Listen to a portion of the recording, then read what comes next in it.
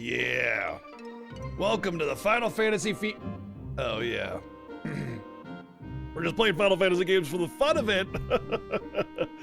Okay, yeah, we actually play Final Fantasy games for the fun of it when we're in the Fiesta too, but you know. We're not contractually obligated. No, we're not contractually obligated then either. It's not a special event? Yeah, I guess that'll work. Not a special event. Just wanted to play Final Fantasy because it's great. Yeah. How's it going, everyone? Welcome. Microphone feels a little less punchy than it should. That better. Oh, you know what it is? I know what it is.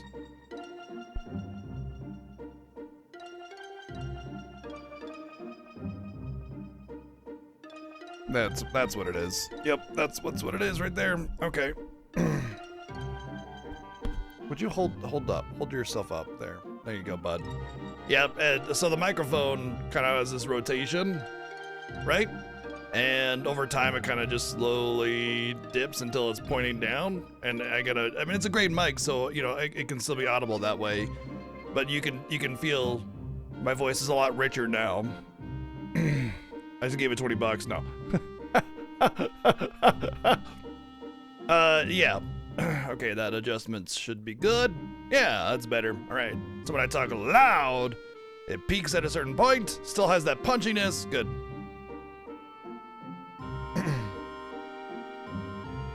Developing some kind of habit or something, Janine. Wow. Weird. All right. Oh, lots of big fat streaks coming in. Lots of big fat streaks. So hello, welcome in. This is day 4. It's actually more like day 3 of our Final Fantasy VIII lore playthrough. The second day, we had some tech issues with OBS just pooping out on me. Wasn't even, I guess it was OBS, wasn't it? Because it was that IPv4 stream key issue, whatever it was.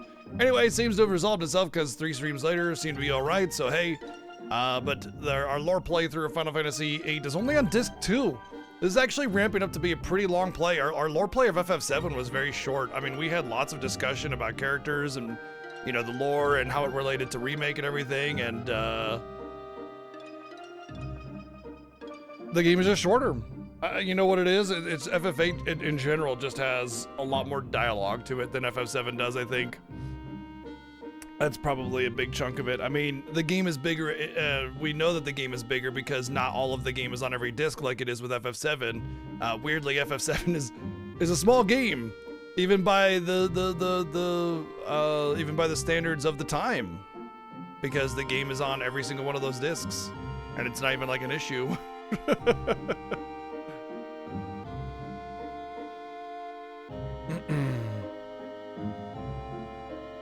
So we get to start off today with some interesting lore. This is a place that we'll never go to in the Fiesta unless like we have some kind of weird incentive to go to it. But this place that we're getting to right now is the Shumi Village, and we'll get.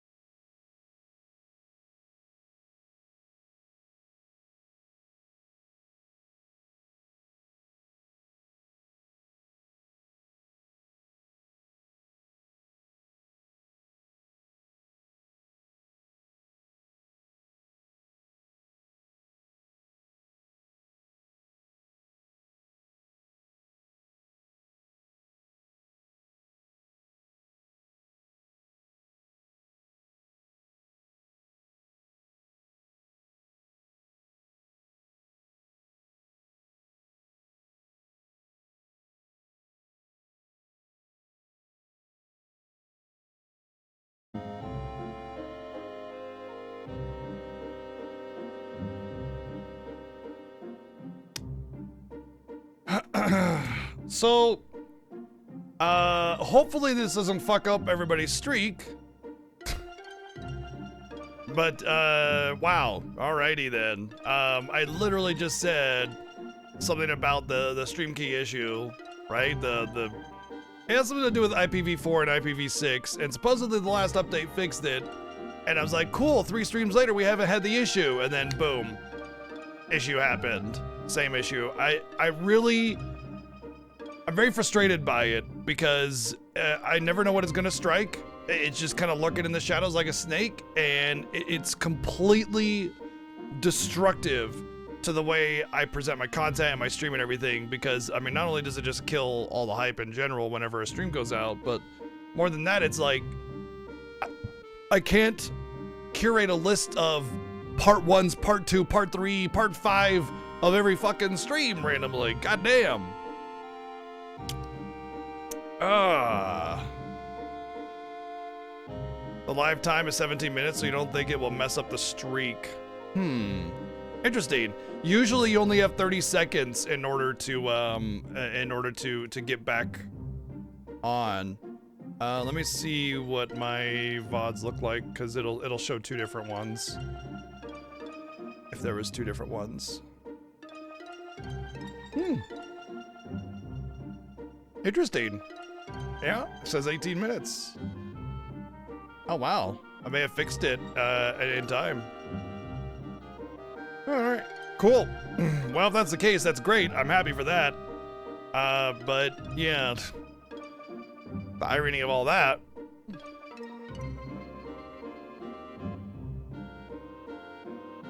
Very frustrating though. I changed the setting back because that seemed to be an issue or a resolution, but the thing is, it's like, that solved it, but only for so long. It only solved it for like 3 weeks, and then it came back again, so. For real?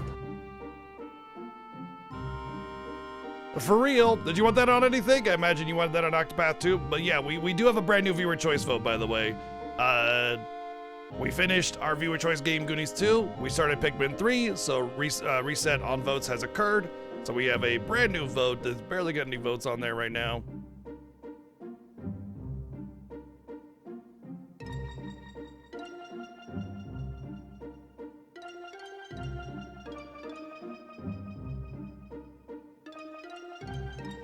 It used to 88069 or 89. Yeah, I mean, after 3 months of that. After several months of that. Both the only 2 games with votes on there. Very interested to play those. And of course you get the 3-pack with the God of War vote, so that's pretty interesting too. But yeah, oh man, as I was saying, welcome into our day 4 of the Final Fantasy VIII lore playthrough. I'm just gonna go through the whole shebang again because I don't know where the VOD is actually gonna go when it starts to. Sometimes it doesn't update accurately right away. But anyway, we're right at the point where we kind of can explore the world, and we're gonna go into this place. We're gonna get a lot of lore on Laguna and a lot of other stuff, and I'm just gonna kind of brush over it. For real? Yes, Plain Isaac, thank you for the 256 bits. I mean, 144 bits. Yes, for real. Oh, brain dude, I hate when streams get interrupted, man. Like DC or you know, OBS crashing or errors or whatever, doesn't matter. A stream goes down, you just lose your focus, you lose your vibe. Like it just takes you away. Like, man, you're just gone. Like mentally, you're not there anymore. It's really frustrating. So apologies if it seems a little rough going forward for the next little bit, but you know, when the stream goes out like that, it just. Man, like my whole train of thought is gone, you know? So anyway, let's just get some hellos out. That'll help get me in sorts. First off, Genji Dragon, thank you for the 6 months of subbing. Thank you very much. Also, we got Veerlicor, Brock, hello. What's going on? I say Jimmy Jam, Ryu Powers here, Genji Dragon, hello. Some fat streaks in there. Berserk now, what's up? Play Nasdaq, hello. Arkuma, Neo, Caligeist, what's going on? Zyfreak, Mecha, hello, what's up? Janine, Tiger's here. What's going on, DW?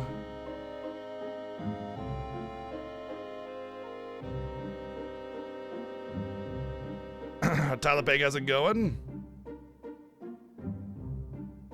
Taven, hello. Lurkers and anyone I might have missed. All right.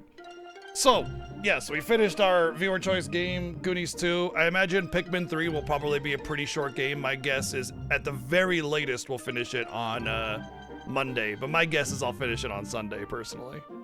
So let's go in here, maybe by being offline or out of the game, just time passed in general, the drop point will come back. Fingers crossed.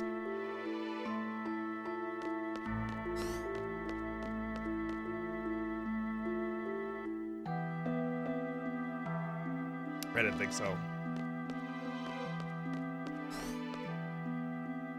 No! No, Oh. Some more love for Octopath 2. Neo, thank you for the 600 bits.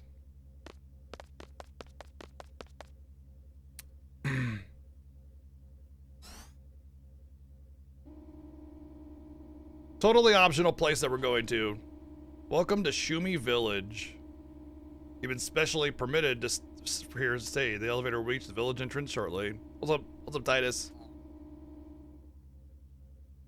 Want to ride the Shumi? I mean, Shupov? Doing good, how are you?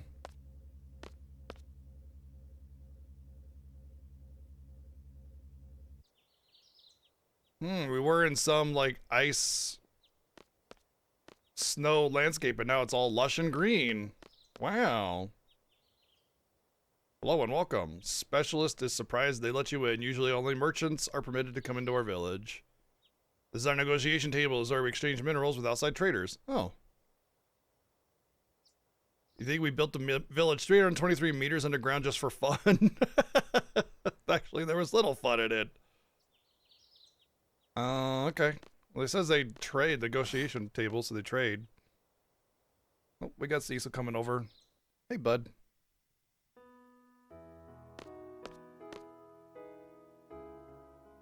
There's music. Yep, it's eyes on me.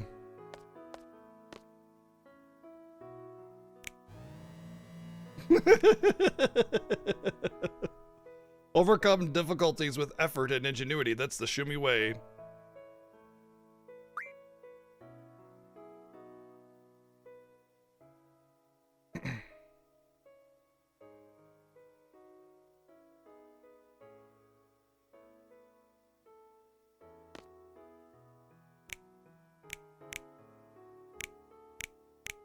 It's a little Moomba light.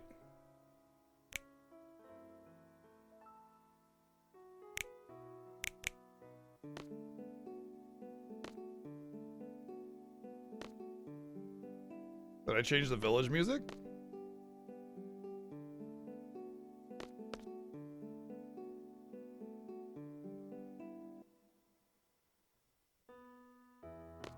That was it? Oh, it's not very much there. Usually every inn gets you a Timber Maniacs magazine. You've been specially permitted here. Enjoy your stay. Wait a minute. It's permitted? What happened to those who aren't permitted? 4 minigun turrets pop out of the corner of the elevator. Do you have spare underwear? It's just like, that's just a normal item shop in Final Fantasy VII, though. Come on. Thank you, Neo, for the 110 bits.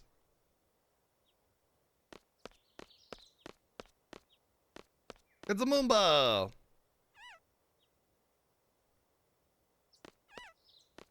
Shouldn't you be letting me through? Oh, maybe we can't do this yet.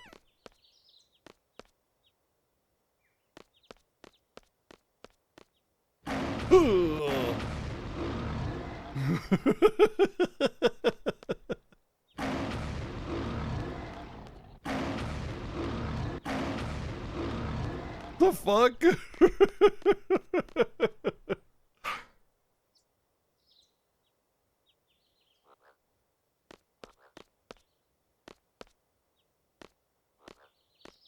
I know they do like some statue art or something, and there's like some history, but let's take a look around. Oh, there's our Timber Maniacs book magazine.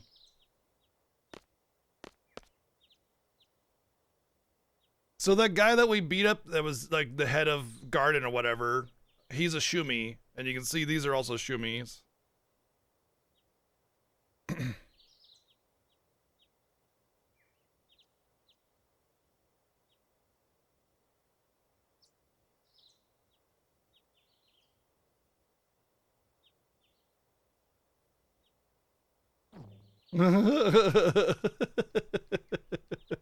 It just drops. Take a look at this. And another. This is like the little mini soldier or airship in the other Final Fantasy games. I wonder if that's like kind of where that's coming from. So I mean, this is 8, right? And 6 and 7 both had those. So 6, 7, 8, right? It's right in that time frame where you had the 156th of an airship or the 186th of a soldier. With that, Ward no longer appears in the next Laguna flashback? Really? Doesn't that make it harder? Not really hard, but like... Because the next flashback is... Esther, right? Oh, the Red Dragon one. Okay, yeah. Looks like Laguna. It is Laguna. You know Master Laguna. Oh, why would they have a statue of Laguna? Long ago, a Moomba found this man lying near our village, covered with blood, and carried him to our village. It appeared that he had slipped and fallen off a cliff. We'd take care of him until his wounds were healed. If you wish to know more about Master Laguna, you should go talk to the Elder. Sculptor insists that you go speak to him. Sculptor, sure it will please the Elder. Okay. It also makes the Red Dragon not have the most powerful attack. That's good. Oh, now we can pass the Moomba guarding the entrance. Oh, okay. This is really important. It says, Squall said, you raise Moombas in this village? And he says, raise? Moomba is one of the many final forms that we Shumis take. So basically, when we beat up what's-his-name and he entered in some kind of cocoon or whatever, it's because he's going to be turning into a Moomba. I wonder if you go back underground later on in the game, if he's like some big Moomba there or something like that, or if he's gone. Excluding the ones qualified to become elders, all Shumis evolve at a certain stage of our lives. We become what is in our hearts. Often those who fail to become honorable elders turn into Moombas. The passionate ingenuity of their hearts give rise to the red hair. It's common knowledge. Sculptor is surprised he didn't know. But isn't it inconvenient if you become a beast? Beast? How dare you call them beasts?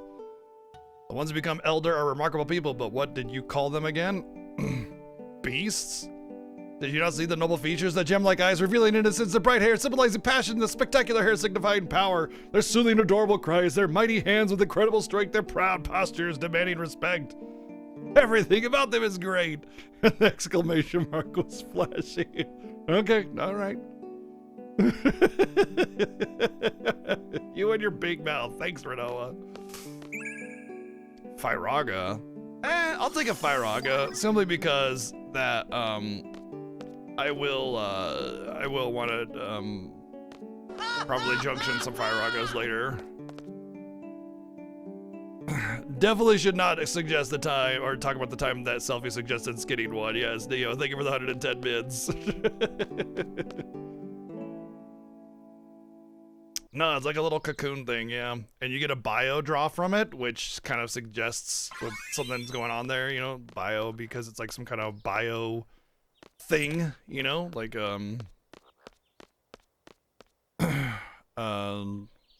biological matter, you know. Blazag, I don't give a shit about that.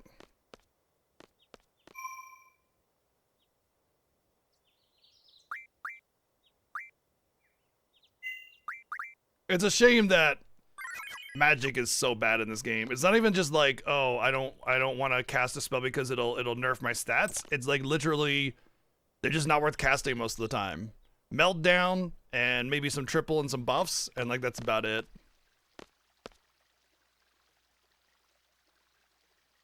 We appreciate your coming forward. Since you have come here, you must know Master Laguna.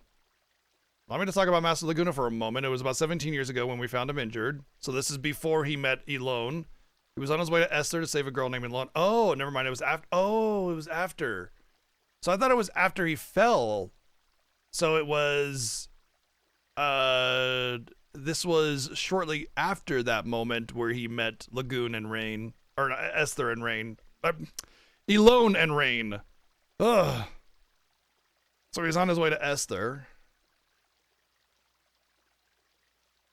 Right, I thought the way it's I got that now, Titus. I'm saying that the way it was written when the other guy was talking, it suggests they said it looked like he had fallen down a cliff, and so where would that have happened other than right after the lunatic Pandora scene? So I thought there was a gap between when he met Rain and Alone, and they nursed him back to health, and then they found him later or something. During his stay, he tried to teach Muma to speak. Why? He told me that he felt sorry for the Mumas because they don't know any words. He said that words are useful and precious. I believe that Mumas don't need to know words because the important things can be communicated without words. Perhaps we don't need words either. Even Master Laguna was not very good with words. His communication skills were horrible. Yeah, they were. But we still understood what he desperately wanted to say, how eager he was to save Elone. His eyes, more than his words, told us this. That's all I have to say. Why are you building a statue of him?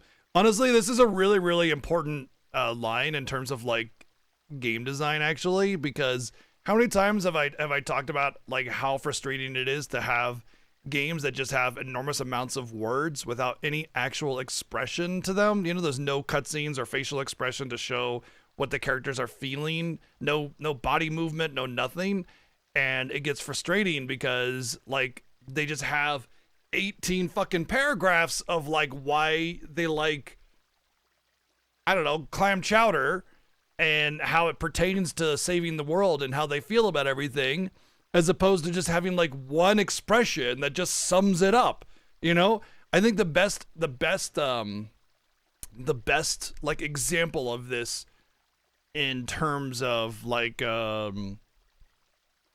correct use of cinematography, framing, and facial expression and animations, body language and everything is in FF7 Remake when you go back to the bar in the very beginning of the game and Tifa pours you a drink, and you know she gives you the red drink, right, the Cosmo Canyon, and he holds it up like this and he's looking at it, but he's not looking at it, he's looking past it. And even the camera angle, like the camera angle's at this direction, right? Like looking this way, and the glass is clear and it's all fuzzy, like it's out of focus because it's the focus is on Tifa behind it, and he says, "Beautiful," and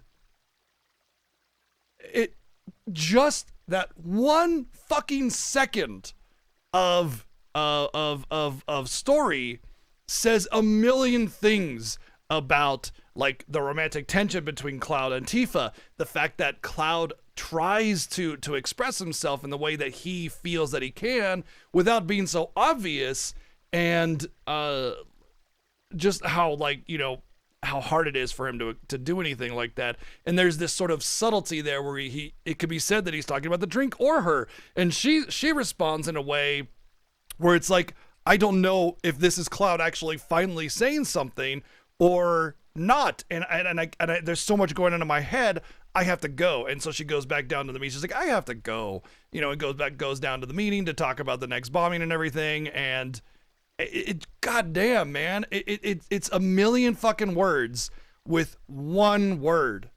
Just everything about that is so damn good. And then you'll get like, I don't know, tales of like Berseria or something, and you have fucking 20 million paragraphs, and I'm none the wiser as to the character motivations or their feelings or anything, because it's just words on top of words on top of words where they've lost all meaning because they just keep trying to explain it poorly. You know what I mean? Drives me nuts. And it's tiring and boring and typically pretty trite and generic as well. So the point is, like, when they say, you know, his eyes told me everything, he didn't need words and he was bad at communication, it's just like, yes.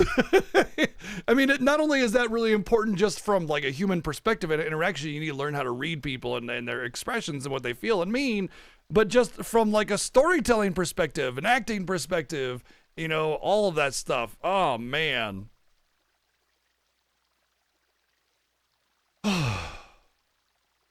Anyway, there's only 2 spells worth casting for offensive purposes: Meltdown and tripled Meteor. It's not even at 255 magic. Ultima on a 0 spirit target reaches 9999 damage, which is kind of pathetic. Isn't Meteor kind of a wimpier spell though? It's like 1,000 5 times or something. I mean, it's decent, but like each tick is not very much. Like it's supposed to be good, but even at max magic, it never really gets very high.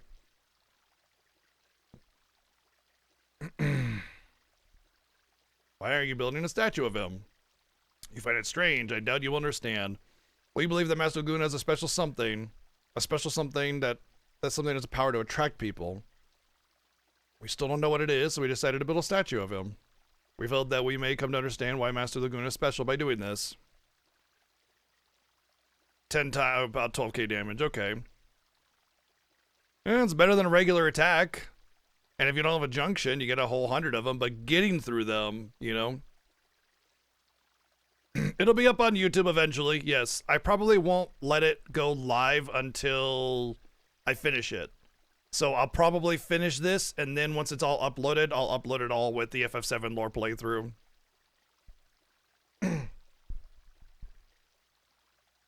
But I would say more than likely you won't see this on YouTube until it's finished, and a few days after that. Squall still thinks of Laguna as a bumbling fool. So it looks like their names are their titles. They don't have names beyond their title. It's just attendant and artisan and elder.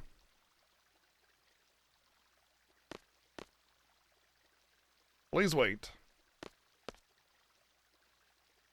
We would like to present you with a gift since you came all this way. But in Shumi, one must work to earn anything. This is our way.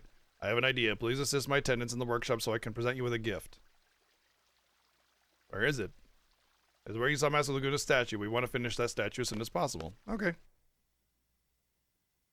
Triple Meteor, 36k. That's pretty good, but like, limit abuse. You know? Is the magic being weak a design balance error or intended design choice? I think it's just a mistake. Like, it's not an error or a bug, it's just a mistake. I think, okay, so this is kind of really important about game design in the 90s.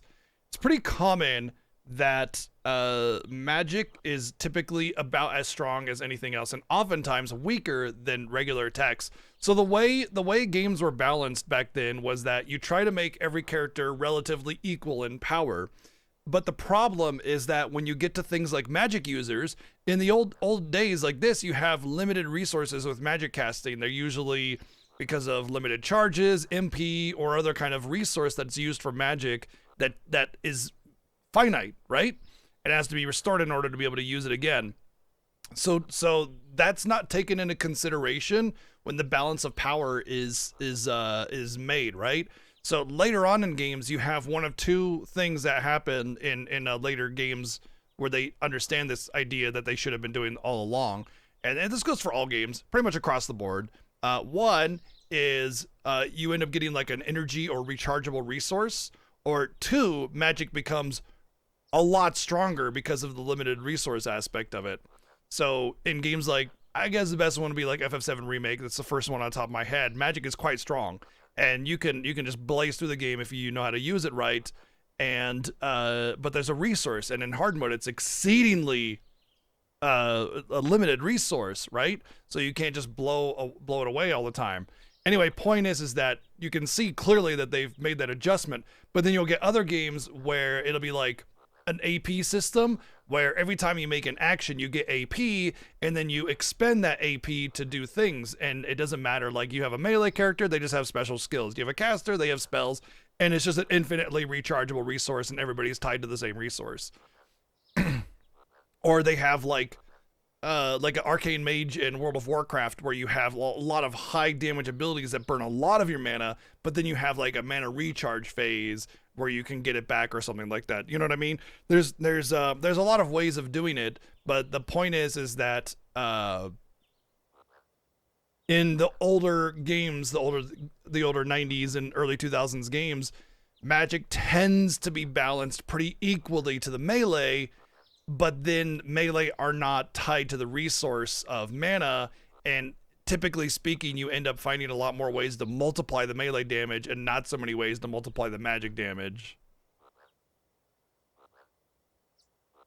Yeah, honestly, the best caster in the game is Renoa, and that's because of her Angel Wing Limit Break, where she basically gets berserk with magic.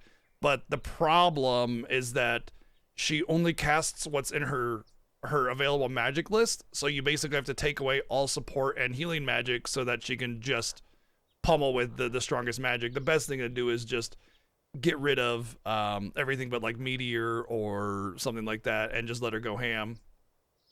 I'm going to try to be using Renoa this playthrough a lot more. Maybe I'll end up support and healing is fine. Oh, really? It doesn't cast that? Okay, just got to get rid of all the other spells then. Either way, her limit break. I think you're referring to Angel Wing, right?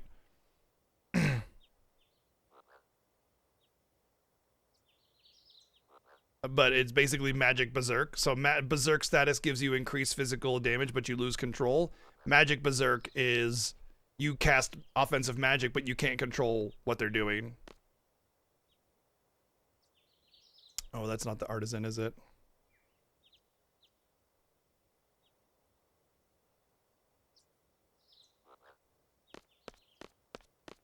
But keep in mind that by doing that, you lose control of Renoa. So, I mean, she'll absolutely devastate almost everything in the game. But there's some stuff in this game that'll wreck your shit, even when you know everything there is to know about the game. So,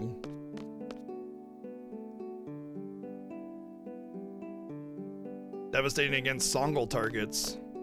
Damn those Songle targets.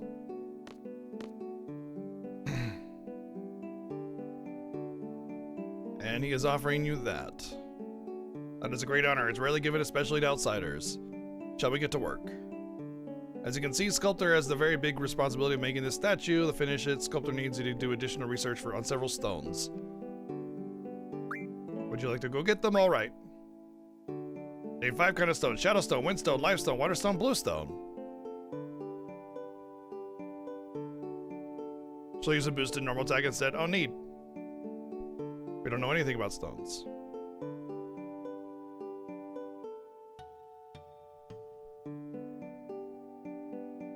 Start with the bluestone. There's a bluestone right here.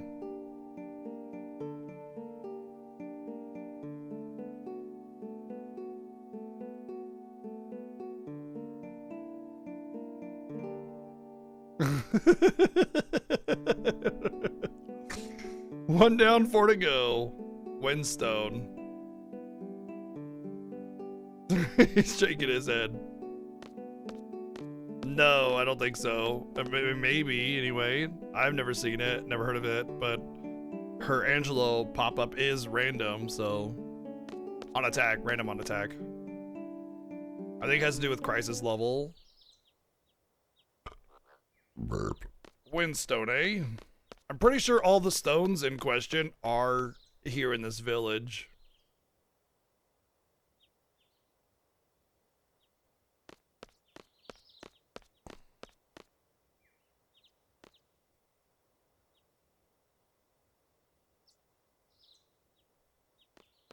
That's the... This isn't the Windstone, is it? Oh, it is the Windstone. Okay.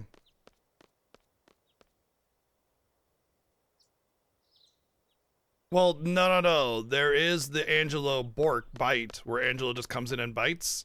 That's not part of her limit break. That's just a regular attack.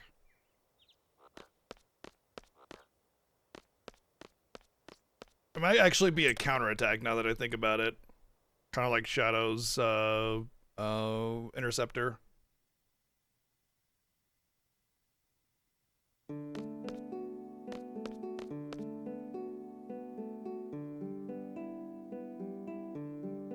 Are you about to run into a chestnut tree?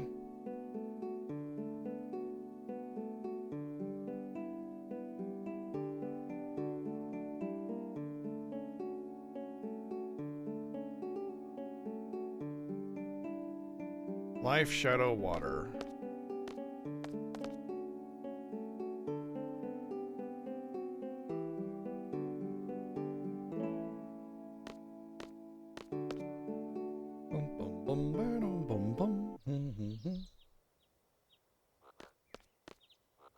I imagine the life rock would be like, well, the water rock would probably be over here, wouldn't it?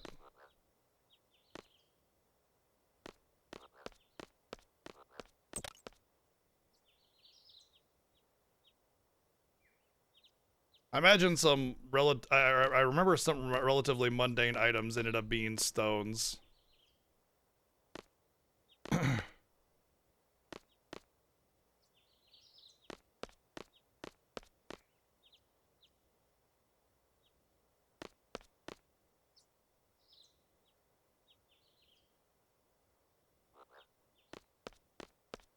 Let's go talk to the NPC, see if there's something that they can offer me in terms of a hint.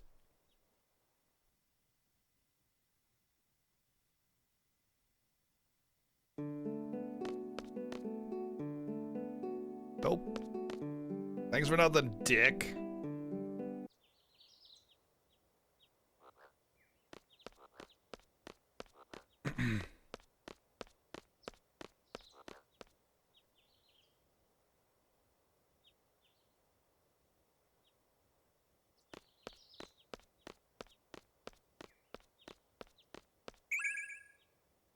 I want you done, Blizzaga. I just want to look at the rock behind it.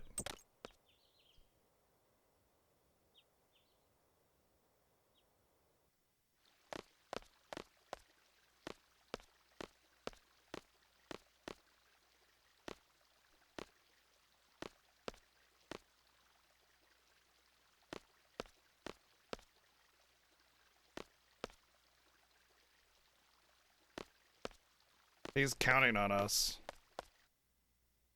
to make a statue. That'll save the world.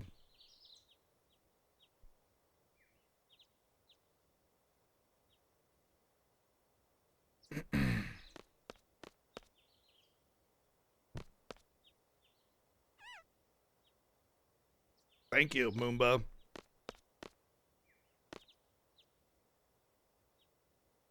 Aha. I thought so.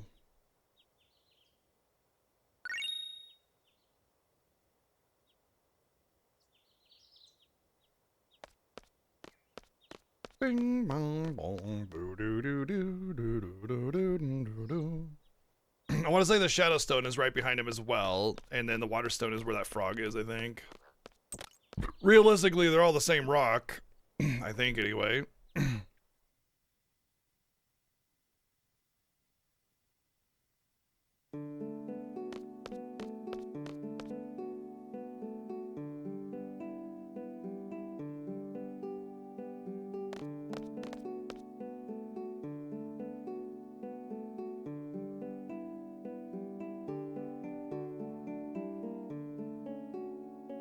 Shadow Stones. Oh, apparently the Fire Ugga came back.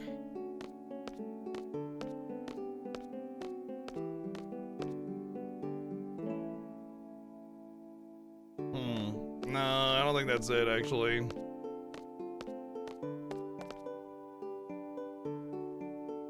No, they're not like the Guado in FF10. I don't think there's any, like, people that are like another people in another Final Fantasy. They're all kind of unique and all that, you know?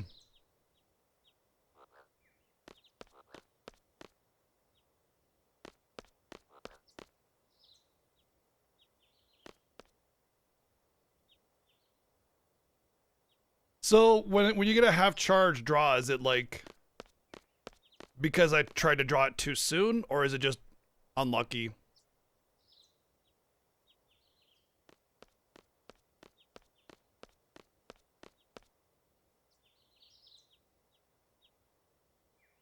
Found where shadows overlap. Yeah, duh. I wonder if I have to go back up for the Shadow Stone.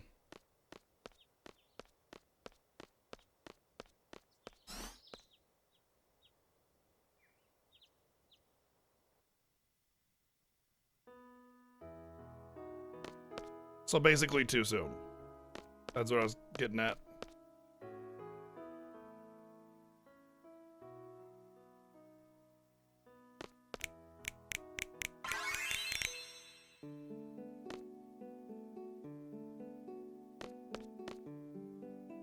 Not gonna lie, those beds look really comfy.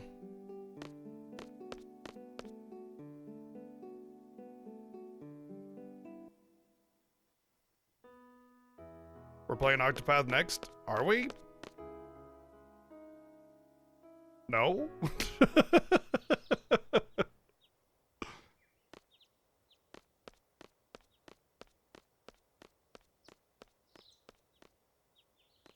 Oh, is that so, huh?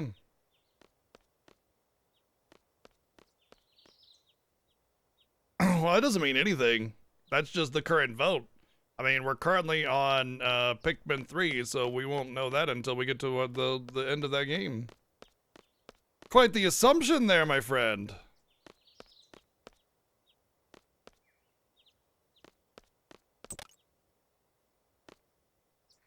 Yeah, I saw the reviews. They're about as I expected. Honestly, like Xenoblade Chronicles X when it came out, I would absolutely disagree with those reviews. However, as we've seen many times with Monolith Soft, well, I guess not many times, the one time with Xenoblade Chronicles 1, they turned a very good game into a very good game with the definitive edition. So, I mean, I have a pre-order for a Xenoblade Chronicles X definitive edition, but I'm still skeptical about it simply because Xenoblade X was kind of a low point, you know, overall. So, obviously, like a lot of the dumb, multiplayer online stuff that was horribly implemented will likely be gone and it'll just be streamlined. But at the end of the day, the game is going to more than likely be very similar. Just a lot of quality of life given to it, you know? So I still would say, we'll see, you know? At the end of the day, I think, though, that, like, I still enjoyed Xenoblade Chronicles X to an extent, but if like, the leveling is the same, and all the skills are the same, and the crazy, unintuitive design of the gear, and the items, and the mechs, and all that stuff, I'm still not gonna super vibe with it compared to, like, any of the main Xenoblade games. So we'll see. We'll see. Monolith is great, though. I'm really looking forward to their next major project.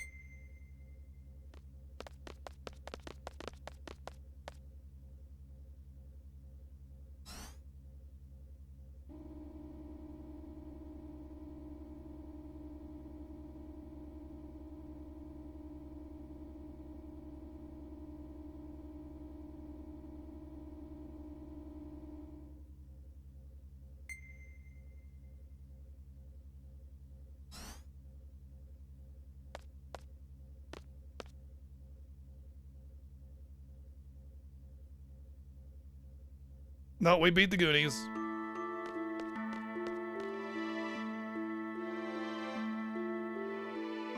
Really?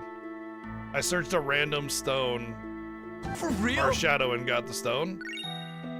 Wow. Wow. Like the first shadow I searched, I got it. That's funny. Thank you, Playtastic, for the 144 bids.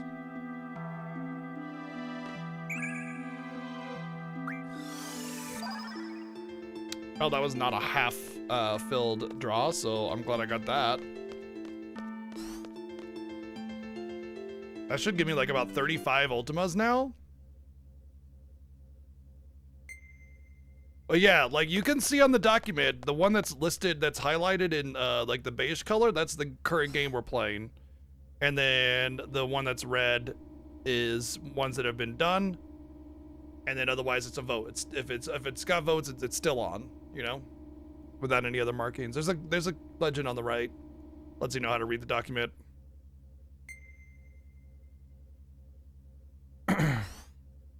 So the Yu-Gi-Oh games are basically just PS2 RPGs that just take place in the Yu-Gi-Oh! And universe.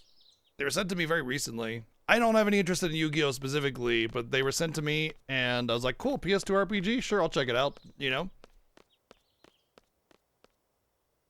Got your middle ear, You got 3 ears, a left, a right, and a middle. Holy shit. Dude, playing has, I guess, 3 ears. No wonder he's so good at the alert timing. He's got that, you know, he's got the timing. He's got this, the extra hearing sense. Damn. That's surround sound.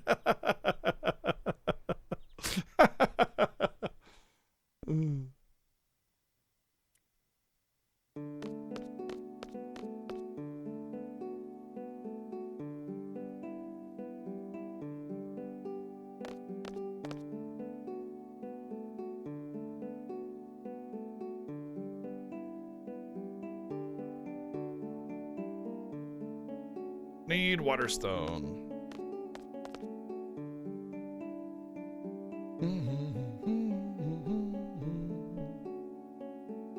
It's so weird, like the way it treats it like stones just grow, like plants or something. Like, no, stones just are, and whatever happens to be around them is just whatever happens to be around them.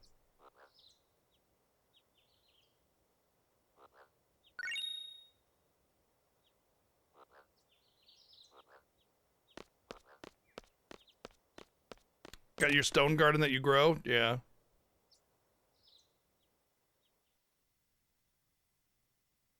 Yep, they had like 4 teams leapfrogging production of Final Fantasy games. That's why they came out so quickly. Their development time was still 3 to 5 years. It's just that they had a lot of teams working on them all at once.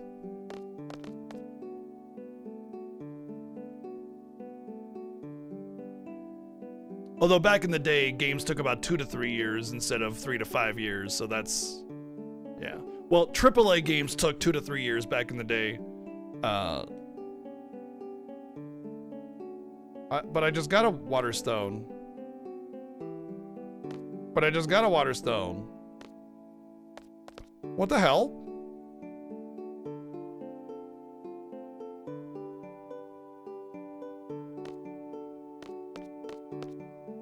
That's not too long ago. I guess it's 10 years ago, but still. That was just some random stone from a pond? Oh, it's not the Waterstone? Interesting.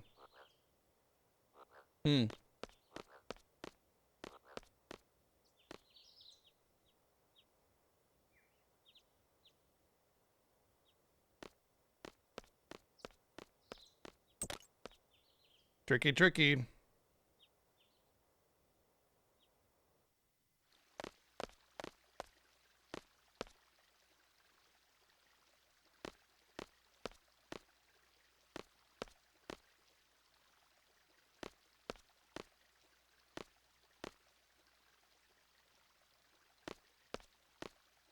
Thought maybe with the aquariums, there might be a stone in the aquarium or something that's a water stone.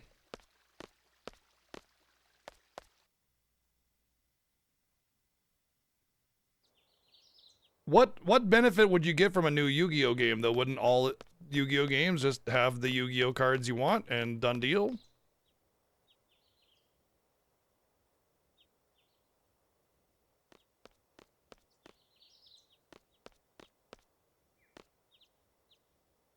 You mean FF Fiesta? There is no FF month.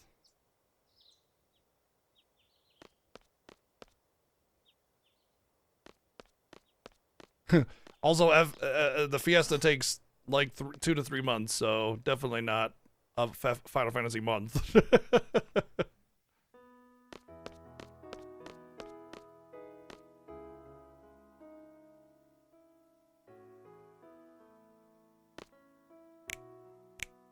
There we go. No, he said, He said,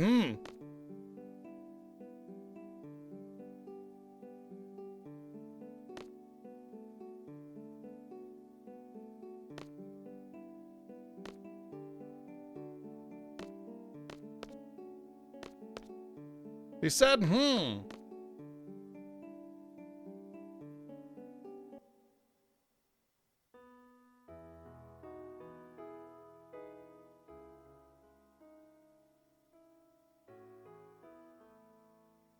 6 years worth of new cards. Oh, I see. Oh, I think it just turns it on. Okay. Where's the water stone?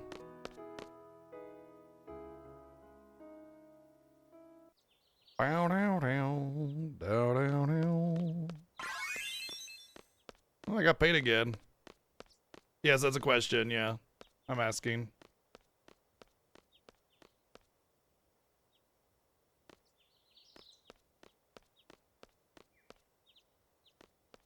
Thought I checked all the houses.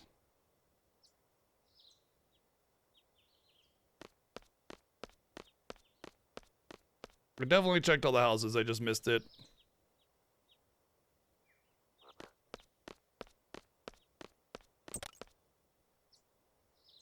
Maybe I try to avoid talking to the NPC, and maybe that's what that is. Oh, never mind.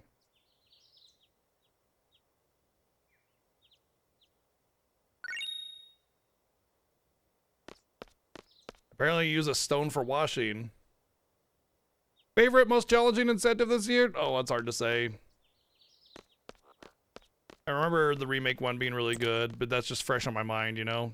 Otherwise, I'd have to go through them. There was a lot of great ones this year. They were all really, really just great ways to play the game. Finishing the city was definitely the hardest one. FF13's was definitely rough, yeah.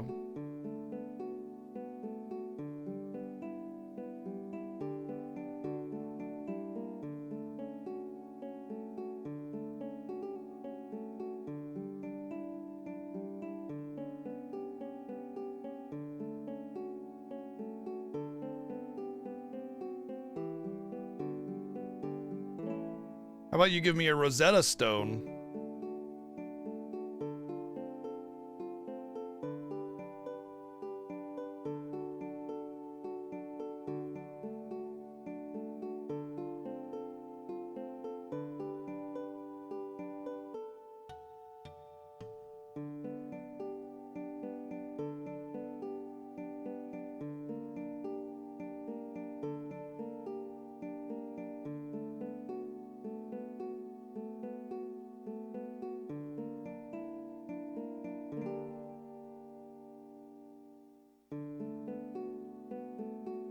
So basically, they sent us on this wild goose chase just because they wanted us to appreciate the village and everything.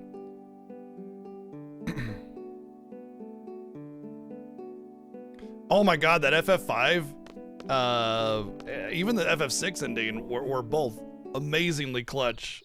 Great, great times. Oh, and FF4 actually, all clutch. Or fun in some way.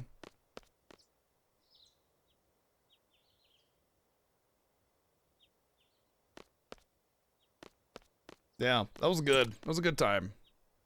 Honestly, like I've said before many, many times, this last Fiesta, I think was the best one yet, and pretty much every inch of it, you know? The Elder will now present us with a gift. Watch, it's like his droppings or something. How about a Rosetta Stone?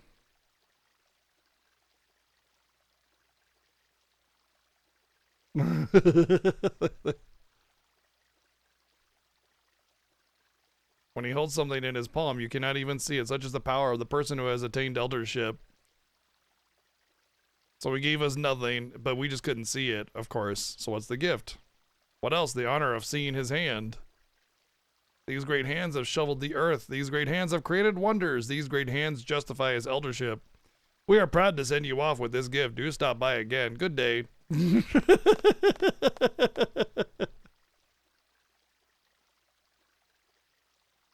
Please feel free to stop by any time. Now please leave at once. Hold on. We forgot to give you a souvenir. It's embarrassing to present you this silly thing after what we have already given you, but... yeah, a silly souvenir versus what he's already blessed us with, the looking at the palm of his hand. A Phoenix Pinion. Now, in FF9, a Phoenix Pinion would kind of be meh, but in this game, I feel like a Phoenix Pinion is important. The hand thing was ridiculous. Were those psychos really serious? Explain what it all meant. I think it was true. He kept his hands concealed since we met him. Judging from this place, they're pretty advanced, so they can't be stupid. They probably knew that the silly hand thing wasn't going to impress us. They sincerely admire Laguna, so they wanted to treat us kindly since we know him. Their kind gesture just came off weird, that's all. But at least they tried. I think overall it was a decent, heartfelt welcome. I didn't think of it that way. That's nice. All that just to welcome us. Man, oh well. I guess it was alright. Funny, the elder humbly concealed his hands. Norg, on the other hand, showed them off. Yeah, Norg was always like, look at my hands. Ew. What a sham. They probably know. Of course. There was a fierce shrewdness about their eyes, and an unimaginable destiny awaits them. There's no doubt what that they know. Then why did you bother with the charade? You should have just said, there's nothing. I did not want to give them material things. I wanted to give them a moment of peace in our heartfelt welcome. Sounds like a poor excuse. I have an assignment for you. Assist the sculptor in the shop. You will not rest or sleep until the statue is complete. Oh, what? Wait a minute. You misunderstood me, Melder. Please. Mercy.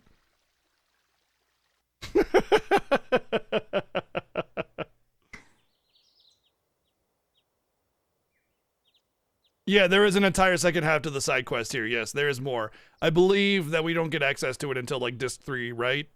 What was that? I think it's once you get the Ragnarok, you can come back and get another side quest, right?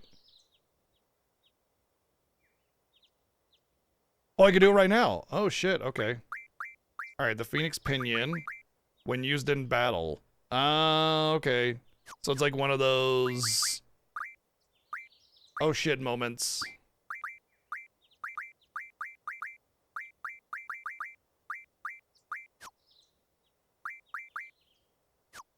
Oh. Wait, what can I make out of the circlet? Blech.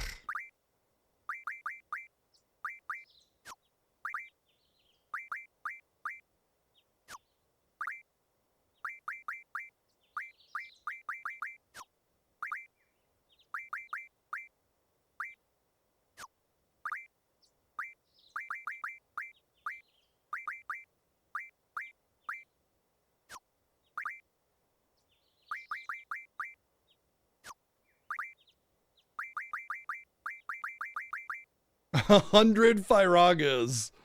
Alright. That's what I can make out of it, for now anyway.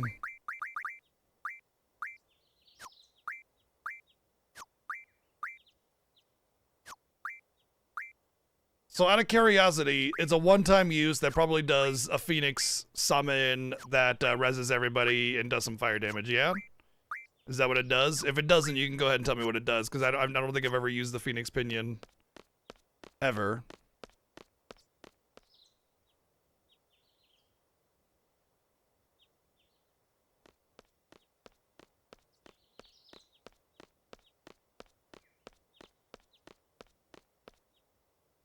After you use it, the Phoenix can randomly show up if you party wipe. Oh, really?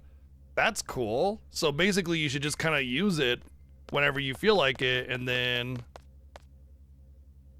Better than the Phoenix Opinion, yeah.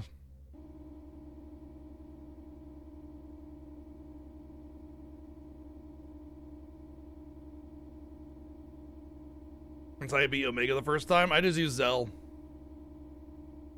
You know, Zell and you win.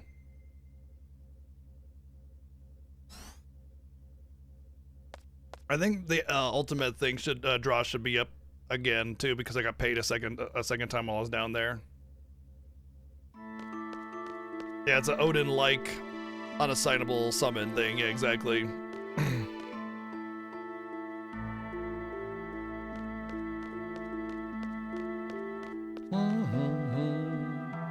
Which we'll do Odin probably pretty soon. I think we'll probably do the whole Odin thing soon.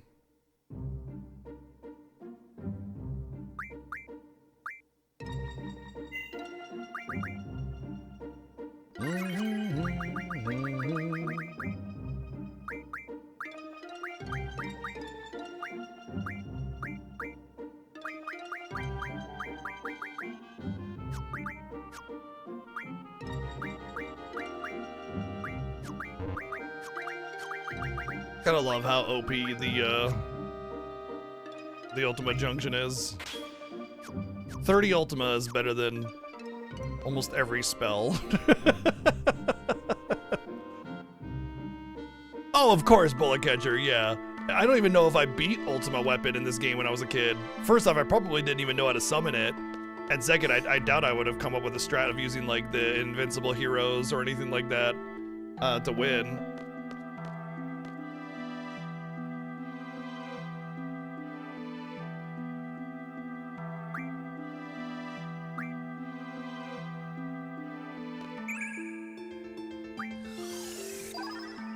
Another 7 Ultimas.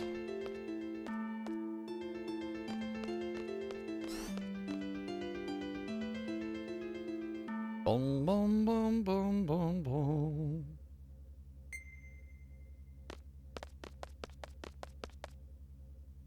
Well, LSD has determined that we're gonna do it anyway.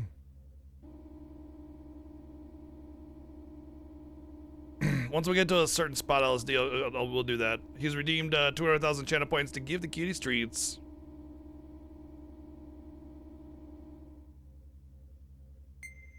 Bing.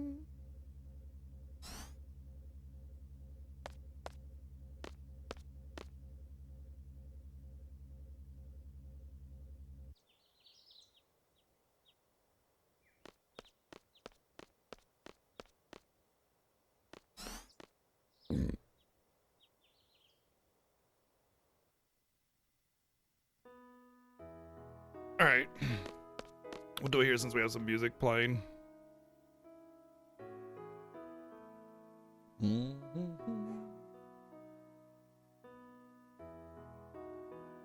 I'm just gonna let you know what you're interrupting though. Oh, well, we do have coconut there, but.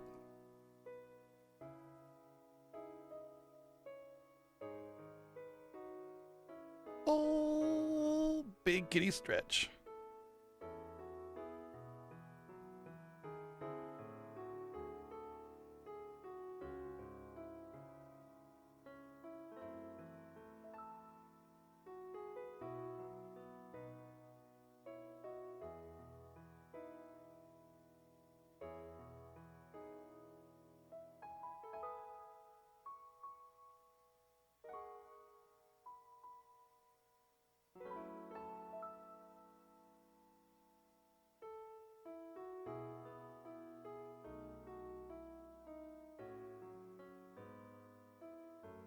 I have to watch that spot all over again.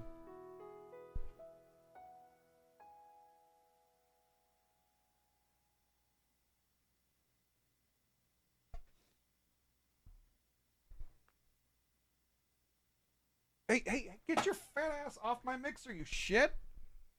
God damn it. Dude, it's so funny because she will walk. The music stopped. She will walk over my mixer and she'll walk around it all dainty like and you know, make sure she's not stepping on anything. And then Coconut just over the whole damn thing.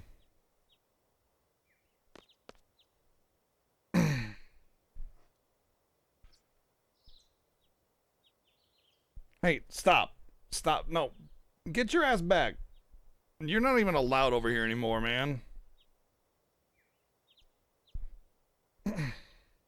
She already left because she knows exactly what's going on. So you might have seen her meow there. Kitties want treats? I'm gonna feed Cecil over here.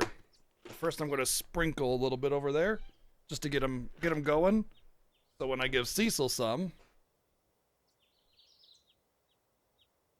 they won't be flipped. She's like, where's mine?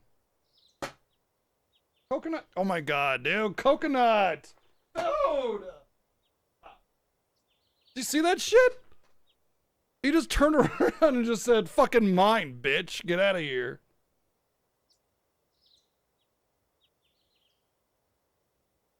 Hey.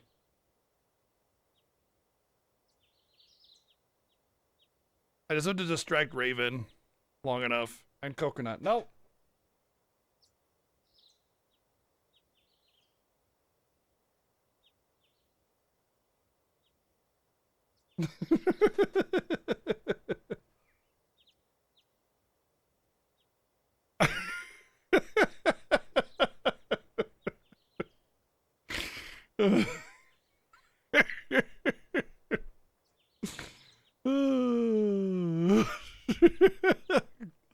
Dude is dude is fucking ravenous, man. Coconut is insane when it comes to look at that shit, man. Both Coconut and Raven are absolutely insane when it comes to the treats. All right, here. No. If I wanted you to have it, I would have put it right under you, you shit. Hey, look, look. Hey, look, look. Yeah, it's for her. Yeah, what are you gonna do about that? Are you gonna show you another one? Yeah, here's another one. For her. No. Cecil, buddy. Hey, come on.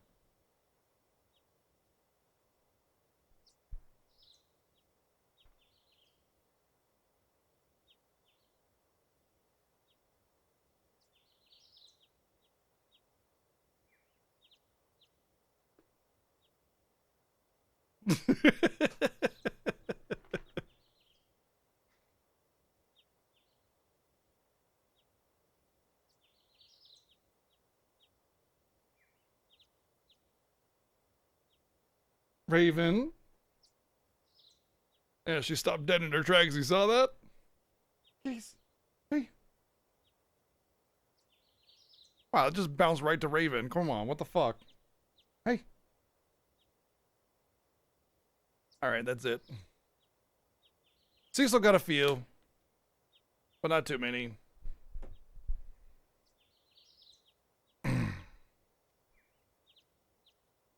Yeah, Raven's got those void eyes for sure. It's like where you see nothing but just her green eyes looking back at you.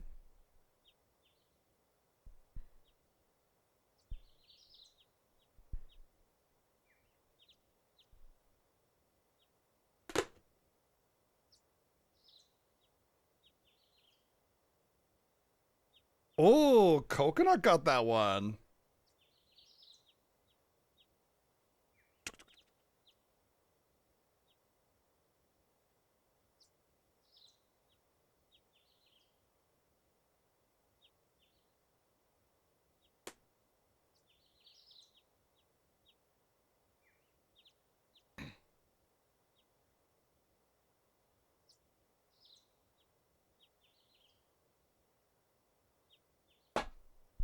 Not sure where Cecil went, but oh, there he is.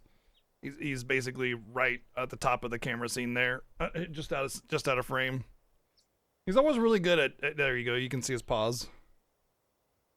He's always very good at just staying out of frame.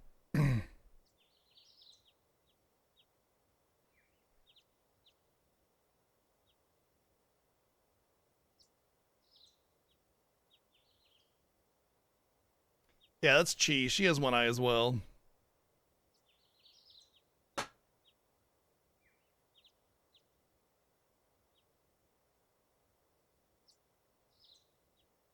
Our little Cyclops.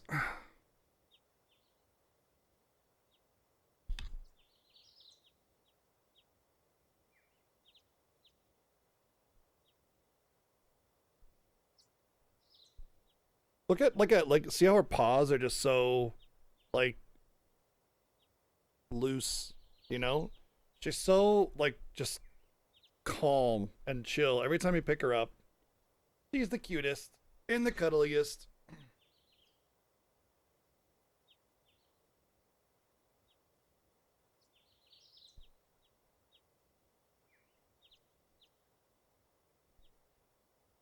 Coconut looks soft. Oh, he's soft. He's very soft. He's very soft kitty. Ginger never came though.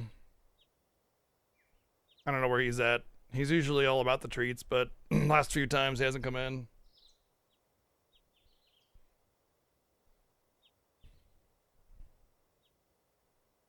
No, Coconut is my cat. I mean, realistically, they're all of our cats, but I've had Coconut and Ginger since they were like 2 months old. that was like, and they're about 7 or 8. They'll be 8 this year, and I have not been with my wife that long. I've been with her for about 3 years. So Coconut and Ginger have been with me for all of their life. And Chi and Cecil, we got together later on. And Raven, we got together as well. But Raven was meant as a, not really a replacement, but her cat, Renna, passed away a year or two back. And Raven was not really a replacement, but just like a, you know, okay, Ren is gone. I've recovered. I want a new cat that's, you know, more attached to me. And so when we got Raven, wife basically slept in a spare room, like with the door closed and everything, so that they bonded a little bit. And so Raven is kind of a little bit closer to her, but no, Coconut is free cat anyway. If you pet Coconut, he's your best friend. Doesn't matter. So it's like, pet Coconut. Now come over here. Just come here. Okay, fine. You're gonna call me a liar, huh? There he goes. See? Pet Coconut. Call him over. He's your cat now.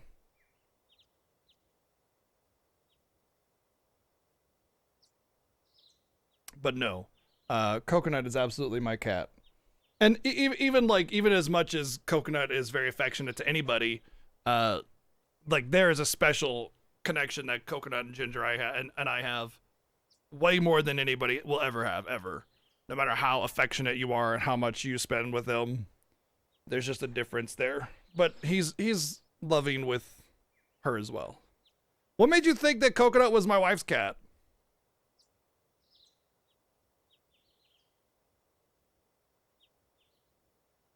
That's more of an interesting question than anything, I think. Oh, there's the redemption. Soft kitty, warm kitty, little ball of fur. Happy kitty, sleepy kitty, purr, purr, purr. That's dumb. Why'd you make me say that, idiot? God. It's the Coconut show. It's just Coconut sitting there going, yep. Coconut has incredibly pretty blue eyes, though. Unfortunately, cats with blue eyes develop issues later on in life.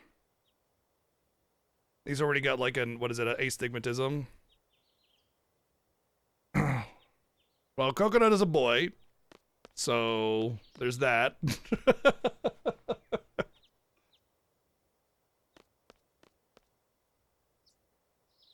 hear that, Coconut? They think you're graceful and princess-like. It's actually funny because he's anything but graceful and princess-like. He's Mongo from, what is that movie? What's the movie? God, I'm just drawing a blank. Blazing Saddles, thank you. Coconut is Mongo from Blazing Saddles. You know how when Mongo walks through things, he just walks through it. He doesn't go around it. He just walks through things, so he gets all this stuff dragging behind him, right? That's Coconut. I just got done talking about how, like, when Chi tries to get to this side of the desk over here, she's very graceful and tries to avoid stepping on things and everything. And when Coconut does it, he just fucking racks through my mixer, stepping on whatever, sliding whatever thing. It doesn't matter. Just like, he's Mongo, man. He just, like, cool. If there's stuff in the way, he doesn't go around it. He just walks through it and lets it drag behind him. So anything but graceful.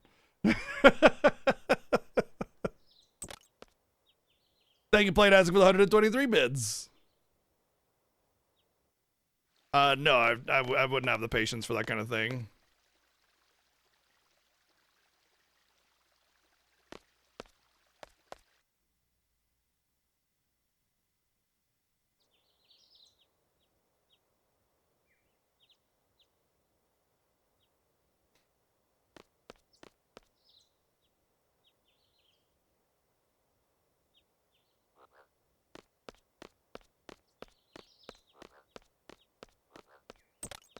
He does indeed make plowing through things look like an art farm.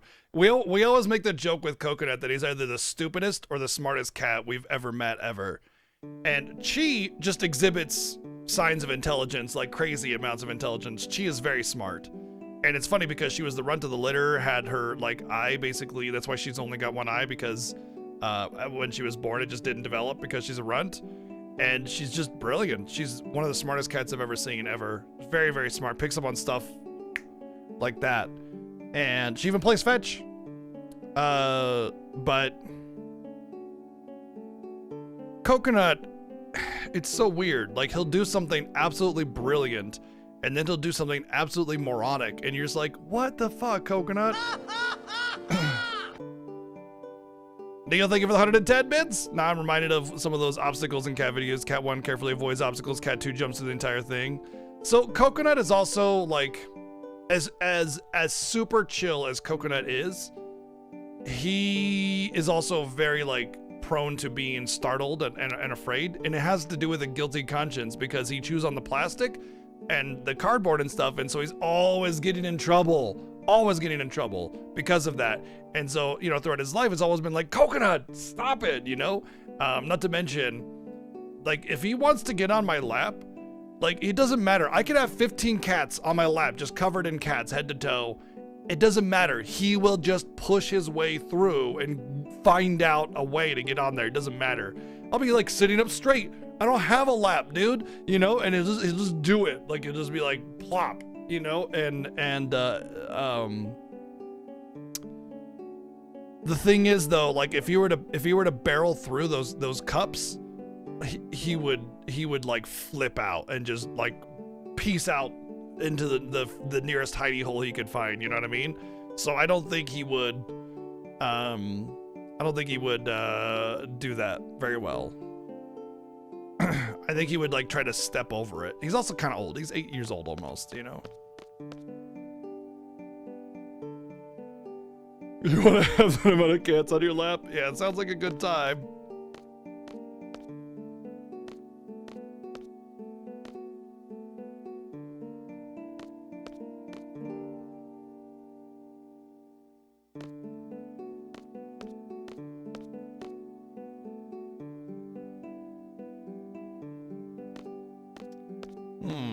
How do I start the second part of the quest?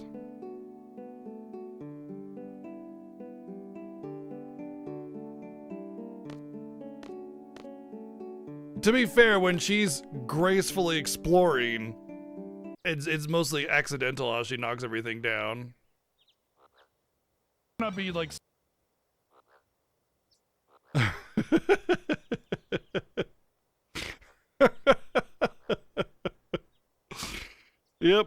Yep, she's just going through there, knocking everything down. Coconut's watching her.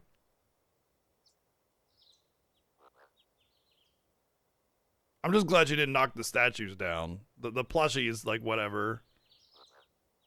But the funniest thing is that she looks at this path and goes, yeah, I could just go through here and knock everything down. I could just knock everything down.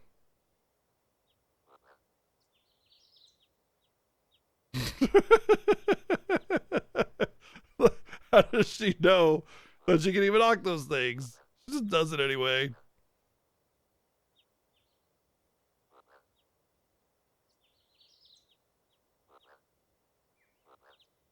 Sigh.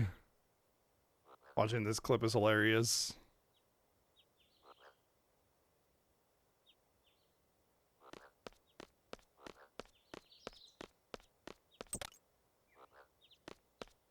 Oh, then talk to Elder. Okay.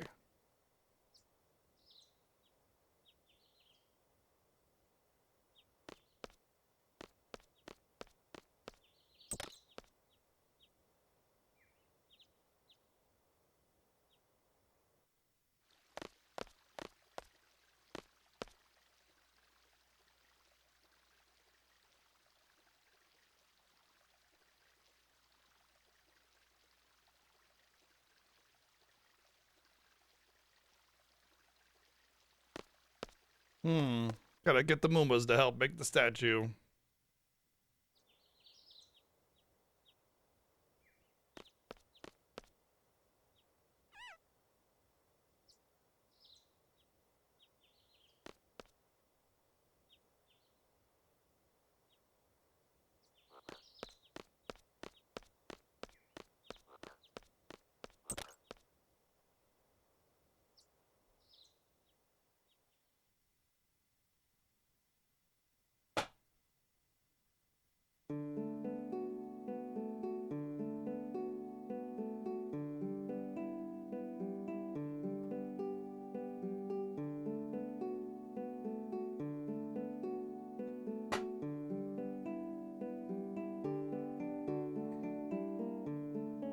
Yes, coconut is grace, coconut is elegance. Look at this graceful cat.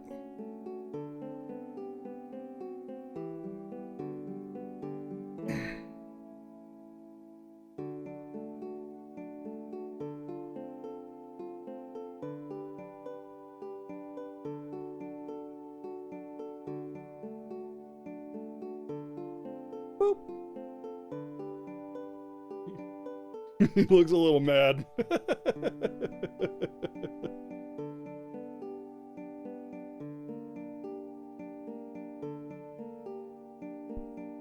Are you grace? Are you class? Or are you just a pain in the ass? He is a Turkish van, indeed. And so is his brother.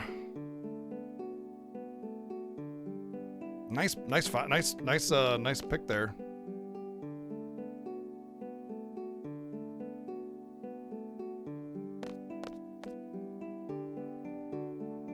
I find it hilarious that everybody thinks all of our cats are girls, and we have 3 boys and 2 girls instead.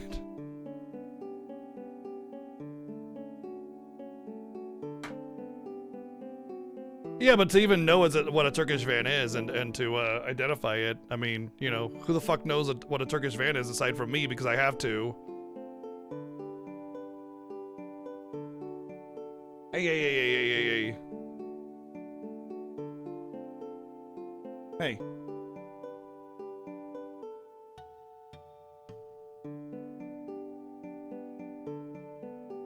Stop. Behave.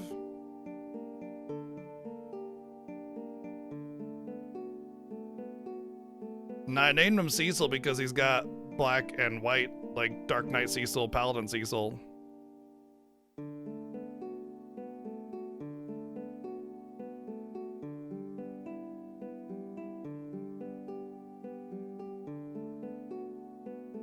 Oh, I just meant that I had 2 cats that are Turkish vans, but yeah.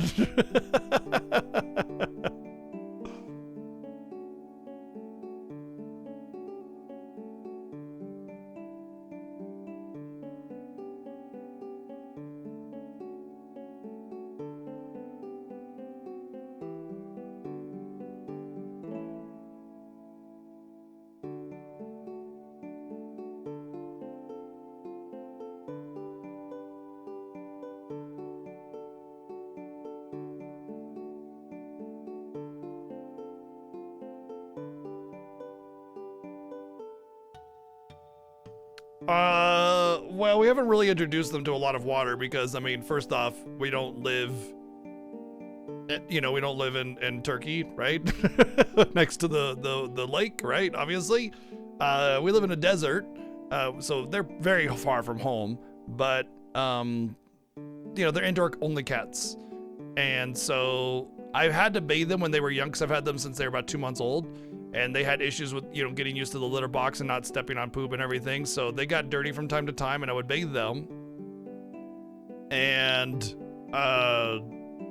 they were fine with the water, definitely very uncomfortable with it. But like, the typical, like, oh, you put a cat in water and they flip out.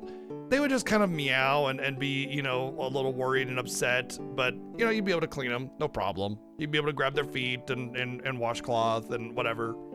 So yeah, they're fine with water, but it's been a long time since they've been submerged in it.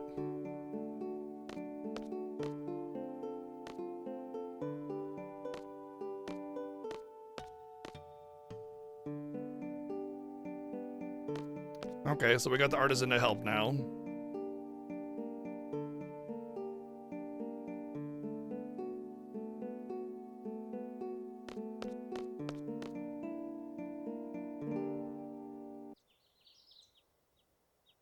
Oh, I've been caring for them for 8 long years, or eight wonderful, awesome years. These boys are like, I'm very close with them. Like, them getting older is watching them get older is nice, but also a little painful. But yeah, they're my best buds for sure, absolutely.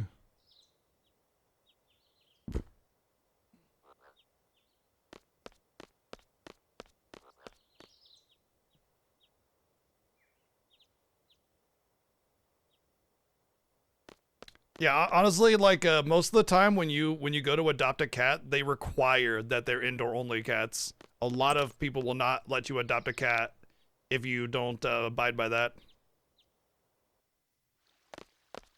Honestly, after these two boys, I would definitely be looking for Turkish vans again because it's actually kind of funny because they're really big like Maine Coons, and you kind of just like you go to a different cat that's, you know, normal house cat size, and you're just like, this thing is tiny, you know, you miss the big boy.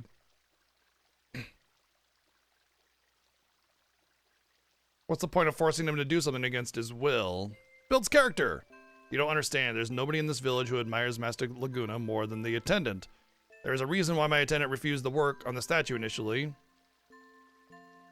My attendant strongly wishes to leave here and fight alongside Master Laguna, not to spend time building a statue. Therefore, my attendant does not want to become an elder. One cannot fight or leave the village once one becomes an elder.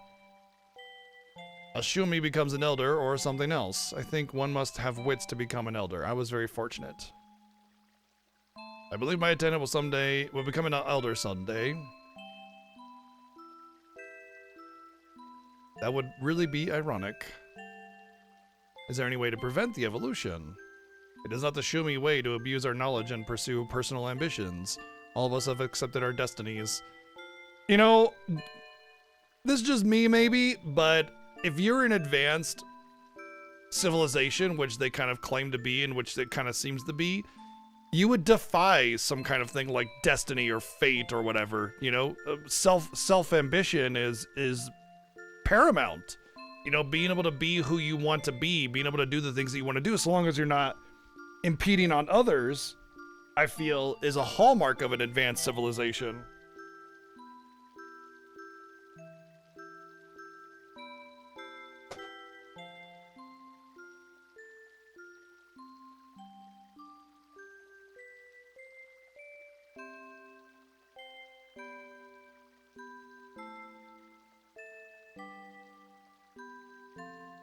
Would I consider getting a MC? What's a MC? I mean, MC could be Molten Core, main character, Murder Cat. Yeah, I would have never guessed Maine Coon. Yeah, of course I would consider getting a Maine Coon. My dad had a Maine Coon, and he was a great cat.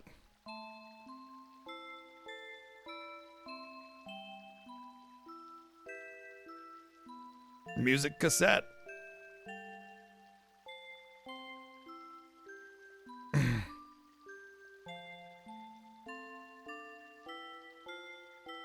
I would love to see my attendants go and pursue personal dreams. I once had dreams too, but as an elder, my responsibilities must come first.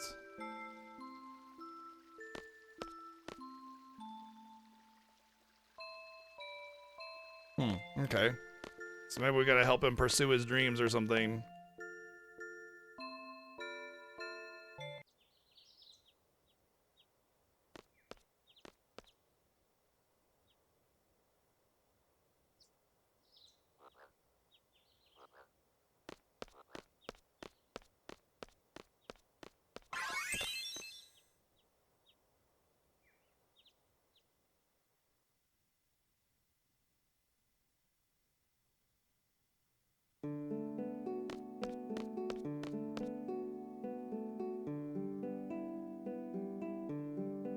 Miracle Cure.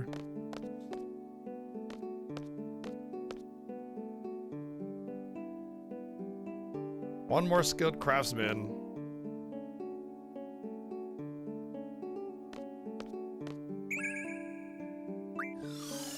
So we need another skilled craftsman. Maybe maybe artisan in the building or something.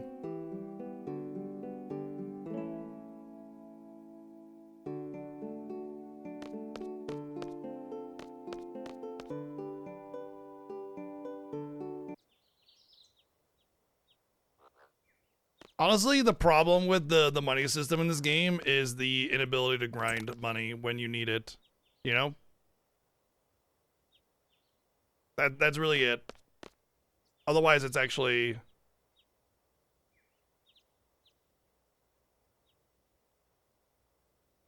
Okay, so I can't help. The artisan won't help.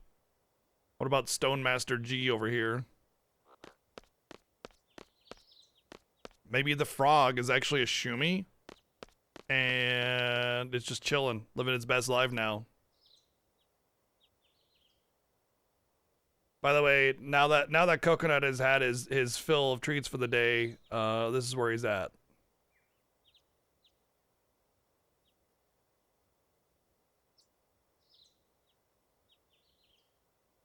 He's just chilling.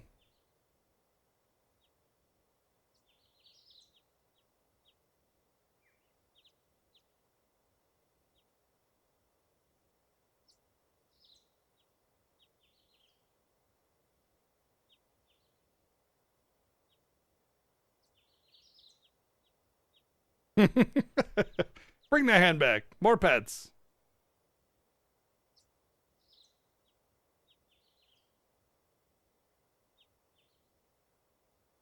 He's looking at me like I just freaking stepped on his tail. Like, what the fuck, bro?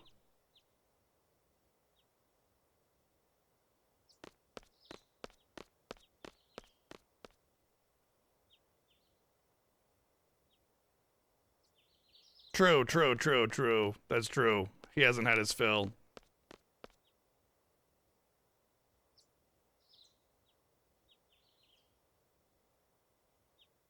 Maybe I need to stay at the end and they don't need a third person to help?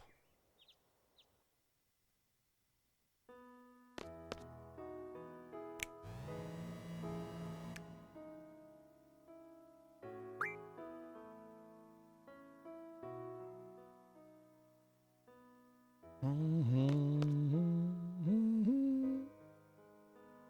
mean, I thought that was the Moomba was for. Be the third person.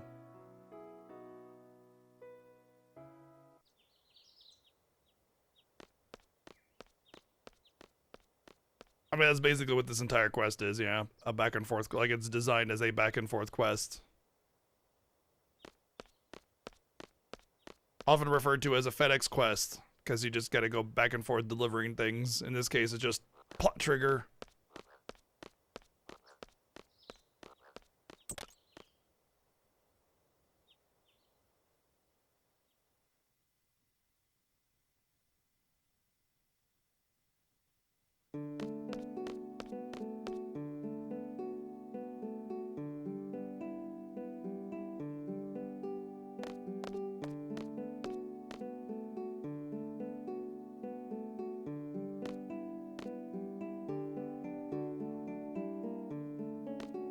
Okay, so basically he's saying, yeah, artisan. But artisan said he wasn't allowed to help. I imagine it would, yeah. Well, FedEx soldier, yes, exactly.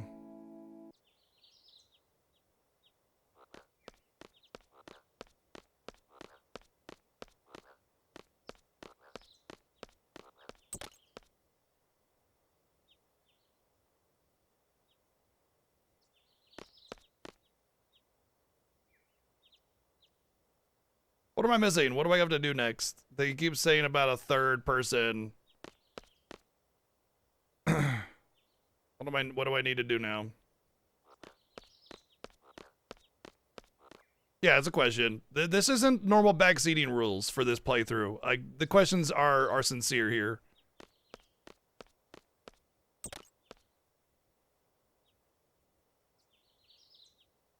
I appreciate you confirming, but yeah, for this playthrough, it's not necessary. So they need one more artisan, is qualified but very stubborn. What shall we do? Okay, well, then we just ask artisan again, I imagine. I guess since originally artisan wasn't allowed to, maybe now that I've gotten essentially what appears to be the elder's permission, he might go.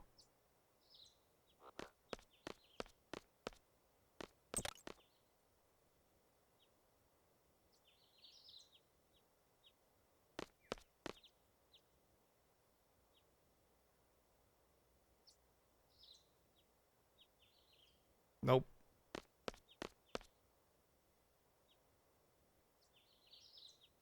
Oh, really? Oh, shit. Okay. Gotta go to Fisherman's Horizon. Yeah, I would never, I would never know that one. All right, to Fisherman's Horizon we go.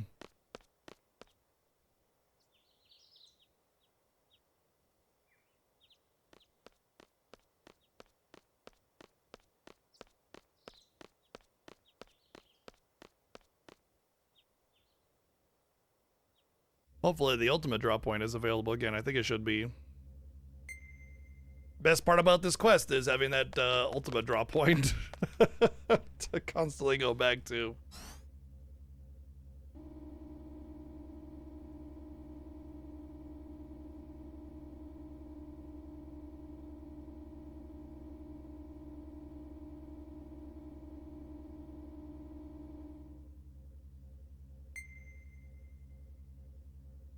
The Shumi Tribe Artisan quest.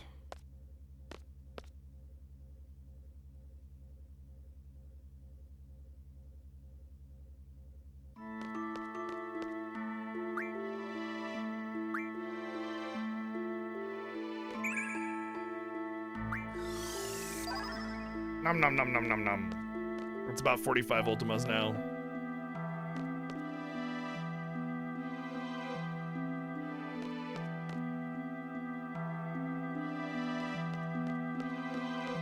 Oh, lovely.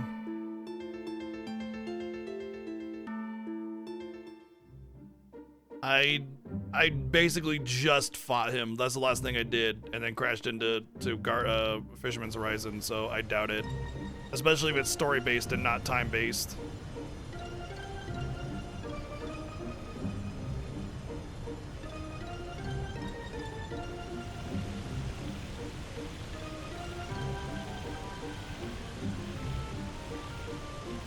Bam, bam.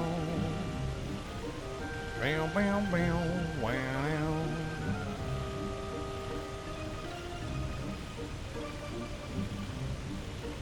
I don't know why, but I always thought Fisherman's Horizon ran north-south, and it's not, it's east-west.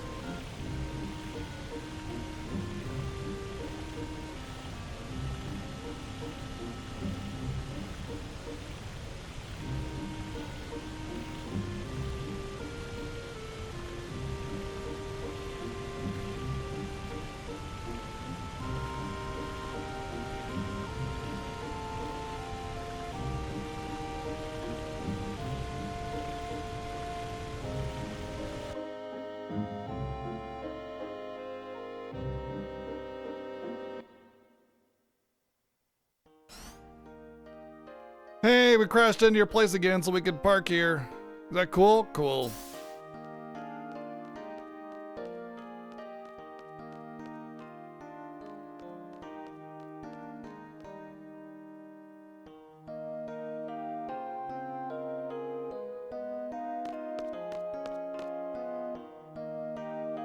Yeah, if you're on the other side of it, you can't access it. Yeah. Yeah, I ran into that earlier this year during the Fiesta, actually.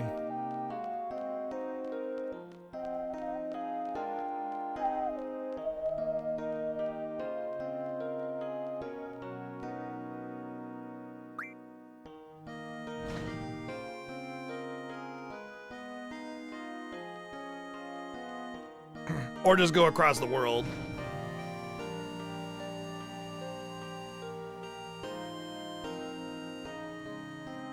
What's up, VG?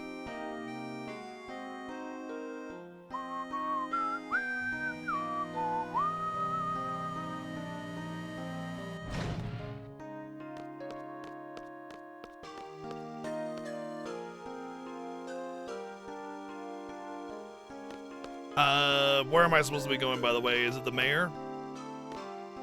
Or is it just some rando NPC?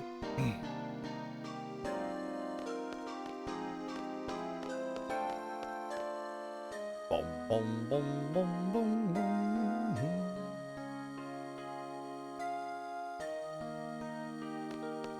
Oh, okay, I think I know which one you're talking about.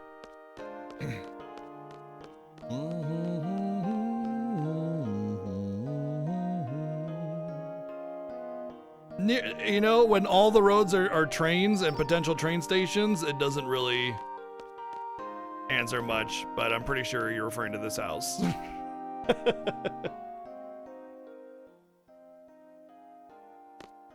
The one with the little Moomba toy. You mean the guy that made the Moomba doll? Oh, reacts people that went to Shumi.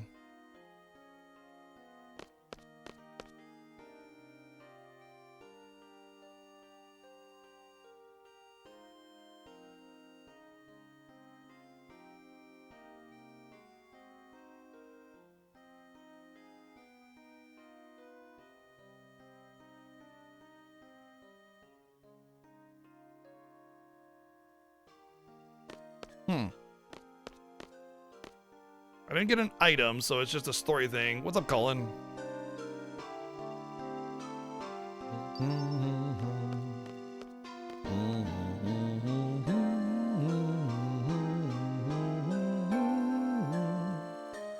boom, boom, boom, boom, boom, boom, boom.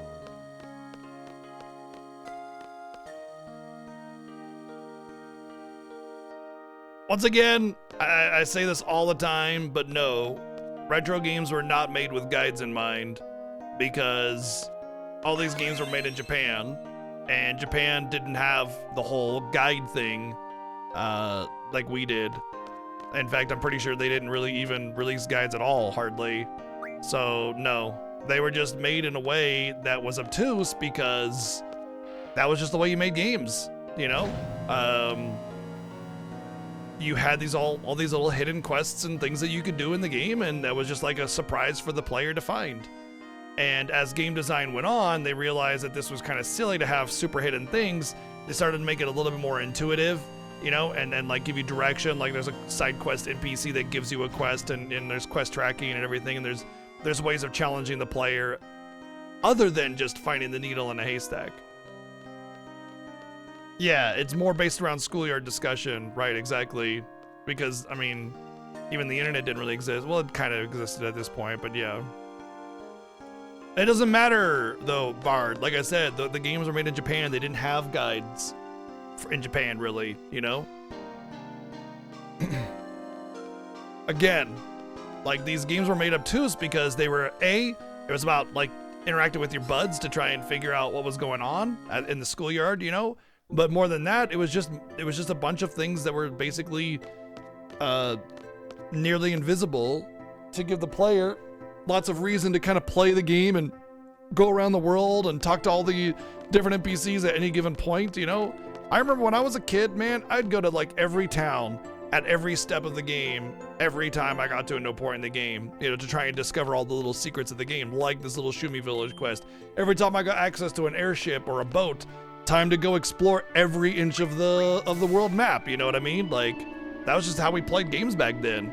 And Japan did not make their games based on what Americans might want, especially considering Japan is very Japan-oriented.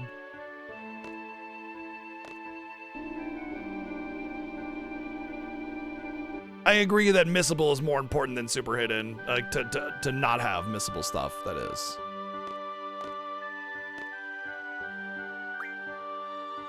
So yeah, I mean, it feels like that, and that's the popular thought process behind obtuse, you know, old designs, but that was not the way. These games were made in Japan. They didn't give a shit about what Americans thought. In fact, it was more of a surprise to Japan that Americans even liked gaming. For the longest time, they thought Americans didn't care about games or gaming because, like, why would they? And it's also really important to note that, you know, while video games originated with things like Pong and Pac-Man, which were made in the US, gaming as an industry did not really continue in the US. It continued in Japan. The whole American, initial American aspect of gaming pretty much started and ended at those points, and then Japan picked it up. And it wasn't until much, much later that the US started having their own game studios, basically PS2 era, before US studios started coming in and defining video games in a different way.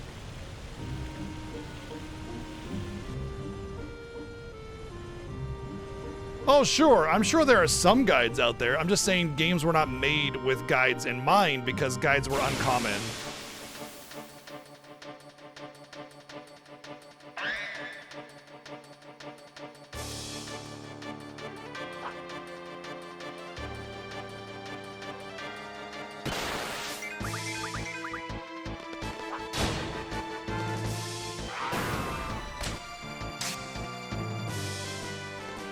Blip, blip.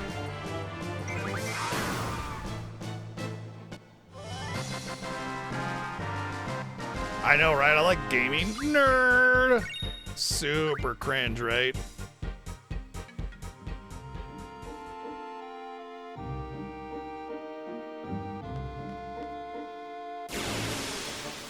The fuck? Game's mad that I've been running around town not fighting encounters. Ultimanias are not guides. Ultimanias are not guides. Ultimanias are like information, lore stuff. Honestly, I would not mind getting translated versions of all the Ultimanias of Final Fantasy books, but I imagine that not only is there not a lot of those that are actually translated, but that'd be a lot of reading.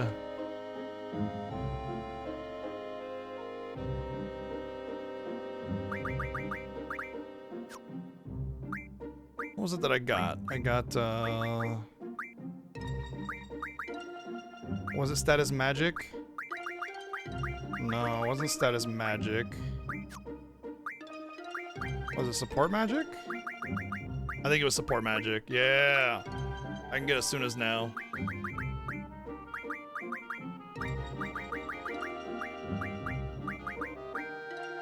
Dispel is pretty good too. Let's just fill that out.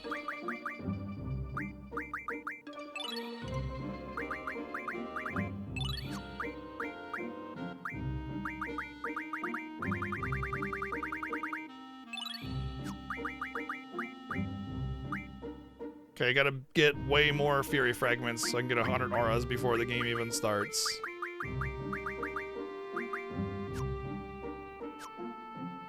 That means it was this one? No? Oh, apparently this one. The GF recovery stuff can actually be pretty decent if I'm not mistaken, because you can refine some GF items that refine into other things that are good. If I recall correctly, but I can't remember exactly.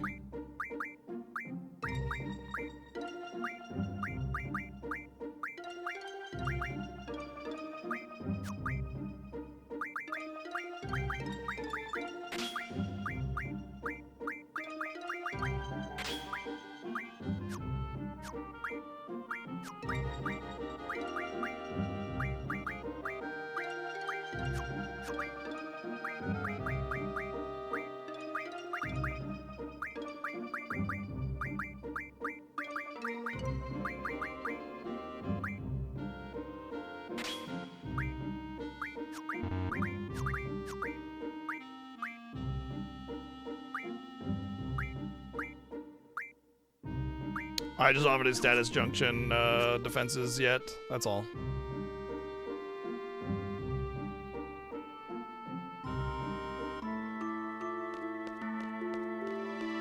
Honestly, I have quite a few books that I'm really anxious to get to reading, but I've like, after I finished the last book I read, I put a lot of items in my like queue that are not reading, so it'll be a bit before I can get to them.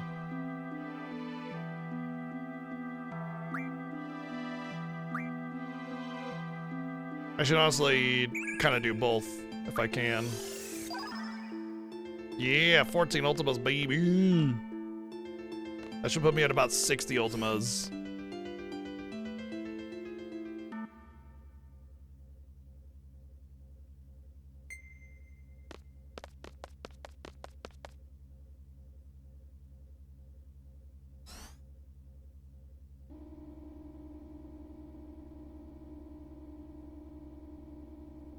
If I get enough Ultimas, I can actually use it on strength to cap my strength out until I gain enough levels to where I don't have to worry about that.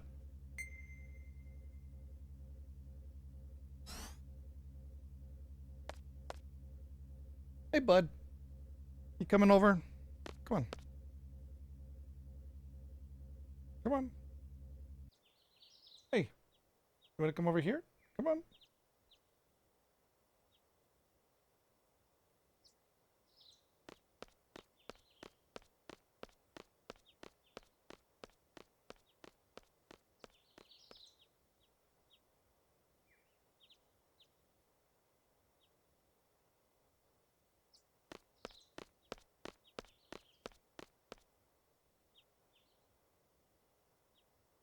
By the way, you notice that the no signal thing doesn't happen anymore, and even when the cats pop up, they don't cause the no signal thing to happen.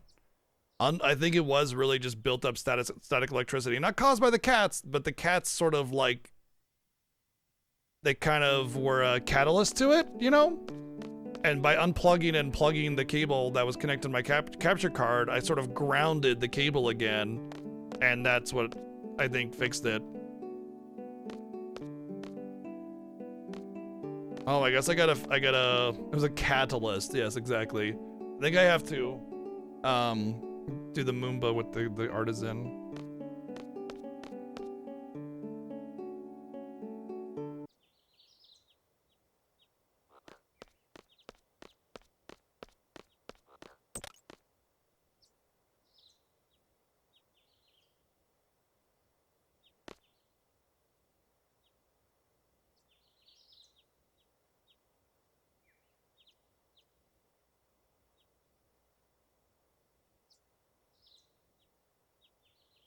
Hey, what's happening, bro? Can't contract you directly, so we gotta go with this. It's good to hear Monkey's voice. His name is not, is it just Grease? His name is Monkey. Hey, you guys are making something. Why don't you quit your dallying and just do it? Yeah, bro, I understand how you feel.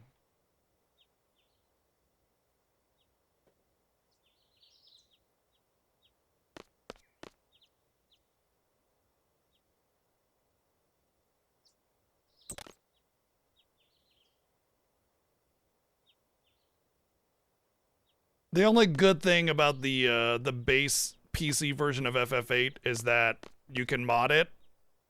The remaster is still better than whatever mods you can slap into that monstrosity. But there are some neat, like if you can get over whatever issue you have with the game's awkwardness on PC, then you can do some really cool things with Chocobo World and everything.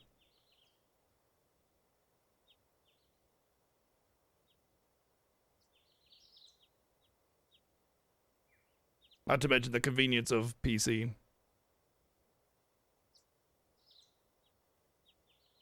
Artisan has decided to become a human. Wow. So he's going to try to evolve into a human. Wouldn't that be a de-evolution?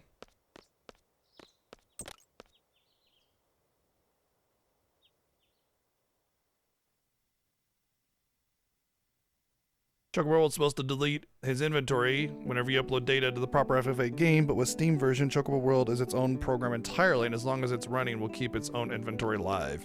So you could just make multiple save files of all the things that you get from Chocobo World. Does make me want to play that and see what kind of crazy stuff you can get at the beginning of the game.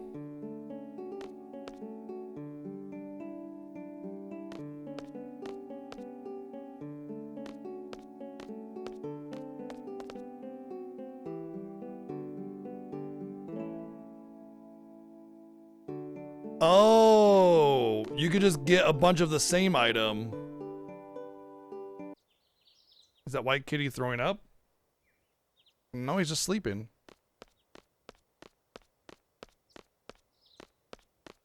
So like if the Chocobo World had been running and it has a bunch of items and then you connect FF8 to it, it's like, okay, here you go. And then you just save the game and then do it again and then do it again.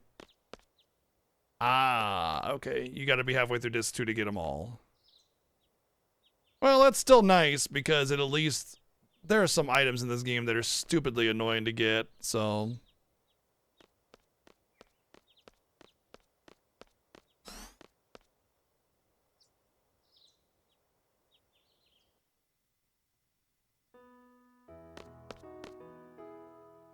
Okay, I think this, oh, last thing is the Elder, not stay at the inn. Oh, I thought I'd have to stay at the inn again. I like how he goes back down. And before he's actually tall enough to go over the counter, he just crouches down and makes the sound effect himself.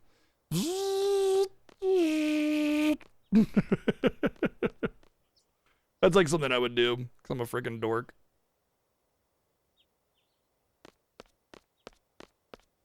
He might have been sneezing earlier, by the way, because, you know, he kind of gets something in his nose and just kind of but he's actually just sneezing. Cats throw up quite often anyway, because of hairballs and stuff.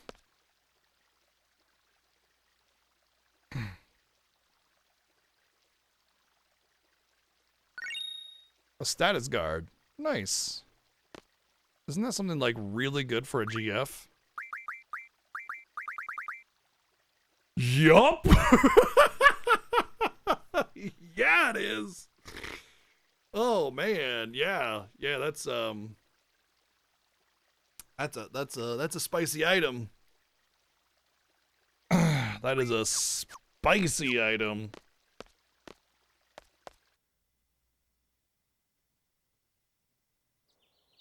Is that it? There's nothing else? Shouldn't I, like, there shouldn't be the status statues finished and everything? Be it for now?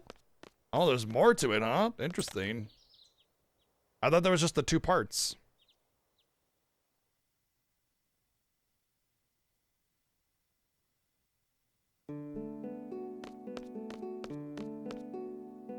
I think I'm gonna make Ifrit like my standalone, does everything GF for Squall, basically, since it's got the 60% strength. I can give it the status guard, and then I can give the Rosetta Stone to it as well.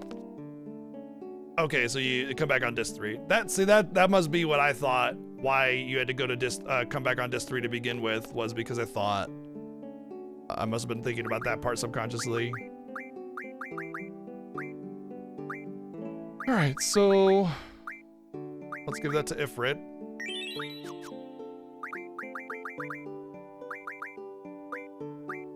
Cause yeah, oh shit, it was not Ifrit that had the strength 60. It must have been Quetzalcoatl that I gave strength 60 to? No, Shiva? Oh, Shiva. Shit, I wanted to keep everything on 1 GF. Oh well, whatever. That's still on whatever, so. Asuna, Matata.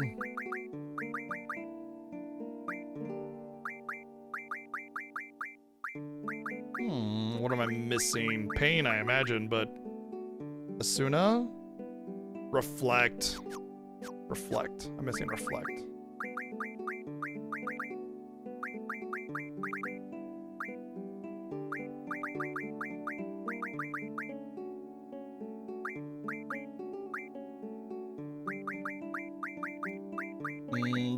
I don't think I have whatever I need to make reflex.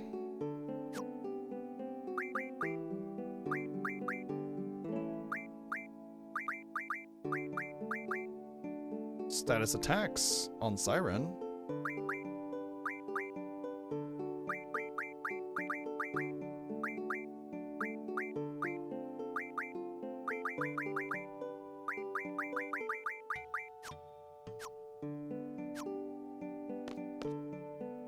Well, I guess we'll have to wait on the reflex until we get another card or something. Still, an extra 20% resistance to status isn't anything to sneeze at. Plus, I'm pretty sure I'll have another chance to draw Ultima.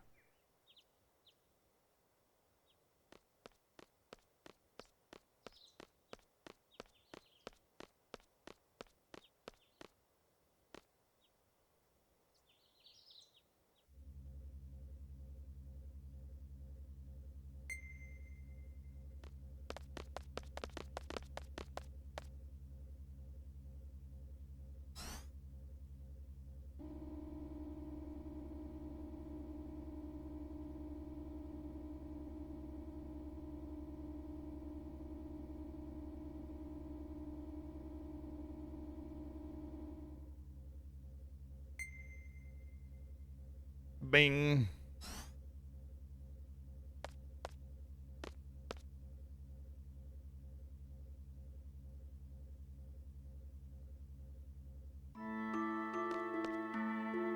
Looks active, yeah, looks active.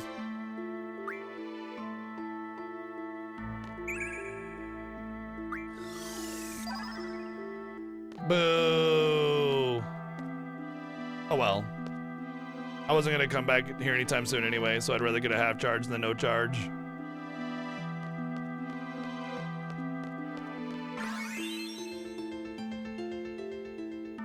I wonder if getting paid resets it. Like straight up, you know, it's just like, is it a timer that starts when you draw it, Or is it a timer that's just universal for all draw points, and when you get paid, they reset? I gotta check that out. I may have another draw point.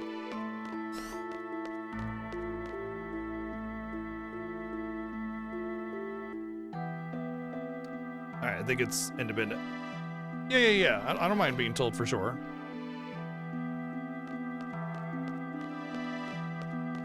It's obviously not a universal timer because I just saw it not being active.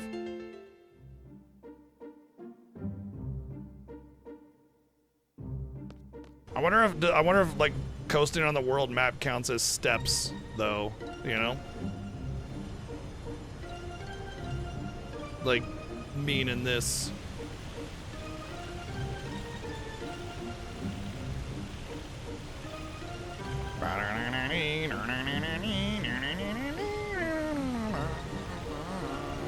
Yeah, the answer is no. Okay, steps are steps. Gotcha. I mean, technically I'm moving, you know. A lot of games count steps as just any kind of movement over a period of time.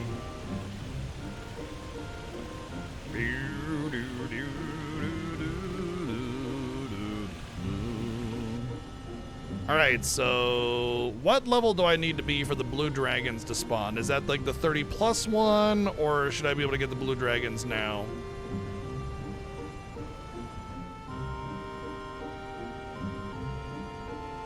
Ah, there we go. There's the logic behind it.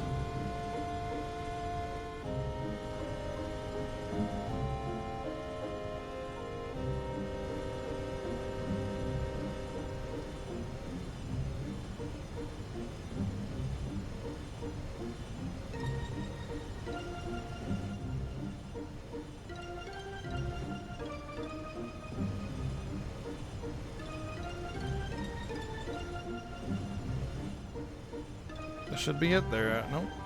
Is that over there?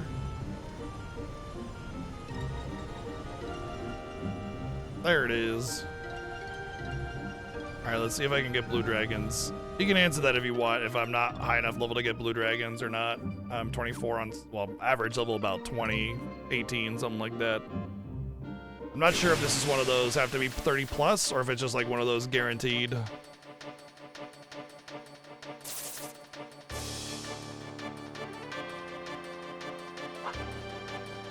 That's what I thought too. I just wanted to make sure so I don't waste much time.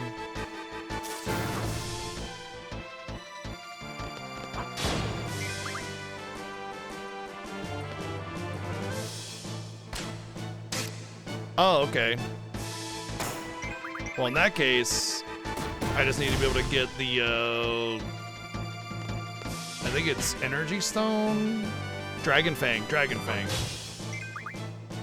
I think it's Dragon Fangs for the Lionheart.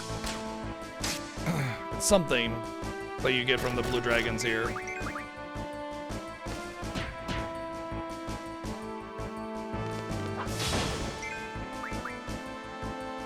Bro's got some HP. I might have to get Squall into critical HP here.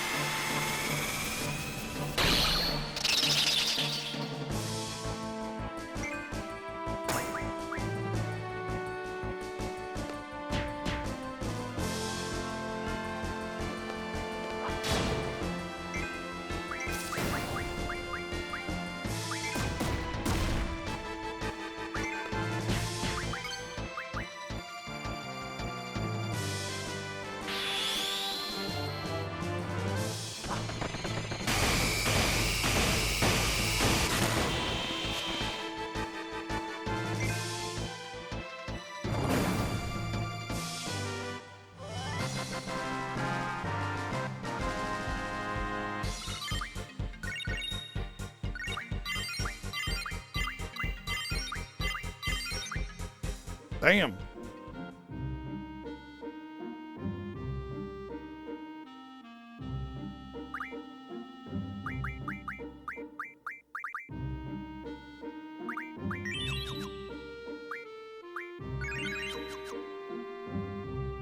What was all the characters? 15, 14?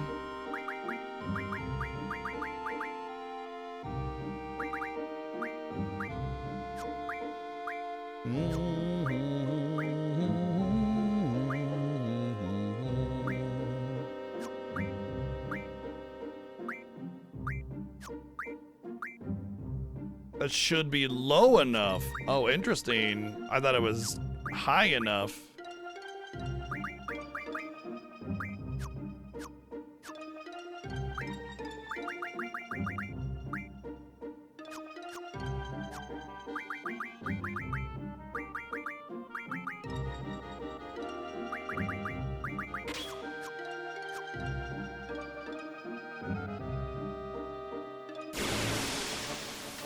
I've always found I'm pretty sure it's Dragon Fang anyway.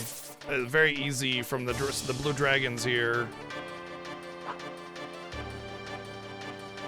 But oh, you know what? I remember. Yeah, there's the Grendel at the beginning of the game. Yeah, and you can fight it in the forest. Yeah. The one where you have the dream with Laguna, right?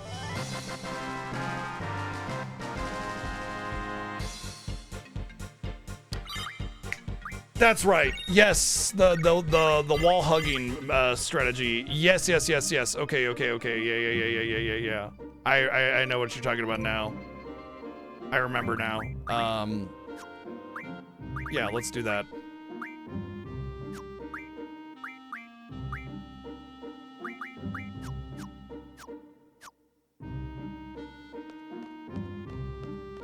Not like it'll matter a whole lot because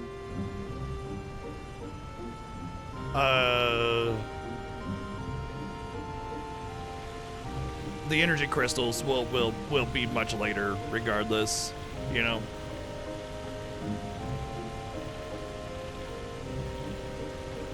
Still, it'd be nice to just lock them in.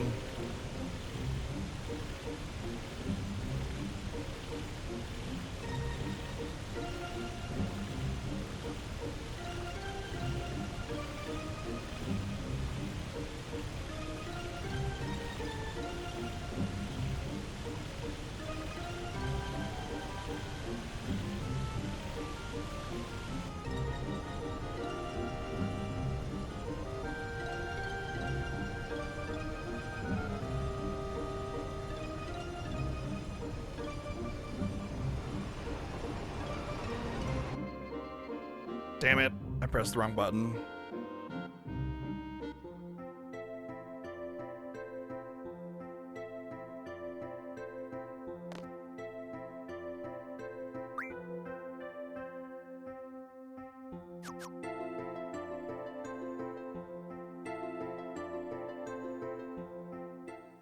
So I mean, I'm just gonna park my school right in the middle of the road. Hope you don't mind. Oh, apparently I can't park my school here. Is it no school parking zone or something? There we go.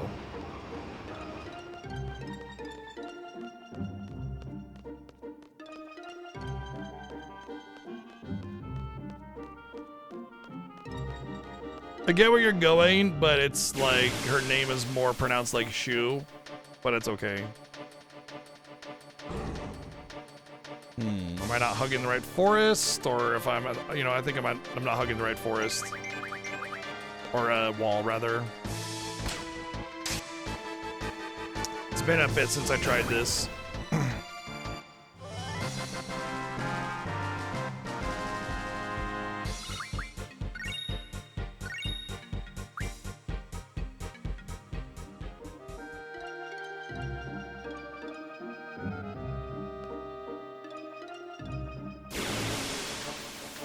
Dude, the encounter rate has been insane today. What the fuck?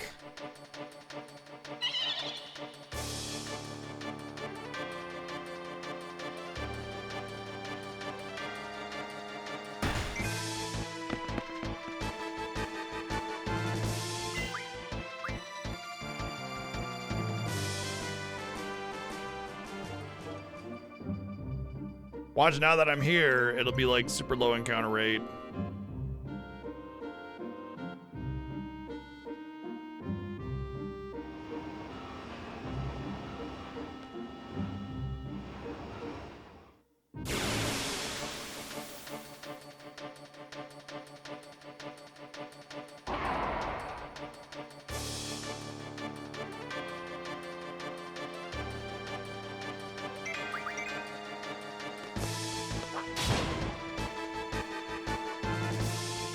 Oh, I stole a dragon fin.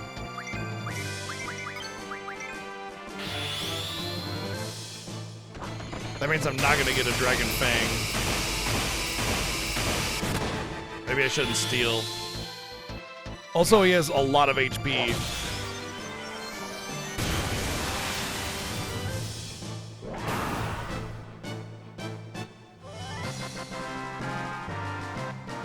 Maybe I just got unlucky with the steal, and that's that. I've just been unlucky steal. Oh, that L, okay.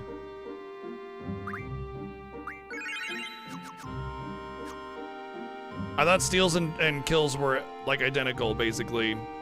It's just that you don't get it. If you steal it, it's guaranteed, but if you get a drop, it's not guaranteed. This game is so confusing, dude. Like from a mechanic item farming perspective, this game is madness.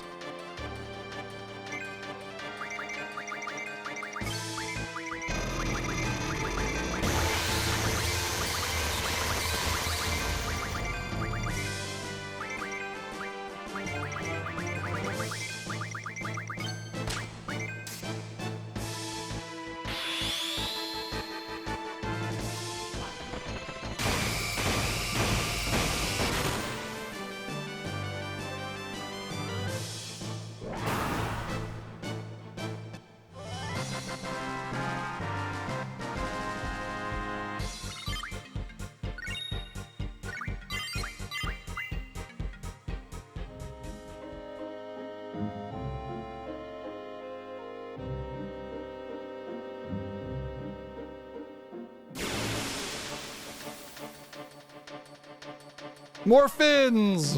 I'm not a fan of fins.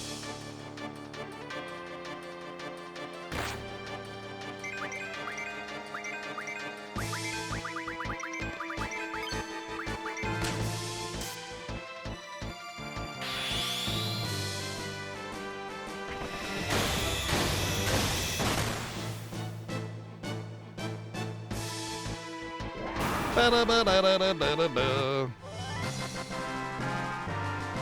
Exactly, especially if they're mighty morphins. Fin again.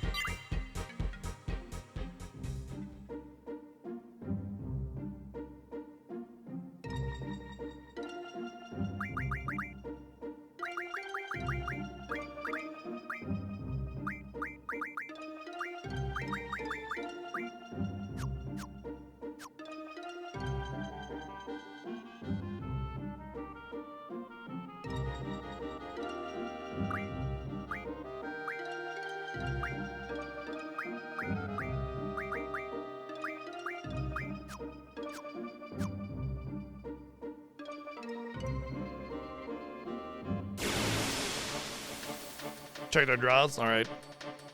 If they're mid-leveled Fyra, then it's no-go, basically, is what you're saying?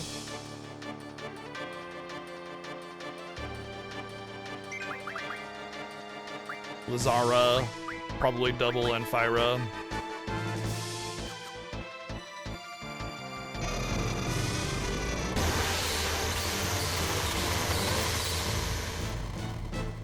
Can I even get the low-level ones?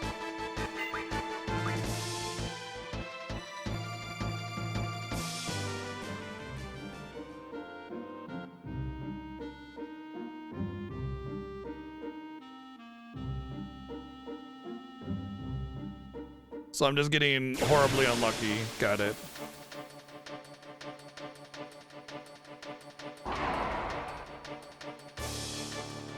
No, it will not, because it's based off of the average of everybody in your team, including sit-out characters, if I'm not mistaken.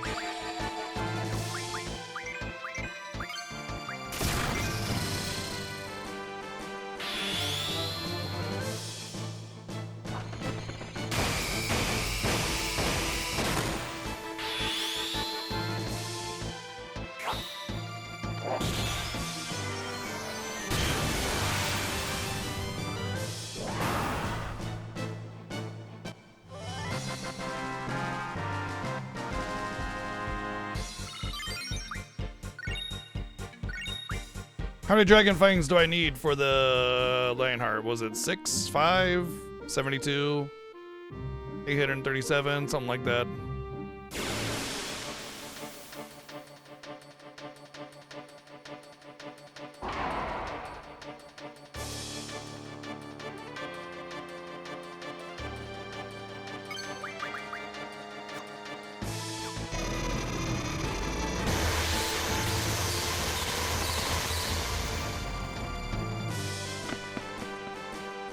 Yeah, when you said 2 or 4, I knew it wasn't 2, so 4.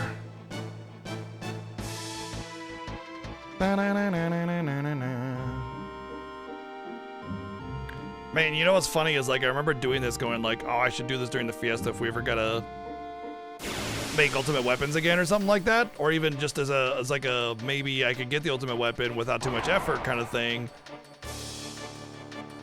And just totally forgot about it, of course, naturally. How many dragon fangs do other characters need though? Aren't there? Doesn't like Selphie or Quistis also need dragon fangs for her weapon?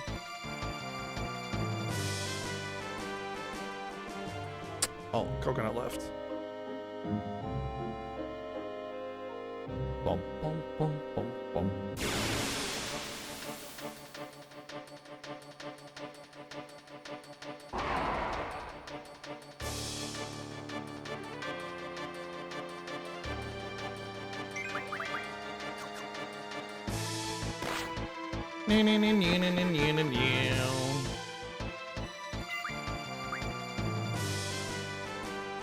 I mean, I think this is better than trying to find the blue dragon, but the blue dragon would have given me like 8 dragon fangs like in one kill.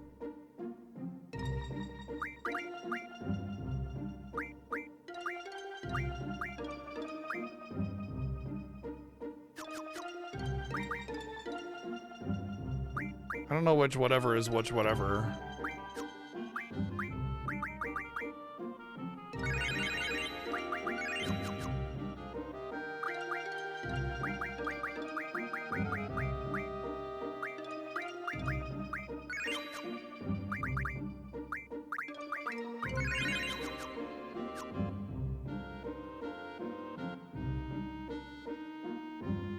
We actually had an incentive where we got everybody's ultimate weapon. It was pretty fun. It was nice. When you get an ultimate weapon, though, it really, really lessens the requirement needed to cap out your strength. Makes it much easier to do that.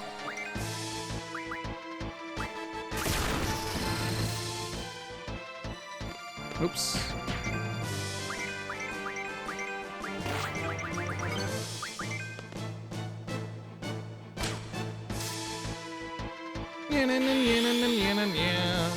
Of course, I forgot nearly everything about making ultimate weapons aside from Squalls, which is the energy crystals, the dragon fangs, and then something easy to get.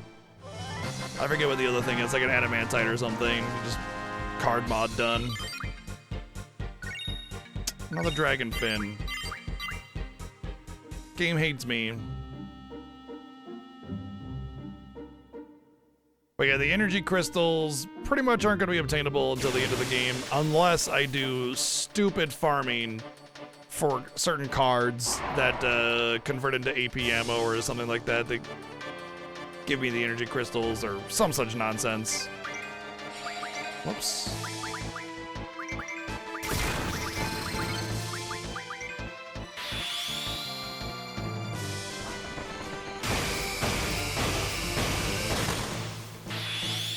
Aside from card modding, or like playing Triple Triad to get the Alpha Royal cards or whatever it is, what is the best way to get the energy crystals? Like how soon can I snag those?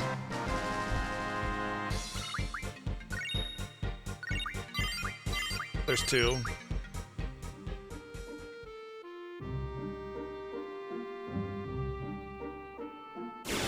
Like if I wanted to do disc 2 or disc 3 energy crystals. I know like when you get to Esther, there's like the NPC that you talk to that turns into the enemy that you can fight for the energy crystal. That's easy, I know that one, but that's end of game. I was hoping there might be a better method on disc 2 or 3 that's a little bit sooner than that, you know? Because the energy crystal honestly is like the hardest part about the Disc 1 Lionheart. Everything else is pretty easy. And you need like 12 of them or something.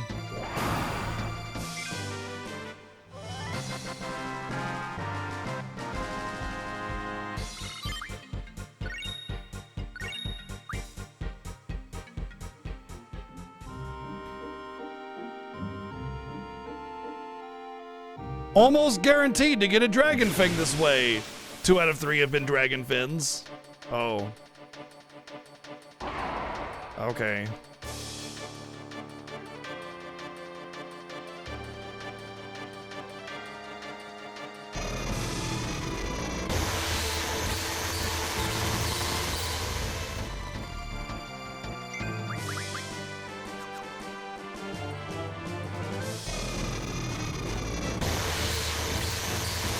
True, true. I never blamed you though, so don't worry about it.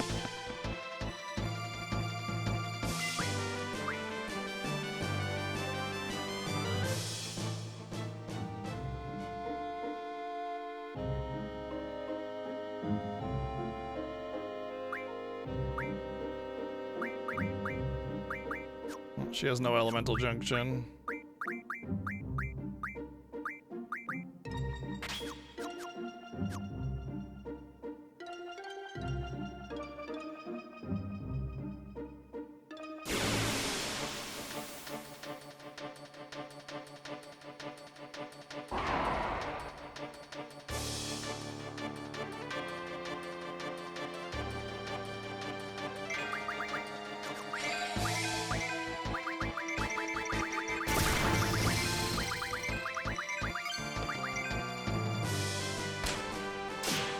Right, pulse ammo.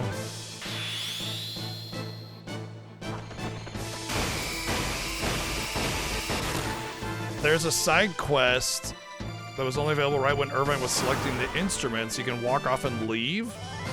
5 is not enough though, right? Like, wait, no, yeah, it's like 10 pulse ammo for 1 energy crystal or something like that, isn't it? There's a dragon thing, that's 3.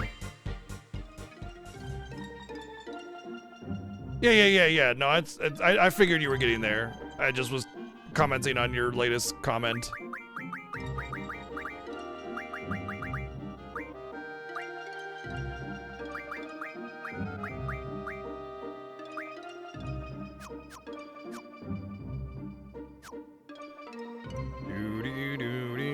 One more Dragon Fang. Are steel pipes a low-level thing or a high-level thing? Because I should get steel pipes now if it's a low-level thing.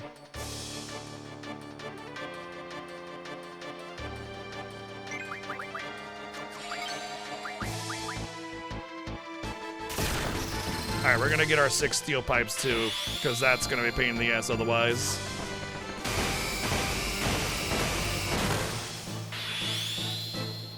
You can get a laser cannon over in Lunatic Pandora during your first visit with Cell, which mods into another 10, which would have added up to 15. Ah. El Noel, is there an easier way to get El Noel battles other than before the or after the Lunar Cry?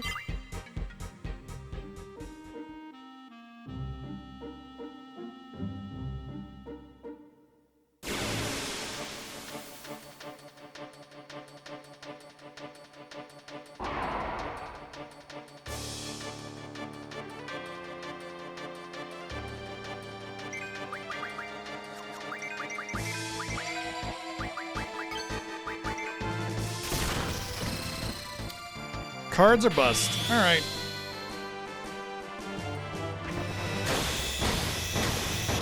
Funny thing is, I think I have a couple El Noel cards, but that's not enough. You need more than a couple. The best way to get El Noel cards is from the gate guard at the Balam Garden. So, if I wanted to get El Noel cards, it would do that. But yeah, you need 10 for 1. It's just... I'm not doing that. If you want to grind it out, it doesn't take that long. Few hours, probably. But still, it's a few hours of grinding that you can't just ignore. It's pay attention grind, you know, which is really hard to do.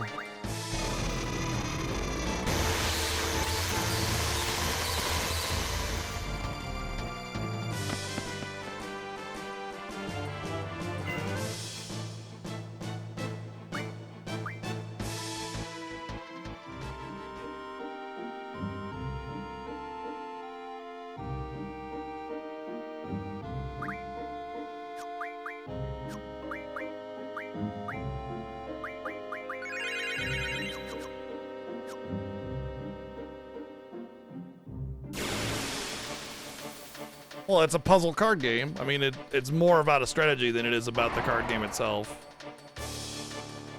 Which in turn is kind of a puzzle.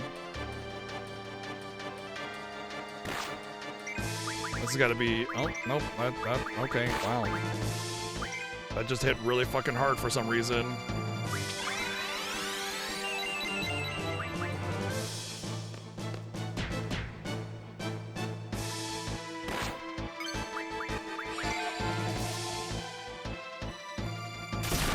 I should have a vitality junction on him. I don't know why he's getting hit so hard.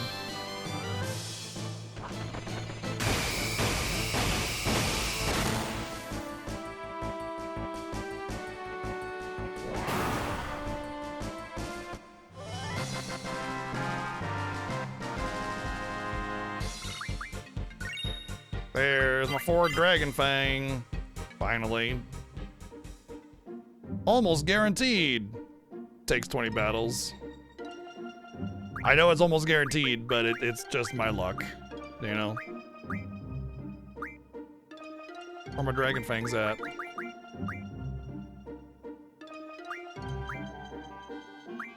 Four, right there. Okay. I was gonna do something. I forget what it was. We're gonna go get steel pipes now because that's also a thing you can do here, and I'm gonna need 6 steel pipes to summon Doom Train. And since they're a low level thing, I'd rather get them now. Oh, maybe I can bug these dudes for windmills.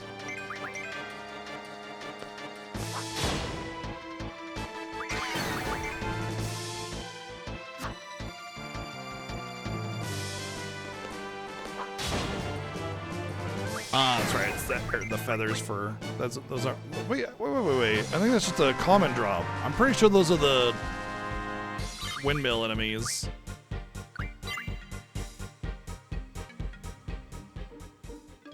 Yeah, but the thing is, the blue dragon drops like 6 to 12 dragon fangs or something like that. So it's like you just need 1 blue dragon and you're done.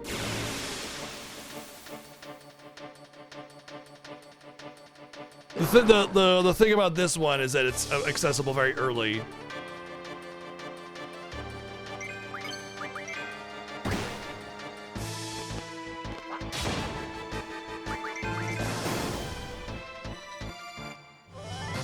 It's part of the Disc 1 Lionheart.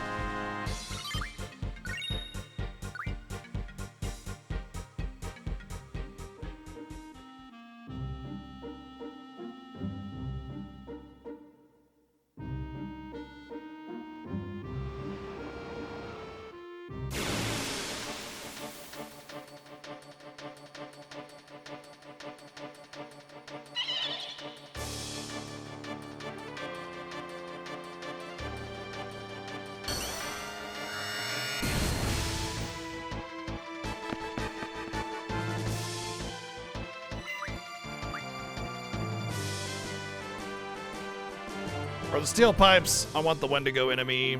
Looks like a Yeti Berserker kind of thing.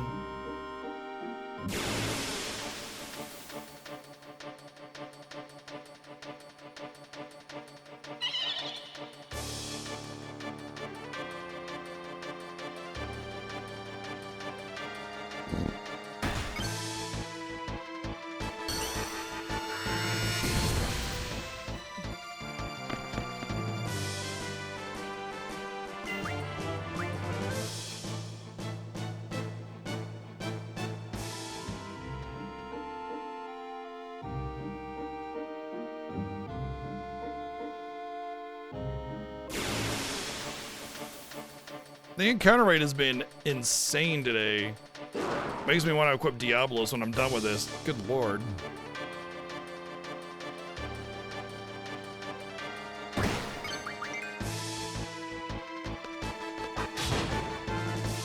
Pretty sure the steel pipes can be stolen as well, and it's like more like reliable that way. Oh, there's two.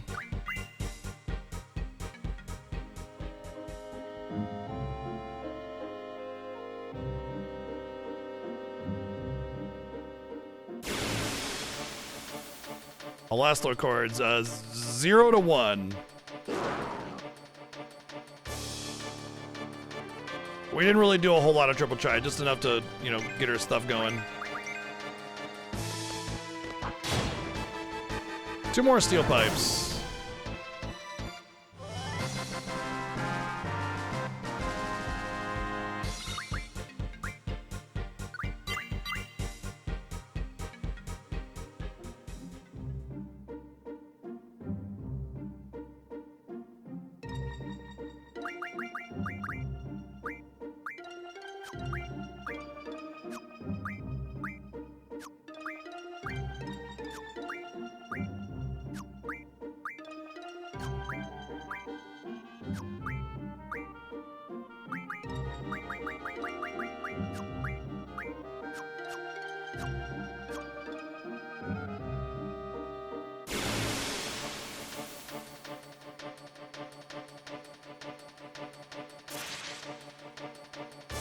Oh, I think I kind of want to fight these things. I want to say the snake skin is useful for something.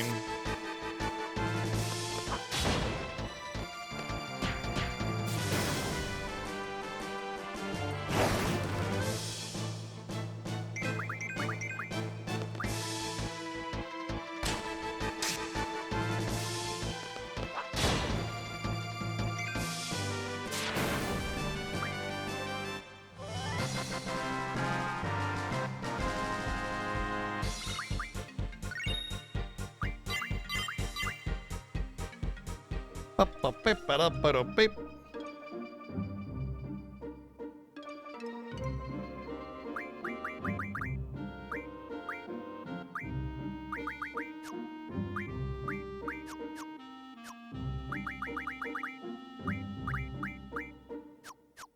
That was, oh, yeah, it was Zell that has, but yeah, he's got, an elemental junction somewhere else.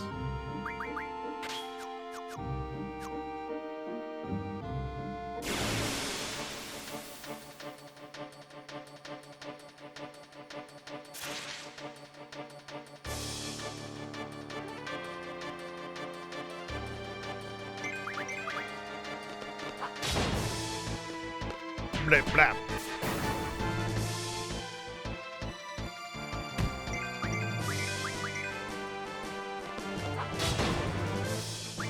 I guess they're too low level or too high level. They're not the right level either way, so I'm getting venom fangs instead of snake skin.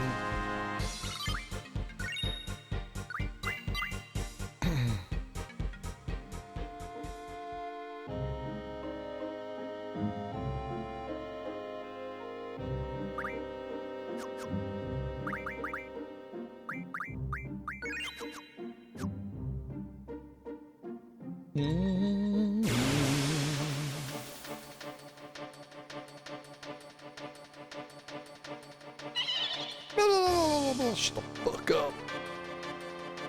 Yeah, sure showed them. By swearing randomly at them. They'll think twice about attacking me now.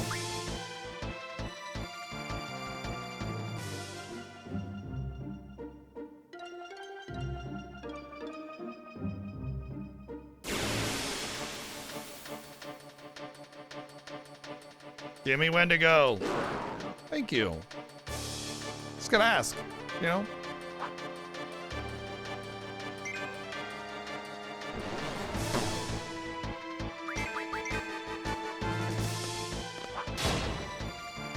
There's my steel pipes.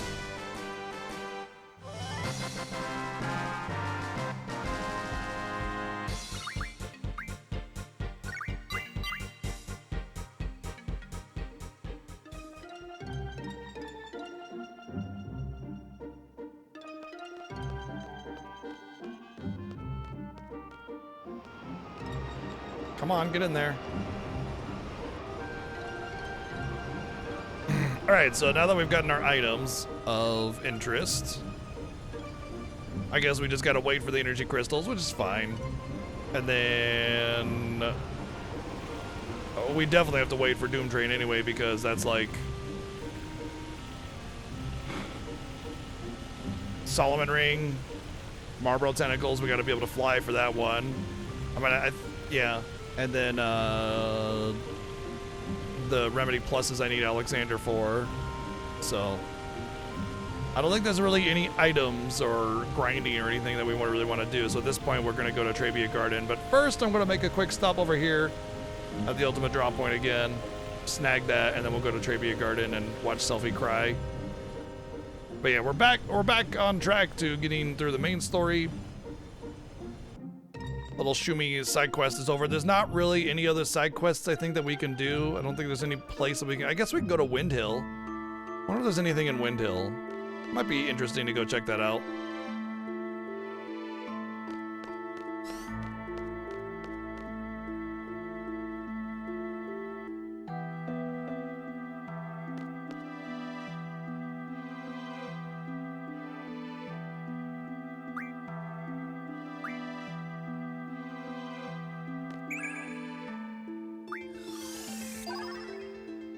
Boo. Still about 70 Ultimas at this point.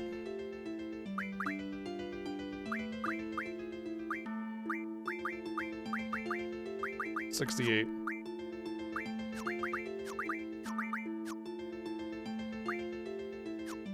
$68 Ultimas is about as equal as 100 triples.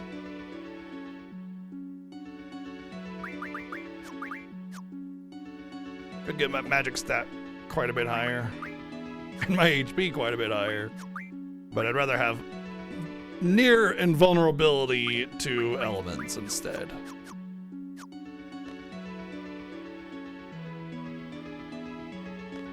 Near invulnerability to elements, pretty good. Pretty decent.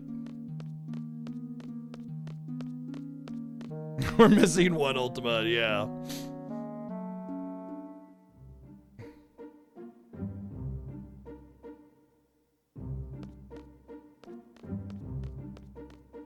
Oh my god.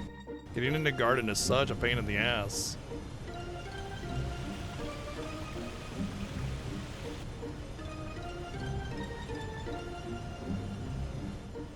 Oh, can I even access Trabia Garden from this side?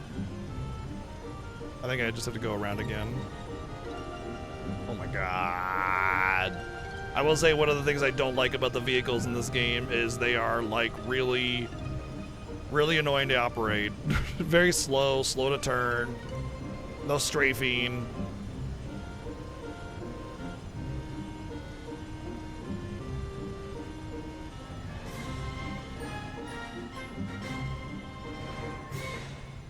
Bring you power, thank you for 77 months of subbing.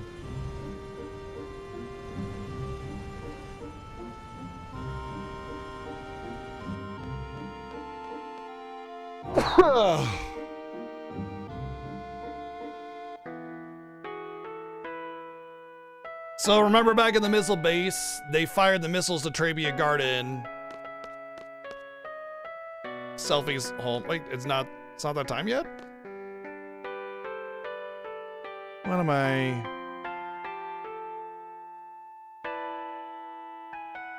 What am I missing? I know I don't have to bring Sylvie with me because she'll come automatically.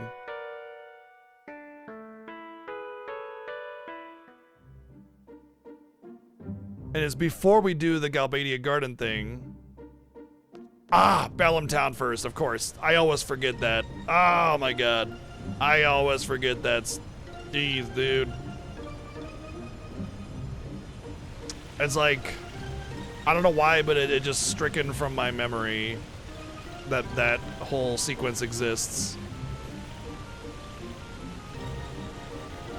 We even talked about it, you know, we read the dialogue, hey, we should go back to Balam Town first since they tried to burn down Fisherman Horizon. We should check to see what's going on with Balam. And then boom, you can see Another, they have a ship thingy like we do. What? What's going on with that? What? Which you'll learn later is also a garden. It's Galbadia Garden, which we've been to.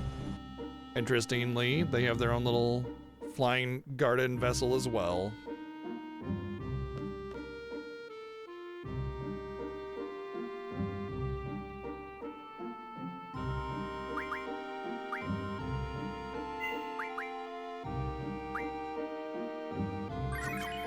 Drama? Maybe. It's annoying. It's an annoying whole shtick with the whole Balam Town thing. You mean Ruby weapon? Oh, I see what you mean. Yeah, I guess I can see it.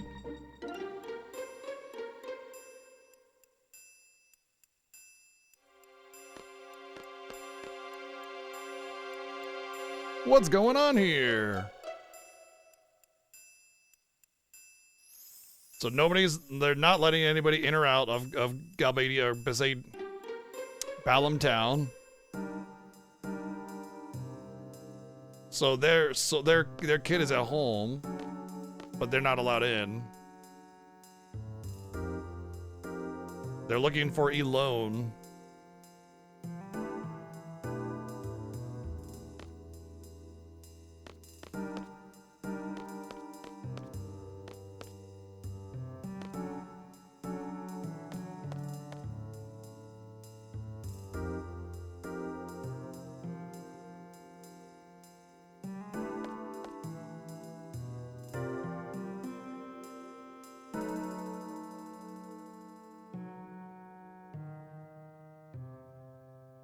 Oh, we're gonna try to get in by saying we have information on Elone.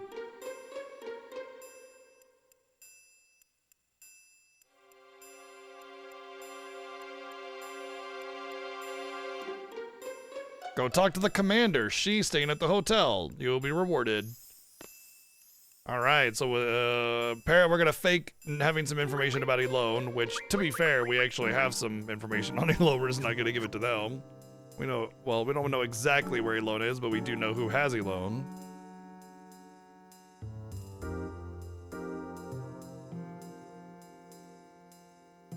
By doing it during the event? Doing what during the event? How do you even get Pandemonia card?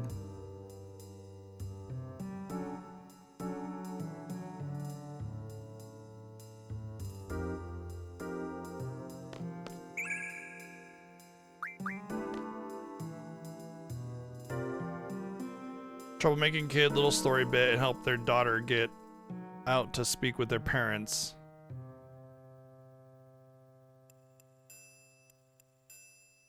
I see. Oh, hey. Nice. Well, I can upgrade my weapon a little bit.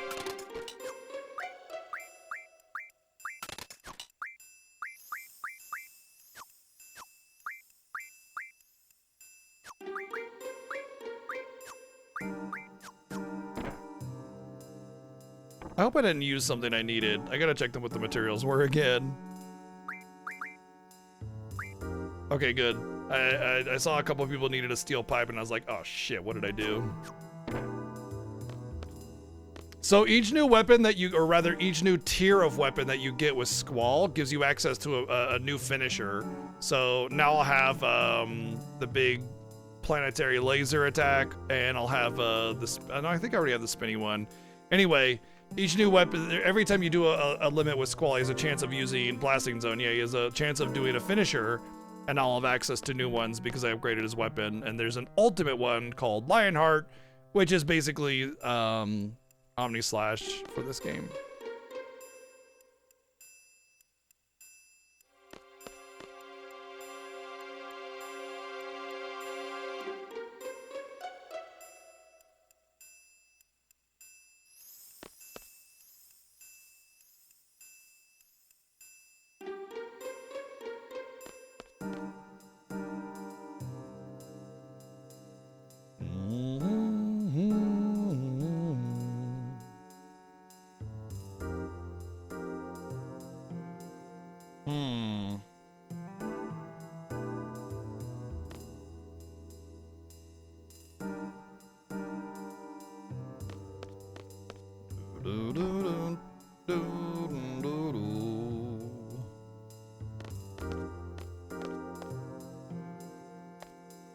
Uh-oh, my mom's not home. Interesting that Zell immediately goes to the kitchen as if she's only allowed to be in the kitchen. What the fuck's wrong with you, Zell?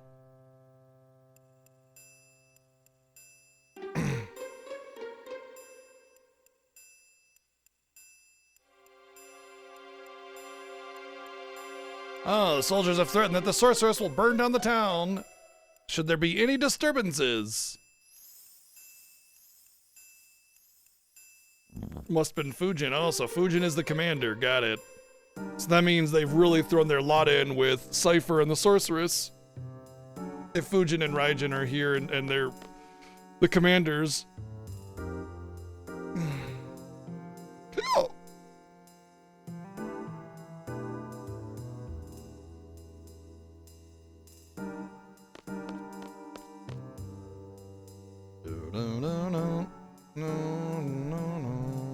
Super miracle kick. Okay.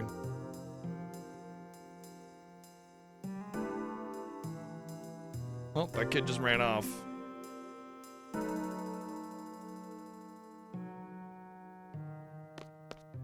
Drag the kid back. Got it. I think at this point you can actually go into Zell's room now. Oh, never mind. Wow. Interesting, you still can't go into Zell's room. Huh. Maybe you need to not have Zell with you or something.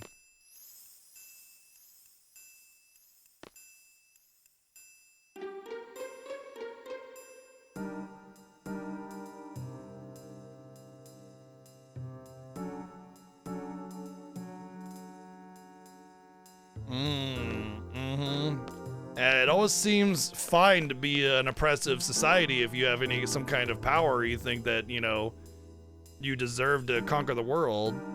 That's how authoritarian societies get support from the people. Typically, so the way it kind of helps is by being highly militaristic and then like lavishing your soldiers with rewards and praise and everything. That's your enforcement right there, you know, so you don't need to care. You don't really need to care if the people want that or not, because your soldiers are enforcement and they're getting, you know, buttered up. So of course they're going to want to continue with it and enforce their bullshit all over everybody, because they're going to conquer the world and be in charge and get all the praise and everything. So it seems appealing to them to want to do that. So you get the backing of the military oftentimes. And that's why the soldiers are talking there going like, all right, we're going to find this alone character. Who cares that we're, you know, subjugating this town to police state rule and, you know, abusing everybody, telling them they can't even go to their homes. Because they're going to rule the world and they'll be in control.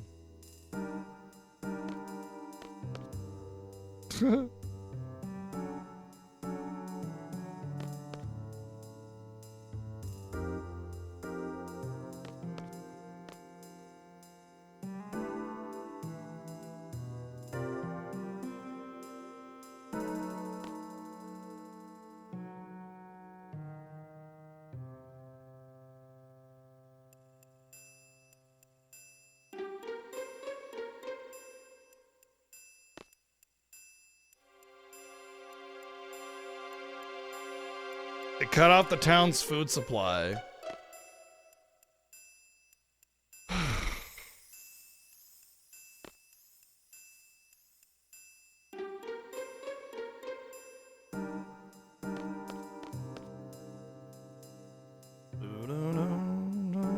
Am I gonna do the poo-poo card quest? Probably not. Maybe. We did it during the fiesta already, so it's kind of like there's not really anything lore-based there either. You know, it's kind of neat and funny, but we literally just did it. It was kind of a pain in the ass, to be honest, for no real reward. But because we did it in the fiesta, I feel like probably not.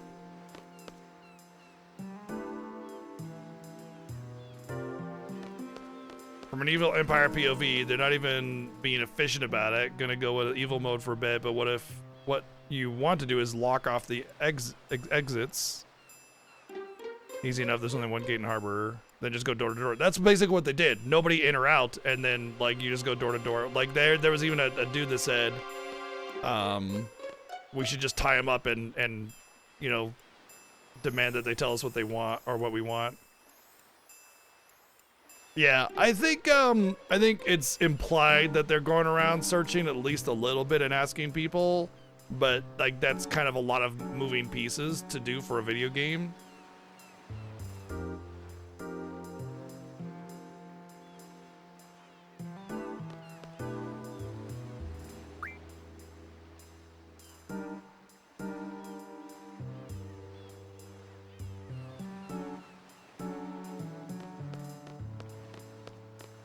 I think I read somewhere some of the guards were saying that they were asking a lot of people or something.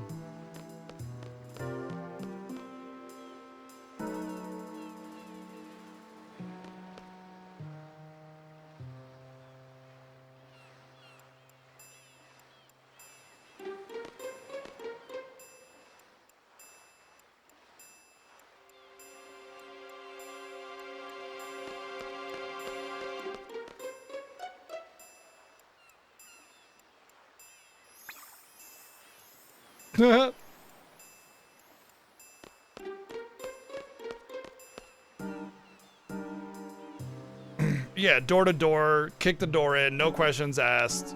Tell me what I want to know. Rough everybody up a little bit. Next house. Rinse, repeat, you know? Yeah, for sure.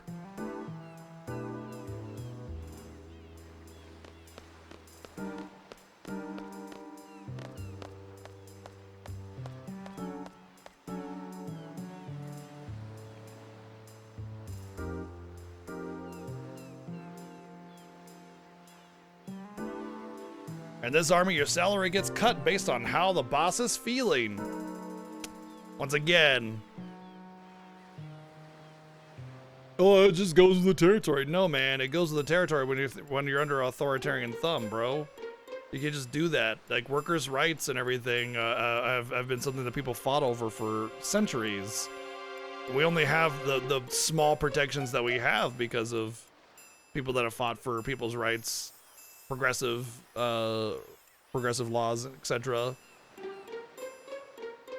So like to just sit there and just accept that your wages might be cut just because the boss didn't like what you did is insane, you know? Like that's how you know you're caught up in it and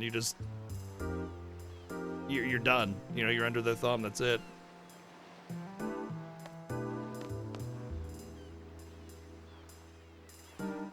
When people come complacent.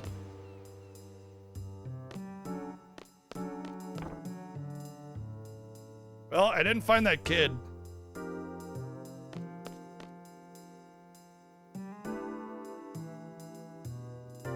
Yeah, exactly.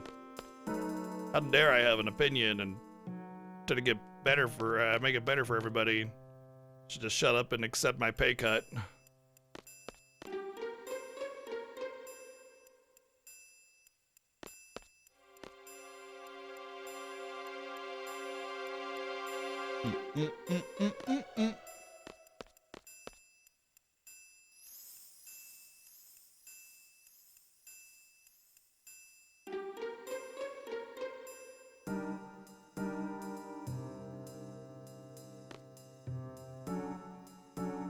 Where's this kid at? I'm not seeing him.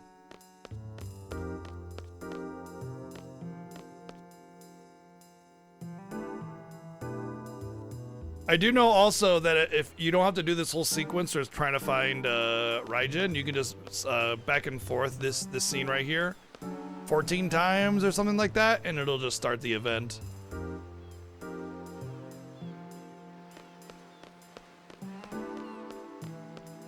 Oh, you know, I thought about searching back there behind the barrels, and I was like, nah, there's nothing over there. What's up, Durian?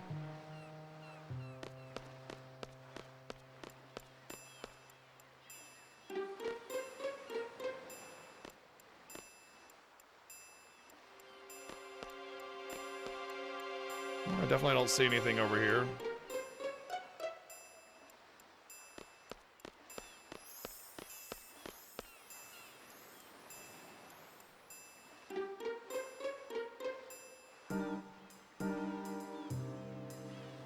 Yeah, the drop point, yep.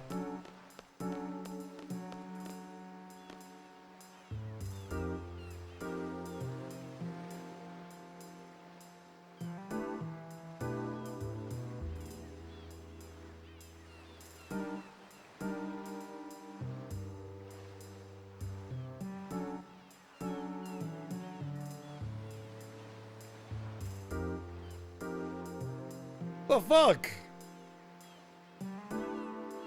Is there any point to going all in on this? Oh, because the guy dropped the guild. Nice. Is there any reason to go all in on this, or is this all bogus? 30,000 gil.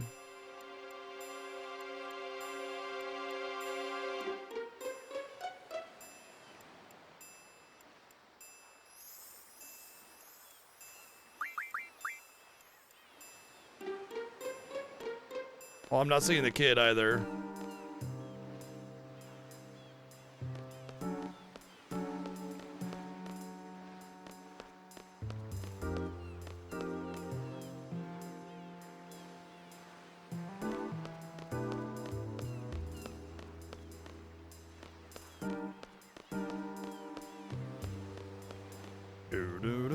I don't remember doing this when I went for the Pandemonium card a couple of years ago when we got all the rare cards, so...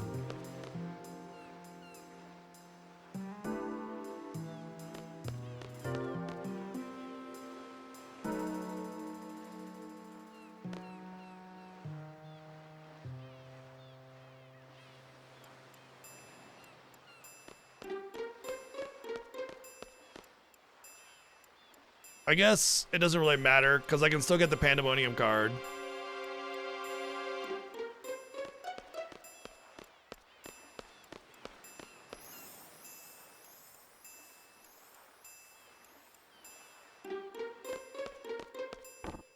I gotta go in here anyway because of the fish part of it where he cooks the fish.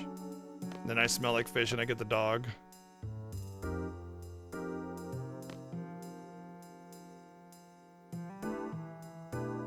You don't need to grind in FF5 really. Sure does help though, depending on what you're doing.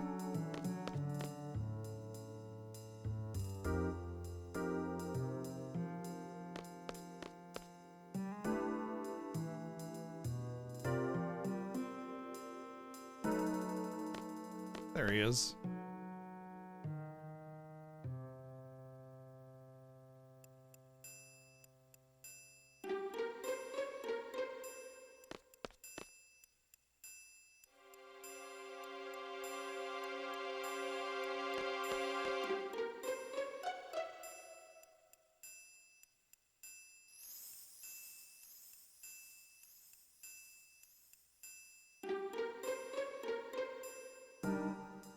Let me guess, that kid's gonna...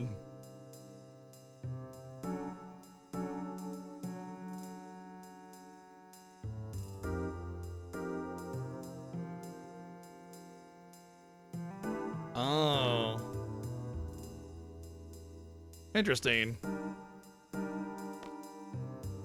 Yeah, I figured that much out when you said keep his attention.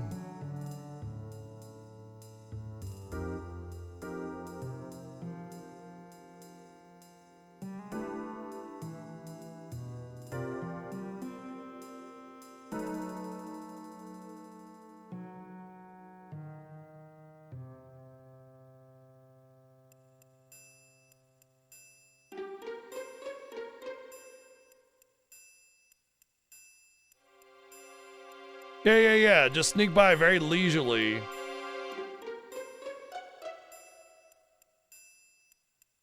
Is that it? No more?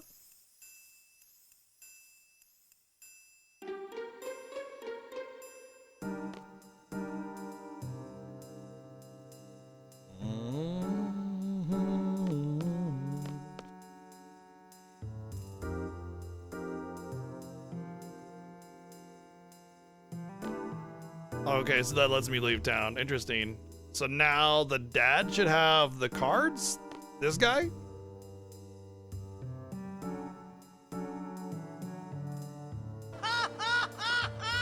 Oh, the girl has her dad's cards. Thank you for the 110 bits. You need authorization to leave town. What is it? Why are you staring at me like this? Stop staring. I know, right? You're just like, uh-huh.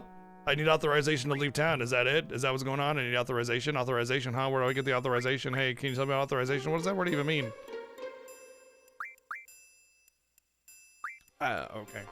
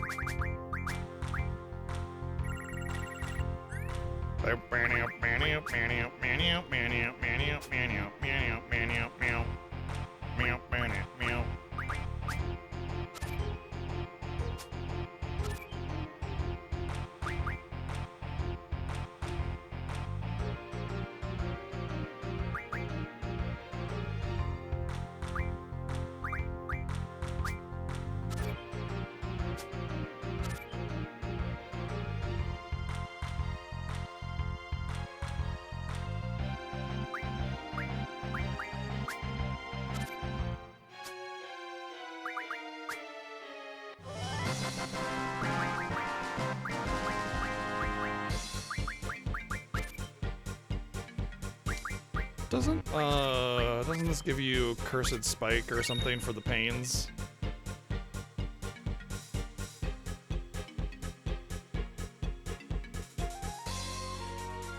I really do not remember having to do any of this to get the Pandemonium card.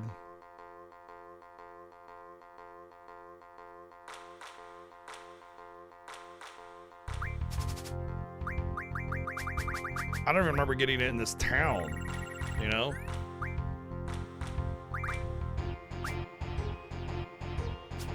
That's what I mean, is like, I don't remember going to this town at all, let alone, you know, doing this. Use the Pandemonium card, you jerk.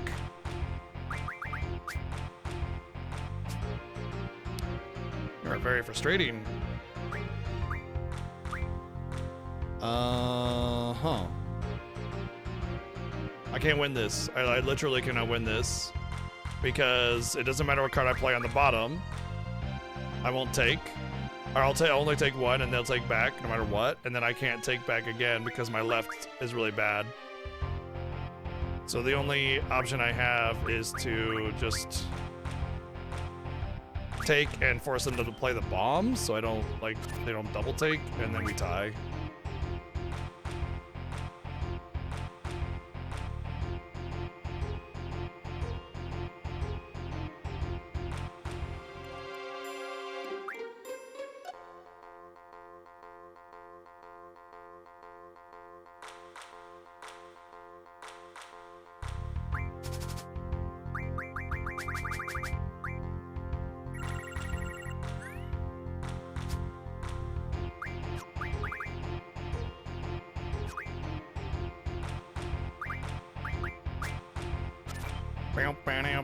Yeah, FF5 job system's good stuff. Good stuff.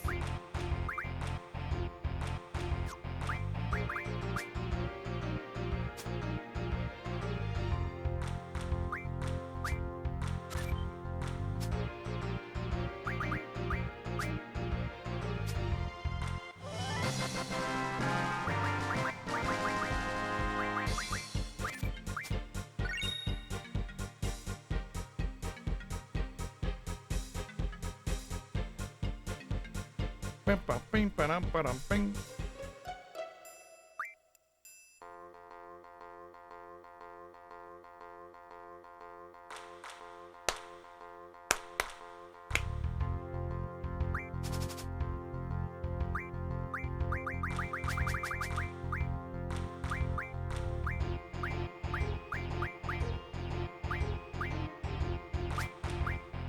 My left side is pretty weak, so I thought I'd grab another one. Actually, I think my left side is only weak because I usually play this in the corner as a starting card. That's probably why.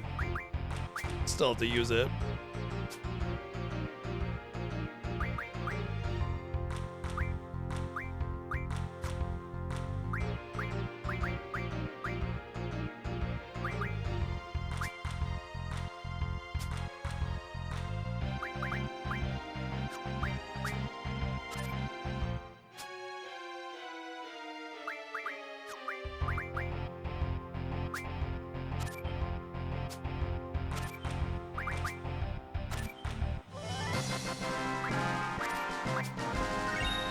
Show me.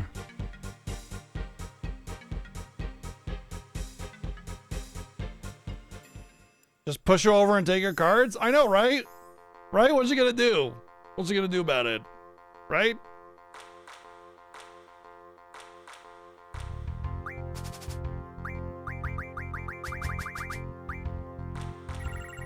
Oh, there's an El Noel card. Lol.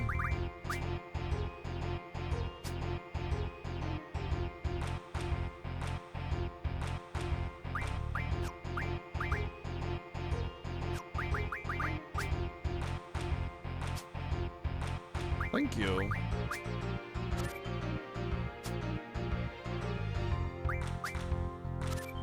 How kind of you.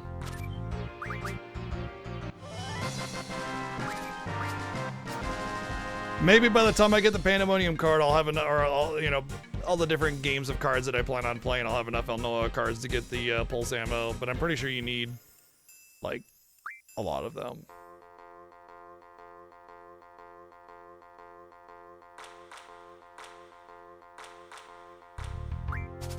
There are missiles headed this way. Wanna play cards?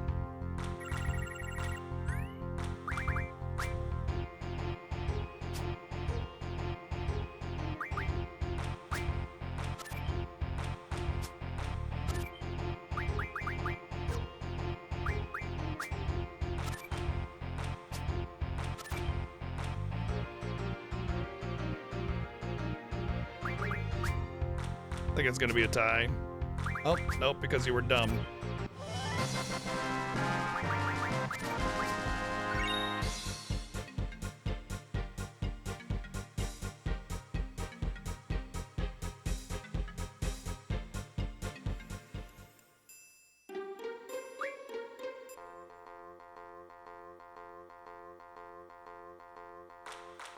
If he had played the Raijin on the left, then he couldn't have been flipped because I didn't have enough power to overcome 8.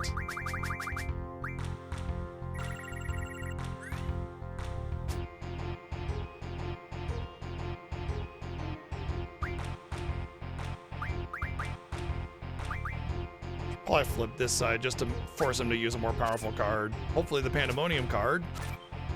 Or use it there like an idiot. I mean, I'm not gonna stop you on that one.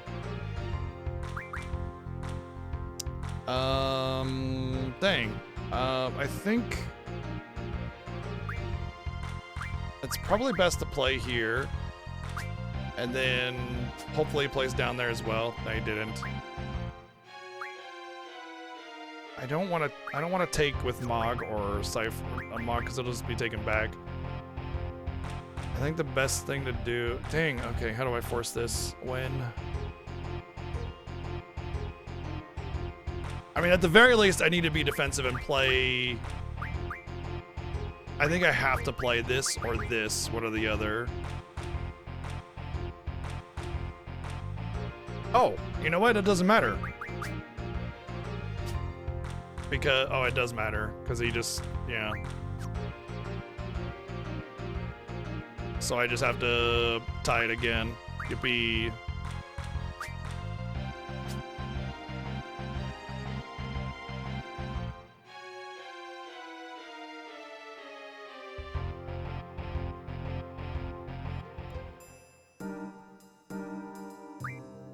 Oh, 20 El Noel cards. Oh, okay.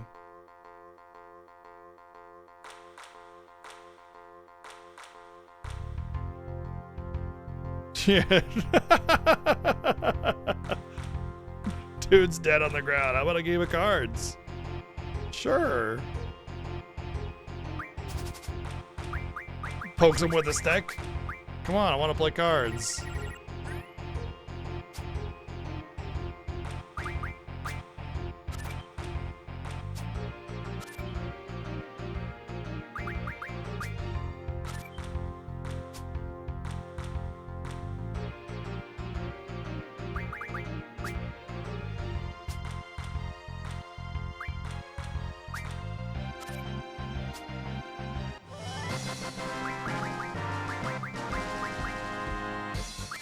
The Abaddon might have flares So you can draw flares from the Abaddon when you get to them if you're high enough level, and the card may also play along that because it is basically like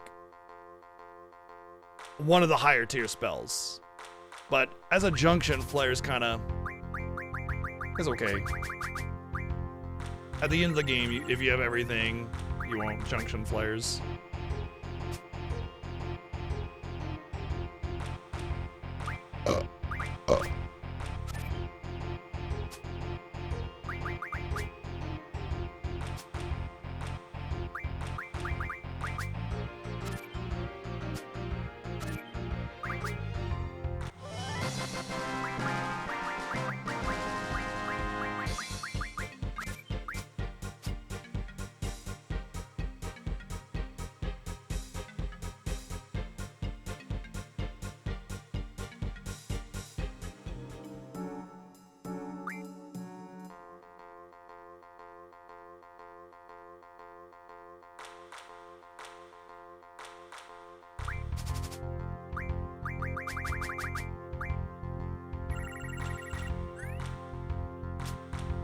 Thank you for playing that one first. Now I might have a chance here.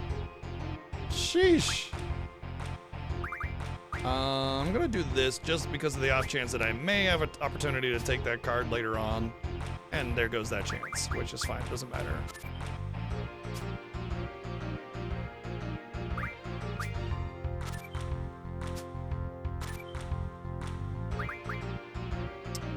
I'm still gonna win, but he's gonna flip that back. There we go. Penamona is actually a very decent card because Ace 7/7, I mean, 7s are great.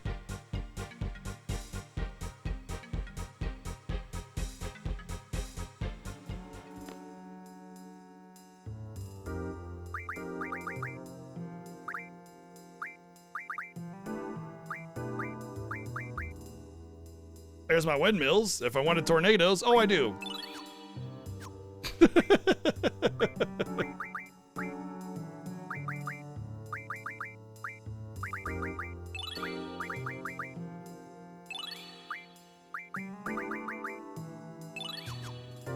I don't give a shit about the power of my cards. As long as I have a deck that's good enough to win, which it is.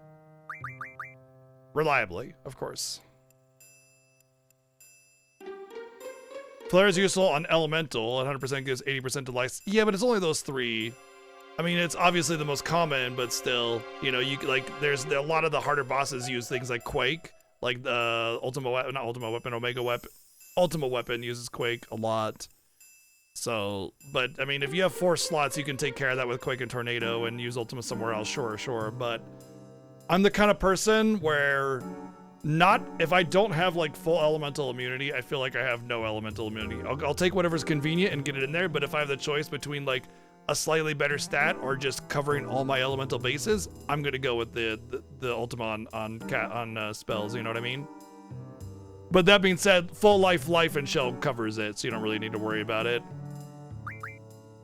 You can put Ultima elsewhere with that. Alright, so Tornado is really great for HP. Yeah, it's good for a lot of other stats in general, but I think that's really what I want is there, so I could put Kiraga on, like, Spirit or something. Yes, Vitality. Vitality, that's what it is. So we get more HP with our Tornadoes. Oh, I don't have a Vitality Junction. Well, shit. That's why he was getting his ass kicked on the melee.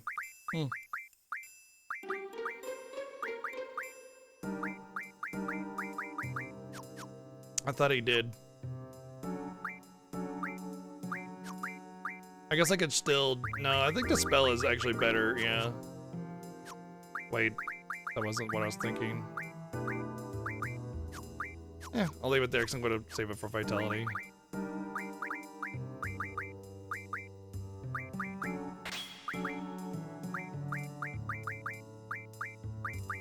Big gain for her. Oh, she didn't have a Kiraga's. Well, I can fix that.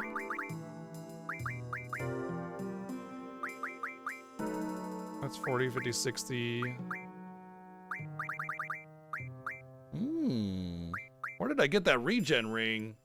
Because, I know I got it as a drop or a steal or something.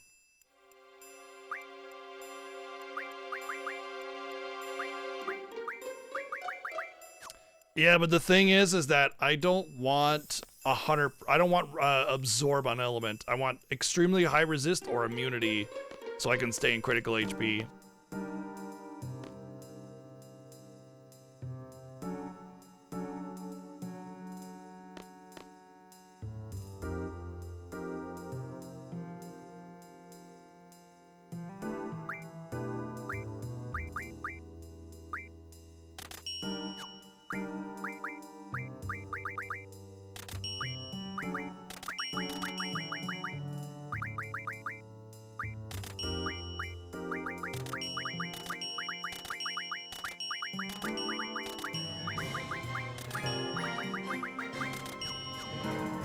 What's up, Goonie? Thank you for 2 years. Dang, 2 years of subbing. Thank you.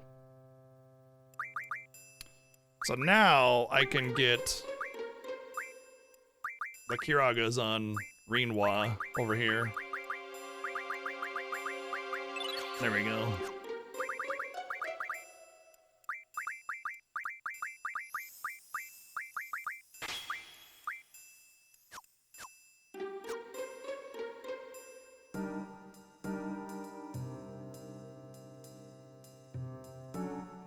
Well, it's 2 days since then, but close enough.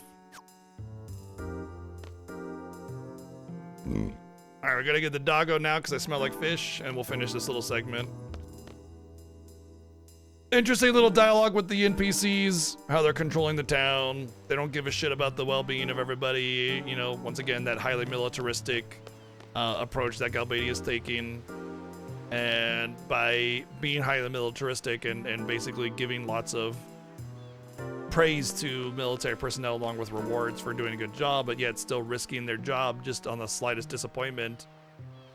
Very important factors of how Galbadia controls its people.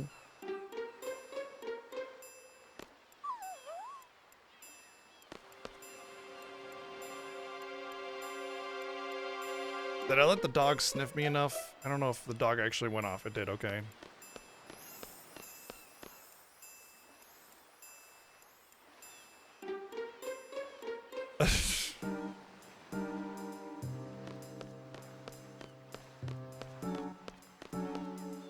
How Irvine.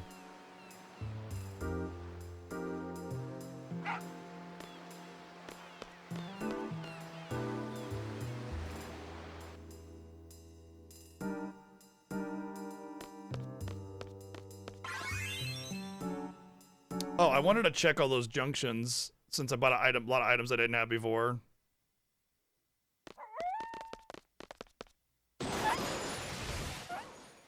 Hmm. So he runs off because the dogs chase him since he smelled fishy. And that should be the end of the segment. We go fight the boss. But I want to check the let me sort.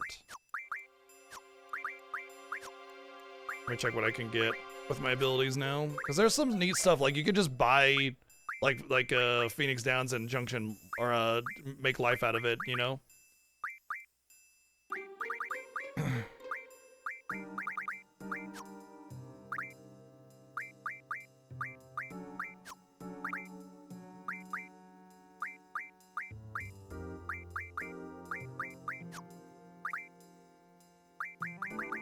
Zombies with holy water, and with enough money, if you're, you know, cheating on the test and everything, I mean, you'll just get like 100 zombies, no problem, if you wanted that. Doubles are, eh. There we go. Silences, blind, break, bio. Just pretty easy. Break isn't a terrible junction, by the way. So having break as early as you get enough money to buy some softs, 33, not that hard to do. There's some Asunas if you wanted them.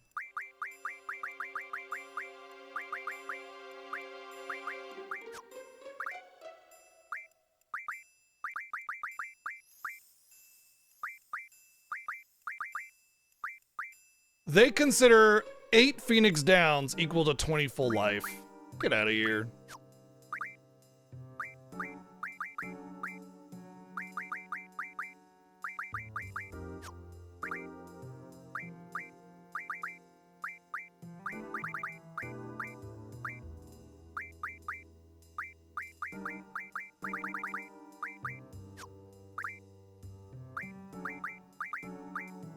Oh, really?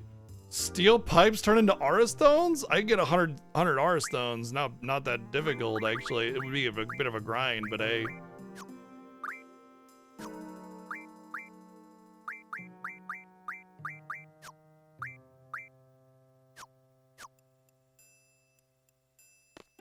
Yep. I mean, alternatively, you can get Tonberry cards, and they go into Chef Knife, and you only need 3 Chef Knife to get 90 deaths, basically. That's pretty easy to get. You can have Death Junction beginning of the game, no problem. As soon as you get Siren, anyway.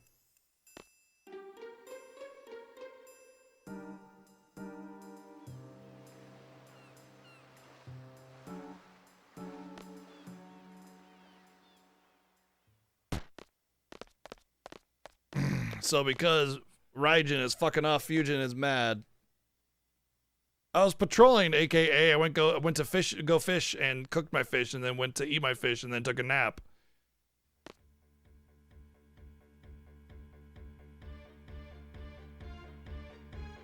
Probably kick. Cypher told us to give you a whooping if we saw you. So basically, they've thrown their lot in with the sorceress and oppressing the people. Cool, good job, idiot. Just because they're buds with Cypher. Like, if they were actually, by the way, Raijin and Fujin are terrible friends. Because if they were actually good friends, they would be like, dude, like, you're in with the wrong crowd, man. Like, you need to duck out of that. It's not good. But instead, they just follow him instead. You know, you don't support your friends if they've fallen in with the wrong crowd. You slap them around and tell them to wake the fuck up, right? So that's basically what, you know, they didn't do. Which makes them terrible friends. It just makes them followers, flunkies. They have no thoughts or mind of their own.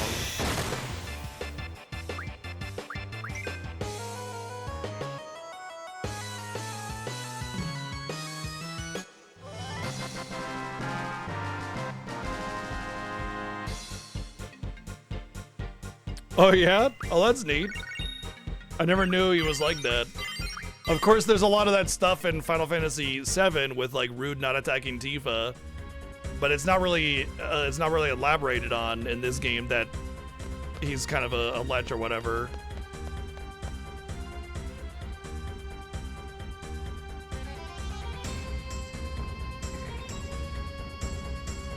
Yeah, pack your bags and get out of here.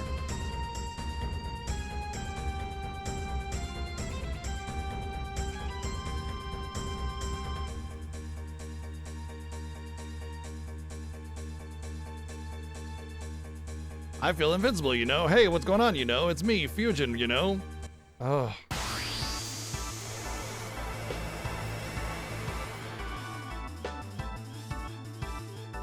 Oh, he just doesn't hate girls. Got it.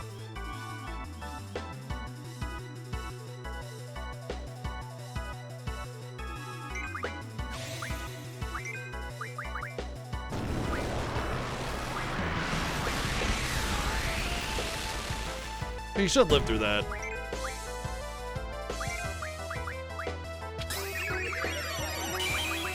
Alright, that's Pandemonia.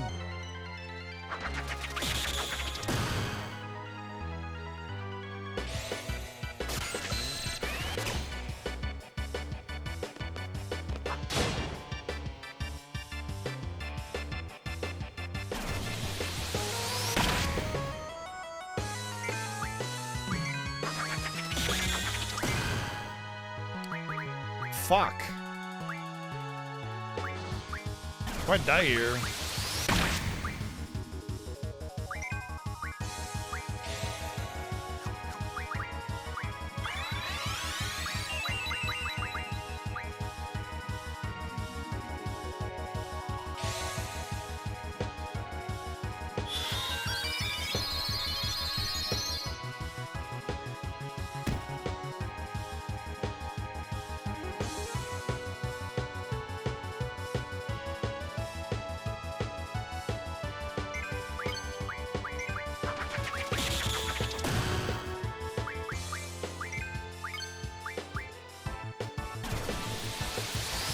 I forgot I need to keep the other two at high HP, especially before I start getting defensive junctions.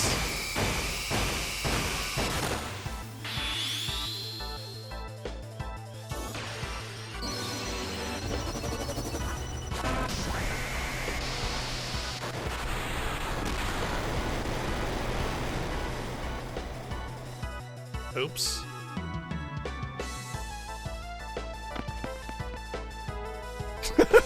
One shot both of them. I wanted to see what that spell was that she had there and see if it was something I wanted, but whatever. I got Pandemonia, that's all that matters. Ah, Shiva was learning garbage. Damn.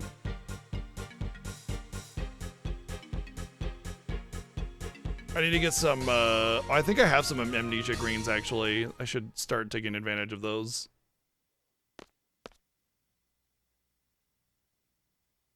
See, they're not taking orders from the sorceress, they're just taking orders from Cypher. That's it. We're on Cypher's side. No, you're just flunkies.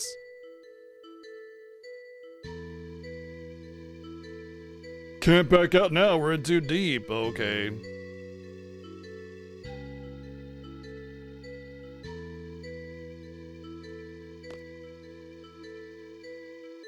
Yeah, if you actually cared about him, tell Cypher to stop this nonsense. Zell understands what a friend is.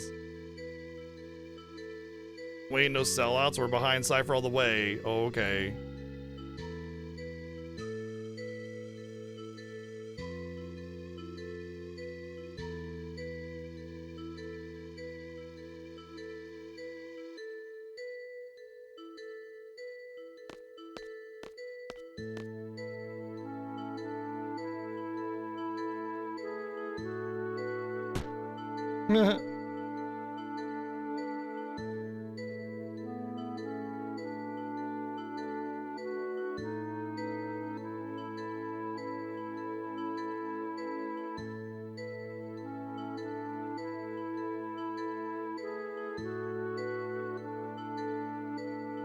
They feel compelled to follow Cypher because they're buds, they're friends or whatever, but really, honestly, that's not what a good friend does. A good friend tells somebody to wake up out of, like, the bullshit, you know?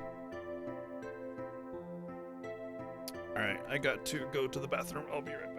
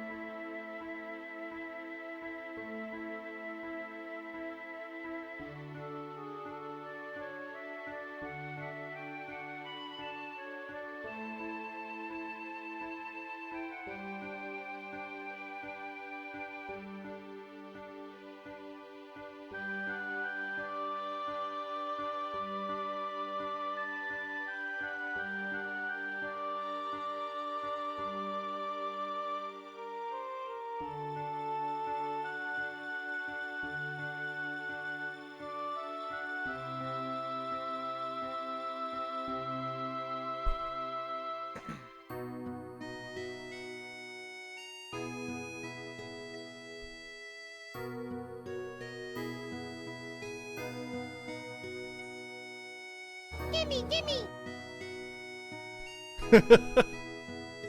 Not only that, but you called me a wimp and then you tell me to run.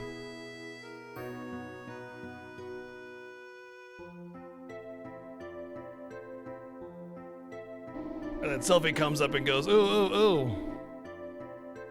Let's go to my destroyed garden, please. Add it to Octopath too, yeah, sure, no problem. We can take care of that right now.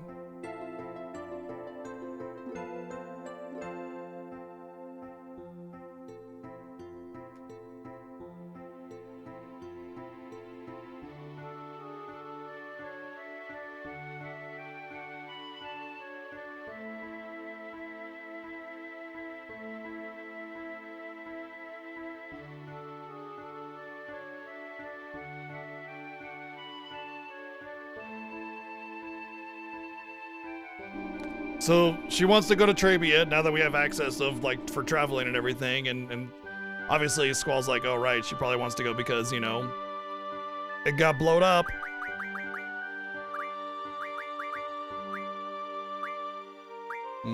Speed junction.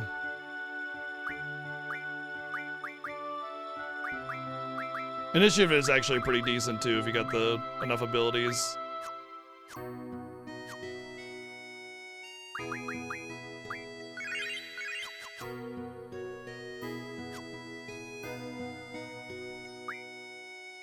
Roger Dodger.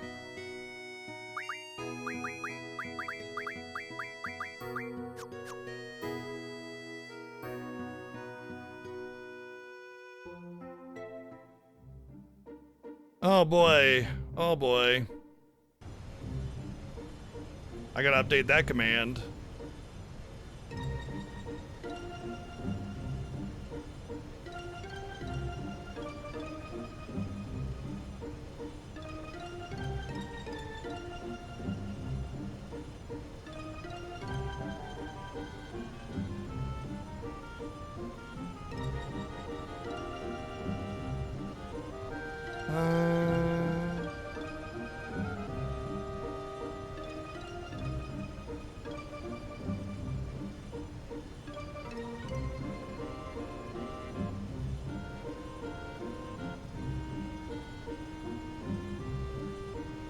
I'll find it later. Yep, rip collections. Because fucking Twitch wanted to be dipshits about that shit. Still blown away. Like, I don't understand their motivation behind doing that.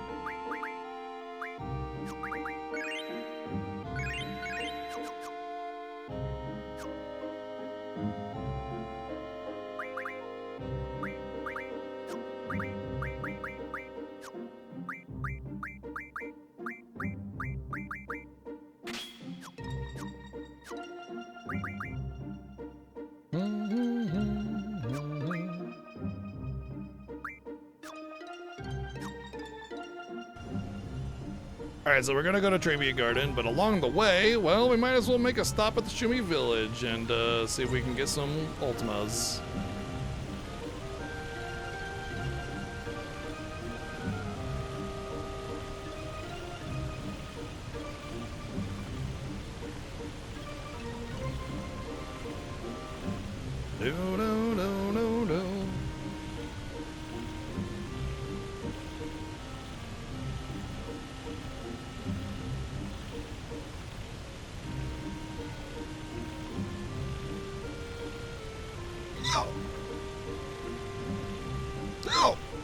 What was that?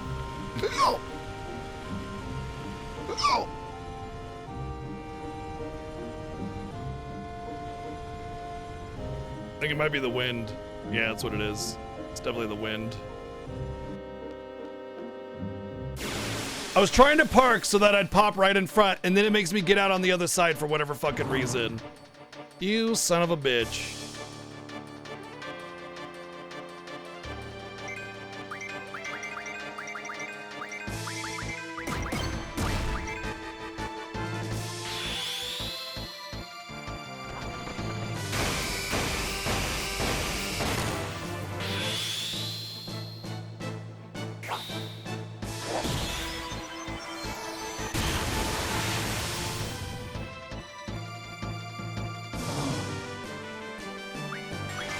You're not dead?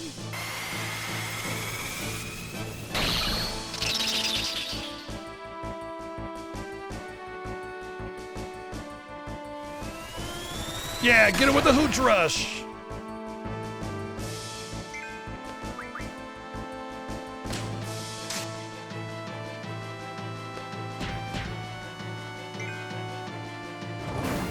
I did all those attacks like blasting zone. Come on, come on, come on. So I was like peep, peep.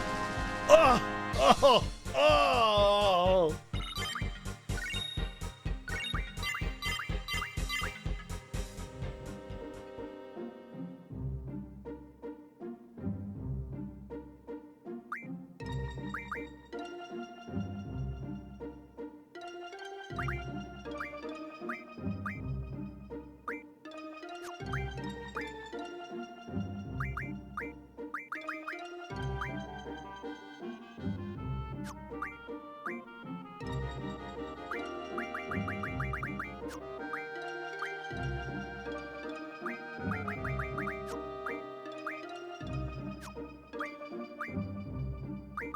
Bum, bum, bum. So much wasted points.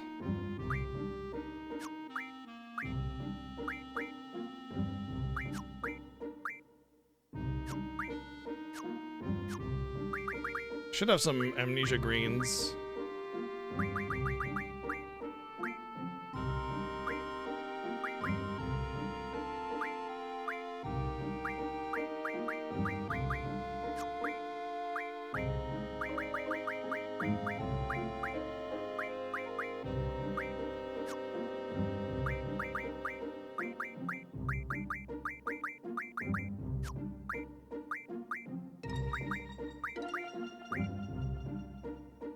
I'll get some more later. Let me make sure that didn't mess up their learning. I shouldn't, because they shouldn't be learning any of those things, but I remember during the fiesta that you can like basically cause a GF to stop learning something without putting it on a previously learned ability if you amnesia green the ability as they're learning it. While Irvine might have issues with pressure, and that probably influenced things too, he also remembers who it is. Didn't hear the sorcerer's name until the moment the mission actually started, at which point it was like too late for anything else. Yeah, we talked about that whole... Oh, what the fuck? Seriously? That whole point I didn't step enough times? We talked about the whole thing with Irvine and Caraway and the assassination plot when we were at that point. But I'm pretty sure, like, he didn't know anything about the name or who it was or what they looked like or anything until at the very earliest, like he was about to shoot, if he even saw her enough. But I'm fairly certain that it was mostly just because he normally chokes. Like, that's just what he does, you know? Because he even says that. He even says he always chokes.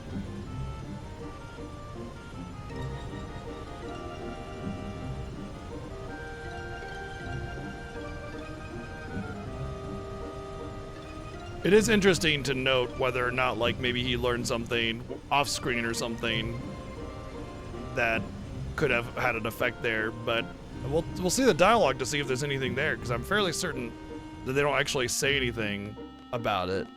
It's just a fan theory, more or less, which is an interesting one, by the way, because it does fit into the narrative.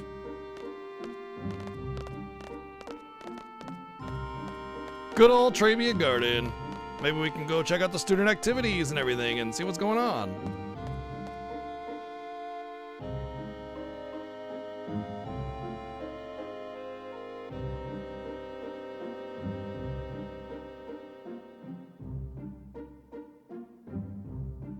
A direct hit. Well, we're at a major story point, by the way, right here. So we'll see all the dialogue, and we'll learn a lot about what's going on with everybody. So we're gonna learn a lot about the lore, the story, everything right here. So we'll see for ourselves whether or not it's a factor, because that is touched upon here, that aspect. And so, you know, if it's part of the story, we'll definitely hear it right here.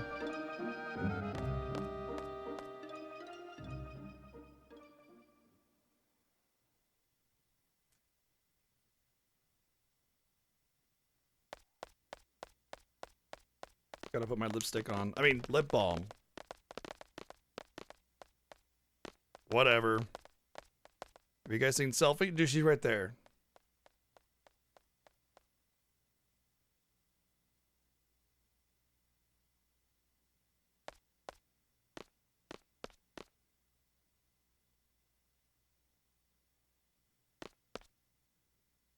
Makes me wonder if Trabia Garden has like the mobile aspect that the other two gardens have, and if it's operable at this point or not.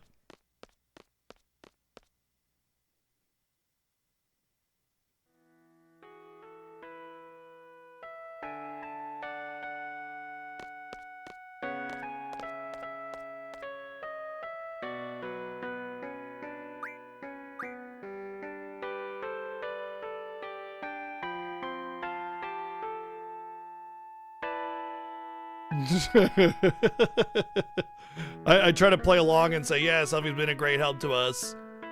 And Selfie's like, oh my god, that's not like you at all. Oh.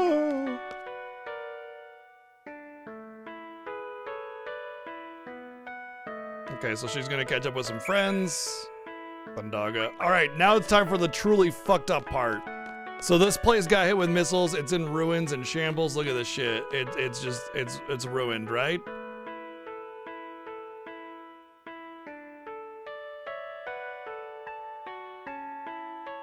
If you donate to the fund. Now we go over here. Basically a graveyard, man. Oh, it's pretty fucked up. Oh, look, there's a draw point.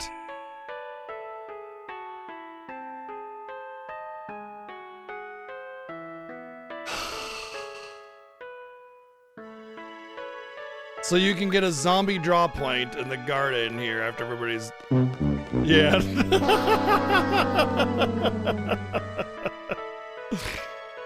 Yep. Oh, hey. Thank you so Phobos for the 714 bids. Yep.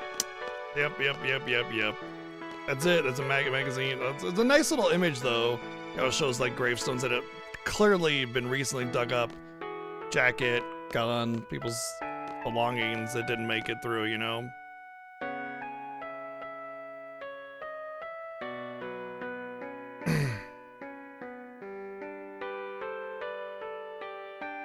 Right. What I'm saying is I wonder if there's anything here that suggests it, you know what I mean? Like obviously all the gardens are built that way on purpose. What I'm saying is I wonder if there's anything here that like points at it, you know, but it's inoperable or whatever. Thank you, Dance, over the 330 bits.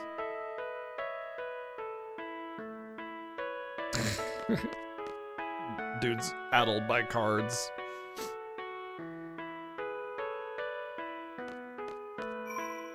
Sure, I'll save it.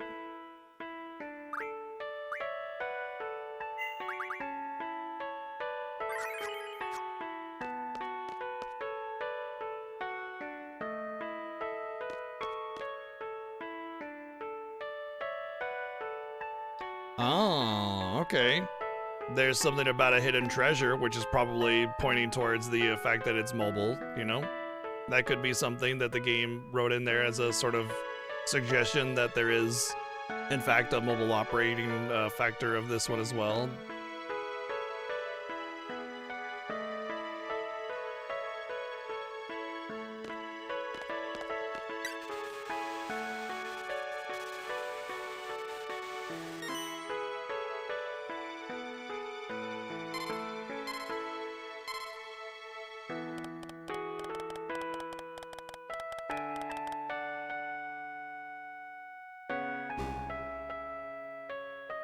It was Selfie's dossier. Nice.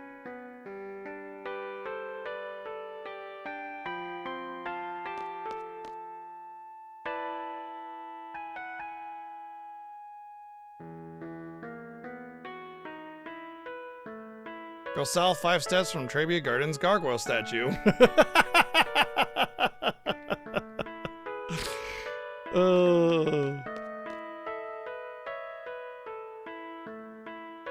Time to see if there's any truth to that.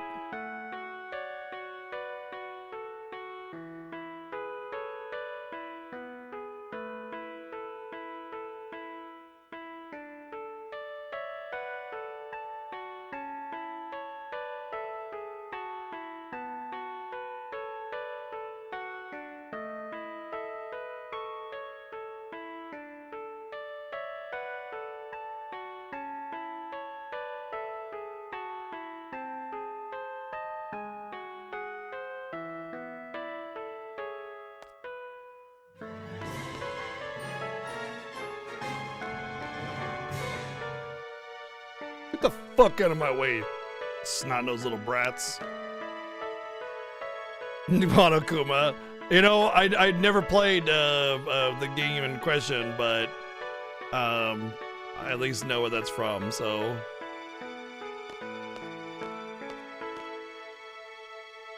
Well, maybe not. Oh well.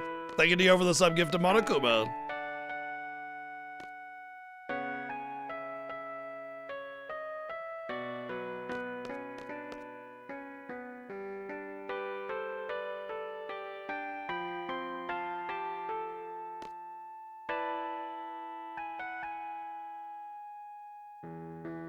It's right there.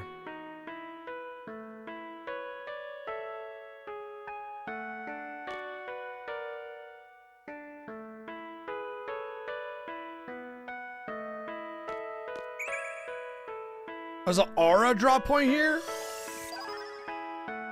It's it's not rechargeable though. Damn. Oh my god. Aura is the best strength junction pretty much in the game, I'm pretty sure.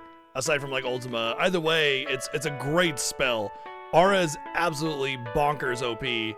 So I talked about the crisis level that is built into the game, where it's like, you know, based on how many debuffs you have or how low your HP is, you get your limits and do extra stuff, right? Aura just maxes out your crisis level, straight up. Buddy.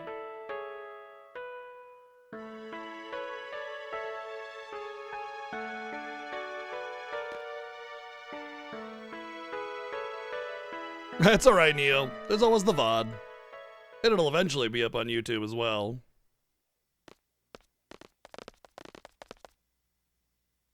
Yep, no worries. Have a good night, Neo. We're leaving as soon as Selfie gets back. We're on standby, so we're just waiting for her to do her thing. So the garden, they're not invading this garden, which is interesting, but also understandable.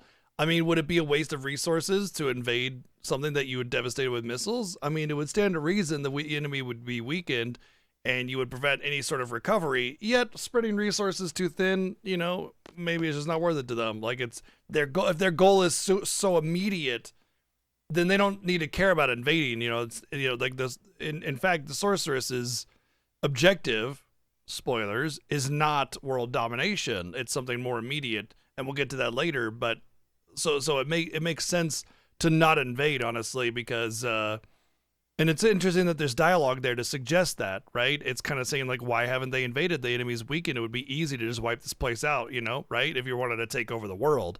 But just disabling them is enough. You know, they get back on their feet and they start living their lives there. Sorceress doesn't give a shit.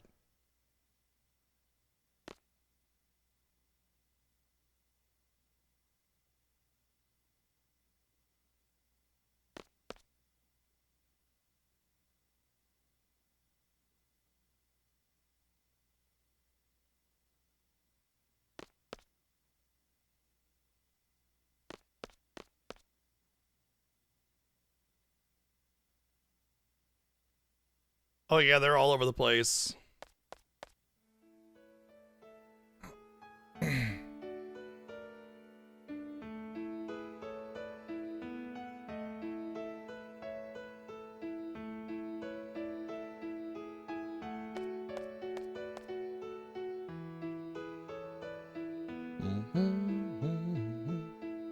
We have to fight to avoid any bloodshed. Sometimes there are no choices, but yeah.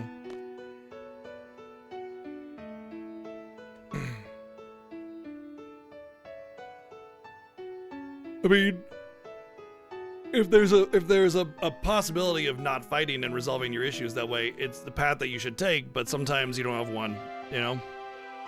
We talked about this before, about like when there's a force that's so oppressive that does not give a shit about talking things out, you have no choice but to fight. You have to be able to defend yourself.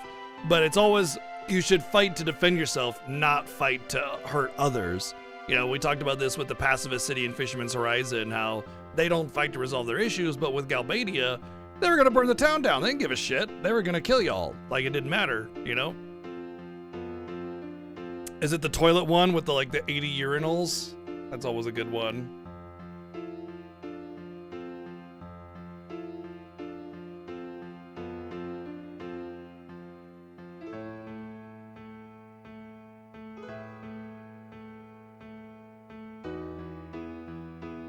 Oh.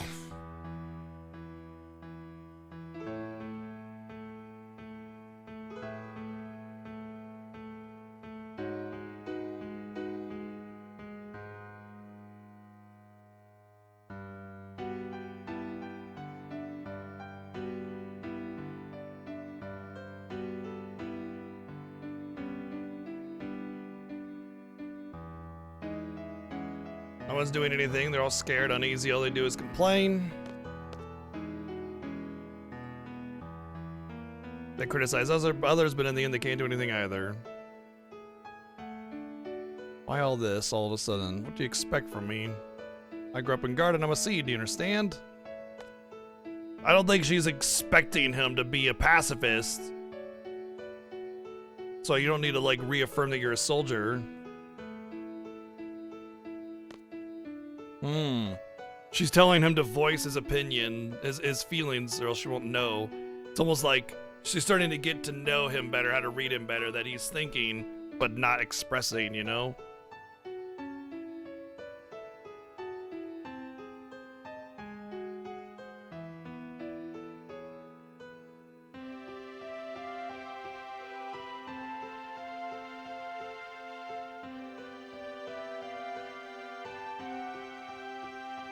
Exactly, Arrow.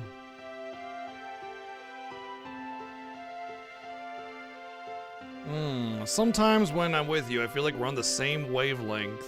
When the battle starts happening, it's different. Everyone's tempo seems to pick up, and I get left behind. I try to catch up, but it's no use. The funny thing is, if I just gave her the right GF junction, she'd be kicking ass. I just choose not to, you know? But I think what she's trying to imply here is like, you know, out of battle, like the non-gameplay aspect of the game, she kind of feels like an NPC in a way, kind of a non-important character. Like she's not trained like a seed, and she kind of gets left behind, obviously. And even though she was part of that resistance, she isn't a warrior, right? And then because they're so well trained, they're so organized, I'm sure they have their own battle, you know, their own unit calls and everything. And she's just kind of like, I'm shooting my boomerang, pew, you know what I mean?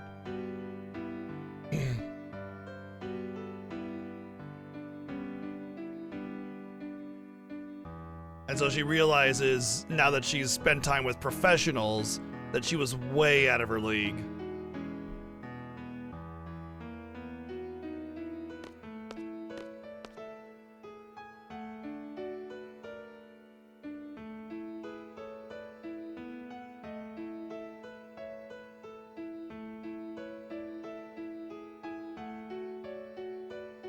Oh, okay, so this is how the orphanage talk starts. When I was a little kid, I was in an orphanage. Irvine still remembers that. Plenty of kids, all with no parents. It was around the end of the Sorceress Wars, so I guess it couldn't be helped. That's where I was.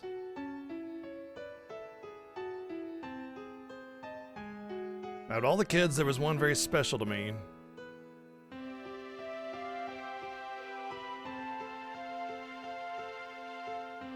I really like this girl. It made me so happy just talking to her. Sephi. Sephi. Sounds familiar. What are you playing? War. Oh my god, that sounds like Selfie, all right.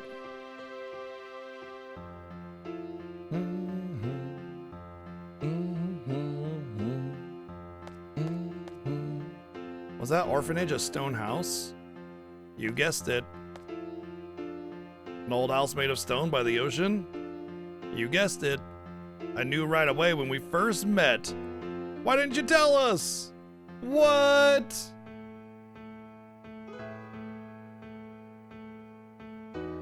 Because you two seem to have forgotten. It just kind of sucked that I was the only one who remembered. Spunky little Sephi and bossy little Quisty.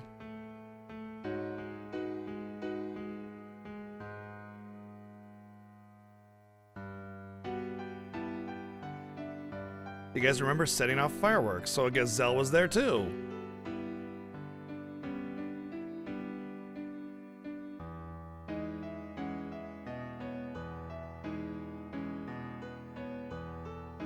And this little spirit of ghost of Squall, kind of like what it represents is him walking through his memories, basically trying to remember as well. Suggests that Squall was here as well. So apparently we all grew up in the same orphanage together, but we didn't remember. Why did we not remember? Why did Irvine remember and nobody else?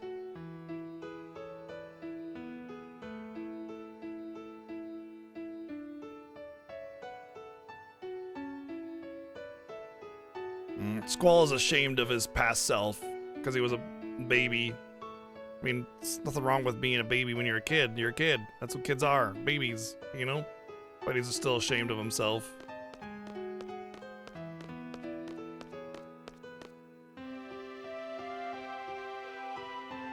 Oh, by the way, for whoever's talking about my cat being a Turkish van, here's his brother. That's his brother. Much more orange, much less white, but still all the same, very big. Similar colors. Oh. Okay, I just wanted to pet you. Don't gotta lick my hand too.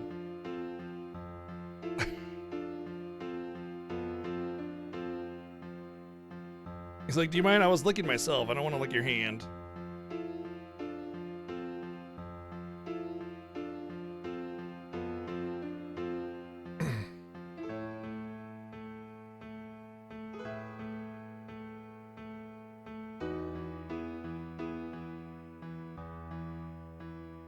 The ocean, the lighthouse. We set off fireworks. You know how it is. That's what I do.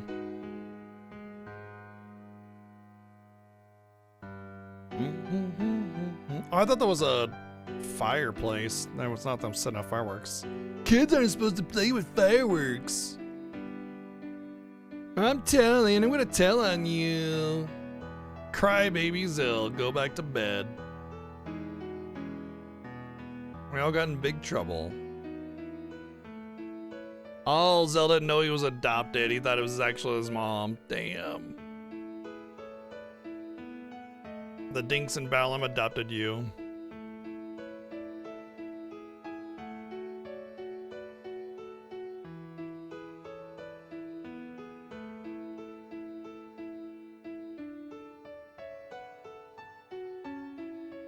Oh, the lighthouse in the background, the effect there is pretty cool. Stop teasing me. Cypher! Cypher was there as well! My arch enemy. Might be why they were talking so casually with one another.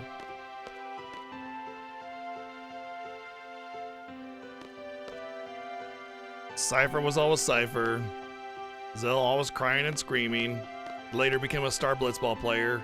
Irvine, sorry, I don't remember you. Questus, I think you were difficult to deal with. Selfie always full of energy. Circumstances that brought us all together despite all growing up in the same orphanage. You know, it's possible that there was a lot of other kids here and it just so like all of the CDs at our age, or all the seeds at our age would have been in this orphanage. So, I mean, the fact that we were all there together and we came together is actually a lot less likely, or a lot more likely than we might think. They just only focus around us. Except for whatever, we were all there. Oh, Renoa was not there.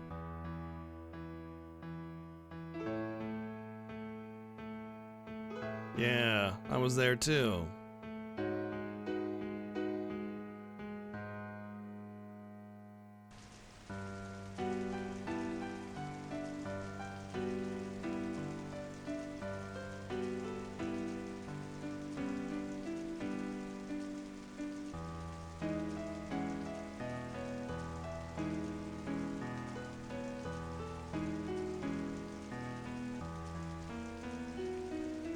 Oh, Elone is his sis, apparently. So he's known of Elone before, which begs the question, which begs the question why we didn't remember Elone as our sis, not literal sister. I'm guessing not blood related, but sis all the same because maybe she was part of this orphanage at some point. But more than that, it's like that's why Elone knew our name, and it wasn't just because she was using us for the whole Laguna sequence, right? She was a bit older than us, so we all used to call her sis. Which makes a lot more sense with the timeline as well, because Elone should be about like 23, 24 compared to us being 17.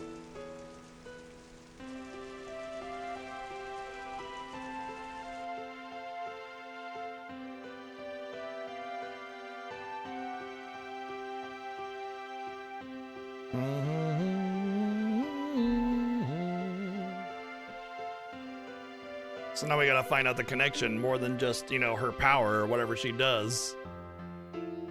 She said she wanted to change the past.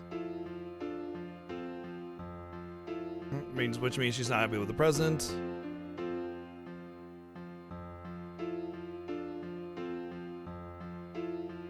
But that's the interesting thing is, how did she end up here?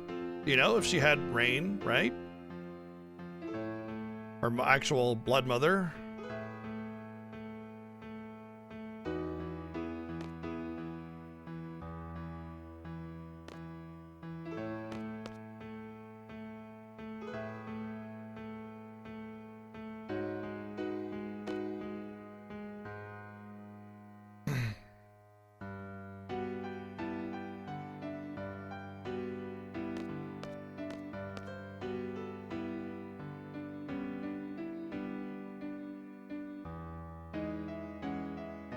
Yeah.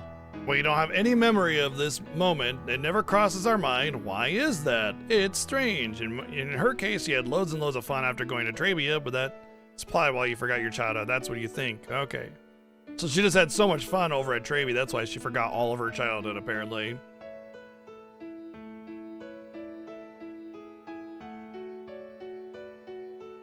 Things didn't work out too well in Quistis' new home, so she came to Garden at the age of 10. That's when you first noticed Cypher and Squall. They were always fighting.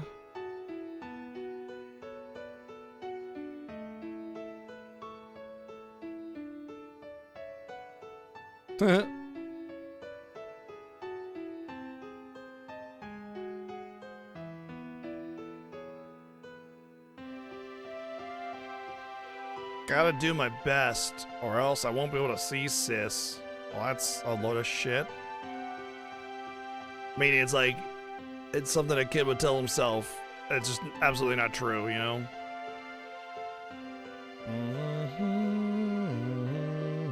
Some of those sub goals have been hit, actually, all the way up to... Well, shit, I think, oh gosh, I actually don't remember. I want to say up to Space Ace have been hit.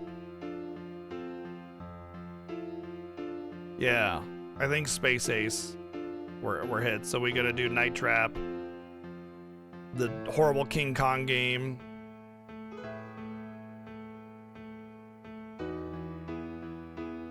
I'm certain the Lufia 2 remake was not met, because I remember talking about how we were really close and then it just didn't get over, which is fine.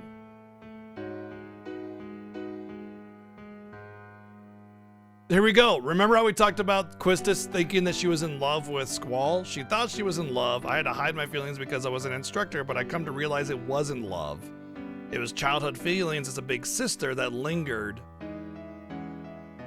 There was also a lot of other stuff behind it, you know, like her own need to seek validation due to her awkward position, you know.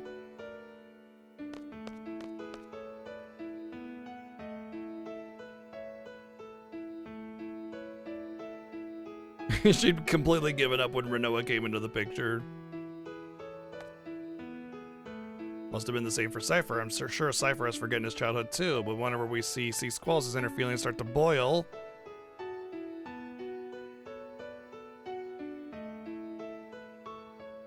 Yeah, how did we all forget? How about this? The price we pay for using the GF. The GF provides us with power, but the GF makes its own place inside our brain. So you're saying that the area is where our memories are stored.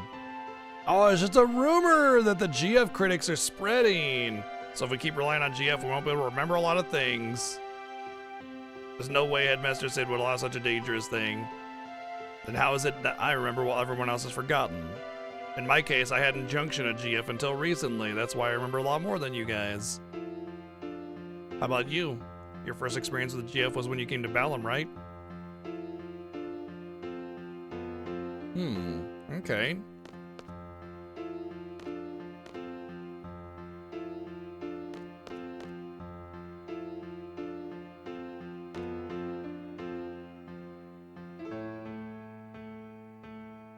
Uh-oh, Selphie has a confession to make.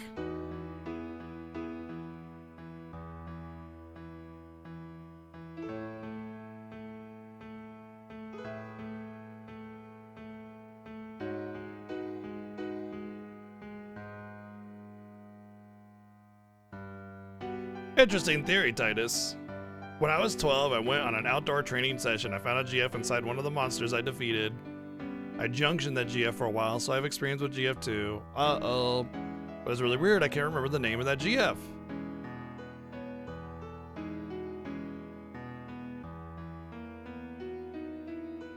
I hate trains. Yeah, right.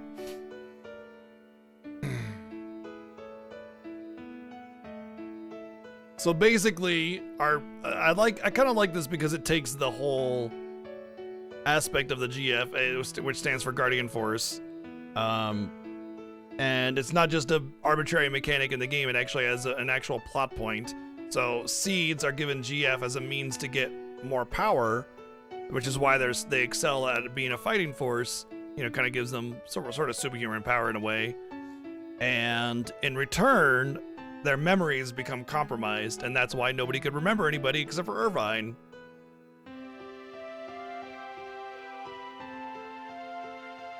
You know, it's actually kind of funny.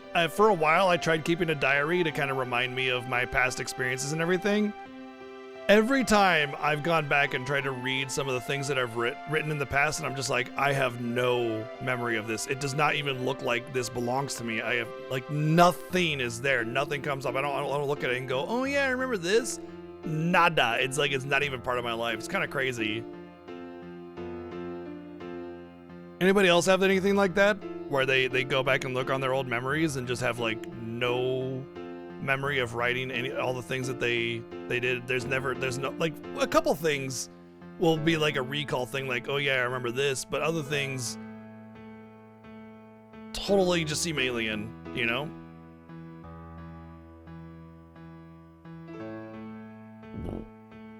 No recollection, no oh yeah moment.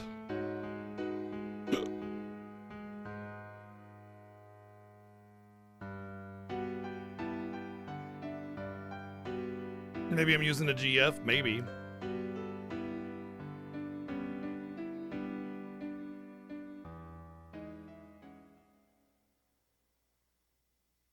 Hey. Do you all remember Matron? She was always wearing black. Dressed in black, she's very kind, long black hair. Yes, I really admired her. Wait, I just pictured her face and I see a resemblance. Matron, they look alike. Matron's name is Adea Kramer. Matron is Sorceress Adea. Dun dun dun! Oh, the twist. We were raised by Adea the whole time. She was the matron of the orphanage we all grew up in. What?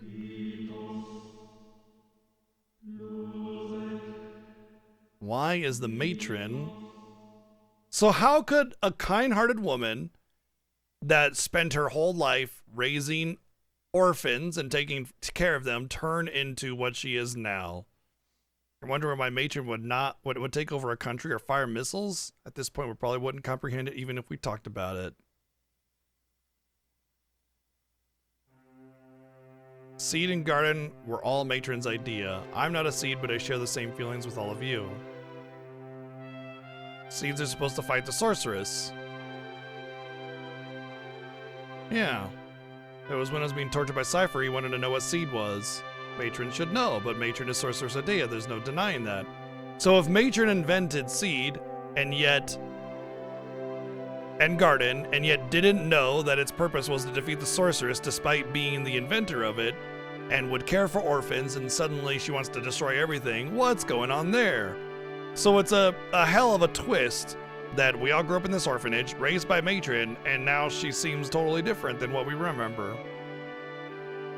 What does it all mean? An evil twin, aha.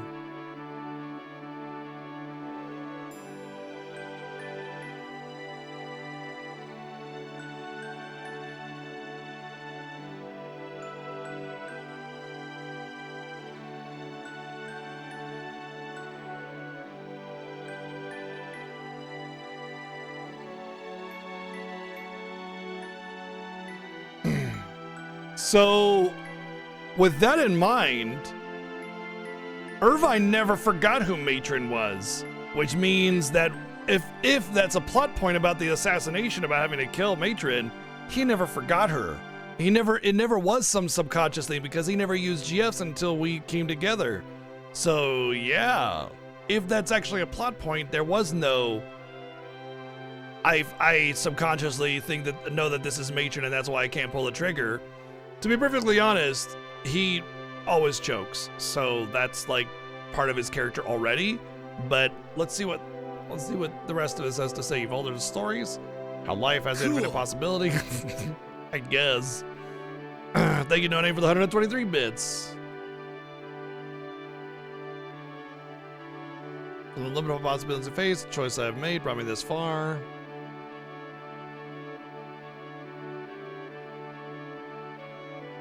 I know our opponent is Matron, whom we all love very much. We might lose something very important on account of the GF, but I don't mind. It's not like I drifted here on the tides of fate. I'm here because I chose to be here. And more importantly, we all grew up together. Sardines! More importantly, sardines. Thank you, Node, for the 100 bids. I just realized Phobos voted for Grandia 3. Interesting choice. One I haven't played. One Grandia game I haven't played, that is.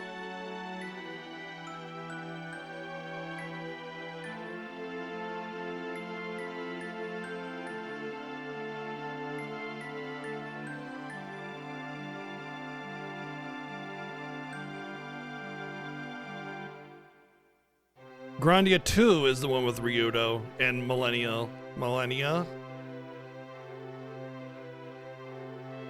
Grandia 1 is Justin, Sue, etc.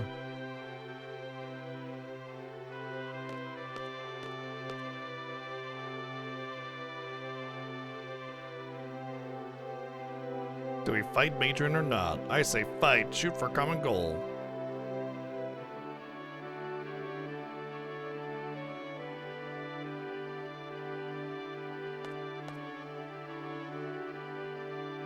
Freaking Renoa over there just sitting there just like, woo.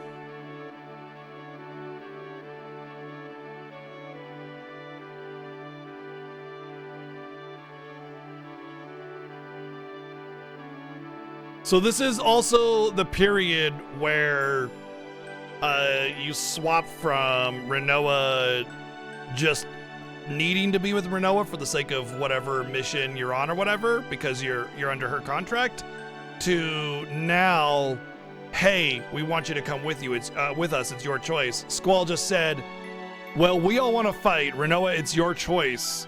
We're not going to run, but we think that this is the right choice to make. Are you with us? So it's this is the point where, like, Renoa falls. Okay, so it goes like this. Renoa and Squall meet. Renoa's using Squall to get closer to Sid. She gets a contract for Seed. It happens to be Squall. We go and see her. And she's like, okay, cool, here's your mission. And she starts to find these feelings for Squall. But the whole time, the first, like, huge point of the part of this time, it's like, we do her mission, but then we're pushed back and we're still under contract, so we got to get her safe. We go to this place. All these things happen. We get separated. We get imprisoned for failing the assassination. She comes back because at that point, she's built up enough of an affinity towards me that she wants to come and rescue us, which she does, but then we were already on our way out anyway, so it doesn't really matter. So Squall doesn't really find that in his heart to be like, holy shit, you rescued us, kind of thing, because he made his own way, because he's a badass, whatever. Anyway, we're still kind of separated, right? We're trying to find our way back. The missiles get fired. We got to get back to the garden, and all these things happen. We're kind of stuck together, right? This is the first part of the game, really, where we've had the freedom to choose where we're not under contract from Renoa. But because Renoa has grown attached to Squall, she follows him around. She's become friends with the gang, and she's kind of just like there. But it's at this point now where we're saying, hey, come with us. Be a part of this crew. We want you here. It's up to you. A gift from the fairies, apparently. Yay, we're all struggling. Our garden and our home has been destroyed.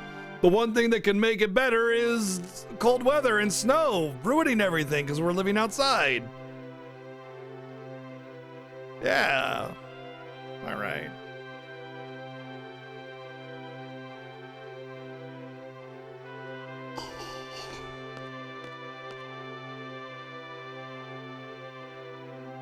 Or Artravia Garden, I mean, not the orphanage. So now they say, let's go to the orphanage. Let's find Adea's house.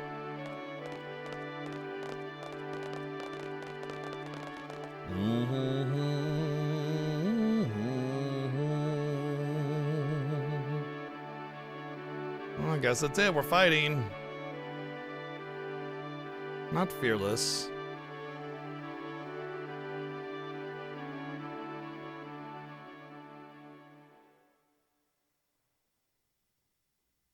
Oh, okay.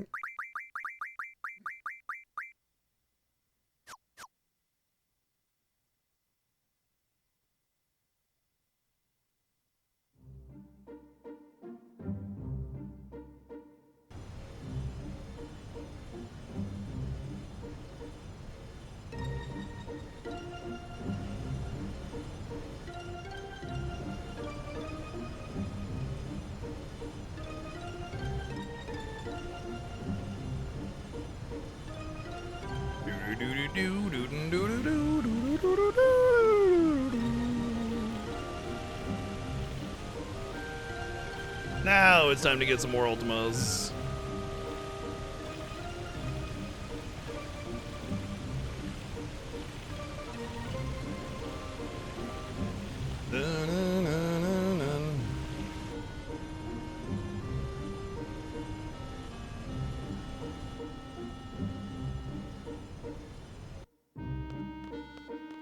Actually tossed me out on the right side.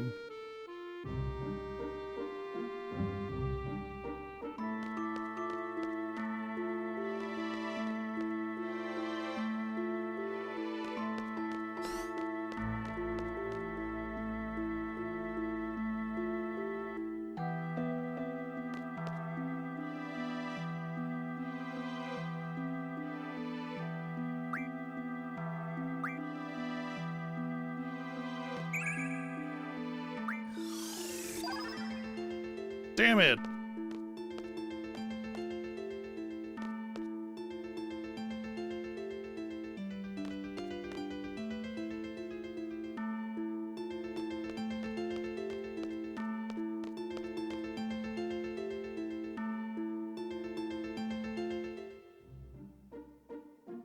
Boom, boom, boom, boom.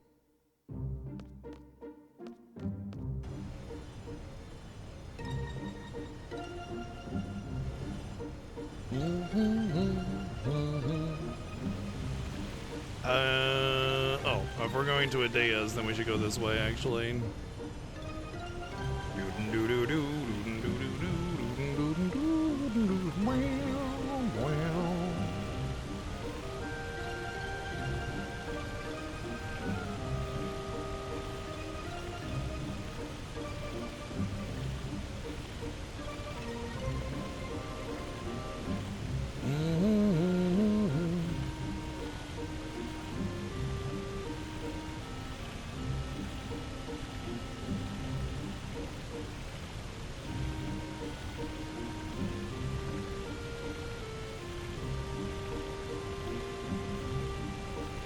I never understood this southern continent.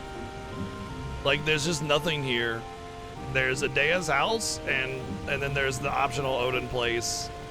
And, like, that's it. And there's just a bunch of empty islands.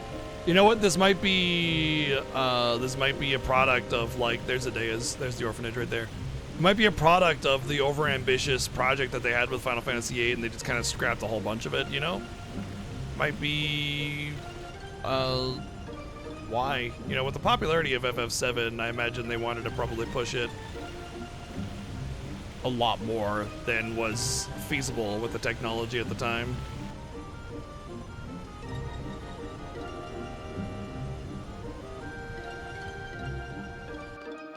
Alright, we're gonna do the Odin thing first, because it's better to do it at a lower level. I mean, you can get like meteors and triples from Odin if you do it later on, but I don't really care about that. So I'm gonna AFK for a minute. I'm gonna grab a quick snack and some water because I need to.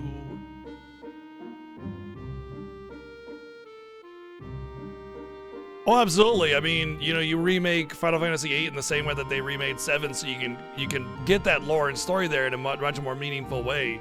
I think there's a lot there that the story could benefit from. I think it worked really well with the remake. Unlikely though, because most of the people behind FF8, just like FF7, they're getting old. They're retiring, you know. So there's the Ultimadia. Yeah, it helps. Anyway, I'm gonna BRB a couple minutes. Just gonna grab some water.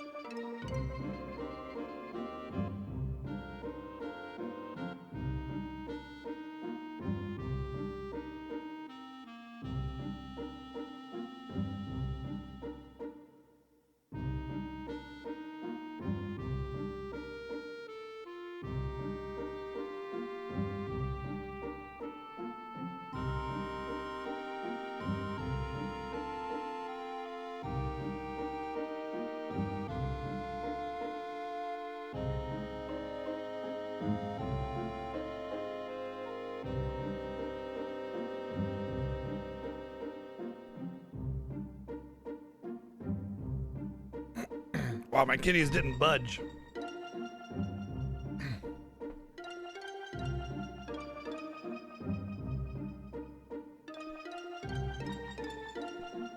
All right, we're back. Exiled 1, thank you for the 3 months of subbing.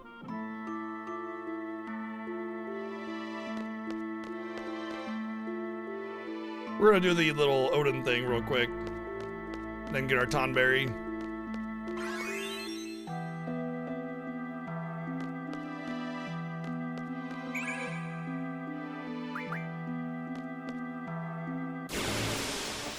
You know what I'm gonna do though? I think I'm gonna do no encounter here.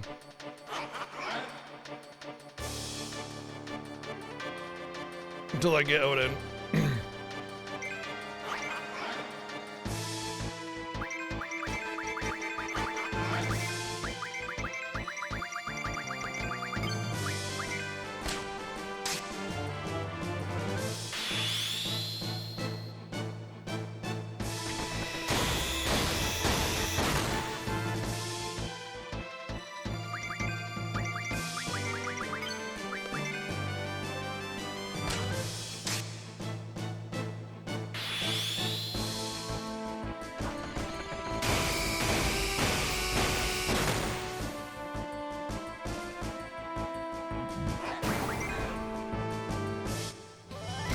Adjusting humility levels.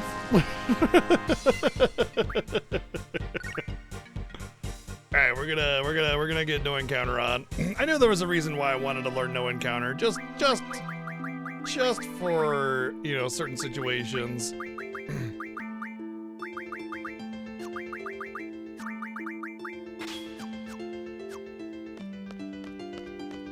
We could just kind of go through this place without worrying too much about it, because the encounters can really take it out of you.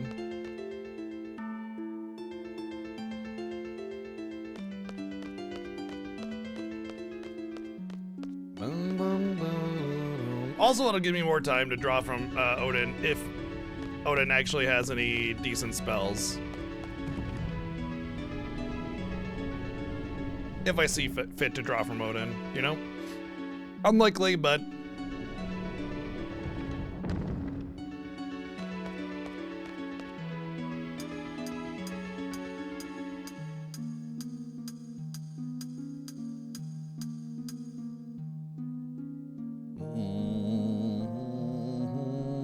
At this level, I doubt Odin will have anything of value. But who knows?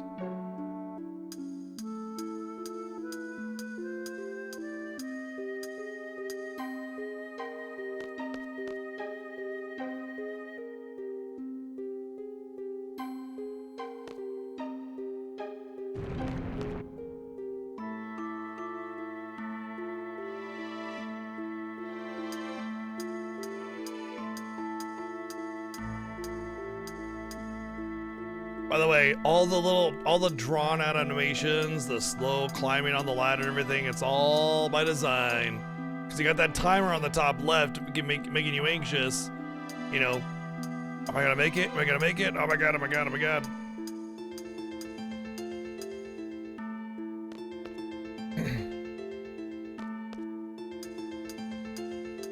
You know what? I'm actually gonna take the stair this time because I don't have encounters on. I know I could just climb the ladder and it'll basically just take you right to the top of the stair there. But I want to see, okay, just same deal. Doesn't do anything different then. Gotcha.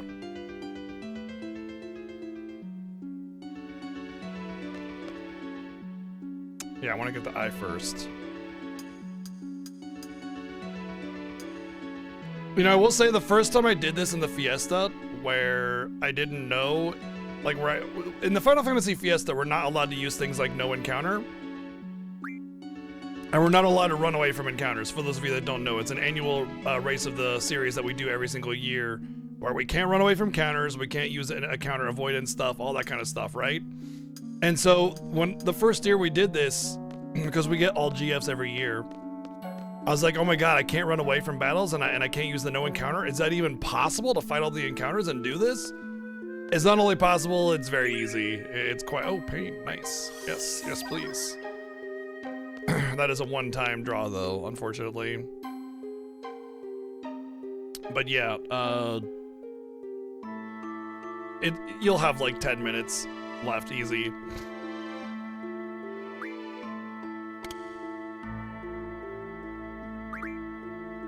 Oh shit. I didn't.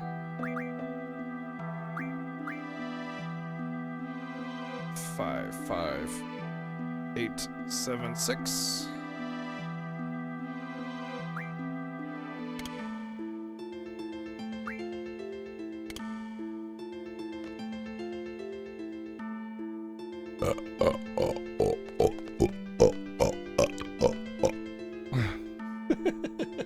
It's just me, buddy. I startled my cat.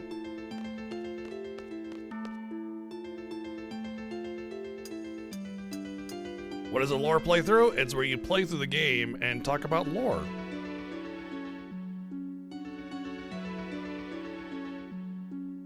Although there's no story significance to this place.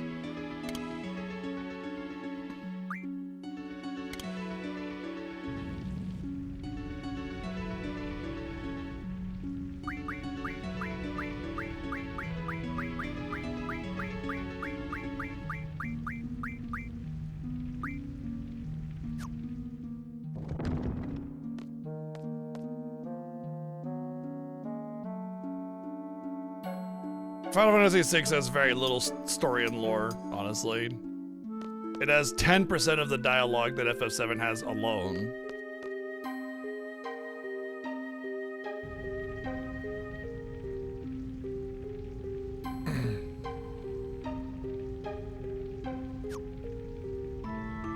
Lore is just, oh, I get it.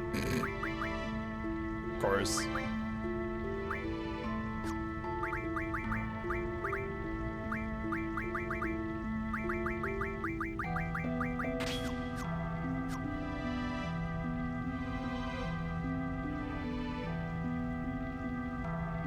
So with Odin, all you have to do is just beat out the timer. That's it. Nothing else. He doesn't do anything. Just sits there and waits, and then he's Zen Tetsukins at the end. So he's got triple and death. Yeah. Let's get some triples then. You're stuck on him, so maybe just get some stops instead, I suppose. I'll get more than enough of the other things for death, the chef's knife. So we'll see. It'll give them stops while they're getting triples. Stop isn't terrible, but eh. Actually, doubles might be better than triples, to be honest. Just because double is not a terrible, like, hit speed junction.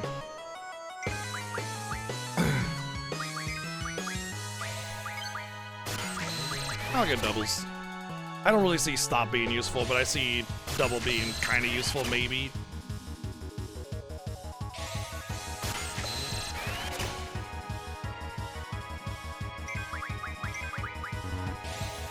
Alright, that puts him at 100 now, so yeah. We just gotta wait for Renoa to get 100 triples and we're good.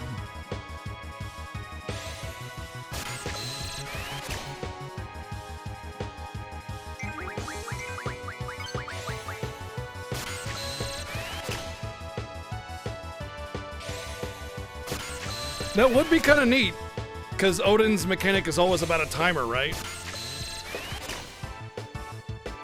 In Final Fantasy V, you have 1 minute to kill him. That could be a pretty tight timer.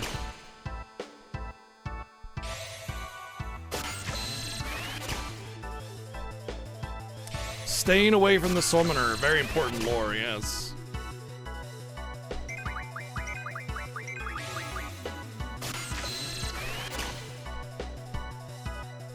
Ah, damn, that's a pain.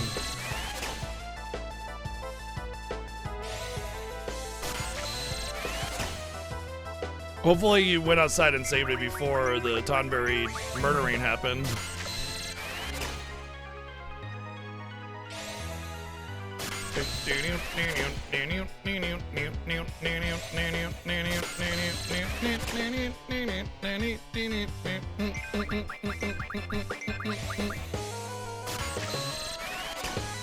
She should be at about 70 or 80 at that point, so just a couple more.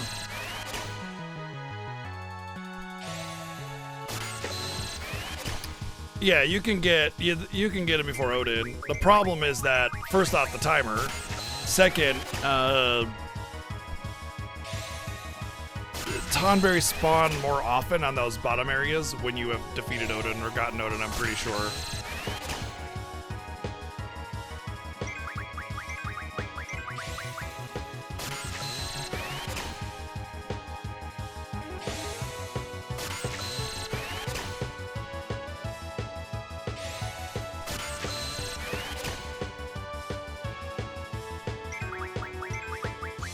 Alright, this is probably the last one. If I get 2, 1 triple. Yep. That was the last one. Alright. Let's end this.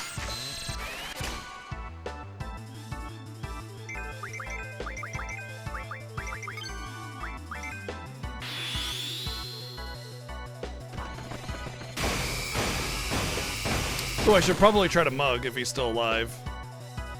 Nope.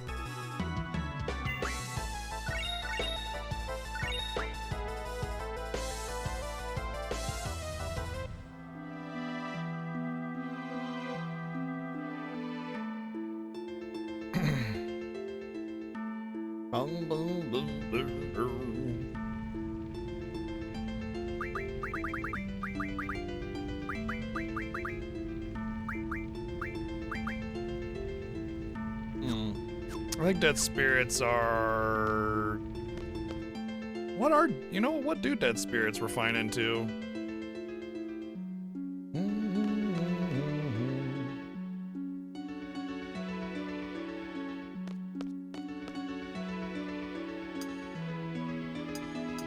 I believe so, yeah.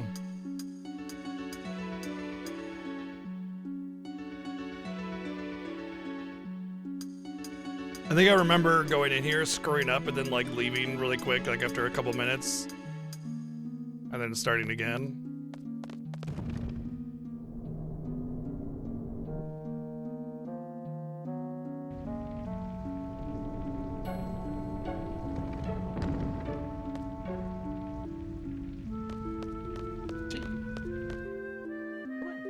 Fine, don't.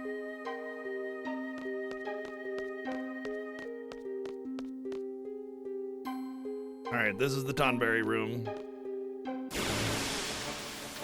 That's right, death and death stones, yeah, which are like 1 death per or something like that. It's garbage.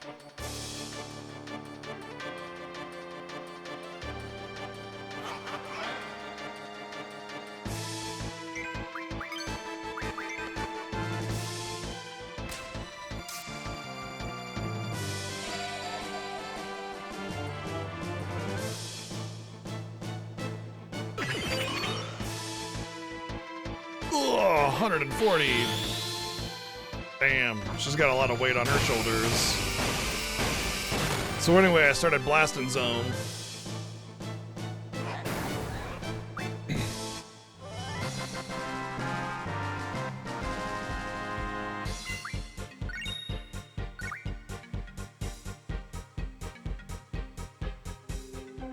You get 20 deaths and 2 death stones, or 2 death stones for 1 death.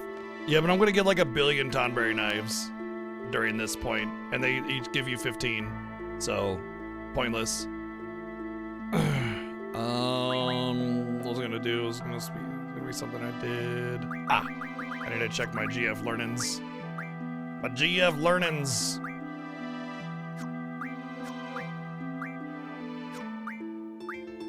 I don't think I'm anywhere close on anything, and the Tonberries only give 1, so don't think we're gonna have to worry about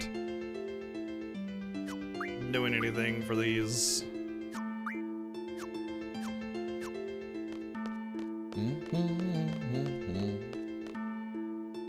So we gotta kill, I think, 20 Tonberries for a chance for 1 to turn into a Tonberry King, and you beat that, and then you get the Tonberry GF. Once again, nothing lore based here, it's just purely an optional dungeon you can do.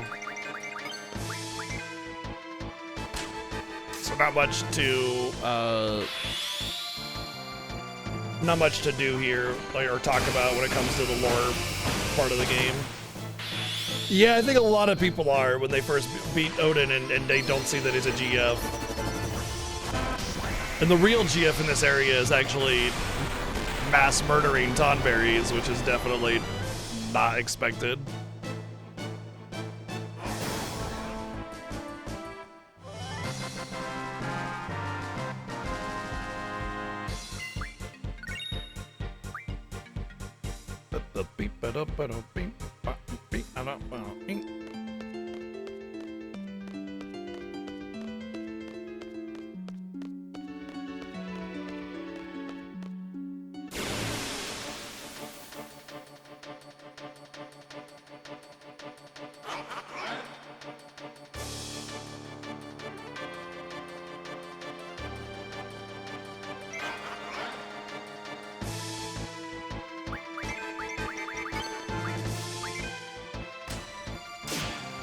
Oh man, the critical hit.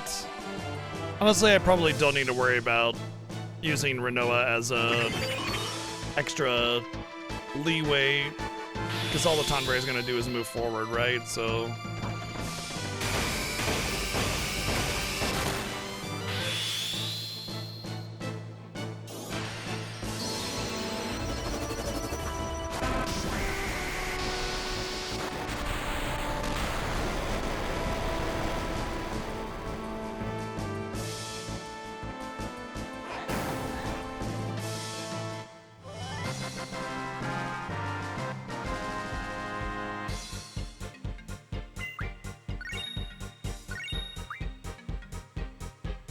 I don't know. I don't really set them. I guess it's good to check though. Well, time to learn Hooch Reverse.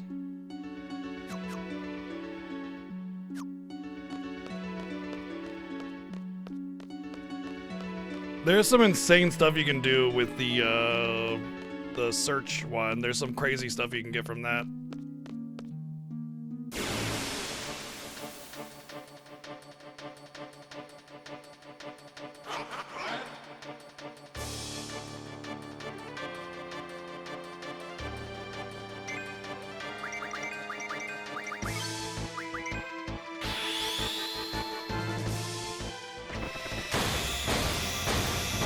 Uh-oh.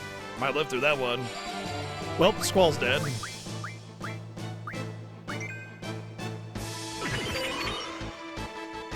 Everyone's grudge, the damage on everyone's grudge is based off of how many killing blows you have. So if you kill more with that character, everyone's grudge will do more damage. And everyone's grudge is only a chance counterattack. Sometimes they won't use everyone's grudge, sometimes they will, but it's a chance to counterattack on attack that they will everyone's grudge.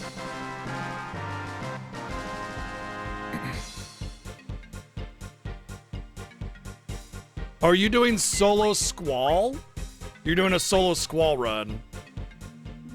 If you're doing a solo Squall run, I would make sure that you Renzo one-shots the Tonberries. Because it's a chance on counterattack, and if he's doing if you're doing solo Squall, it means he has every killing blow, which means everyone's grudge is probably doing like 9,000. See, even with me, everyone's grudge is only doing 3,400 on him. So if he were at full health, he'd still live through one, but I'd need Aura in order to get a limit break. So at that point, you're gonna need a lot more strength to make sure that you kill that thing, you know?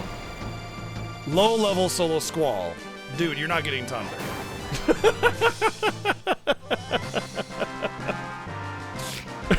Unless you magically find some way to kill one, run outside, save it, repeat, you know? I guess you could get some heroes, yeah. Break. I don't know if break counts as killing them for the purpose of Tonberry King, but I suppose you could get heroes, but like, I mean, the only place you're gonna get enough heroes is if you go get the Laguna card from Alone, which is literally the end of the game. So I mean, yeah.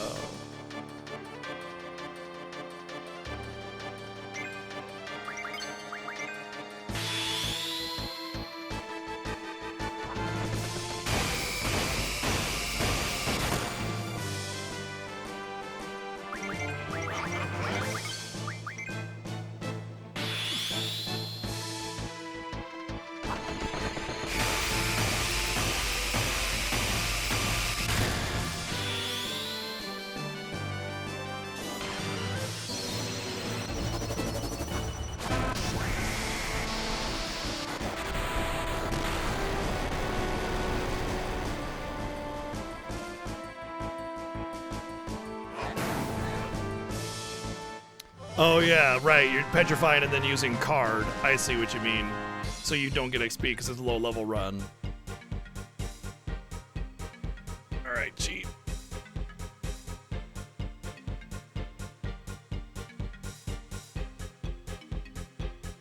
You can come up here if you want, but you can't get into everything. Come on.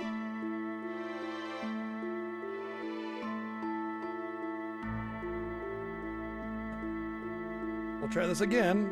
Don't get into everything, and you can come over here. No, you're not allowed over there.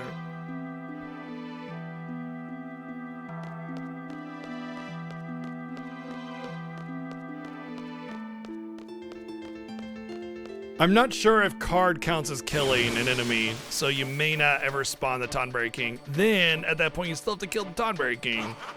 So, I'm not sure if you're using a guide that tells you, yeah, you can do it that way, but as far as I understand it, I mean, the whole point of using card is that it doesn't kill the enemy, it doesn't count towards killing, and thus, you know,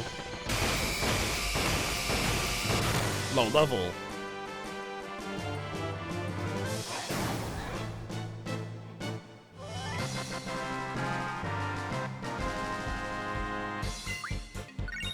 What is that, about 7 or 8 of them? Just need 13 more-ish.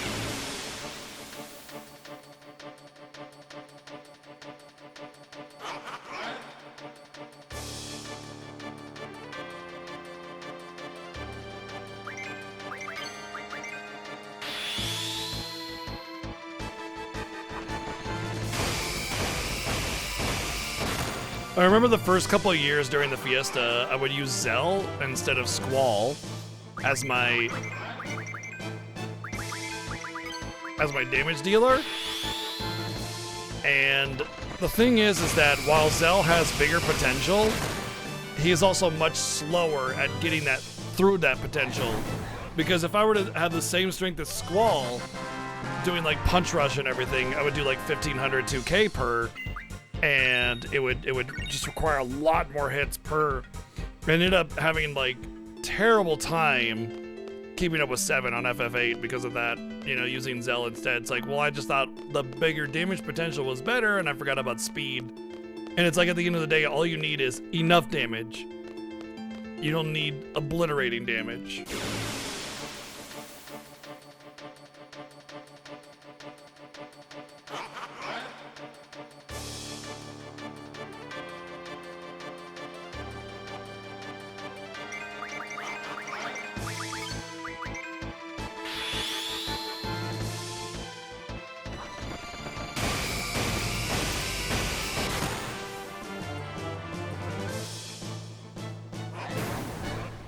I mean, I wouldn't say it's spoiled. I mean, it's a magic card. You can't really spoil a magic card.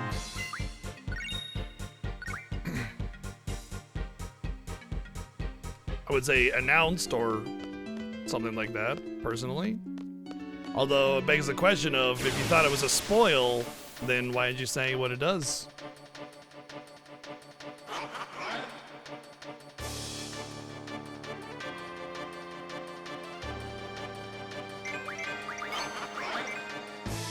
Wizard of the Coast call us spoilers? Huh.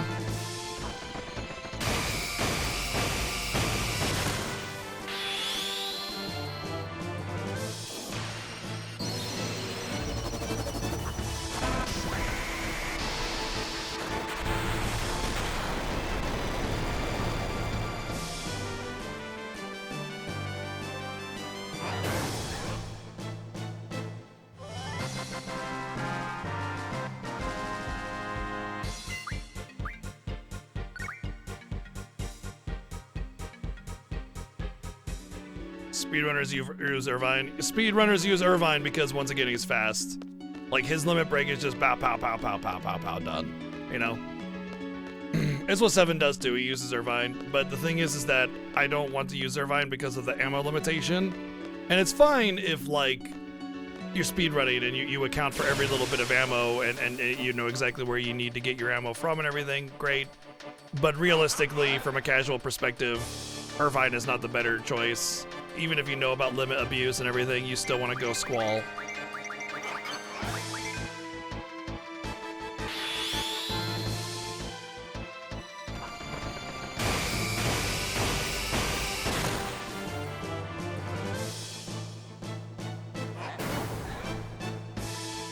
I mean, Irvine is perfectly capable, and in fact, if you had like the optimal take advantage of everything and blow everything up party, it would include Irvine. It would be Irvine, Zell, Squall, by far, easily the best party. However, I tend to use Quistis as my third because of what's it called? The Devour, not maybe it's a Devour, it's the one limit break that just you die. Degenerator, thank you. Degenerator is very easy to get. You pretty much just always get it no matter what.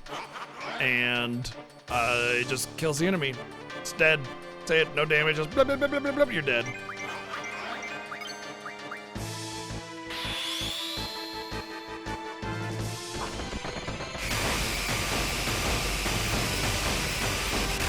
But obviously you can't degen a boss, so, you know.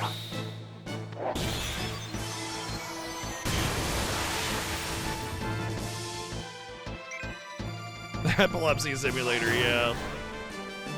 I mean, it's hard not to use Quistis in the Fiesta, especially when you gotta go down to the deep sea research facility, right? So.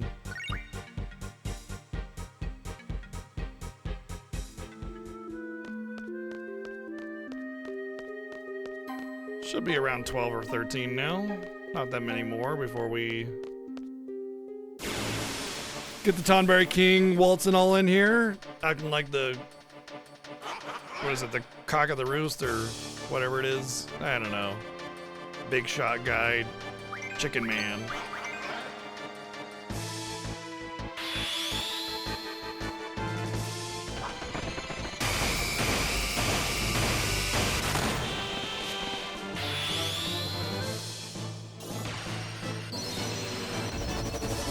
Whee! Spinny!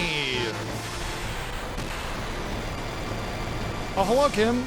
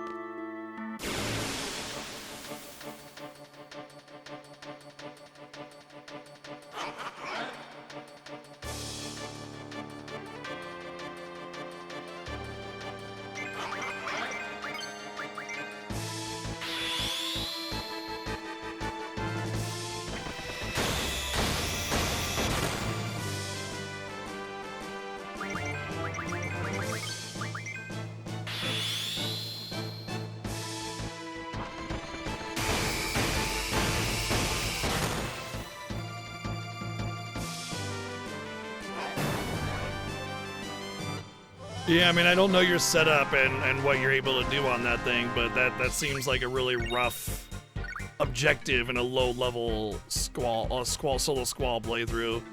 Because, like, Tonberry has you have no risk of dying to a Tonberry. It stabs you, or you get everyone's grudge, you res, rinse, repeat. It only ever has single target, and you never have to worry about dying. Especially if you have a character that's done very little killing blows, there's nothing you can do about it. But with Solo Squall, yeah, good luck on that, man. I don't know what the strategy would be. Especially if you don't have, like, broken stats like I do, you know?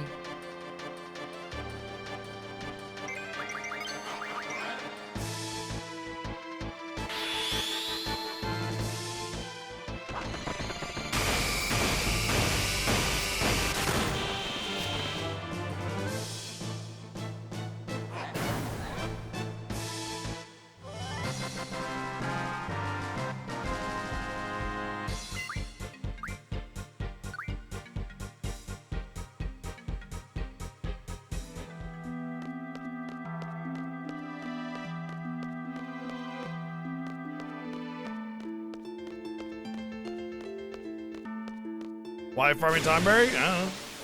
Cause I wanna.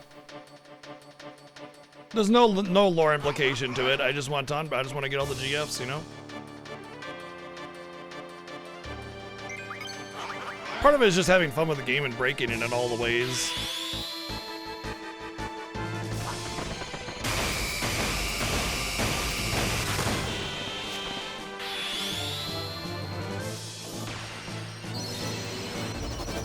Oh, you didn't know that?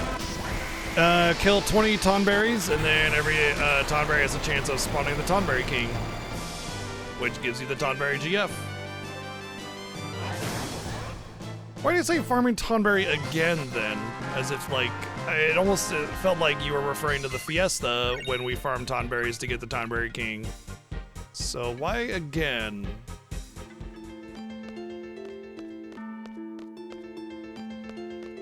That's why the language confused me there. You have triple junction to strength, 40 strength, then total 141, 6.5k HP. I guess you don't have like the 60% strength as well? Or the 20% strength?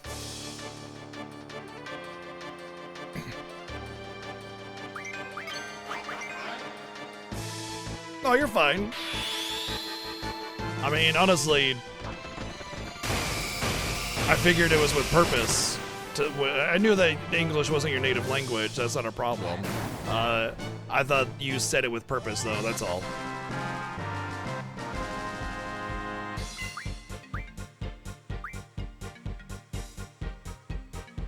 But if you have 40% strength, you should have 20% strength. Because it's with Ifrit, right?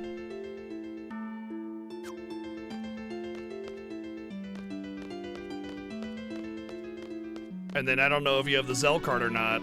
You know, I don't want to give you too much advice. Oh, what was that? What was that? I didn't get paid. If you want, I can give you extra advice on how to get more power, but I don't want to just spell it out for you. I don't want to backseat your playthrough. But it didn't say. Oh, it just ranked up without popping up on screen. Shouldn't a rank up only occur when you get paid? A rank up or rank down, unless you're taking a test, of course. So if you have the Zell card, which you get from Zell's mom, you can card mod that into Hyper Wrists, I think, which let a GF learn 60% strength. So you can get an additional 60% strength from that. That'll give you the ability to do a lot more damage since you'll have 40, 20, and 60% strength.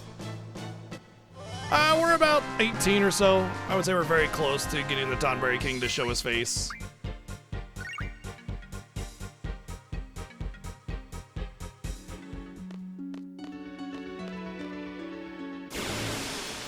Oh, fair enough, Durian. Fair enough. Oh, it's Doggo ability learn. Thank you. That's what that is. Gotcha, because nothing popped up on screen.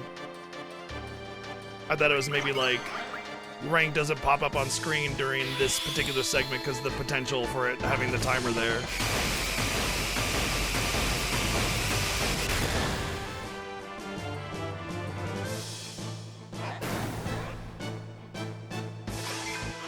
There he is. There's our boy.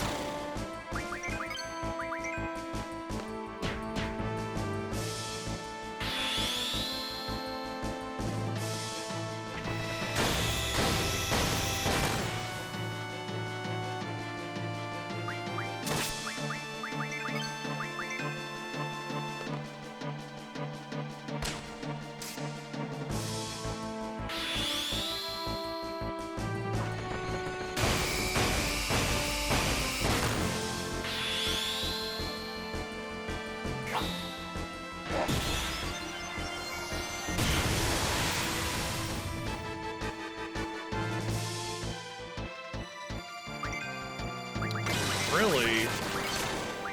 Not dead yet? What the hell's up with this Tonberry King? I remember normally it's like 1 or 2 Renzos and you're done, but 3? 4? Even at a finisher. There he goes.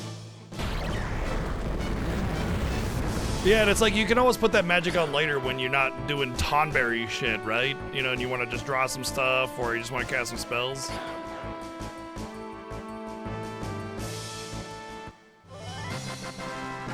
Tonberry, join my party? You mean I get another character? 7-person party.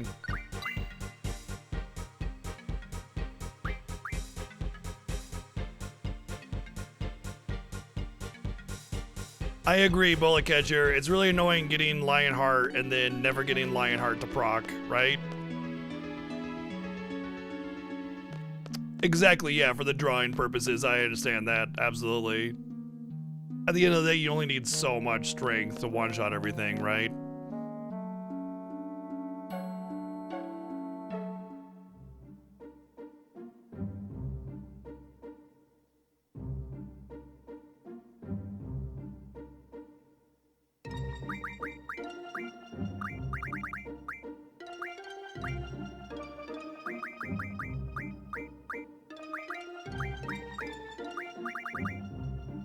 I want these ones. Shop stuff, familiar. Actually, I want this one, I think, first. And it doesn't matter who I junction this to, really. The luck and evasion, blah. The abilities are okay. I'll just junction it to Zell.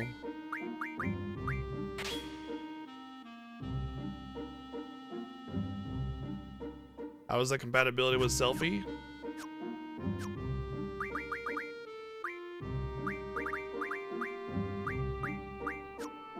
I don't know how to check compatibility, honestly. Oh, right there. It has a little bit more compatibility with Selfie, yeah. I never, ever bothered with the compatibility or even caring about it.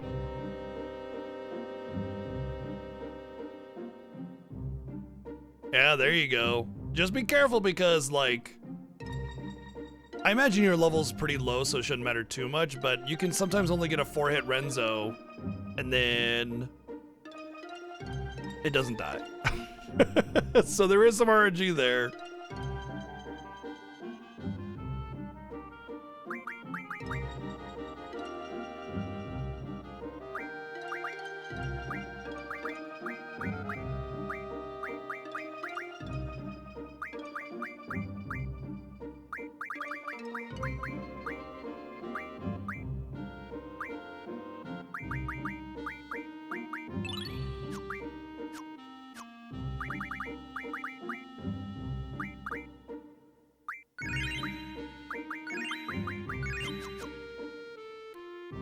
No, I pretty much have a permanent bad back now. I mean, I can walk and you know, with relative ease and everything, but any kind of bending over stuff or too much strenuous activity, and it's pretty much no-go. It's pretty much my life now.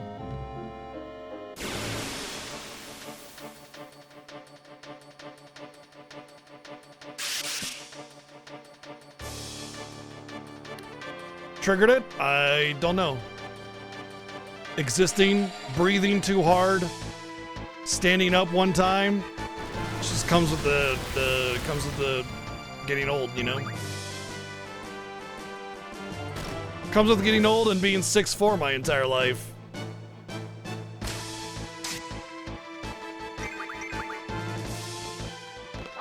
I basically came out of the womb 6'4", you know.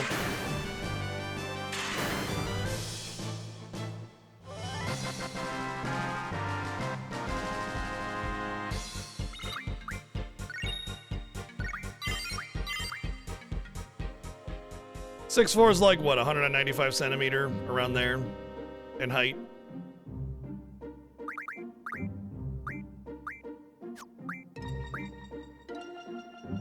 Yeah, somewhere around there. Oh, he's done.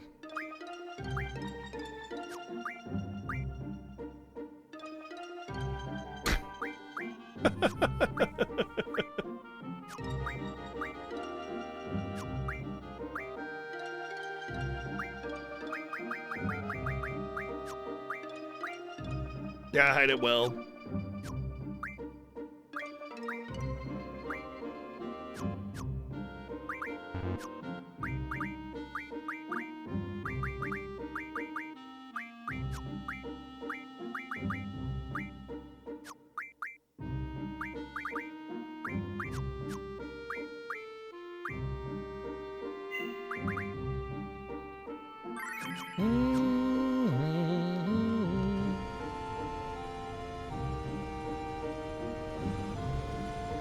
All right, let's go continue the story. There's unfortunately not a whole lot out in the world to go and like explore and figure out and get lore bits from. Most of the lore in the game comes from just going through the story.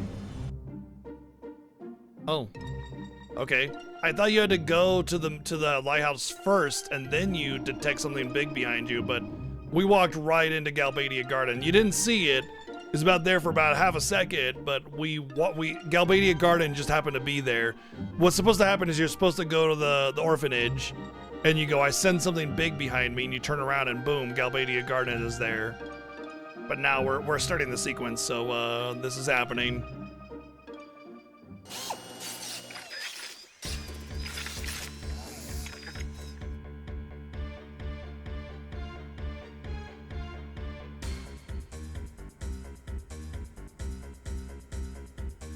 They probably know we're here too. If not, we'll make the first move.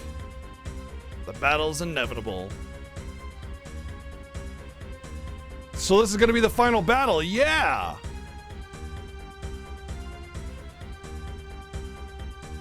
I don't know, you'd have to ask my mom. I was a baby, I don't remember.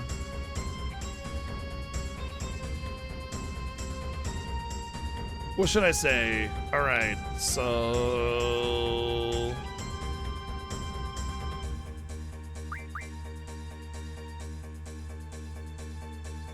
Prepare to attack. Prepare defense. Take care of the junior classmen. I think that's all the good things.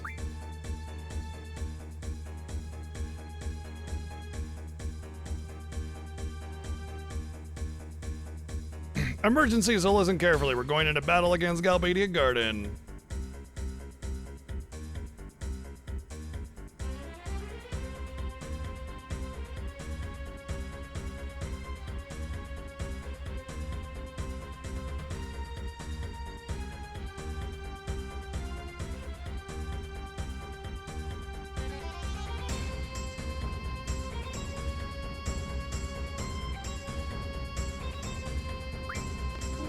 Well, dude didn't say anything, so I think that's like the optimal thing you should say.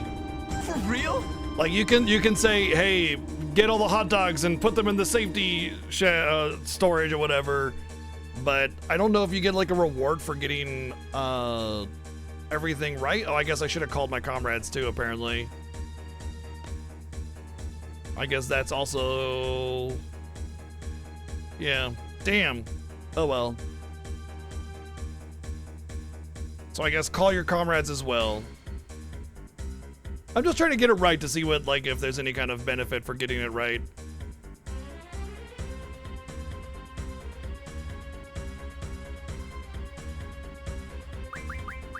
Who's coming with me? Literally no choices. We don't have to do junction exchange just yet, so...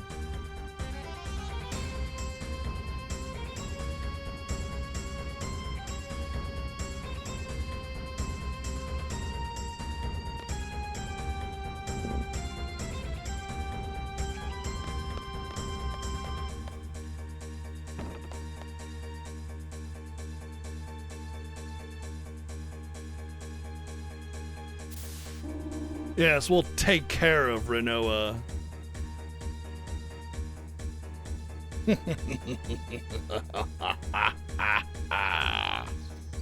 Aw, cute deer.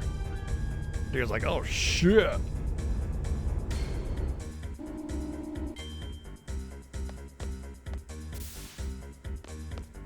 Why are we on the second floor?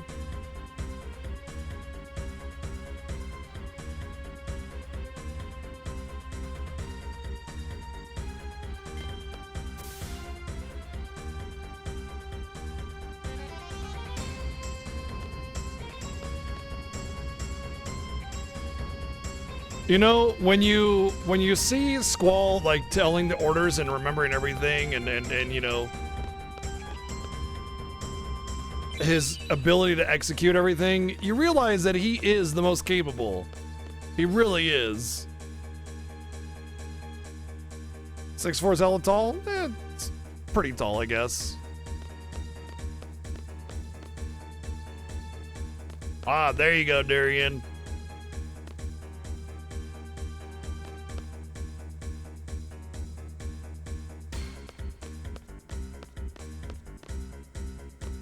That's the cafeteria's responsibility. They should know that in the case of emergency, it's automatic.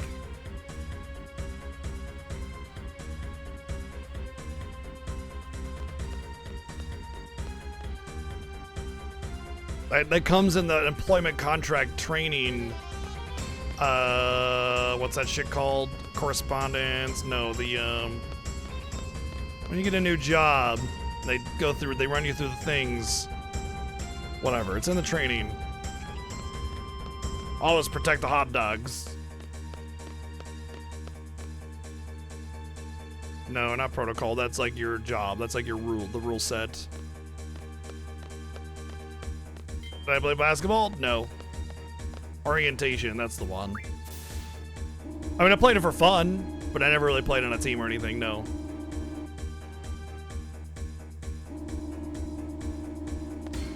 Do you know what basketball is? It's running. It's just running back and forth and back and forth and back and forth. It's just running. I fucking hate running. I don't want to play basketball.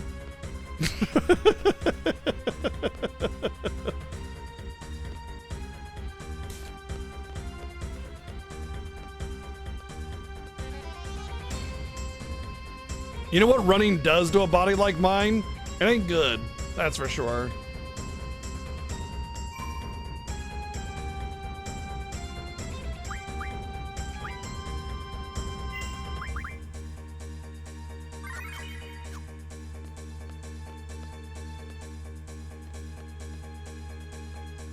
I mean, running's pretty bad for you, period. It does. It's great for the, you know, if you're younger and in the short term, but when you get older, it really starts to wear on you.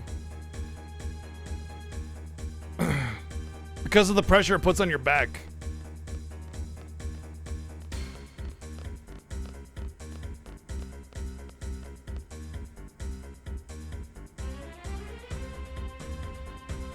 And knees, yeah, knees too.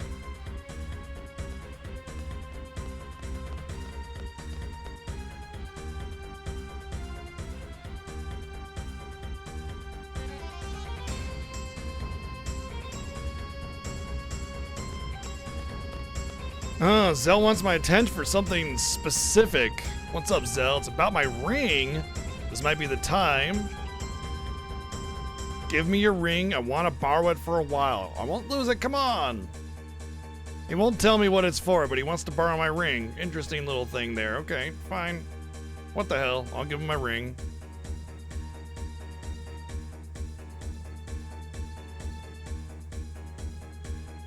Don't lose it, bitch.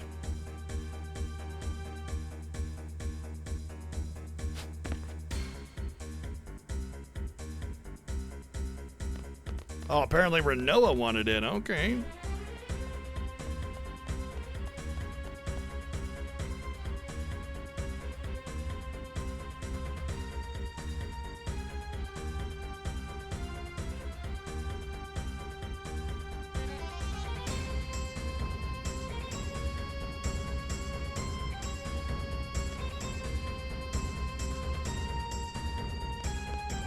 So remember how we talked about how, like, in order to get a lot of characters on the screen, they use it as part of the background? This is that situation. When you play the remaster, it'll look really awkward here, but that's because it's actually a remaster. These characters are just part of the background. That's why I can walk through them. They didn't put any collision here, but yeah. They're not actually 3D models. They're just part of the background. When you realize that's what they're doing, it starts to make sense because they don't have any kind of like idle animation or movement or anything. But yeah.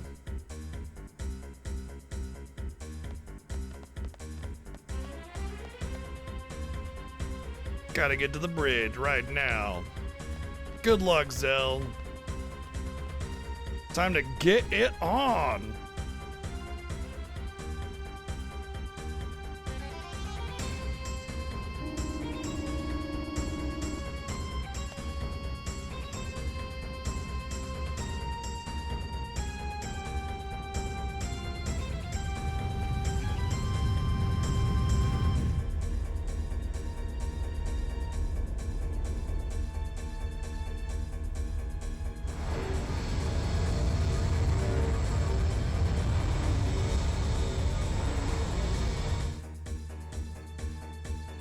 Cypher's in charge over there. They're heading right for us.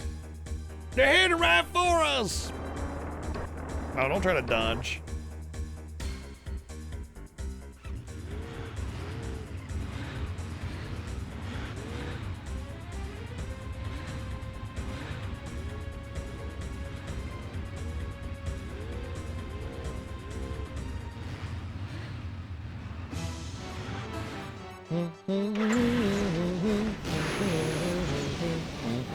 Yeah, that's my mom.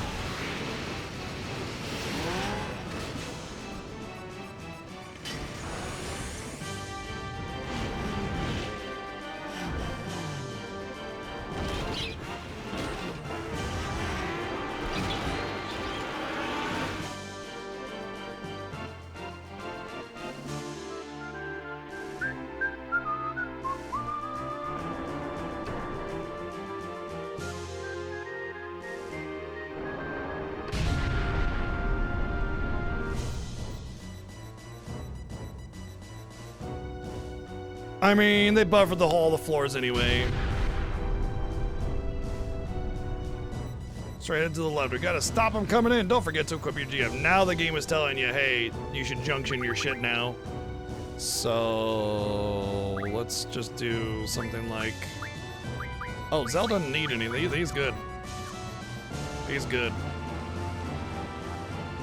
That's why I always run with Zell, because at this point he has that solo segment, and it means I don't have to worry about it too much.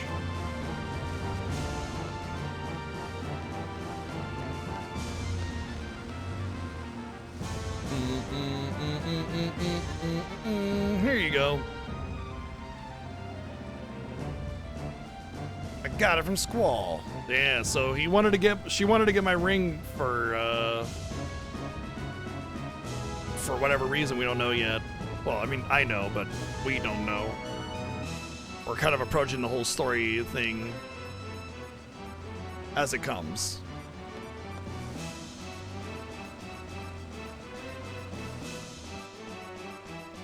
They went off. They went off to do their shit, you know, perform their function. They're at war, y'all.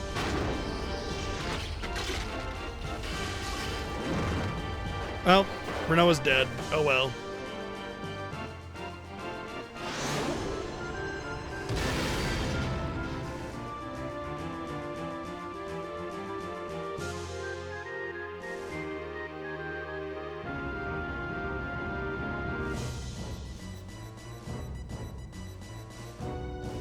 Hold on, we'll be right back. No, I'm not gonna be right back.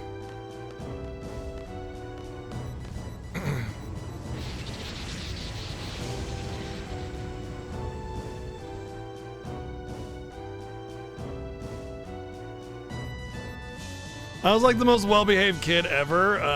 Yeah, I never got in trouble, ever. Ever.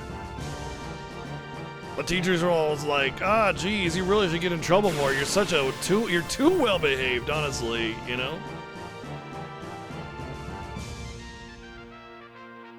Boom, boom, boom. Pip, pip. Blah, I'm fucking dead. No, she is not authorized to tell embarrassing stories about me. Sorry.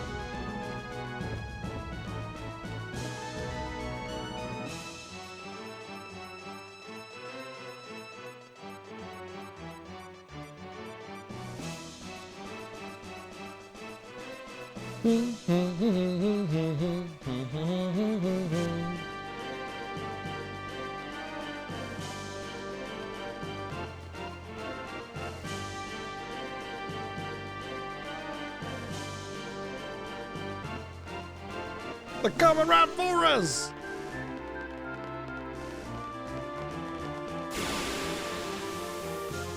She doesn't stream or anything, so...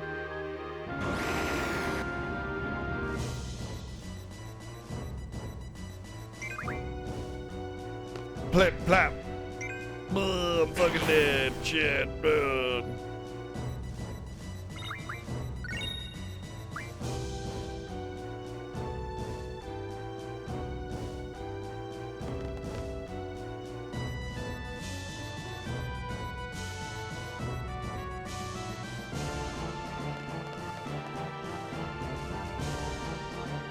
Renoa's in trouble. She's gonna fall off the garden. The enemy is attacking the classroom. The junior classmen are there. We have to do something fast. So basically, Squall has to make a decision. Renoa's in trouble. Do I go to save her, or do I go save the kids? And it's like, dude, she's not the only one in danger. We all are. I gotta do my job. Oh, you're so heartless, Squall. Renoa's gonna die. Don't you really realize that? Honestly, Squall makes the right decision. You know, if she needs help, like, go help her. But like, there are other people at risk here. You know. Who's coming with me? Let's just take. It doesn't really matter. Or if I can go with Shu.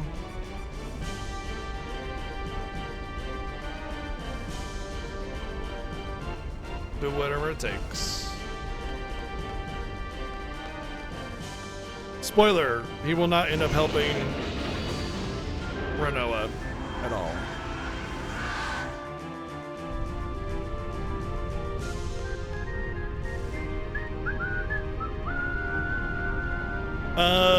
Are you kidding?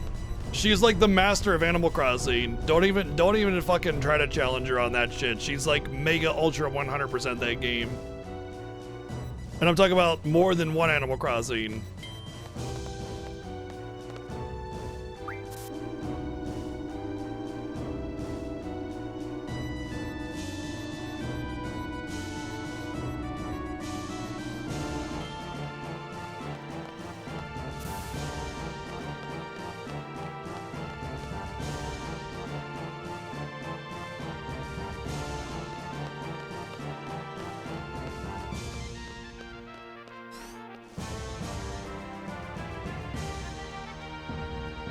Do not what? Do not break the enemies in the classroom because they aren't dead. You can't trigger the girl to get. Oh wow, interesting. Didn't notice that. I never really use break on weapons, so yeah.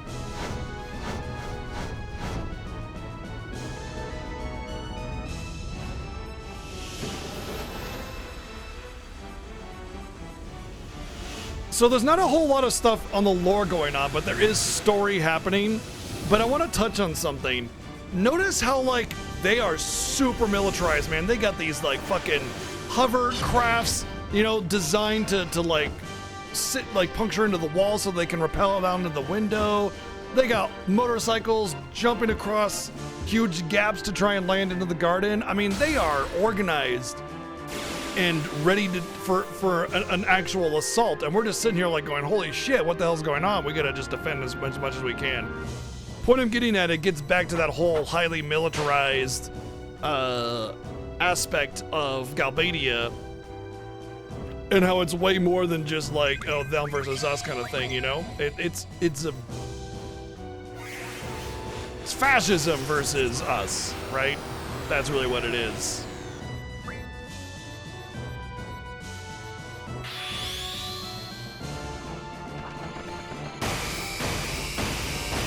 So I'm doing this hoping I'll get a finisher. I did not get a finisher. All right, fine.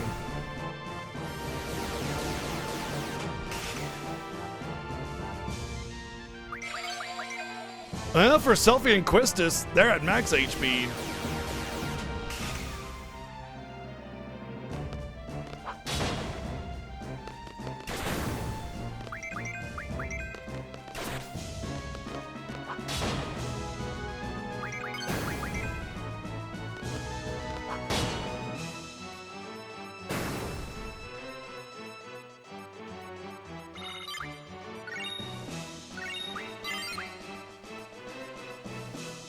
Nord just wanted money. I guess the whole, like, he didn't really this is pretty normal with fascism and how the takeover of it.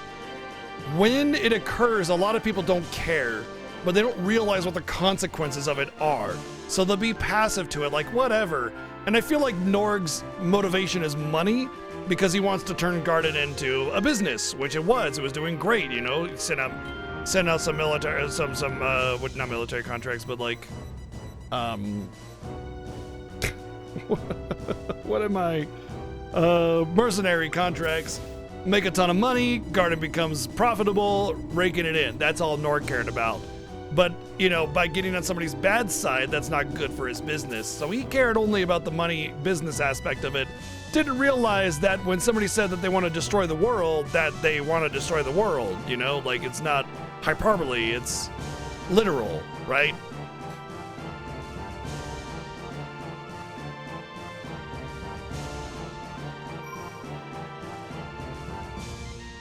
We're talking about the story of this game, is what we're talking about.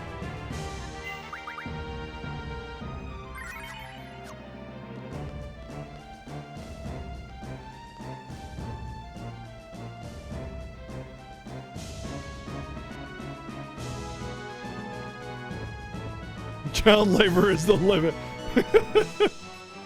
Norg's like, I'm okay if you guys, you know, usher in fascism, but child labor I'm cool with, you know. Child soldiers, that's fine.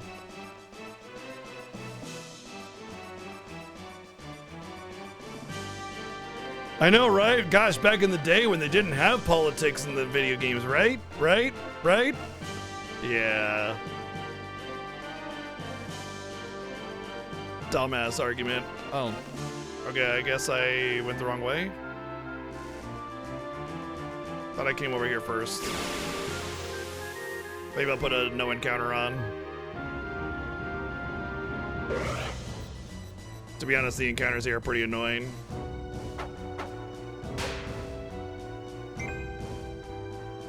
Makes trying to remember and figure out where to go really, really annoying.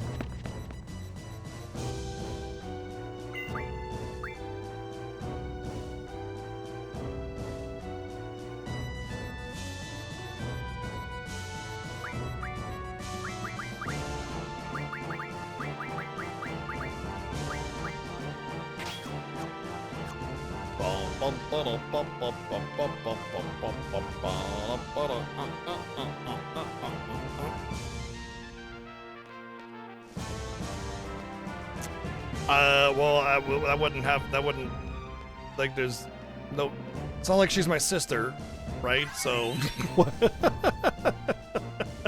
so she's not predisposed to being tall based on my genetics.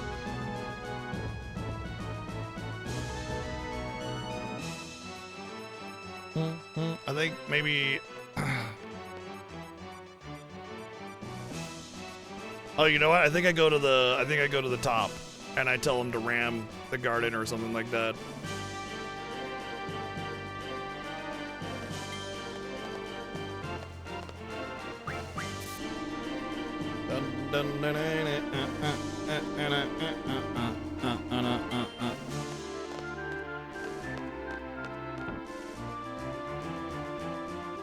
No, that's not true at all.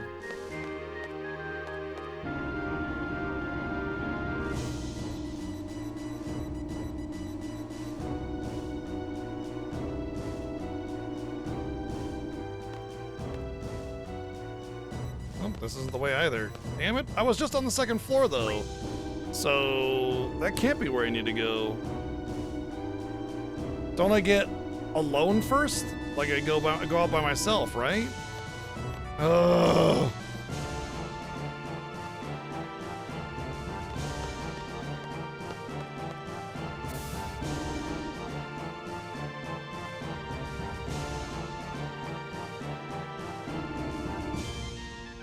Don't force me on the second floor. I always get lost in this game. It's very frustrating. There should be a point where there's a kid running around, but like that's later.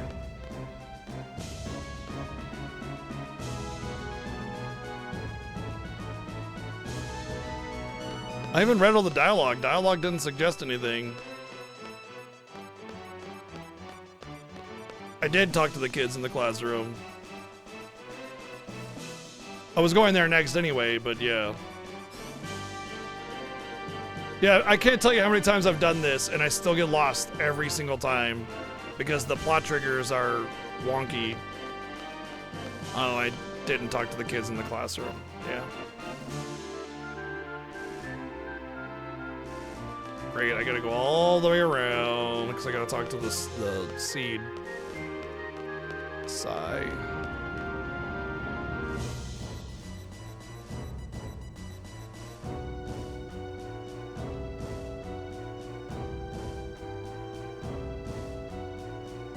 Now we gotta come to the bridge. That's why I put on no encounter, because, again, I always just get so lost in this segment.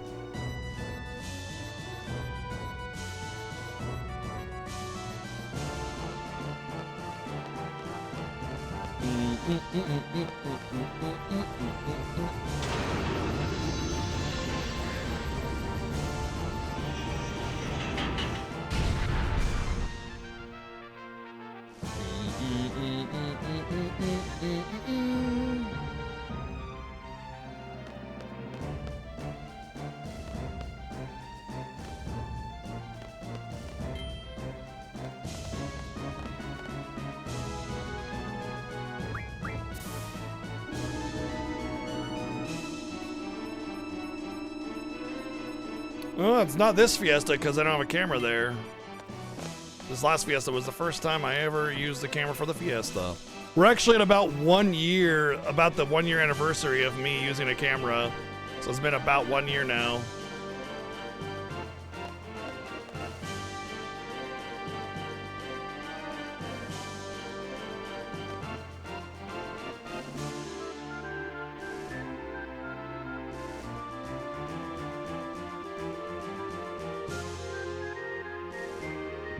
Thanks, Zycleon.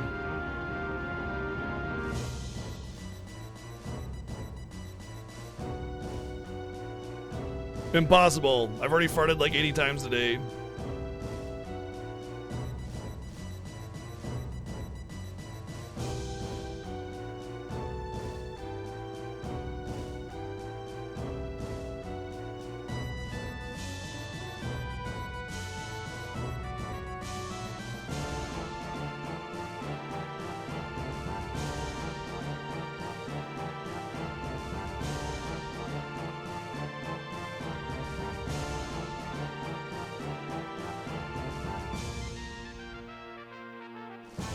Where's Renoa? Oh, she's dead.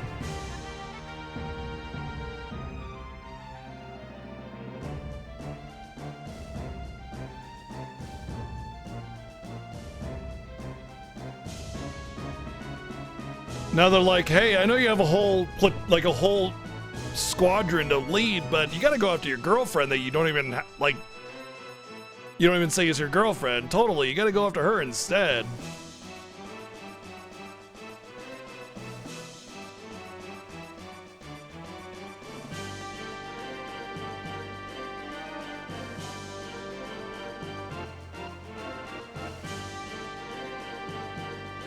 I agree. The remaster's great. It definitely shows through the cracks, you know, like how they managed to get the game to work on the PlayStation. But as long as you get past that, the remaster's really good.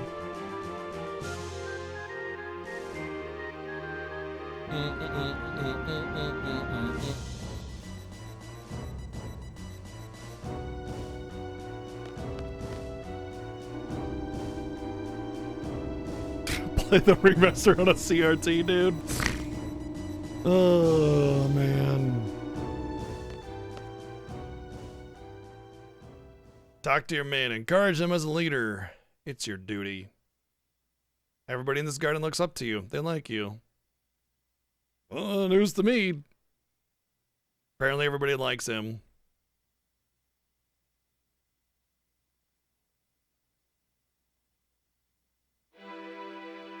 So he goes and makes a heartfelt speech to his people. We're all bloody and bruised and beaten.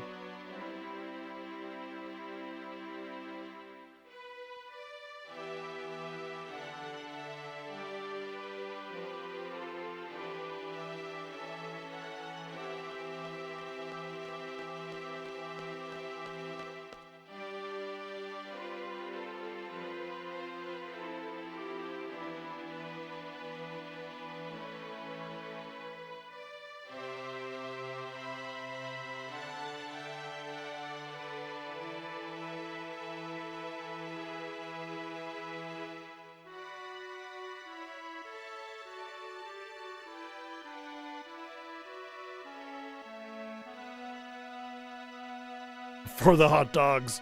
For the hot dogs!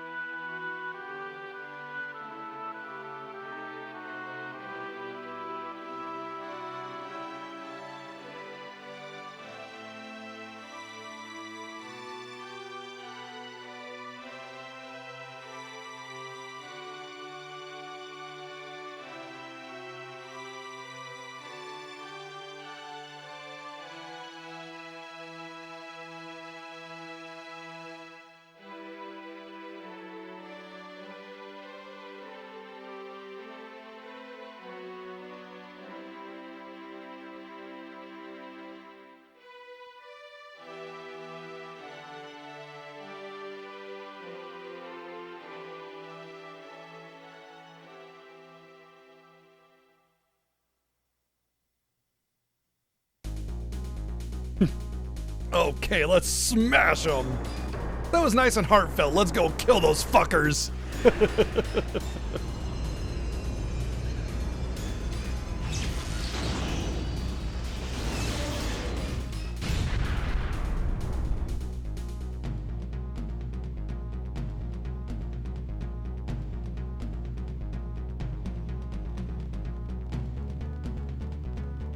Oh yeah, it's a Kool-Aid man.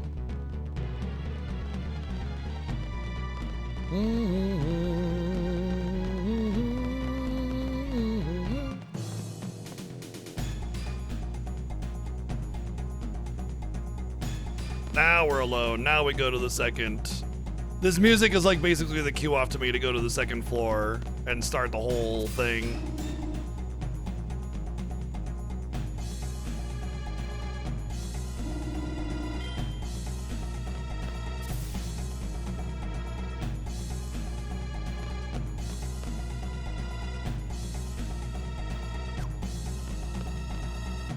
By the way, remember during the Fiesta we had some trouble with the discs? I mean, for the last like 3 years, honestly. I have new discs. So this whole segment will not be stutter, nightmare, oh my god, is my game gonna break? It should just be nice and butter smooth, like it should be.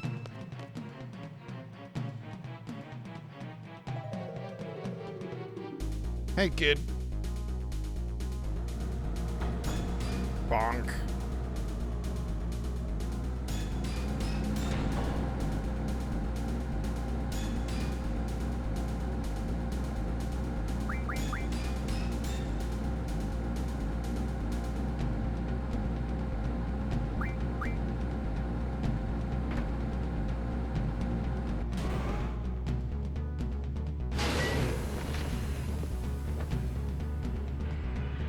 But yeah, this segment, every time I played this game for like the last 3 years, has just been really, really like stuttery. Like the scene just kind of freezes up for like minutes at a time, and it shouldn't anymore.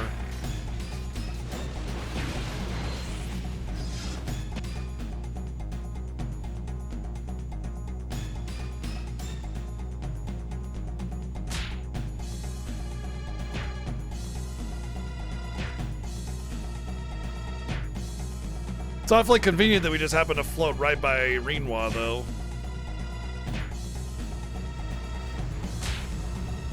It's really kind of sketch, though, because there's no, like, actual strategy you can do. You can't, like, actually prepare for his animation. You just have to punch forever and hope you win. That's all you can do. Are you kidding me?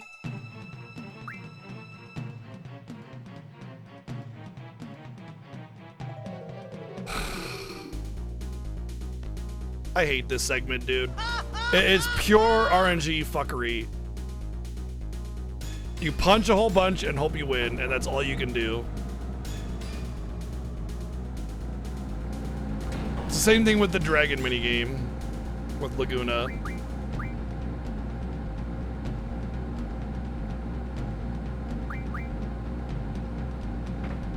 Maybe I'll try kicking this time and see if that'll do better.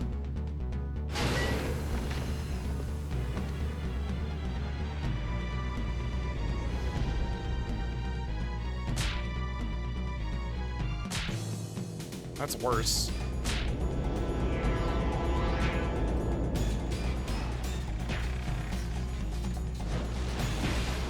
So the thing is that you're supposed to be able to like know when to block and punch and kick, but you don't, because what he does is random.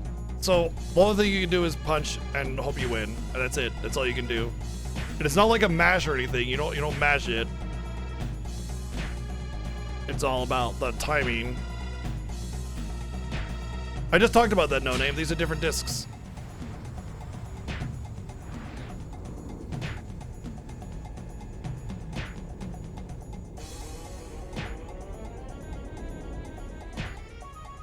There we go.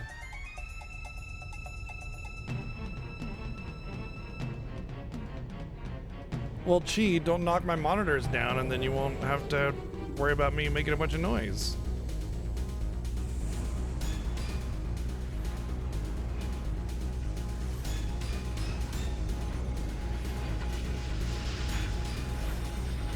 I feel like they should have had him climb up into the thing, you know, instead of just flying by the seat of his pants. I guess he does eventually climb up on it after the little sequence ends there.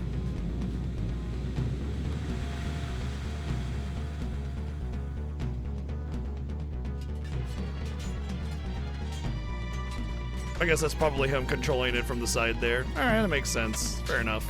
I'll accept it.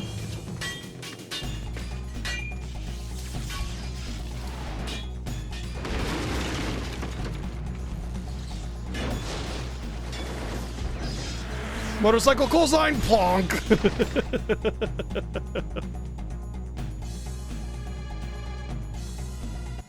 Yeah, yeah, exactly. Doesn't do that anymore. Yep. Oh, there's a hidden drop point back there. It's my job. We're still under contract. Oh, he's like making the excuse that he only went to save her because they're under contract and it's everybody else's idea. I just happened to find you. That's all. Oh.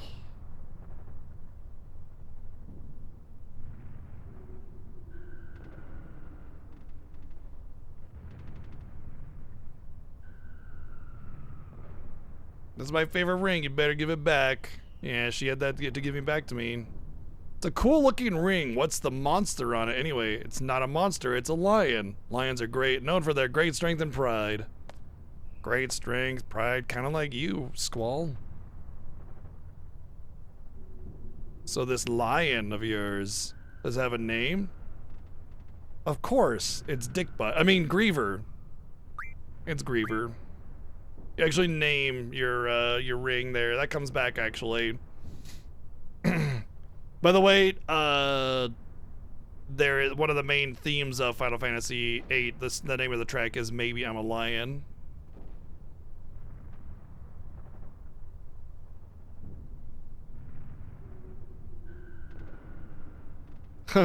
So she says she had Zell make a duplicate. And she's like, that'd be crazy. I mean, everyone might get the wrong idea about us if we had the same ring.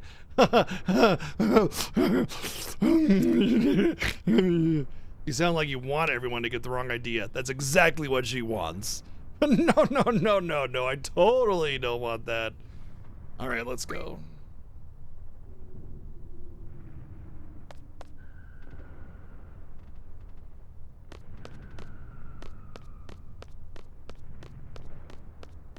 It's Doom Trade. Another Aura drop point. Well, this will definitely be a one-time drop point because we never can come back here ever again. Knowing that Aura is up there and I don't have to do anything about it, like no encounters or anything, that's pretty great, actually.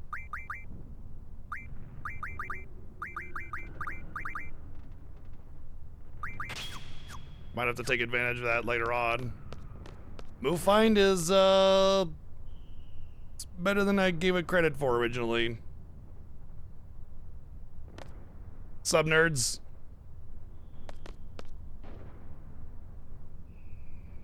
So they're all out there fighting, and we're taking it right to the heart of the enemy. I guess Irvine is here too.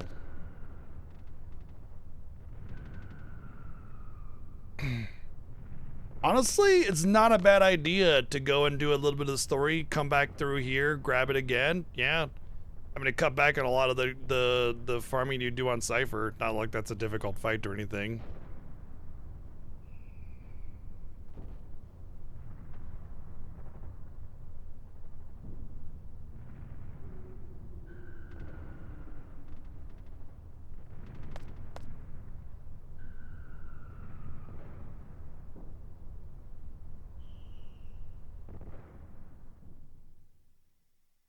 Let's go.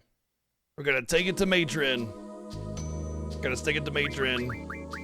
Despite the fact that she was a big part of our history.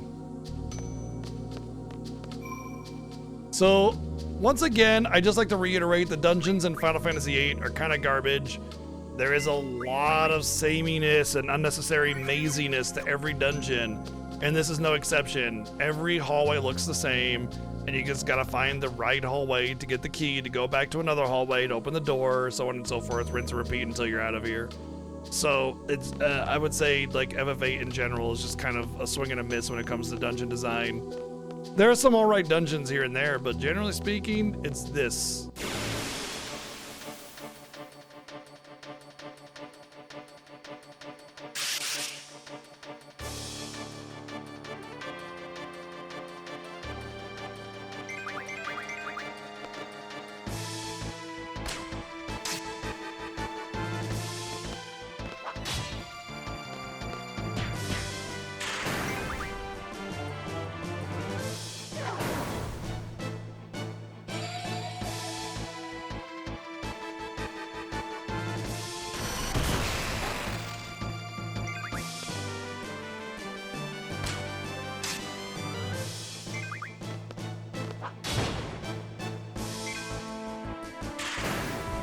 They do have a hockey rink with the Mighty Ducks V formation.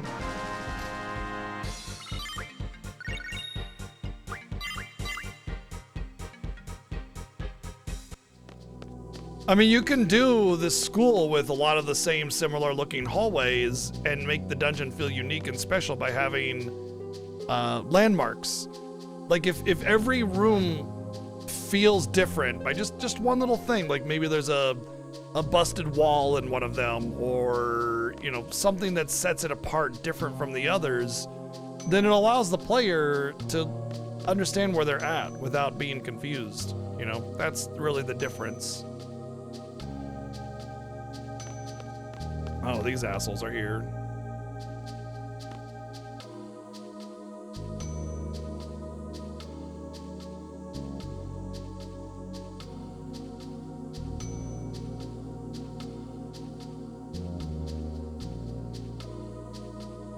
They want the old cipher back, so maybe they don't want to fight us. It's not even really supposed to be a future world anyway. It's supposed to be more modern with a different tech tree, you know what I mean? With some ancient technology that's not understood a little bit here and there, sprinkled in, you know? I'm missing something. There should be, the first key should be really close, really, right?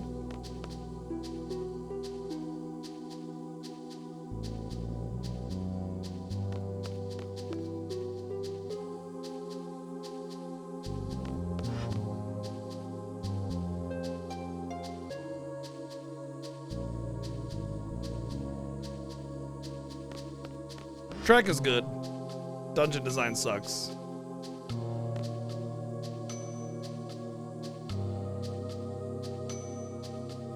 Oh, interesting. Aha. Okay, so that's what happened. When Galbadia invaded, they invaded it. They weren't all in league. The students were all kicked out of the school. So they were told to fuck off, and Galbadia's soldiers took over. That's why we've been fighting Galbadia's soldiers and not Galbadia's seed students or soldiers or whatever, right?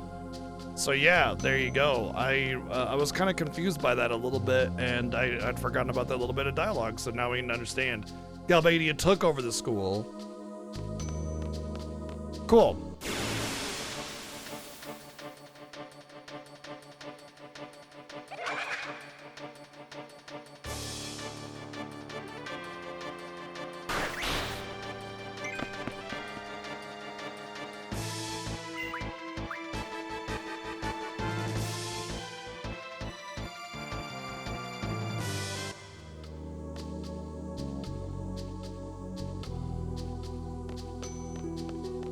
Either this one that was key door 1, that's lock 3, and lock 1 is already on the other, all the way on the other side then.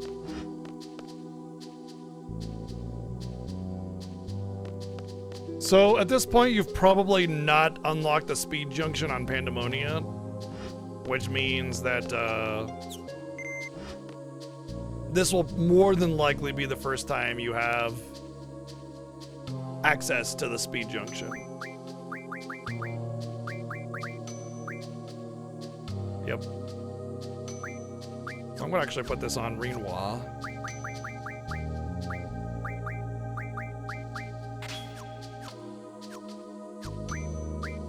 Which will give her access to bonus strength stuff. Eventually, once I get it. Oh.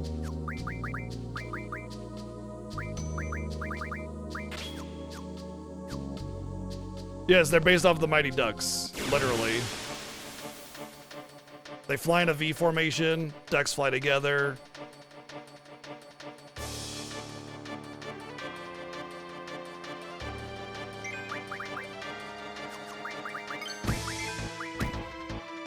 This is the only place in the entire game where you can fight these enemies.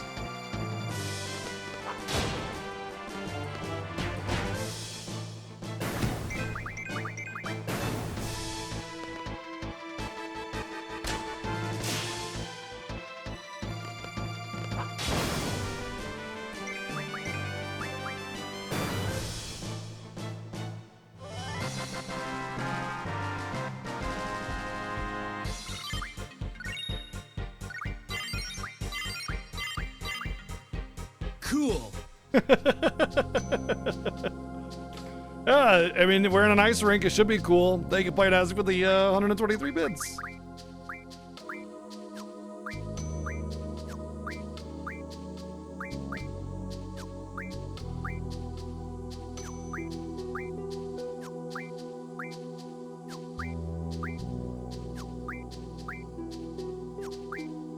The freaking hell? Which one of y'all assholes learned that shit?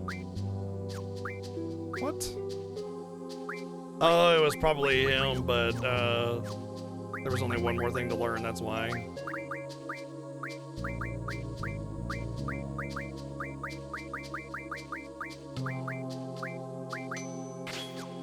Oh.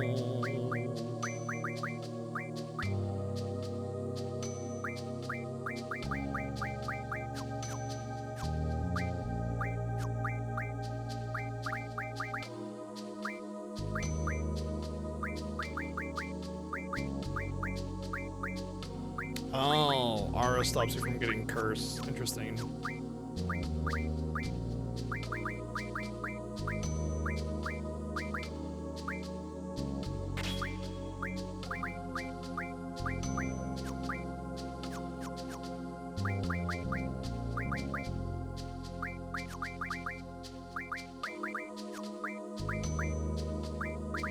Do you use your shells? You do not. That means you can give your shells to him.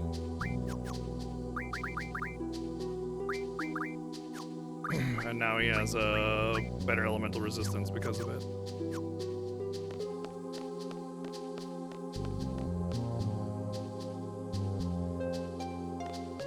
Blizzaga, don't want it.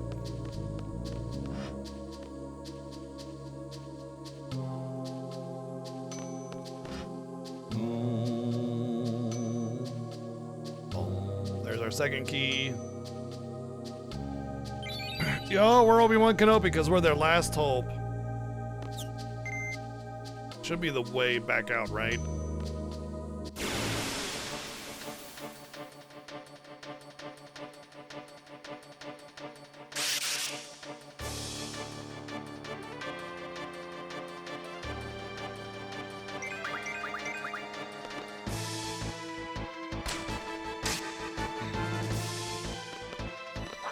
Oh, I forgot that I can junction a good strength spell to Renoa now.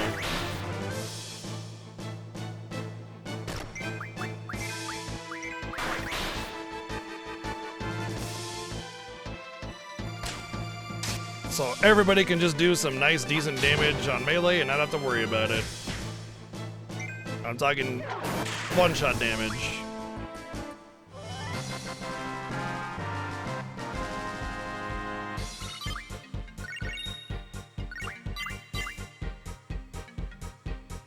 Because everybody should have 100 triples at this point.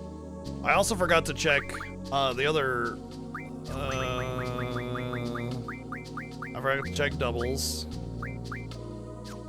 Not that I expect them to do any good, but...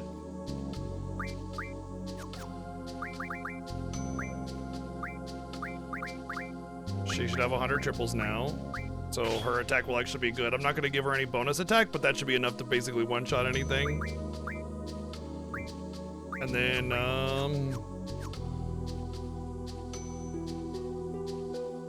Right. The other one. Let's see if double was worth getting. Oh. Oh, I can't find out on hit because he's already capped on hit, so it doesn't matter.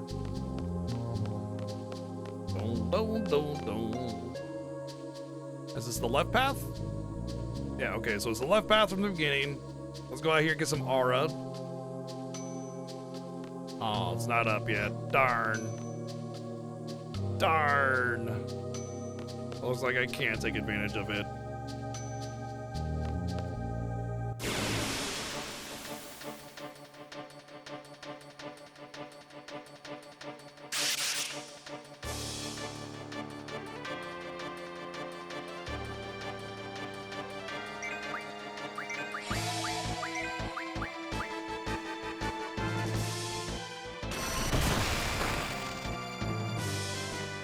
Blip blap. What about 1,500 probably? And 1,000. It's enough to kill.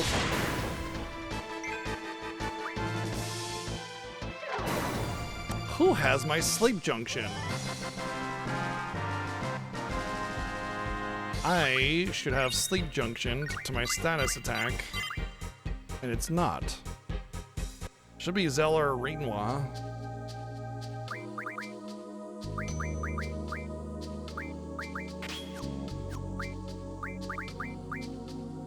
Still doesn't have status attack. He doesn't have anything. Whatever, get a dog. I love dogs, they're great, but taking care of them is too much work for me. Not to mention, my wife is allergic, so not happening.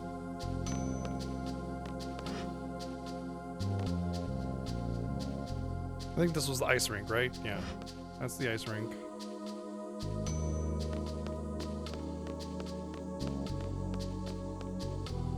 Oh. I guess I had to go back.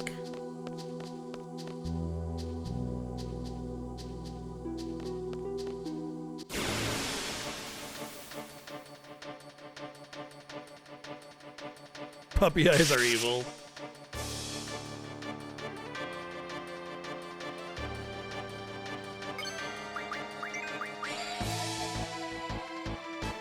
Yeah, I mean, like, as far as getting a Doge type dog like a Shiba Inu, if I were to get a dog, I'd probably get a Shiba Inu, honestly. But dogs are a tremendous amount of work.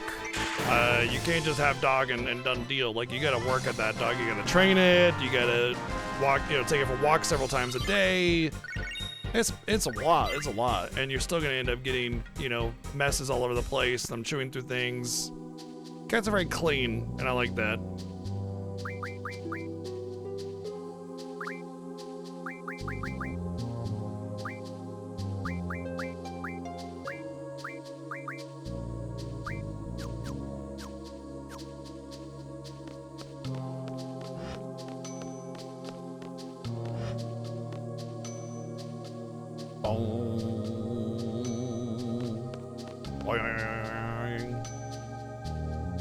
I got 4 cats in here, damn.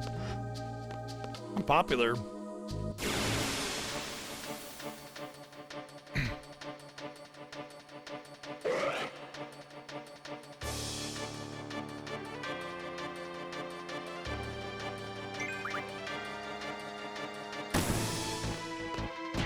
One, 2, 3 right in front of me, and then 4 to my left.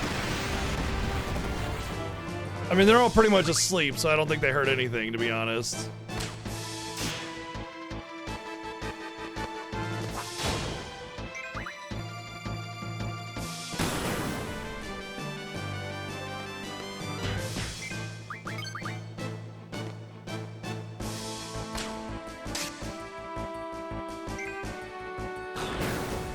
Raven. Raven's rarely in here. Very rarely do we have Raven in here.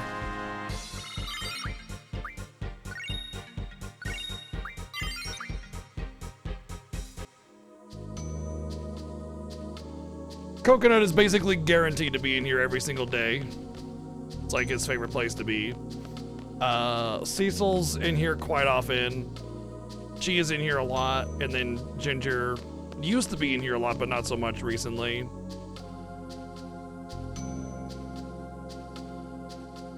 Rana even still came in here all the time when she was around. She loved the basket where you see coconut at over there. That was like her favorite spot.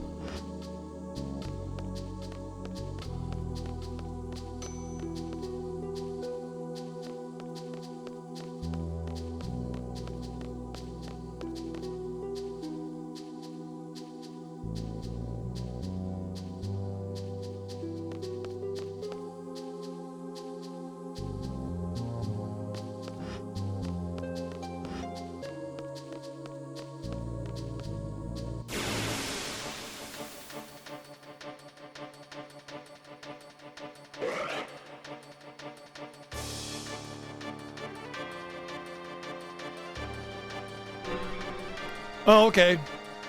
Goodbye. I was just gonna run away, but, you know.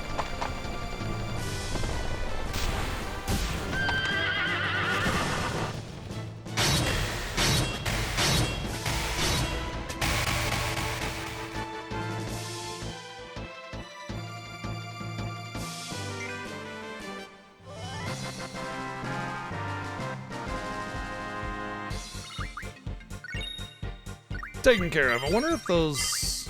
Oh, there's my speed junction. I wonder if those any of those can, we can transmute those or not. I don't know. We gotta check our G-ups again. Right, if it's done, I should just stop. And so is she. Almost done, I think. I'll probably go for these just to make sure. Also, defend isn't terrible. Yeah, right? I have all these plans, Odin. No, you don't. Oh, okay.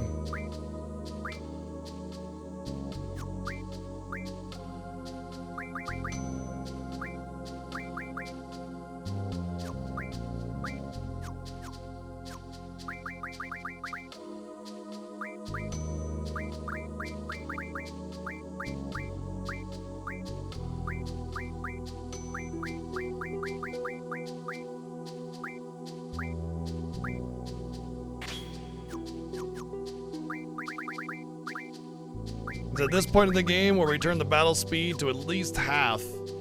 Because when you get a speed junction, what the fuck? If you have fast ATB with a speed junction, it's lightning quick. It's like 2 milliseconds full, so we gotta turn the battle speed down now.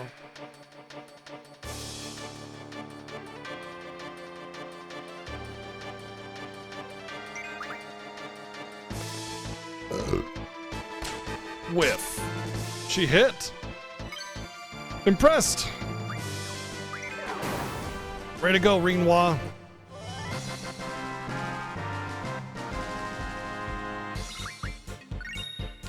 Dynamo Stone, okay. Oh, there's the 80% HP from Brothers. Should have HP bonus at that point now to learn.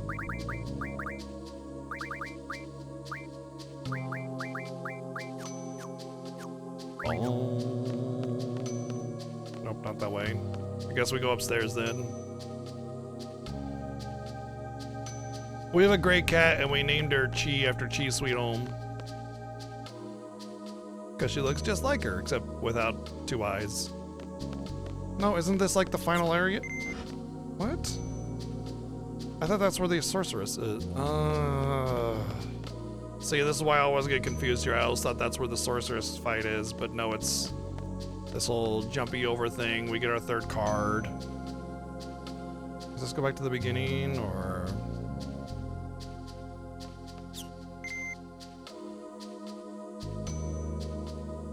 Yeah, it's back to the beginning again.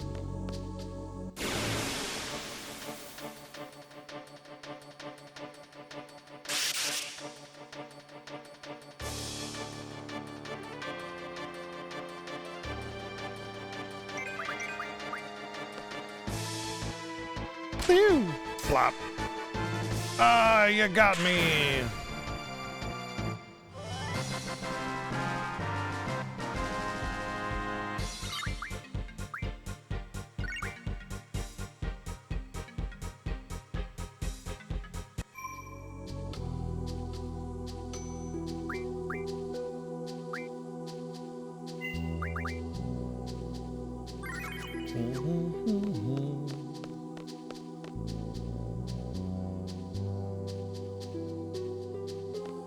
That's still inactive. Wow. Well, so much for that plan of taking a bunch of steps and hoping to get the aura multiple times. Oh well. Tis what it is. Yeah, cool. Not cool, honestly, but that's cool. Thank you, Player Asking, for the 123 bids. That's a shell of a drop point.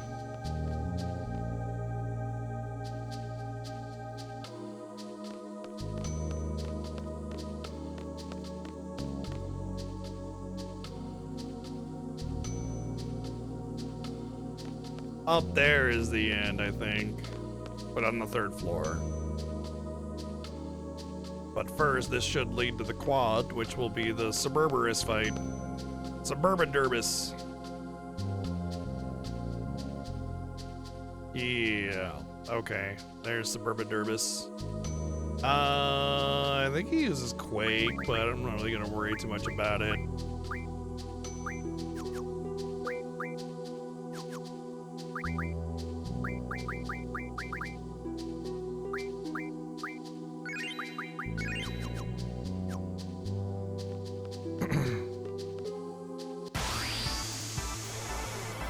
Let's see if he has anything special. He shouldn't, he's too low level.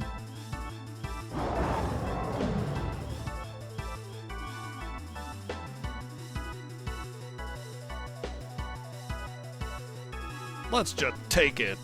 Pretty confident. Let's see how you do. Triple and Quack, all of which I don't care about.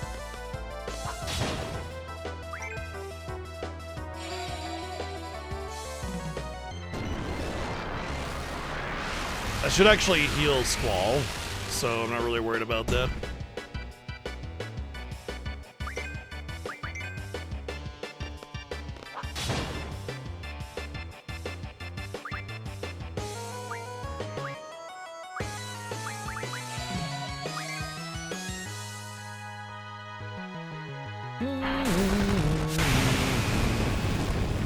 Oh no, you've healed me once again. Whatever shall I do?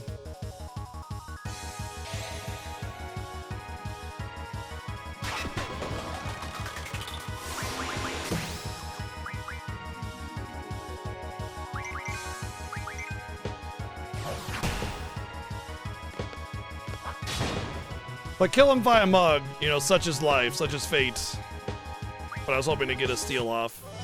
Oh well.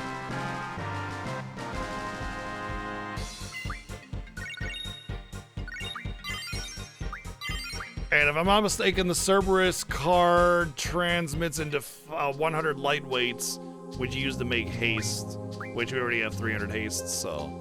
The great thing about Cerberus card, though, or Cerberus card, Cerberus the GF, is it comes standard. Oh, it does not come standard with speed. Why did I think it came standard with speed? Okay, well, you know what we're gonna do then, because there's ability times 3 on there, is, you already got it, so we're gonna be giving that to him, which means we take Pandemonium off you, sorry, and put Pandemonium on you, because you're way more important, and then give you Cerberus, which will give you ability times 3, allowing you to be, you know, better. Interesting. What does luck do in this game? What does luck actually do in this game? I don't know. I guess magic? I thought, oh, you know what? I haven't learned the 20 and 40% strength bonuses on Pandemonia yet. Then I'll use that. But at the very least, I'll have the hit junction.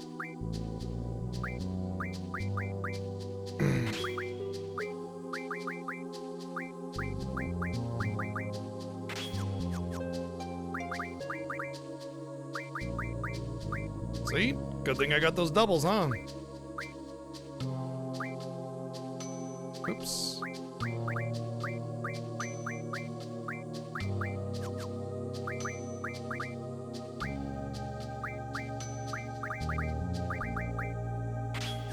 %, chance to hit, not terrible. That's actually pretty useful. I won't have the speed junction yet for a bit then, so...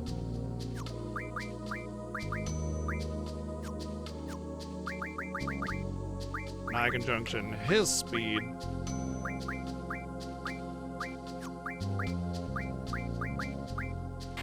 Obviously the haste. Now, at this point in the game, you could go like, okay, you could take those triples that you got at the beginning of the game and junction them to speed, and you would get more speed.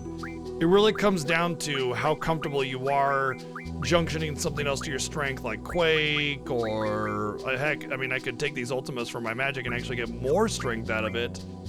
Tornado's not a terrible one. So yeah, I mean, at this point, like having 150 plus strength is pretty much GG. But I'm gonna keep the triples because 75 speed is very good still, and the game doesn't even expect you to have speed junction, really. Not for this dungeon, not until like the next dungeons. Mug chance, just steal chance? Could be just steal chance. Yeah, that makes sense.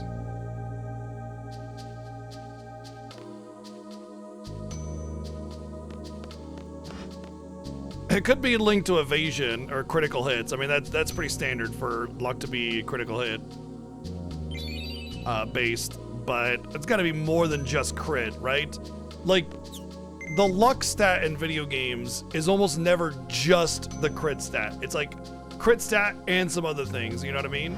So it's got to affect more than just critical hit strike. That's what it is in FF7, is critical hit strike, but also some other, I want to say it's steal chance as well, but I don't think so.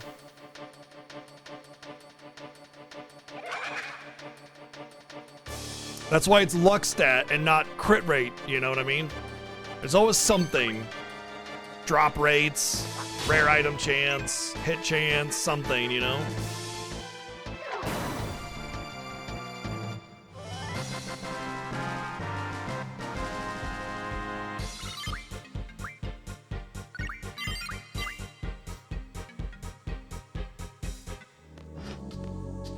Oh yeah, we were talking about Alexander, needing Alexander for Doom Train. We will get Alexander from the this place here. Mug is determined by speed. That makes more sense. Yeah, I understand. That makes sense. Okay, that's back to the beginning as well, I think. I think to go the right way, we go... You know, I do want to go to the entrance and see if there's anything there, especially with Move Find. I want to see if I can get anything there. This is the actual front entrance that we came into when we first originally got here, but it looks like we can't go past the gate.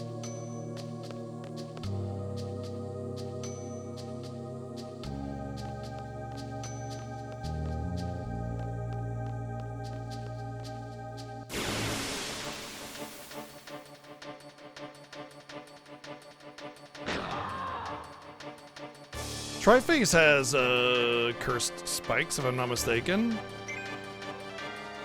which I want. I would like to get those now if I can.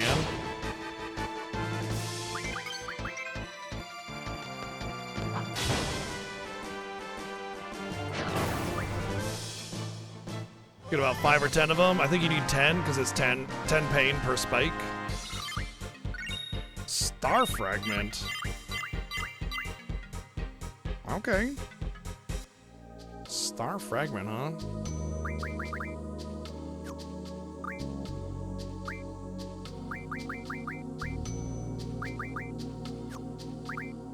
Coral.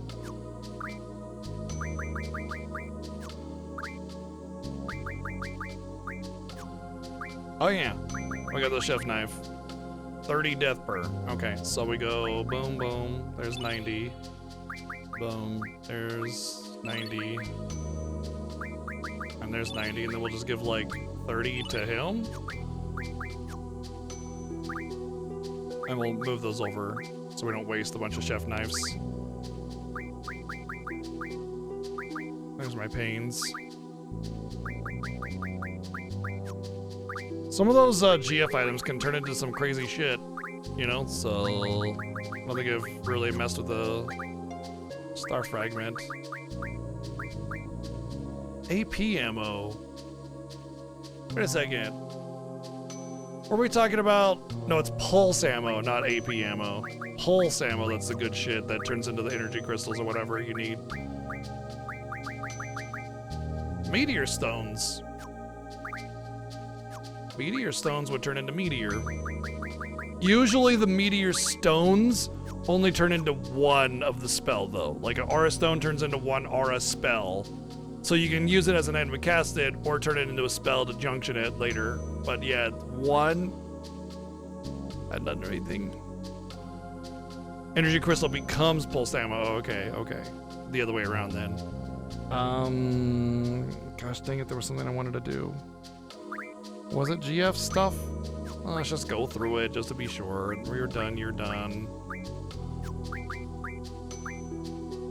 Oh, there was definitely some GF stuff. Ugh, almost learned that garbage.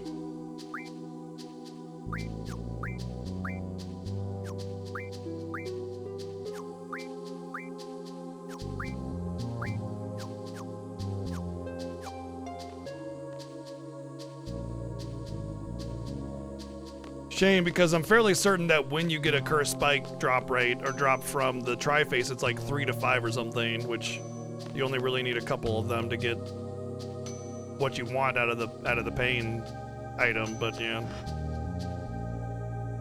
anything in here? Guess not. But there might be some rare stuff since that was like the waiting room that we were in before.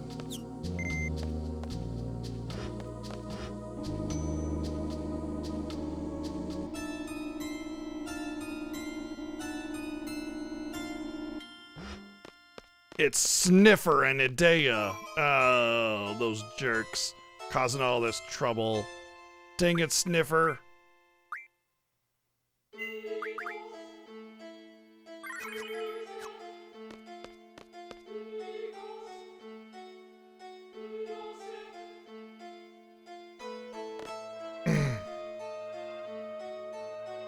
I was gonna come visit you at my old home. Shut the fuck up, you little bitch. Oh, did you guys come to fight Matron after all she's done for us? Interesting that he says that. It kind of feels like, oh hey, I know that you guys remembered her, so yeah. But it explains why Idea, when she met Cypher originally, kind of took him with her like that. But kind of an assumption to make that, hey, it's Matron, you know?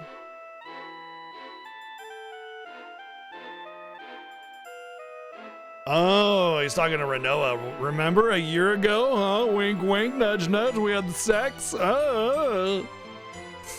Are you still gonna fight me? Oh, a chicken wuss.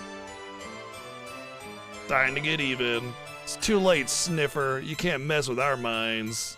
We're gonna take you down, cause you're a doo-doo butthole. Bet you don't wipe your ass because you think it's gay if you touch a butthole. Fucking idiot. Let's go. He's definitely one of the guys that doesn't wipe his ass.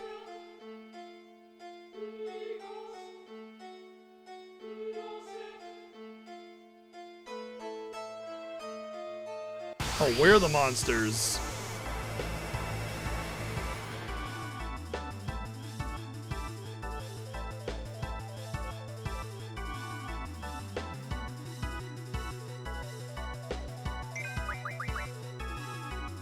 Wow, you have a bunch of garbage. Anyway, so I started blasting.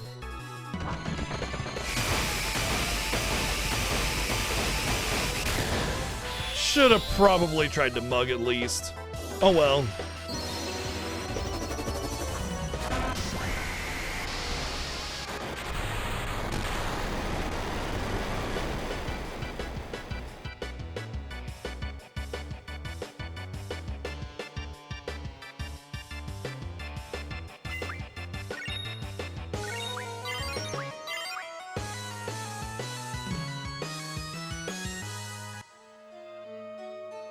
Worthless child. Look at her movements. It's actually really important to watch Idea's movements a lot of the time.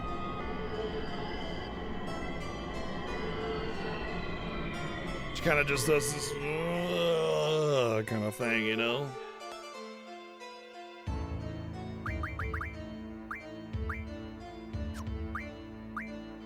And I want to say it was just Pandemonium and something else that learned.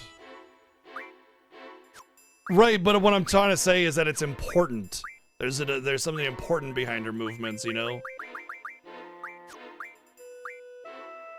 It's not just, oh, she has weird movements and that's neat. Like, there's something behind it.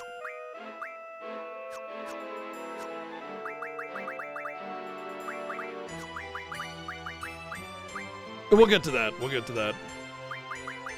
What? Shouldn't you have strength 20 now?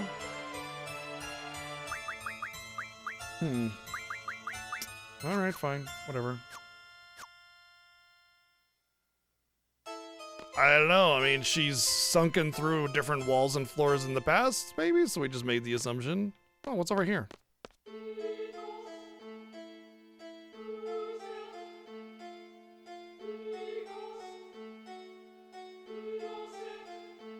Can I not go over there? I guess not.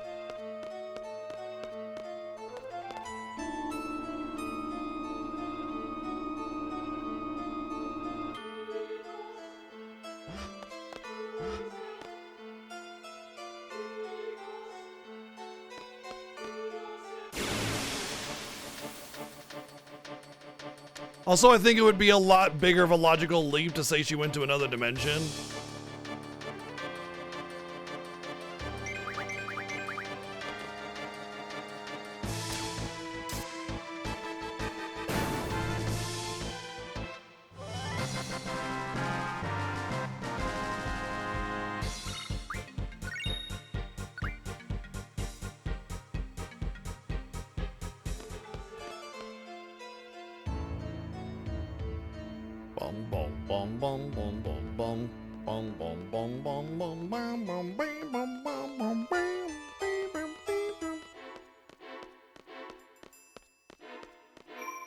A save point here? Why, there should be no reason for a save point here. What could possibly be around the corner?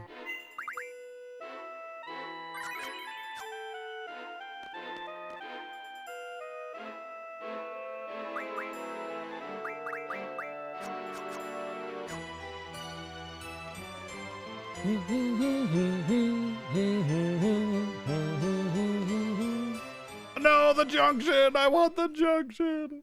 It's double, by the way.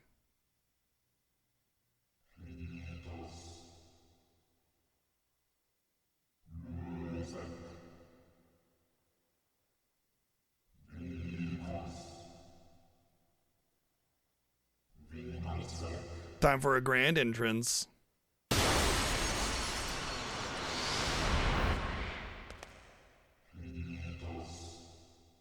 So the time has come. You're the legendary seed destined to face me. Legendary? What? Some kind of legend or something?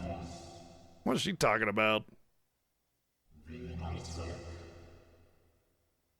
Your life ends here, seed. Oh, this asshole's still alive? You're not our matron. All seeds must perish. Then how are you supposed to grow flowers, idiot?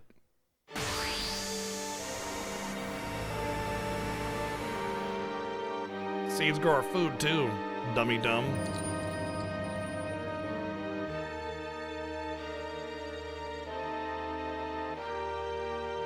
I'm the sorceress's knight. You'll never get past me.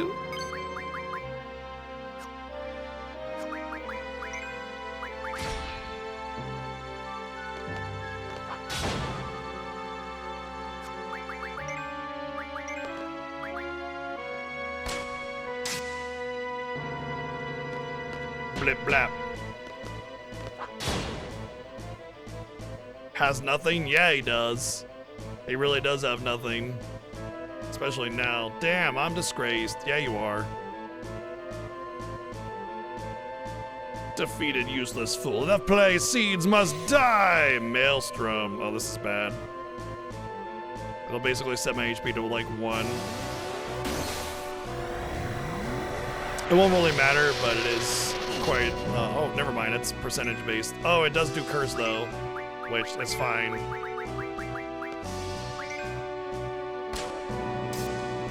So now she's asleep, where she shall remain. So yeah, you can 100% chance sleep a day if you have a sleep junction on your weapon. Straight up, just sleepy time.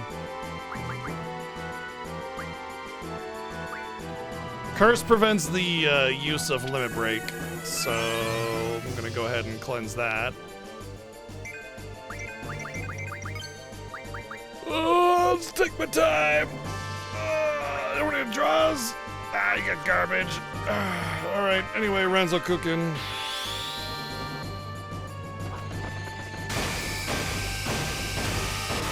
Just in case she lives through that, I'll attack again. And I'll put her back to sleep with Renoa as soon as that happens. But of course she died, so. Or rather, she was defeated.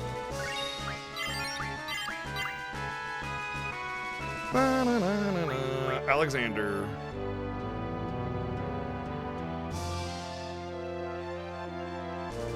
Honestly, status junction in this game is great for attack. Yeah, there's all sorts of things you can do. You can petrify a ton of enemies with break. You can do death junction, sleep junction. I prefer sleep junction because it allows me to like draw if I want to draw. Ooh, what the hell happened? Like we beat her and she just exploded. Oh, my body. Oh, Renoa's acting like she was before. That's weird. Why is Renoa acting like this?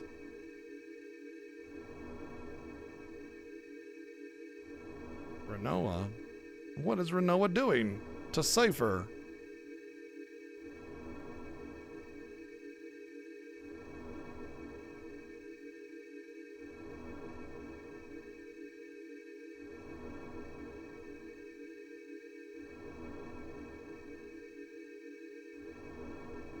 And now he's fine again and he's going off. And then Renoa. Blam! What the fuck happened? Renoa, are you okay? No, she's just kind of dead or something. Oh, Adea said our names. Adea, she was calling out our names. Irvine, Zell. Just calling out our names. You've all grown so much and become so strong. I've waited for this day to come and also feared this day would come. Is today a joyous day or an odious one? Or an odorous one? Whereas alone have I protected alone? I don't understand. It's Renoa.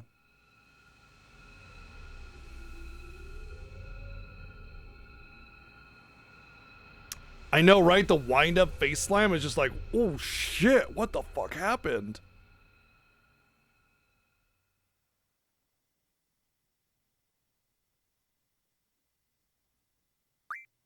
Some shit happened. So Adea seems to recognize this all of a sudden, and Renoa is fucked. So what happened? Let's go ahead and save it though. I'm sure nothing bad will occur. Oh shit. Got that classic gaming experience of having to change discs.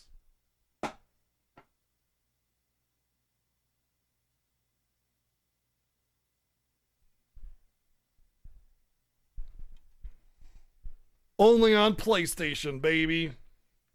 It's actually kind of funny because a lot of people will like, oh, gaming is bad these days because you can't change discs anymore. And it's like, look, I get nostalgia and all that, but like, seriously? Really? You miss changing discs? I mean, come on. You can't miss having to do this bullshit, right? Ain't no way.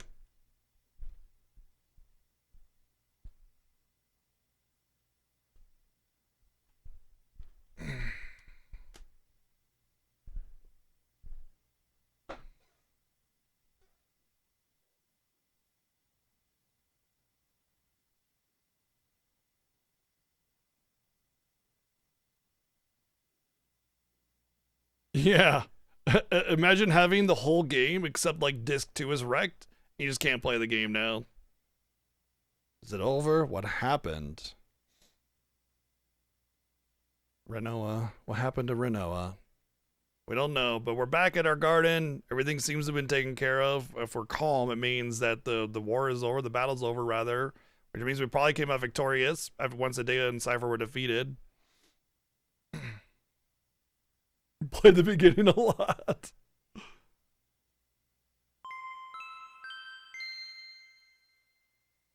Head to Adea's house at once. The sorceress Adea matron is back at the orphanage. So it's time to have a major lore dump here. We're gonna get some mega stuff going on because now we can talk to Adea. She wants to talk to us. So what's going on? Why is she suddenly coherent and wanting to just like talk? You know, have a conversation, right? Something's up. Something's definitely up.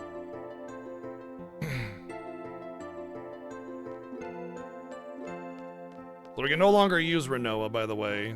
So let's switch. We'll probably take Quisty with us, since she's got that degen.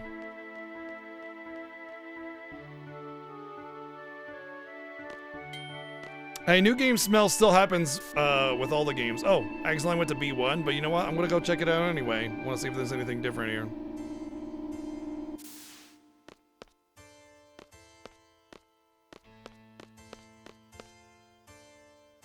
Giant Mooba. No, not Giant Booba. Oh.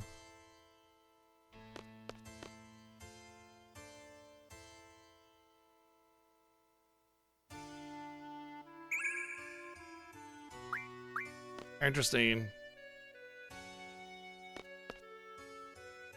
The cocoon has moved, I think. It's no longer a cocoon. It looks like it's hatched. Basically, is what happened. Looks like the cocoon hatched. Oh yeah. Adea has a card. Which card is it? It's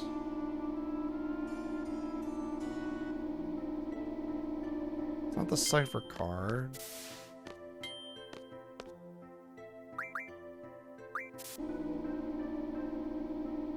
It's a pain in the ass card to get because the rules that she uses are trash. Same plus and all that other garbage.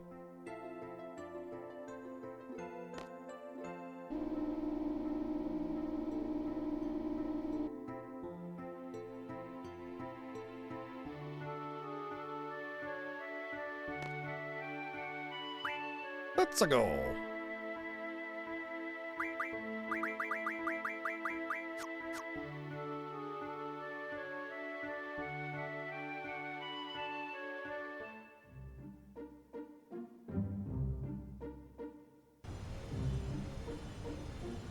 Yep, random. Good rule, good rule. If you like pain and suffering anyway.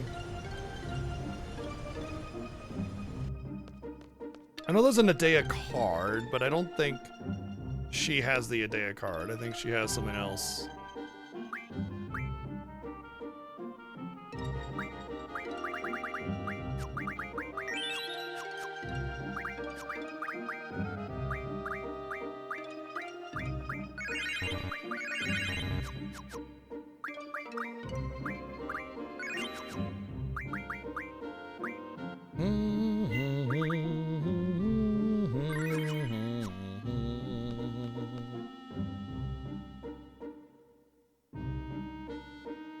Finally, we can go back to the orphanage after learning about it. It was quite the runaround we were given when we wanted to see this orphanage, right?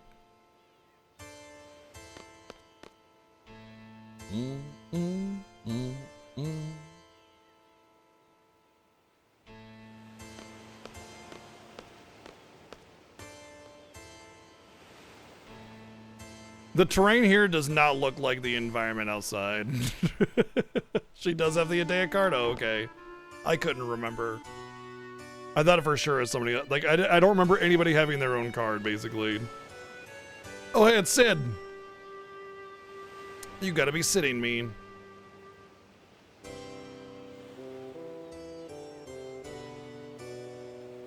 Your defeat would be the end of you. Your victory would mean losing my wife. So it was a no-win situation. I just couldn't bear to face either outcome. I don't care about myself, but please forgive Adea. So that's why he thrust leadership onto us. That's why, okay, that makes a lot of sense. Wow. You know, it's kind of like, why would Sid just give leadership to a random fresh seed? Like, that makes no sense. But first off, we had proven ourselves, and you know, he saw that leadership quality in us. But more than anything, he didn't want to make the decision And he also knew that things were coming to a head. Like, he needed somebody that was a trained military soldier ready to do what needed to be done. And he couldn't make those decisions as the headmaster. He's basically a glorified teacher, not even a teacher, like an administrator, really, right? So he's not really a soldier, and he's not even a trainer of soldiers. He's just an administrator, right? So I think it was smart for Sid, smart and also selfish. It was smart to give leadership to Squall because obviously he had been a trained soldier his entire life, so he knew he had to make decisions. And also, he didn't want to make the decision of doing nothing and being taken over by Galbadia or killing his wife. And so he left it to somebody else who could make that decision without bias. So that is why Sid gave leadership up to Squall. It makes a lot more sense now because, like, I never really quite understood that. Like, why would he do that? Why would he give that up? You know, that makes no sense. Oh yeah, we're just gonna give leadership to this random kid, you know, and it's not random. It's not random. Squall is very capable. He knows that. He also knows that he has history with Matron, but, you know, he knows that GF also took that away from him. He knows everything. And that was like a calculated decision, right? So it actually makes a lot more sense. A lot more sense.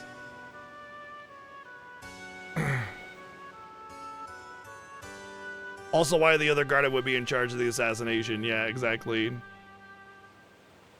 Please forgive Adea. Oh, I meant to get the magazine and I went into the room instead.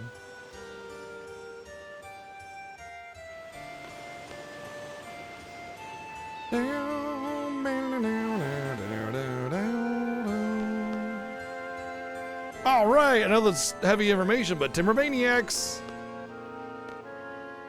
I'm gonna take a peek around. I never look around, so we'll look around. We're gonna look around. Kiraga. I mean, fill it up, right?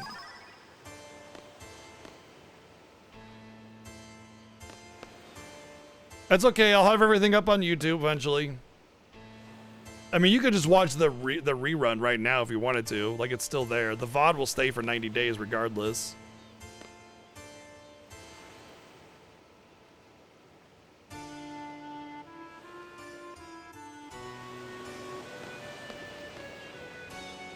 Oh, there she is. My children, please forgive me. I raised you as my own, but yet still. I will take it easy. Take it easy, Durian. Have a good night. Nerd. We fought you too, knowing you were our matron. You are Seed. You cannot back out of a battle. You are magnificent. However, it is not over yet. At any time, I may... ... I may have been possessed all this time. Possessed? So she was possessed? I mean, that would make sense with her movement kind of being very puppety, you know, like kind of lumbering and being dragged up and everything. I was at the mercy of sorceress Ultimecia. A new sorceress has entered the chat. Ultimecia is a sorceress from the future, a sorceress many generations ahead of our time. Ultimecia's objective is to find Elone. She is after Elone's mysterious power. I knew Elone very well. Ultimecia is a very fearful sorceress. Her heart is filled with anger and hate. There was no way I was going to let Ultimecia get a hold of Elone. The only thing I could do was surrender my soul to Ultimecia and lose control of my mind. That was the only way I could save Elone. And the end result, well, you all know. The sorceress that appeared in Galbadia was in fact Ultimecia inside my shell.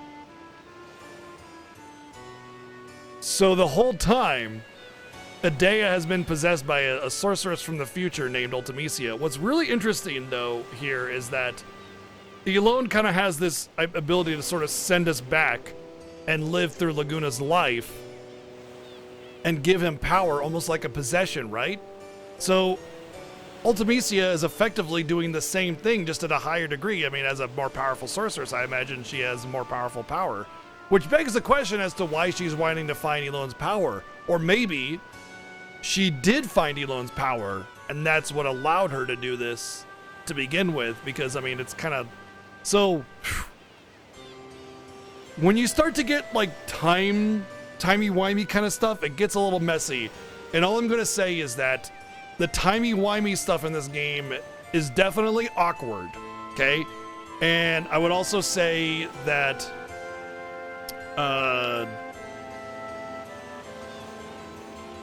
it's not time travel. We'll get to that. Let's not talk about too many things ahead in the future. The point I'm getting it at is let's not talk about what we don't know in the game yet, right? We don't want to. We're doing a lore playthrough as we play up to it. Okay, so like rage, dial it back. But anyway, point is that if she gets the power that Elone has, then she has access to it now, right? Or at any time, because she eventually has it, so she could use it at any time now to come back, right? Or and possess or something like that. But anyway, it's gonna be weird. It's gonna get very, very weird here. And all I'll say is I think at the end of the day, there's a huge limitation to what they can actually do. And I think that lets it work a little bit better with that weird timey stuff. And with sorceresses and magic and stuff, I mean, who can say what's what, right? Ultimacia has yet to achieve her goal. I believe she may use my body again to carry out her plans. I plan to make a stand at this time, but if it does not work, I may have to face you again in battle. I ask for your support, young seed. Have you heard of the sorceress Adele before? Yes, we have. She was the ruler of Esther during the Sorceress War. No one knows of her whereabouts. That's what I learned. The Galbadians must have thought I was the sorceress who received Sorceress Adele's powers. Oh. However, that is not the case. I received the powers of the previous sorceress at the age of 5. Which means I believe Sorceress Adele is still alive and that Ultimacia released my body in order to use the body of Sorceress Adele. Sorceress Adele is the type who will not hesitate to use her powers for her own selfish desires. Adele is a woman. A sorceress, my dude. Sorceress. Should Sorceress Ultimacia from the future bequeath... Only women could become sorceresses anyway. From the future bequeath her anger and hatred into Adele, their power would be unimaginable. Adele, okay, we read that.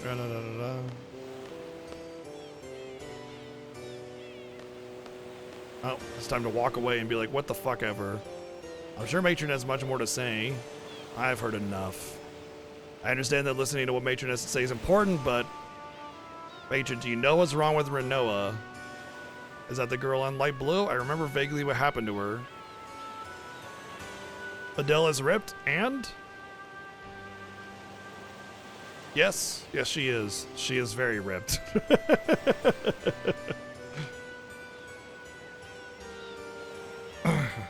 She was with us when you fought you after the battle. Her body was cold. She didn't move. Did Renoa die? No. Forgive me. I don't think I can be of any help. I understand how you feel, but you are in a position of leadership. The other students of Garden have a right to know about the outcome of the battle and what's to come. Take whatever information you can and get back to Garden. Remember, it wasn't just Renoa. Everyone fought.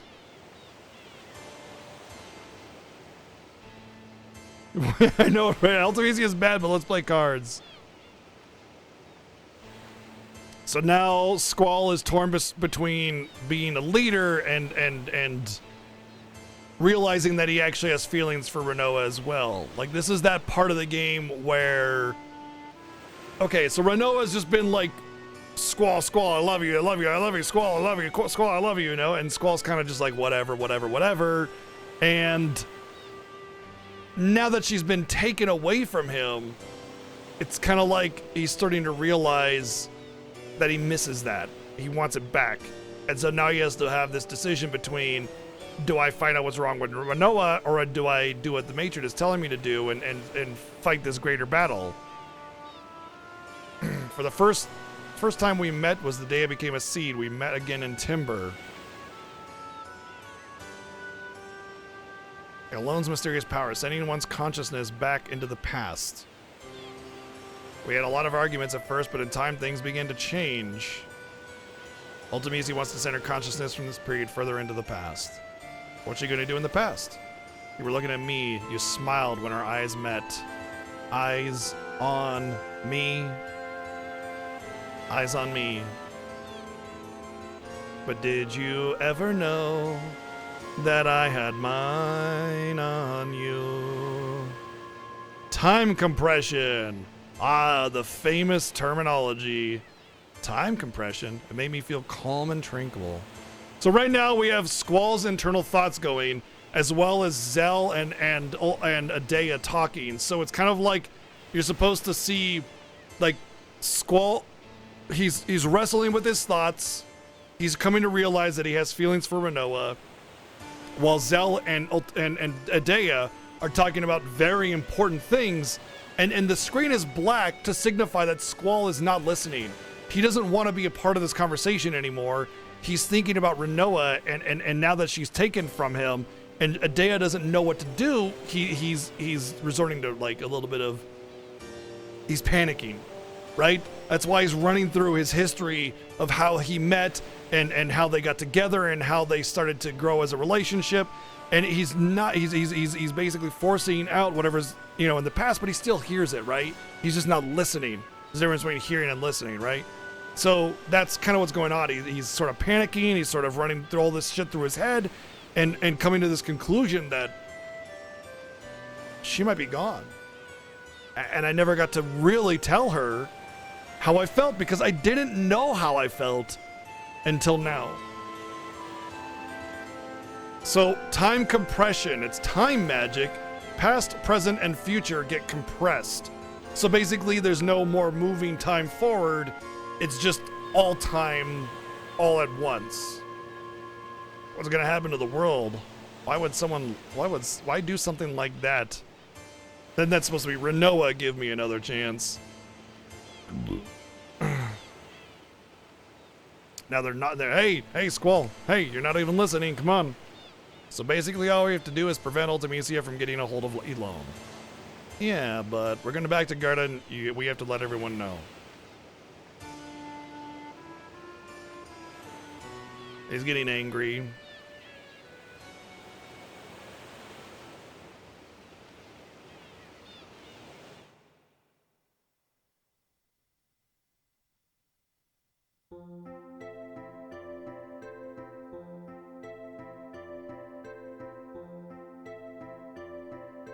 So anyway, want to play cards? Our task at hand is to find Elone, then we'll deal with Ultimisia. I believe that Elone is on the White Seed ship. We're setting out to look for it. I wonder where it could be.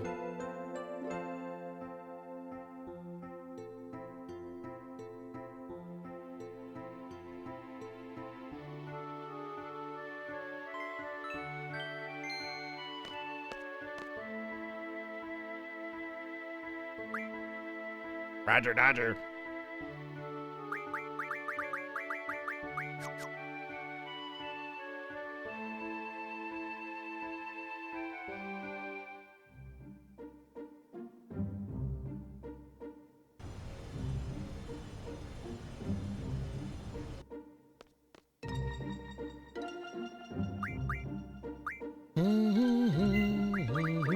I'm not sure if there's anything neat to go back into Garden and talk to NPCs or anything, but I don't think there is.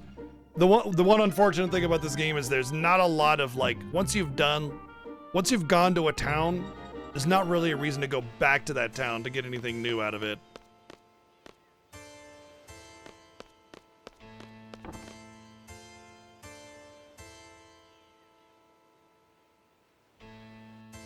We just went back to the basement. We just checked it out. There was some shumi down there.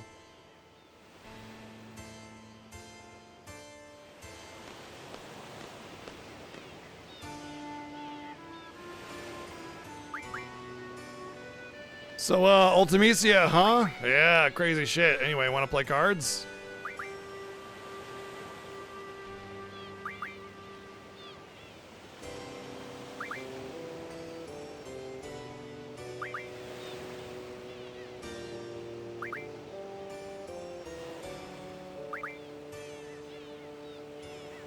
So what I'm doing here is that they want to mix rules, and mixing rules means spreading rules. And if you talk to her enough and tell her no, they'll eventually just want to play cards with whatever the native rules of the area are. When you start mixing rules and spreading rules, it gets really messy really fast. Oh good, it's random and all that other bullshit. Oh great.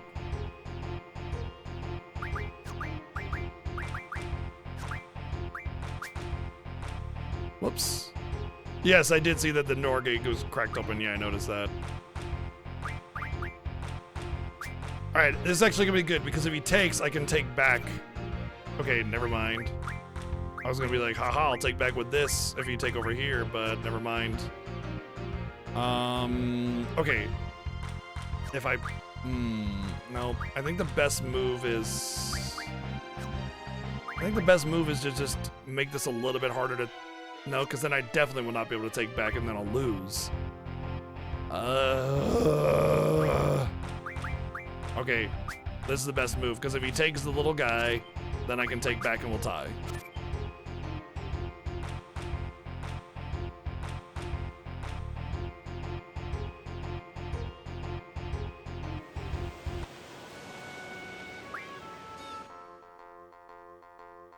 You know what I need to do? I need to dunk a bunch of garbage cards.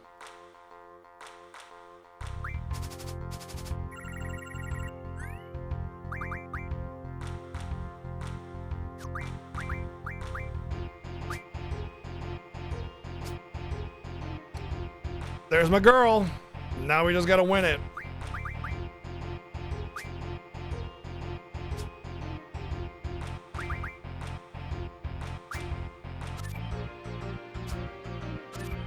Son of a bitch.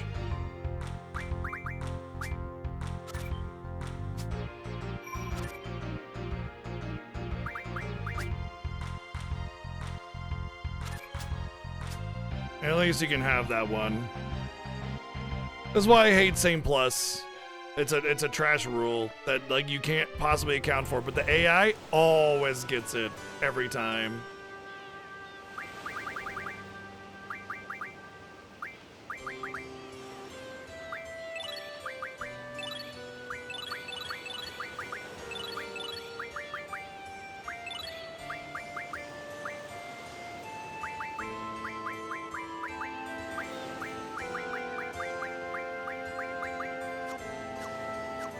I don't care about the Fujin Raijin card, honestly. Like, the fact that I didn't have a legendary in there was actually my saving grace.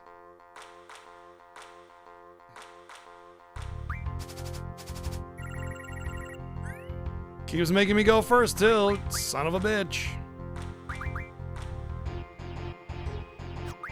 think I should risk this.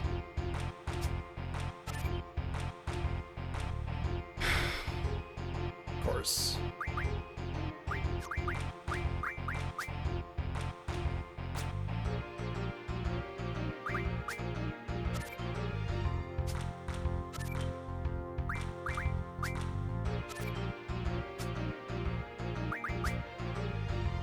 Goddamn draw, son of a bitch.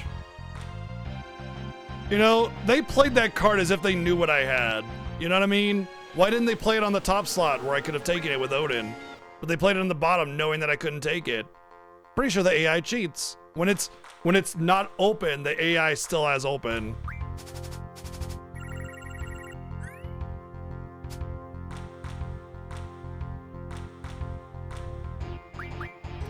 The only thing I can do is take with this, so I'm gonna do it just to get the ball rolling. Yeah, they'll take back, but there's a good chance that I can take back without risk of losing.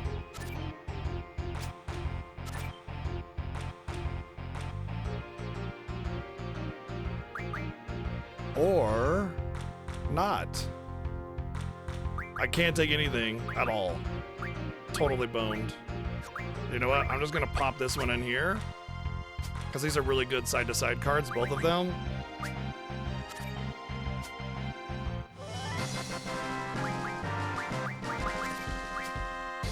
Getting really close to those 10 on oils, huh? I think that's like 4 now.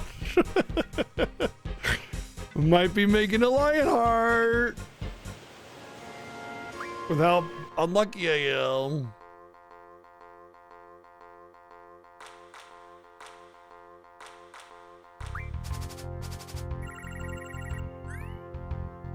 Always go first, dude. I swear, man. I fucking hate it. Oh, that's actually good. Nice. I'll do that. I should have maybe used the Shumi, but it's fine. I'll use it here, though. That'll be good.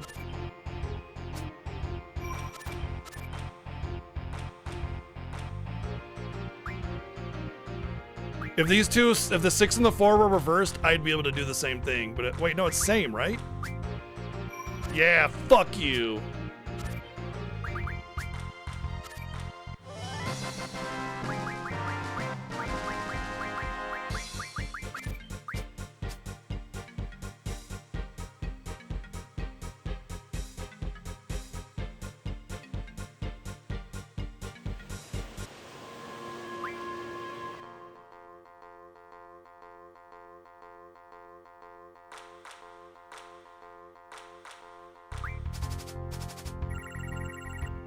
Finally.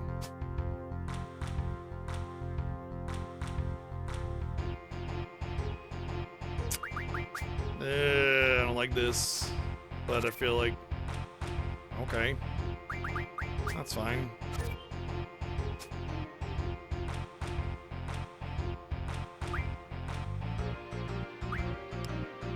I, once again, am going to reluctantly, actually, yeah. Actually, no, this will be fine. It'll give me a head. They'll force them to try and take, which I can easily defend with the Cypher card here. And then they don't get a combo and I win. And then I get my Adea card, which apparently was the last card in there. Oh, it was... They didn't get rid of card games altogether. They just have different mini games for every Final Fantasy. There's always a major mini game in every Final Fantasy. You ever notice that? They didn't get rid of card games. They just gave us Blitzball for FF10, right?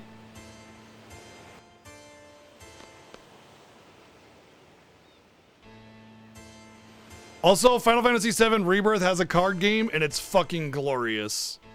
So, there is that. 12, the major minigame, is essentially the hunts.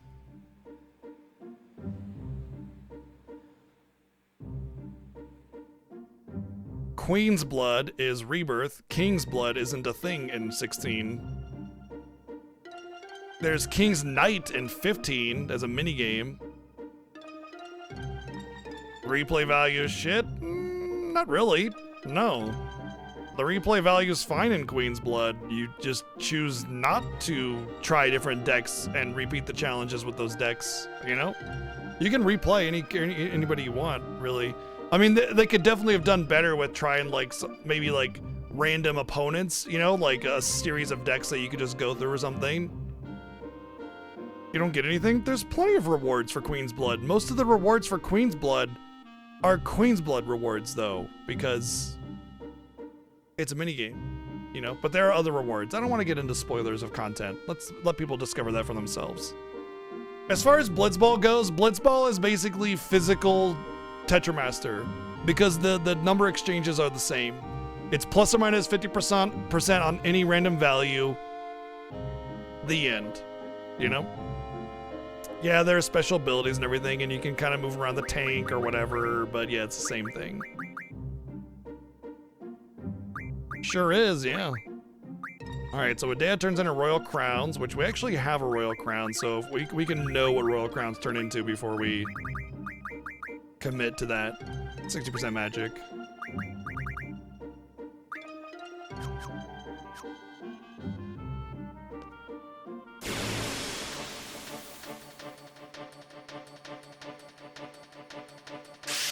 But yeah, there's always a major minigame in every Final Fantasy game since probably 7 and on. Yeah, I'd say since 7 and on.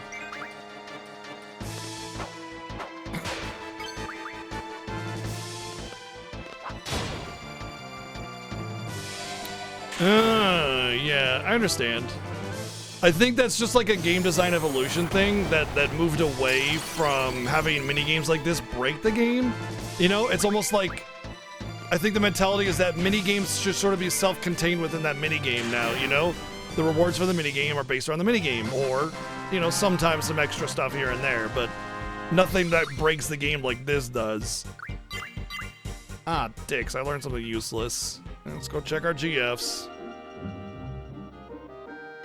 Gotta make sure not to load up on a GF because you can lose what the GF can learn if you fill up on garbage and it fills up the 2 pages, and then the new like the new thing that pops up that they would have been able to learn, it doesn't pop up because there's no room.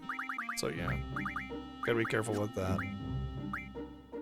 Honestly, what I should do is go buy a bunch of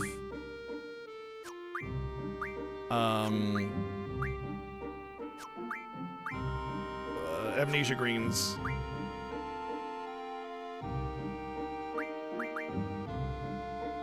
Spirit Junction, and another ability ×3. This is elemental defense 4. Who doesn't have elemental defense? That's it, right? Still no vitality junction, huh? I just can't get that on Squall. I should do this first, but elemental defense 4. Who wants it? You have none. Oh, that's status.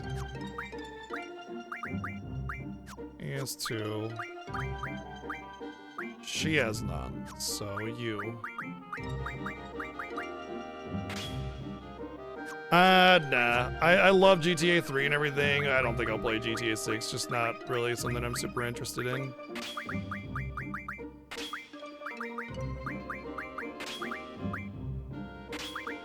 Right, the deaths.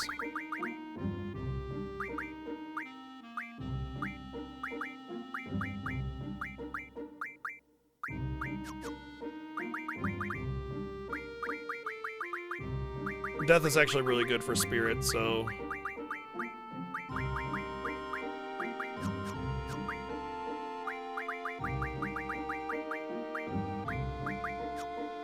As good as Dispel, interestingly.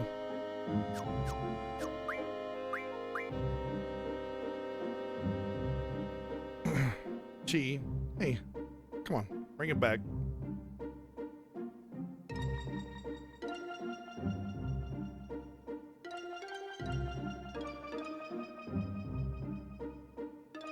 All the cats are starting to wake up. It's actually funny. Cecil just woke up. Coconut just woke up. Ginger's eyeing me. She got up. Hey.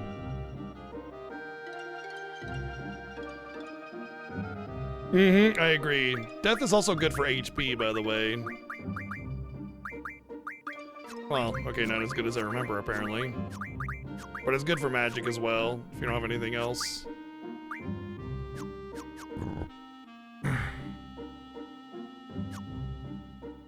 Alright, let me think here. Oh yeah, I want to go to Timber. Damn it. First things first is I'm going to go back to Shumi, but I want to go to Timber and get some Amnesia Greens. Because, I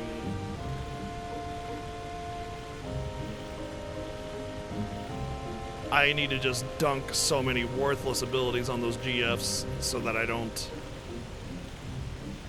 waste slots, basically.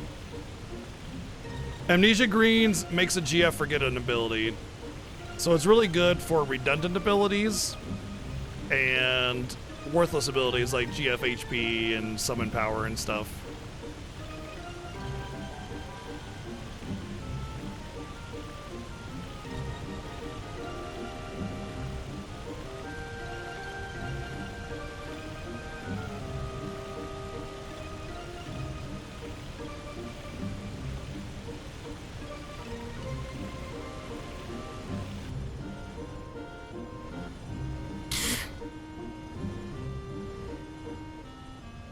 I guess, although if you have a toxic relationship in your life, you should just get rid of it, you know, move on. That would be my take.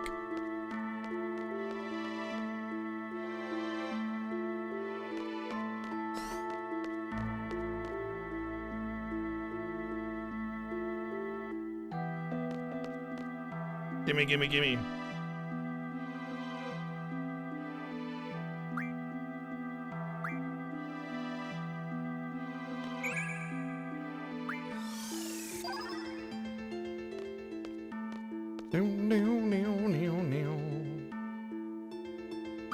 How many do I got now? 86 Ultimas.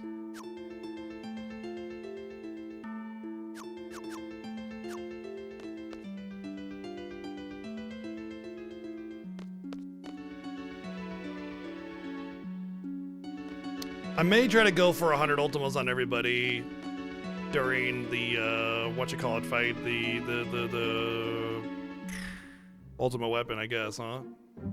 Just because I feel like I'll be a lot stronger and I'll be able to, since we're taking it kind of slow and I have freedom to do whatever I want to, might not have any risk of dying or anything.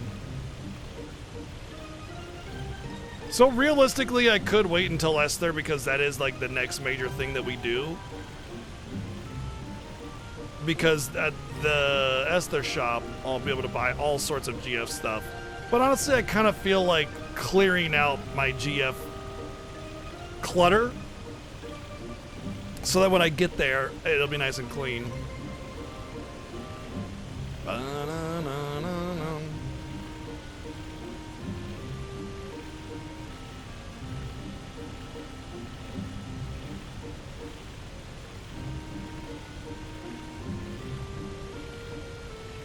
You have to go to pet shops to buy them.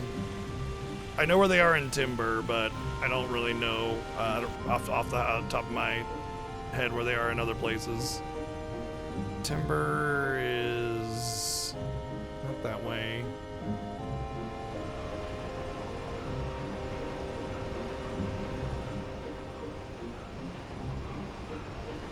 I was right. I just... Oh, right there. Wow, I didn't even see it when I turned around.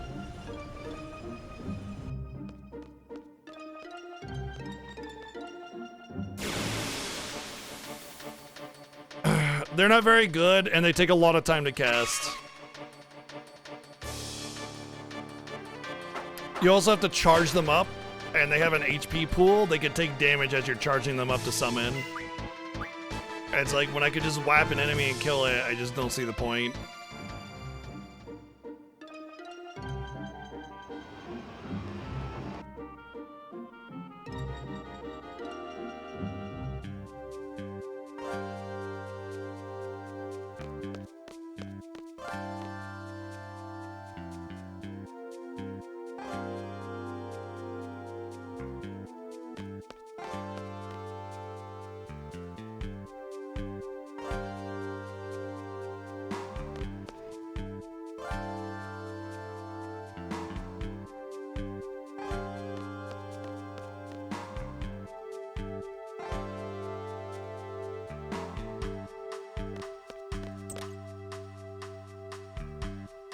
Seems very long and boring to me, personally. Oh, I can buy the scrolls now. No. That's not. Never mind, that's not. Oh, I can buy the scrolls, though.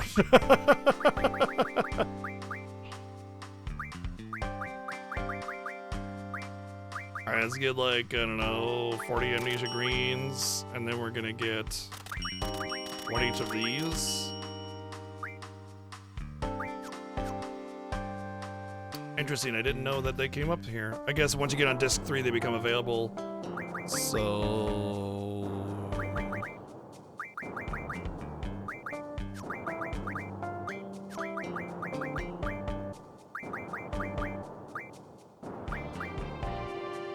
we already did those.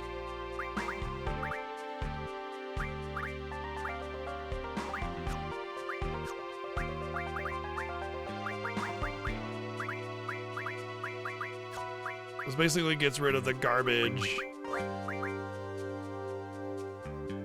that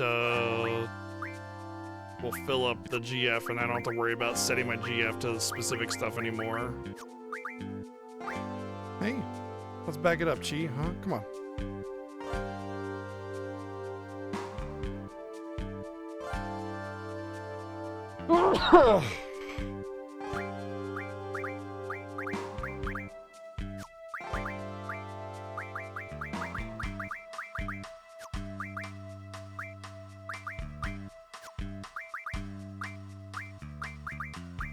These don't unlock anything of importance. They're just garbage crap. Okay. And then at this point,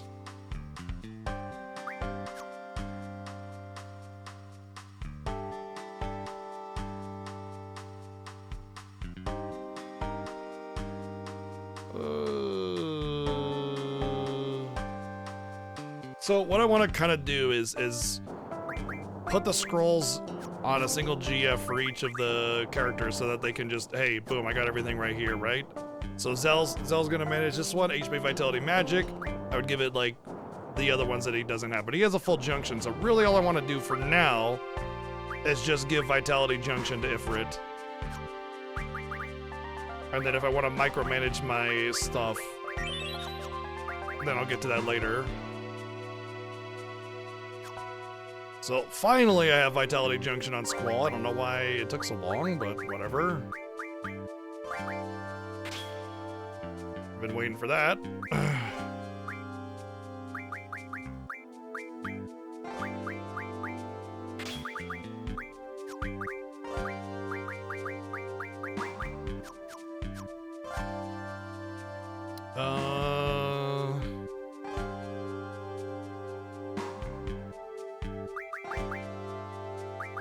Any other items that I wanted to manage?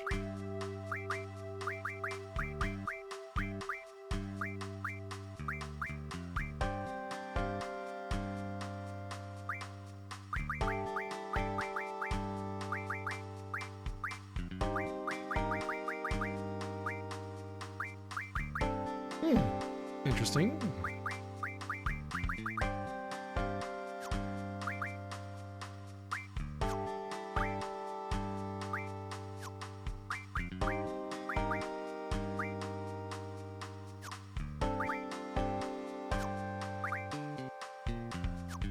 Hooch Strike. Hey, I make my own jam and I cure my own bacon and I keep learning new things on how to make foods homemade and stuff because I like doing it. It's really easy. It's not talent. It takes like no effort. Like it's macerate your fruit, cook it, add a little bit of acid, keep cooking it, jar it hot.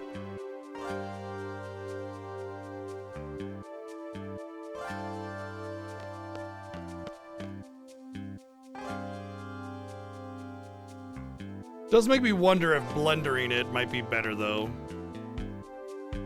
I wonder though because like blendering the fruit may cause it to the properties to change, you know, but it would be a smoother jam. So it makes me curious. Kind of want to try it blendered and see what happens.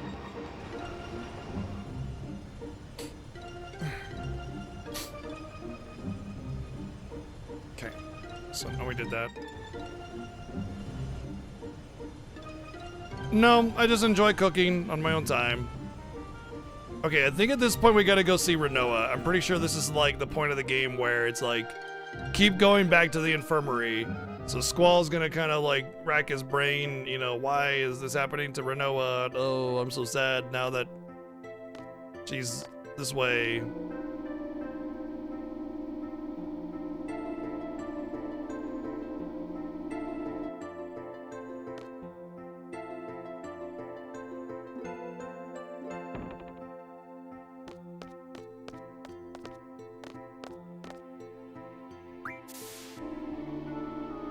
I mean, anybody can cook. It's not a hard skill. You just have to care about what you're doing and follow a recipe, you know? Just like anything else, you gotta care about it.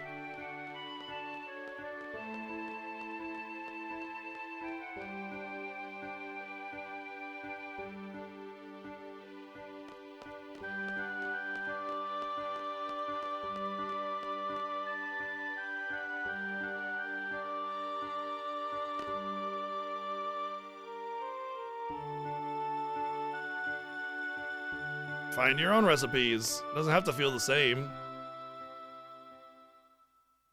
You feel so cold. Are you gonna be like this forever? Isn't there anything I could do? You were so full of life. Now you don't even make a sound. I want to hear your voice. This is like talking to a wall. Renoa, call my name. Yeah, he's not happy. He's realizing what he loved about her.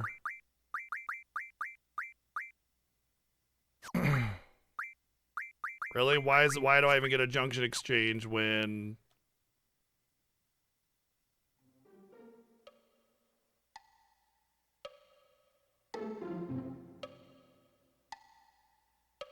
Why do I have to do this? Because you have no money!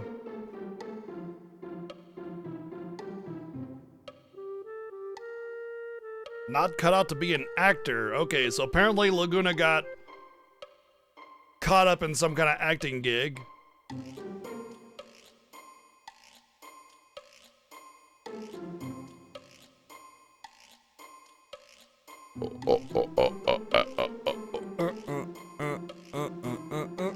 She taught me many things. Part of it is some of the cooking. I mean, I didn't learn exclusively from her. Most of what I know is self-taught, but she gave me inspiration to want to cook. Yeah, of course. The basics, right, exactly.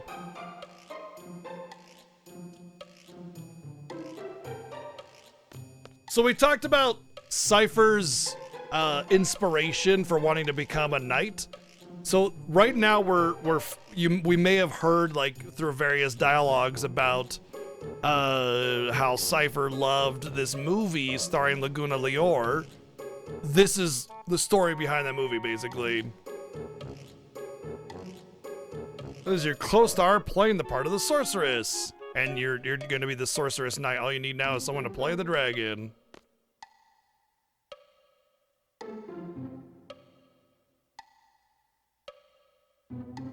Then put on the dragon costume and just kind of walk down here.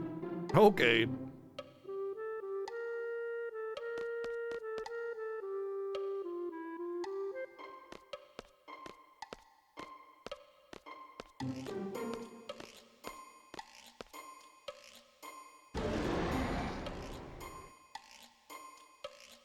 Well, Kiros is dead. But yeah, I mean, you know, I had lots of opportunities to cook when I was young. She taught me the basics. Took it from there. And then my wife likes to cook a lot, so we cook new recipes every week.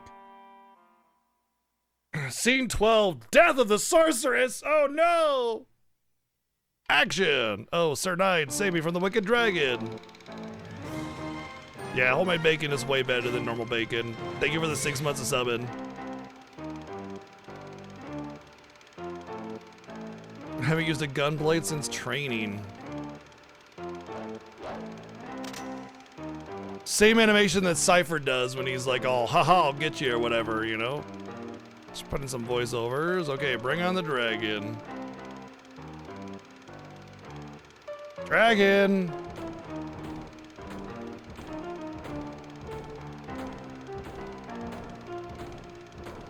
Well, just like the real thing. Excellent work.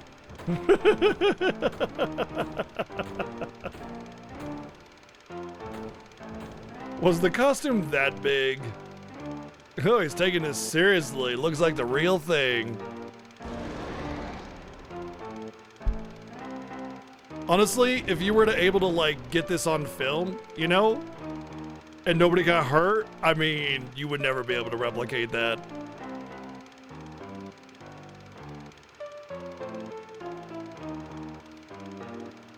Is this thing real? I'm out of here. Well, Sir Knight, it's all yours. Sir Knight, I must bid you farewell. I'm out of here. Peace.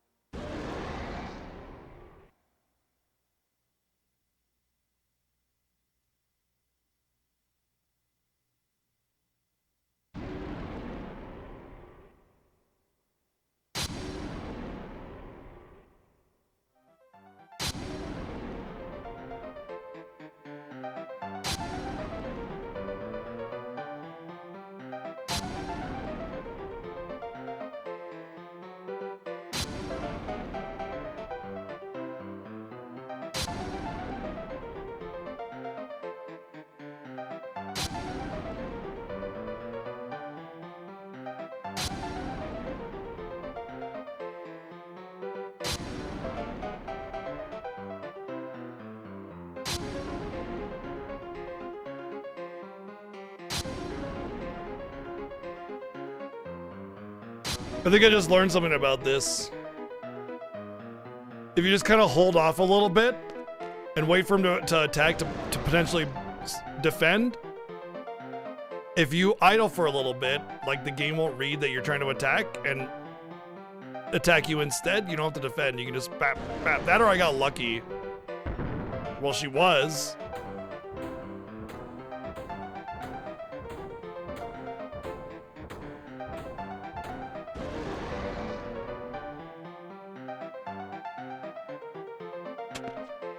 Hey, it's Kiros. Now we're talking. Take it easy, Examon. Hold on a second, because the game screws you. Game screws you on your junction, so... I don't remember what Zell had, man.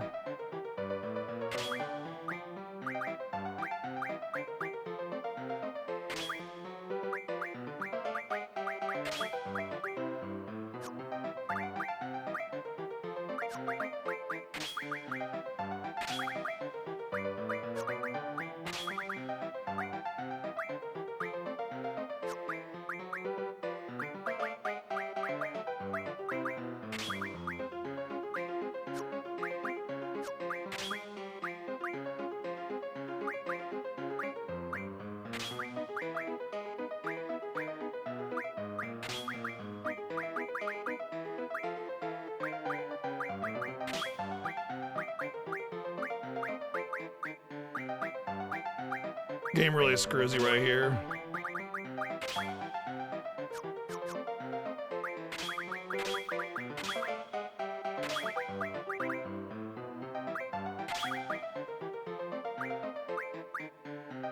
This doesn't feel right. There's something he's missing, I think.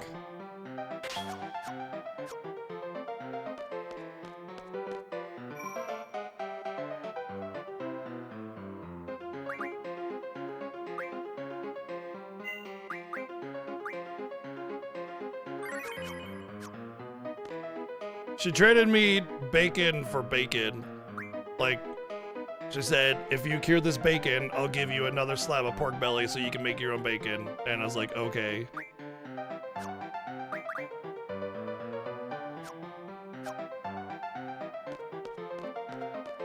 It's the quantity, number of spells I can cast before I run out.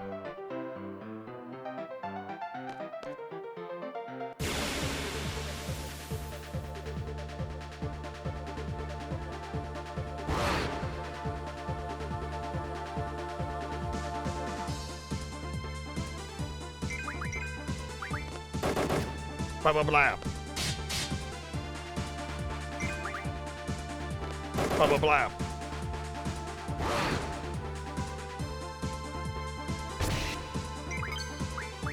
Blood pain.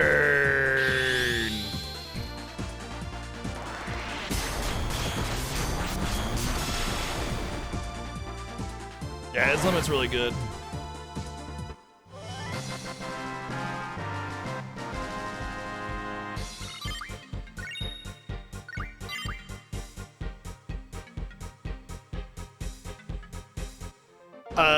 I mean, I wouldn't really compare to FF15's spell system, but yes, there is a limited quantity, but you can get it back really easily. Oh, hey, that thing in the distance? That's Lunatic Pandora. The one thing that we found before. So that tells us that we're in Esther. What is that? Anyway, crazy way that this movie came to be and everything that happened. Part of his story, and then we wake up. He's such a goofball, right? I can't disconnect. What is this connect thing? Is it you, Squall? Connect is just what I call it. It's when I use my special power. Oh, I know. I must be asleep. That's why I can't control it. So Elone mistakenly sent me back not knowing. Sorry, just let me use your spirit a little longer. She ain't here either.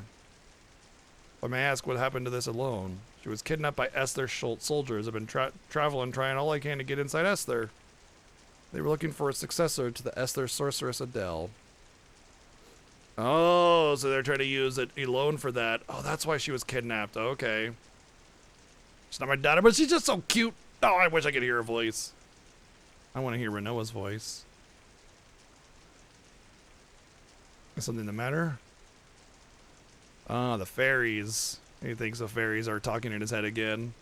I don't care if it's in the past or what. I want to hear Renoa. I want to see Renoa. That way there might be a chance to save her. I've played FF14 a lot, yeah. Can't change the past. I just found that out when I kidnapped Uncle Laguna went on a journey to find me, but because he did, Uncle Laguna wasn't able to be by Rain's side when she died. So now I didn't know that you learned that this early, because you do learn that Rain died later on, but I didn't realize that you learned that now. So basically, Elone got kidnapped because they were trying to find a successor for Sorceress Adele's power, because only certain girls can become sorceresses. It's not all women, it's just some. So they were trying to find a successor. They thought Elone's power might be, you know, something to do with that. Maybe, perhaps that might be something to do with it, or maybe it was just they learned that, you know, she might be it or something for some other reason. Who knows? Anyway, Laguna left Rain to try and find Elone, but then shortly after Rain died. Okay. Rain wanted to show Laguna her newborn baby. So Laguna got Rain pregnant, then left. Then she died. Shortly after giving birth, Rain kept calling out for Laguna no matter what. I wanted Laguna to stay in the village, but it didn't work. I can no longer make it back to that moment. And also, I can only send you inside someone I've met before. Oh, I'm about to disconnect. I'll try again to speak to you this way. And of course, he remembers that it's his sis, and he's like, no, come back. I miss you too, you know?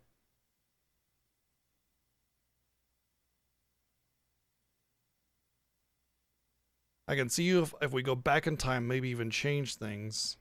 Oh, he's now it's the gambling phase. What's the 5 stages of grief or whatever? There's like denial, anger, then there's gambling, like we're or not gambling necessarily, but it's like bartering, I think is what it is. It's like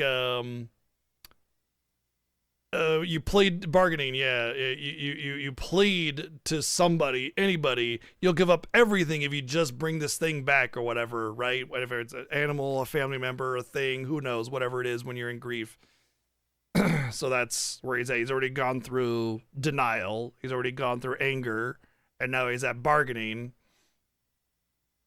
Send me back to the moment that Renoa went in the coma. I think he thinks he could stop it as if he could anyway.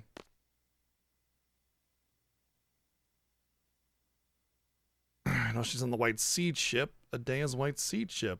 Maybe Adea would know the whereabouts of the ship. Then I can see Elone and go back. Ah, the bargaining part. Yes, we'll make a deal with Elone. If we just sacrifice this thing or find this thing, then we can do that thing that'll let us do the thing that we want to do.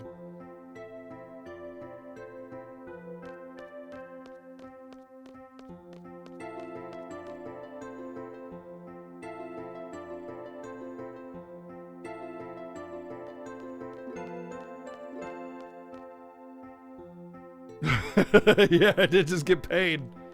Hey, got some cash money.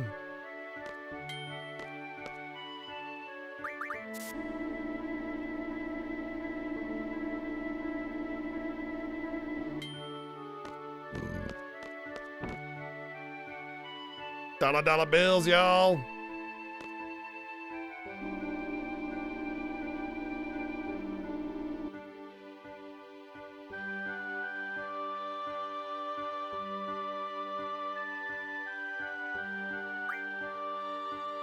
Roger. I'm good. I get to set up all my junctions again. I do believe that even though we have another dream, our junctions don't get screwed over anymore. Maybe they do, actually. You know, I'm not so sure. Roar! We're going to see Adea in the White Seed ship, then I'll do everything I can up until the point of going to Fisherman's Horizon, and then I'll try to get another Ultima draw before we go there.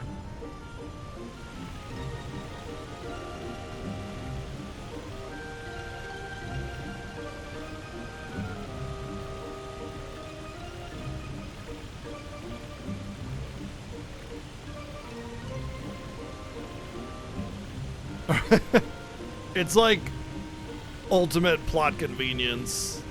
Ridiculous, obnoxiously convenient plot mechanic, honestly. It's really, I'm not fond of it, honestly, but the airship when you get it is rad.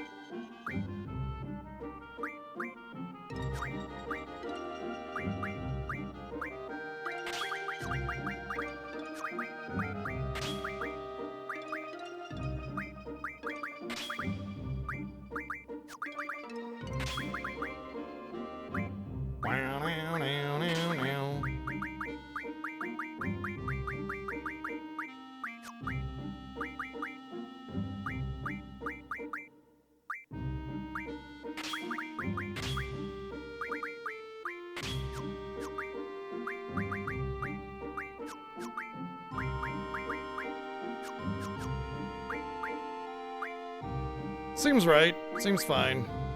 Everybody's got 3 abilities, right? Everybody's got all junctions.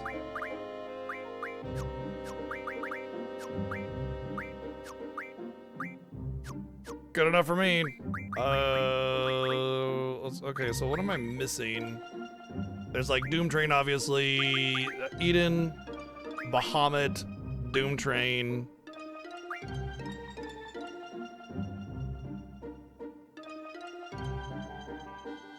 Cactuar. Okay. So there's nothing I can get until I get my airship, basically.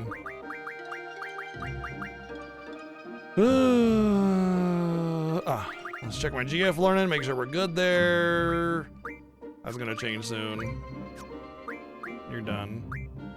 Yeah, done. I feel like I learned something recently, so just want to make sure I got that sorted. Yep. Are you just not learning anything? Oh, fuck. Yeah, go to med data anyway, because I need that first. You're not actually learning anything. Alright, cool. My first console wasn't in television. I mean, the first console I had in my home anyway wasn't in television.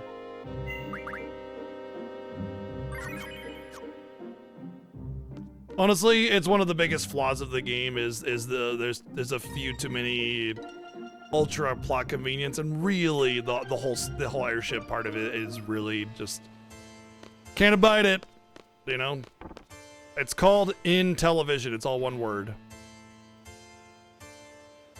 Very old, before Atari.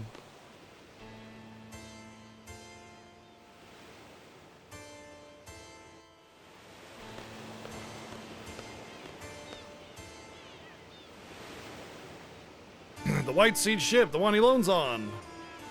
They are very cautious. They will never remain in one place for long, except for when you're looking for it, they will stay in one place.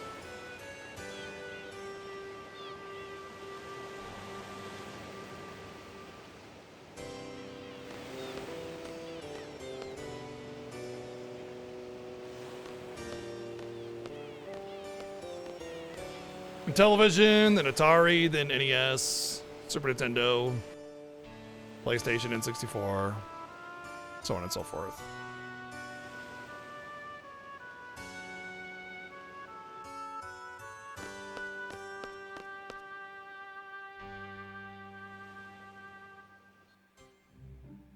Yeah, honestly, I don't feel like the plot is a mess. I feel like the plot is sound, but there are a few elements to it that don't do it any favors, if that makes sense.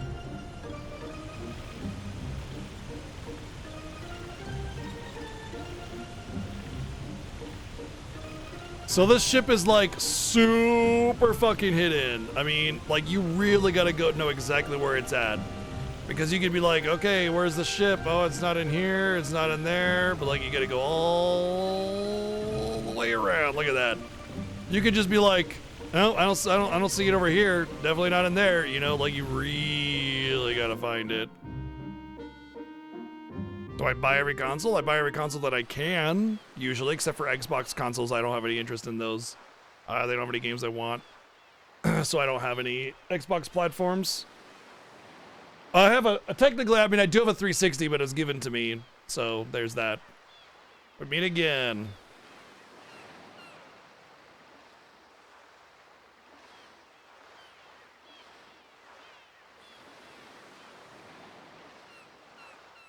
Dea is no longer under Sorceress Ultimisia's control. She is now our ally, so there's no reason for you to hide Elone's whereabouts from us. We want to take Elone back to protect her from Ultimisia.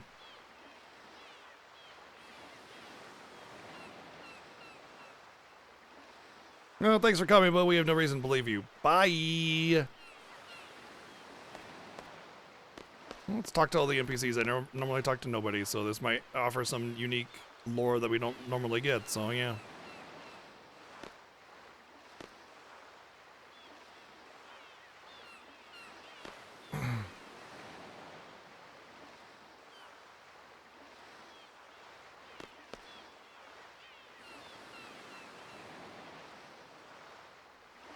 But yeah, I mean, I really love gaming, so I get whatever console I can and whatever games I can afford, and then I stream also, so you know, having access to all that is a big deal. Hey, it's Watts! What do you know? It's Watts and Zone. These were Renoa's little flunkies when she was in her little resistance phase. Barely escaped by boat.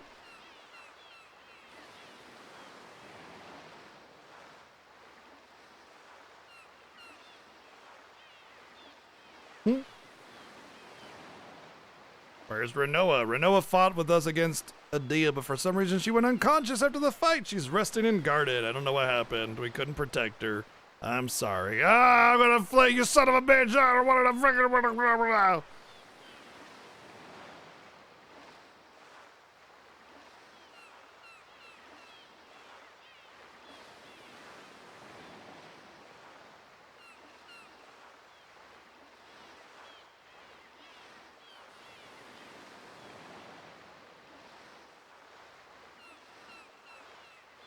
No, that's not what happened, Rosler. I was very rare that I got a console, like growing up.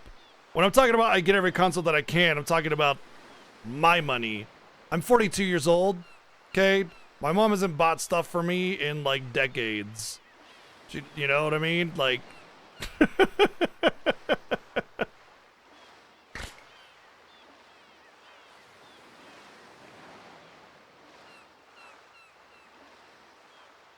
she supports me, like, you know, by being a mother, you know, but not like financially.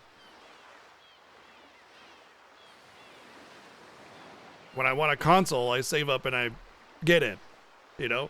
In fact, growing up, the only consoles that I remember like getting for like Christmas or whatever were the NES and the SNES, because everything after that I saved up to get, like either as my first job or I saved up like birthday or Christmas money or something.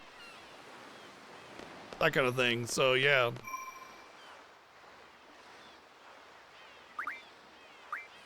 Alright, I think this is where I can get the Shiva card. I believe I don't have to win it if I give him the porn mag.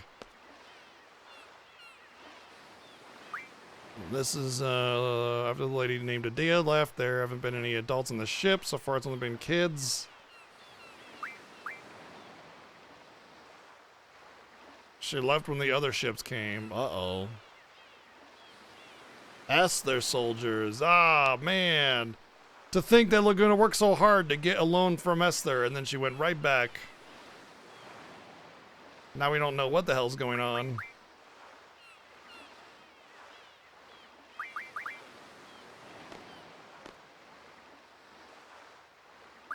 Is this the dipshit that has I think it's him that has Shiva, not Zone. Thought if you give him the porn mag, he just gives it to you, but maybe not.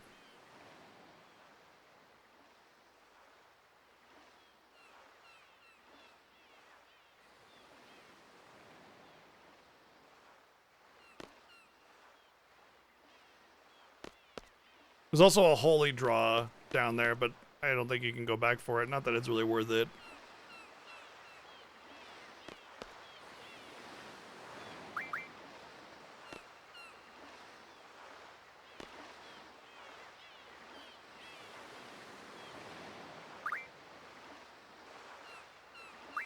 I imagine, like, Quetzalcoatl turns into Dynamo Stones, the Shiva card likely turns into the ice equivalent, which is worthless, but I'll play him.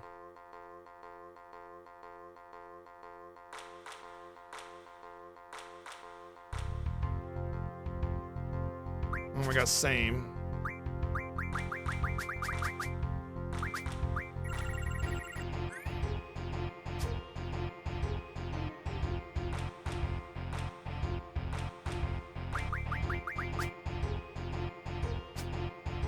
Zone has it? Oh, okay.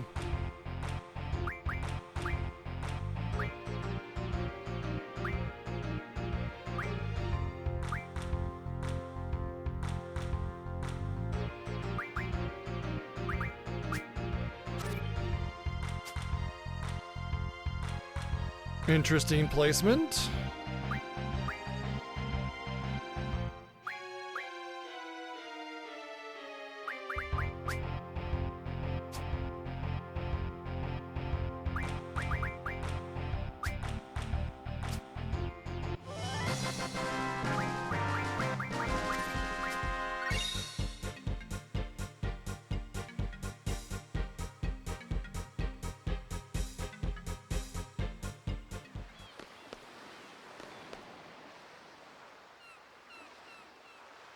Well, I gave you the newest one on your birthday as well. Or was it Christmas? I think it was your birthday. Well, he doesn't play cards, so don't believe it's him. Oh, never mind. Give it to him for free. Oh, rename card and a Shiva card. I guess rename card lets you...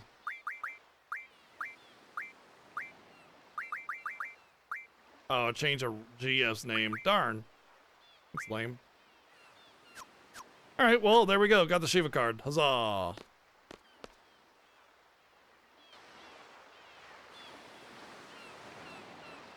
Yeah, it's the Switch one.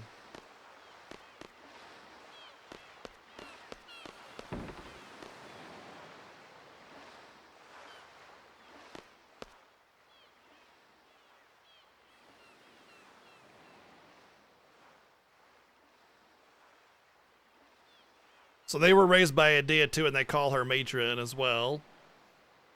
She's no longer evil. She turned back to her old self again. Whatever. Thank you. I played Animal Crossing a lot, yeah. Not as much as her, though. I don't have, like, the... I got other games I've got to play, you know?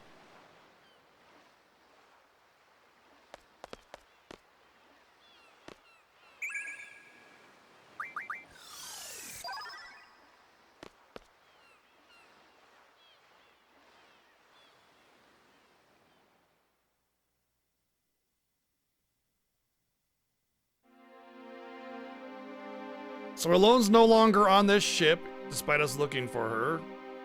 We picked her up from your garden near Fisherman's Horizon.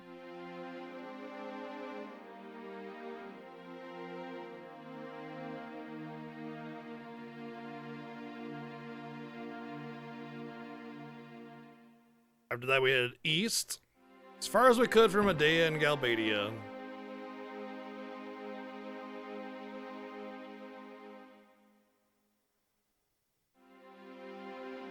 Before long, we encountered the Galbadian fleet. They had a lot of ships, obviously. They were searching for us. We should have been more careful. They pursued us in full force. Luckily, we were able to escape, but then our ship broke down and we were stranded.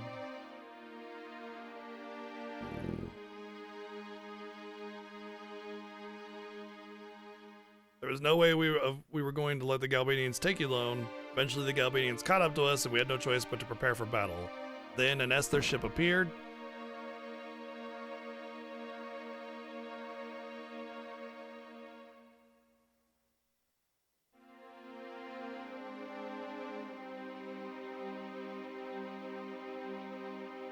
A battle began between them, and we were caught in the middle of it. Then something strange happened. That's what I do. I play video games. Suddenly, an Esther ship came up beside us, and Esther soldiers came aboard. They told us to get aboard their ship. It sounded like an order to evacuate. Of course, we refused. We didn't trust them, just as we didn't trust the Galbadians. As the Esther soldiers were trying to convince us, the battle became more intense. Soon they were forced to leave our ship.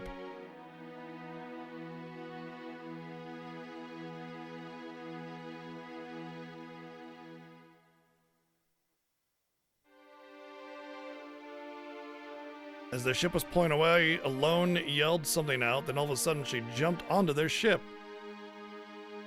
It wasn't like her at all.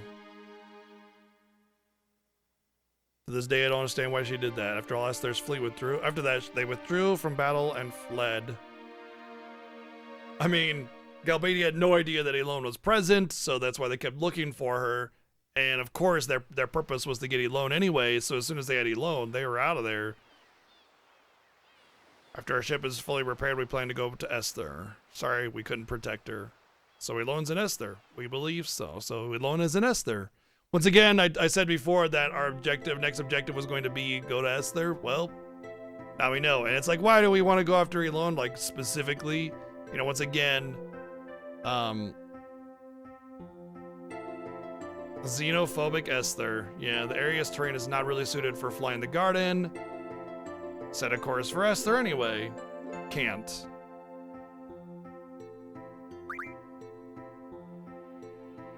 I think what we have to end up doing is go to Fisherman's Horizon or something like that. I don't know. But yeah, we can't. We'll get to that later though.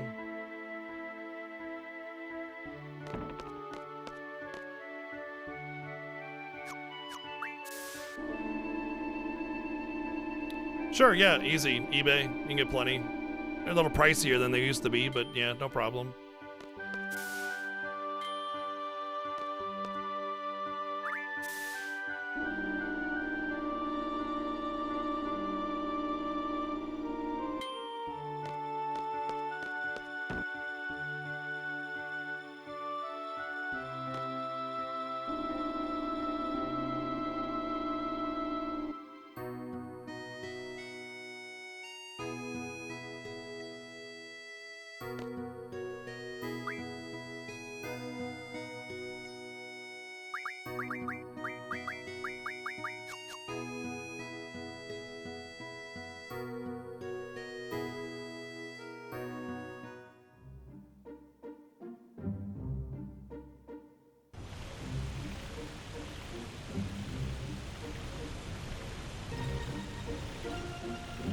Even getting out of the area where the White Sea ship is difficult.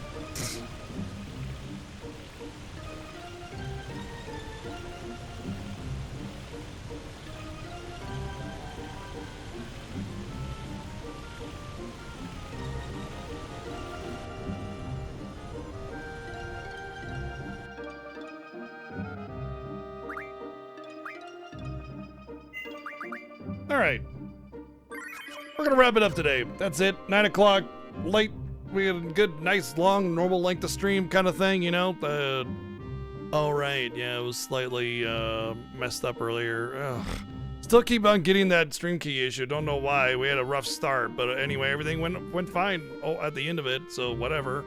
Anyway, it's been an awesome evening. Thank you everybody for hanging out. But yes, our lore playthrough of Final Fantasy VIII will continue tomorrow. I think we'll probably finish it tomorrow. We don't really have a whole lot left. There's some big moments happening, big stuff, and then we got some optional stuff that we'll do, you know, getting all the GFs and whatever.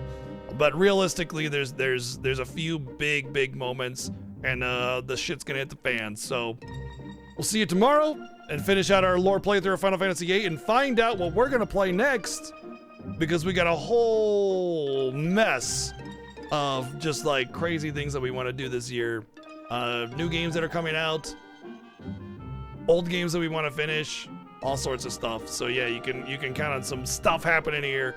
We stream 6 days a week, every day except for Saturday. So today is what, Tuesday? Yeah, Tuesday. So we'll see you tomorrow, Wednesday, 1 p.m. Pacific, with more Final Fantasy VIII, lore playthrough, deep dive story. Catch you then. Thanks for all the love and support, bits and donations and subs and resubs. You guys have been awesome. Thank you. See you tomorrow. Cheers.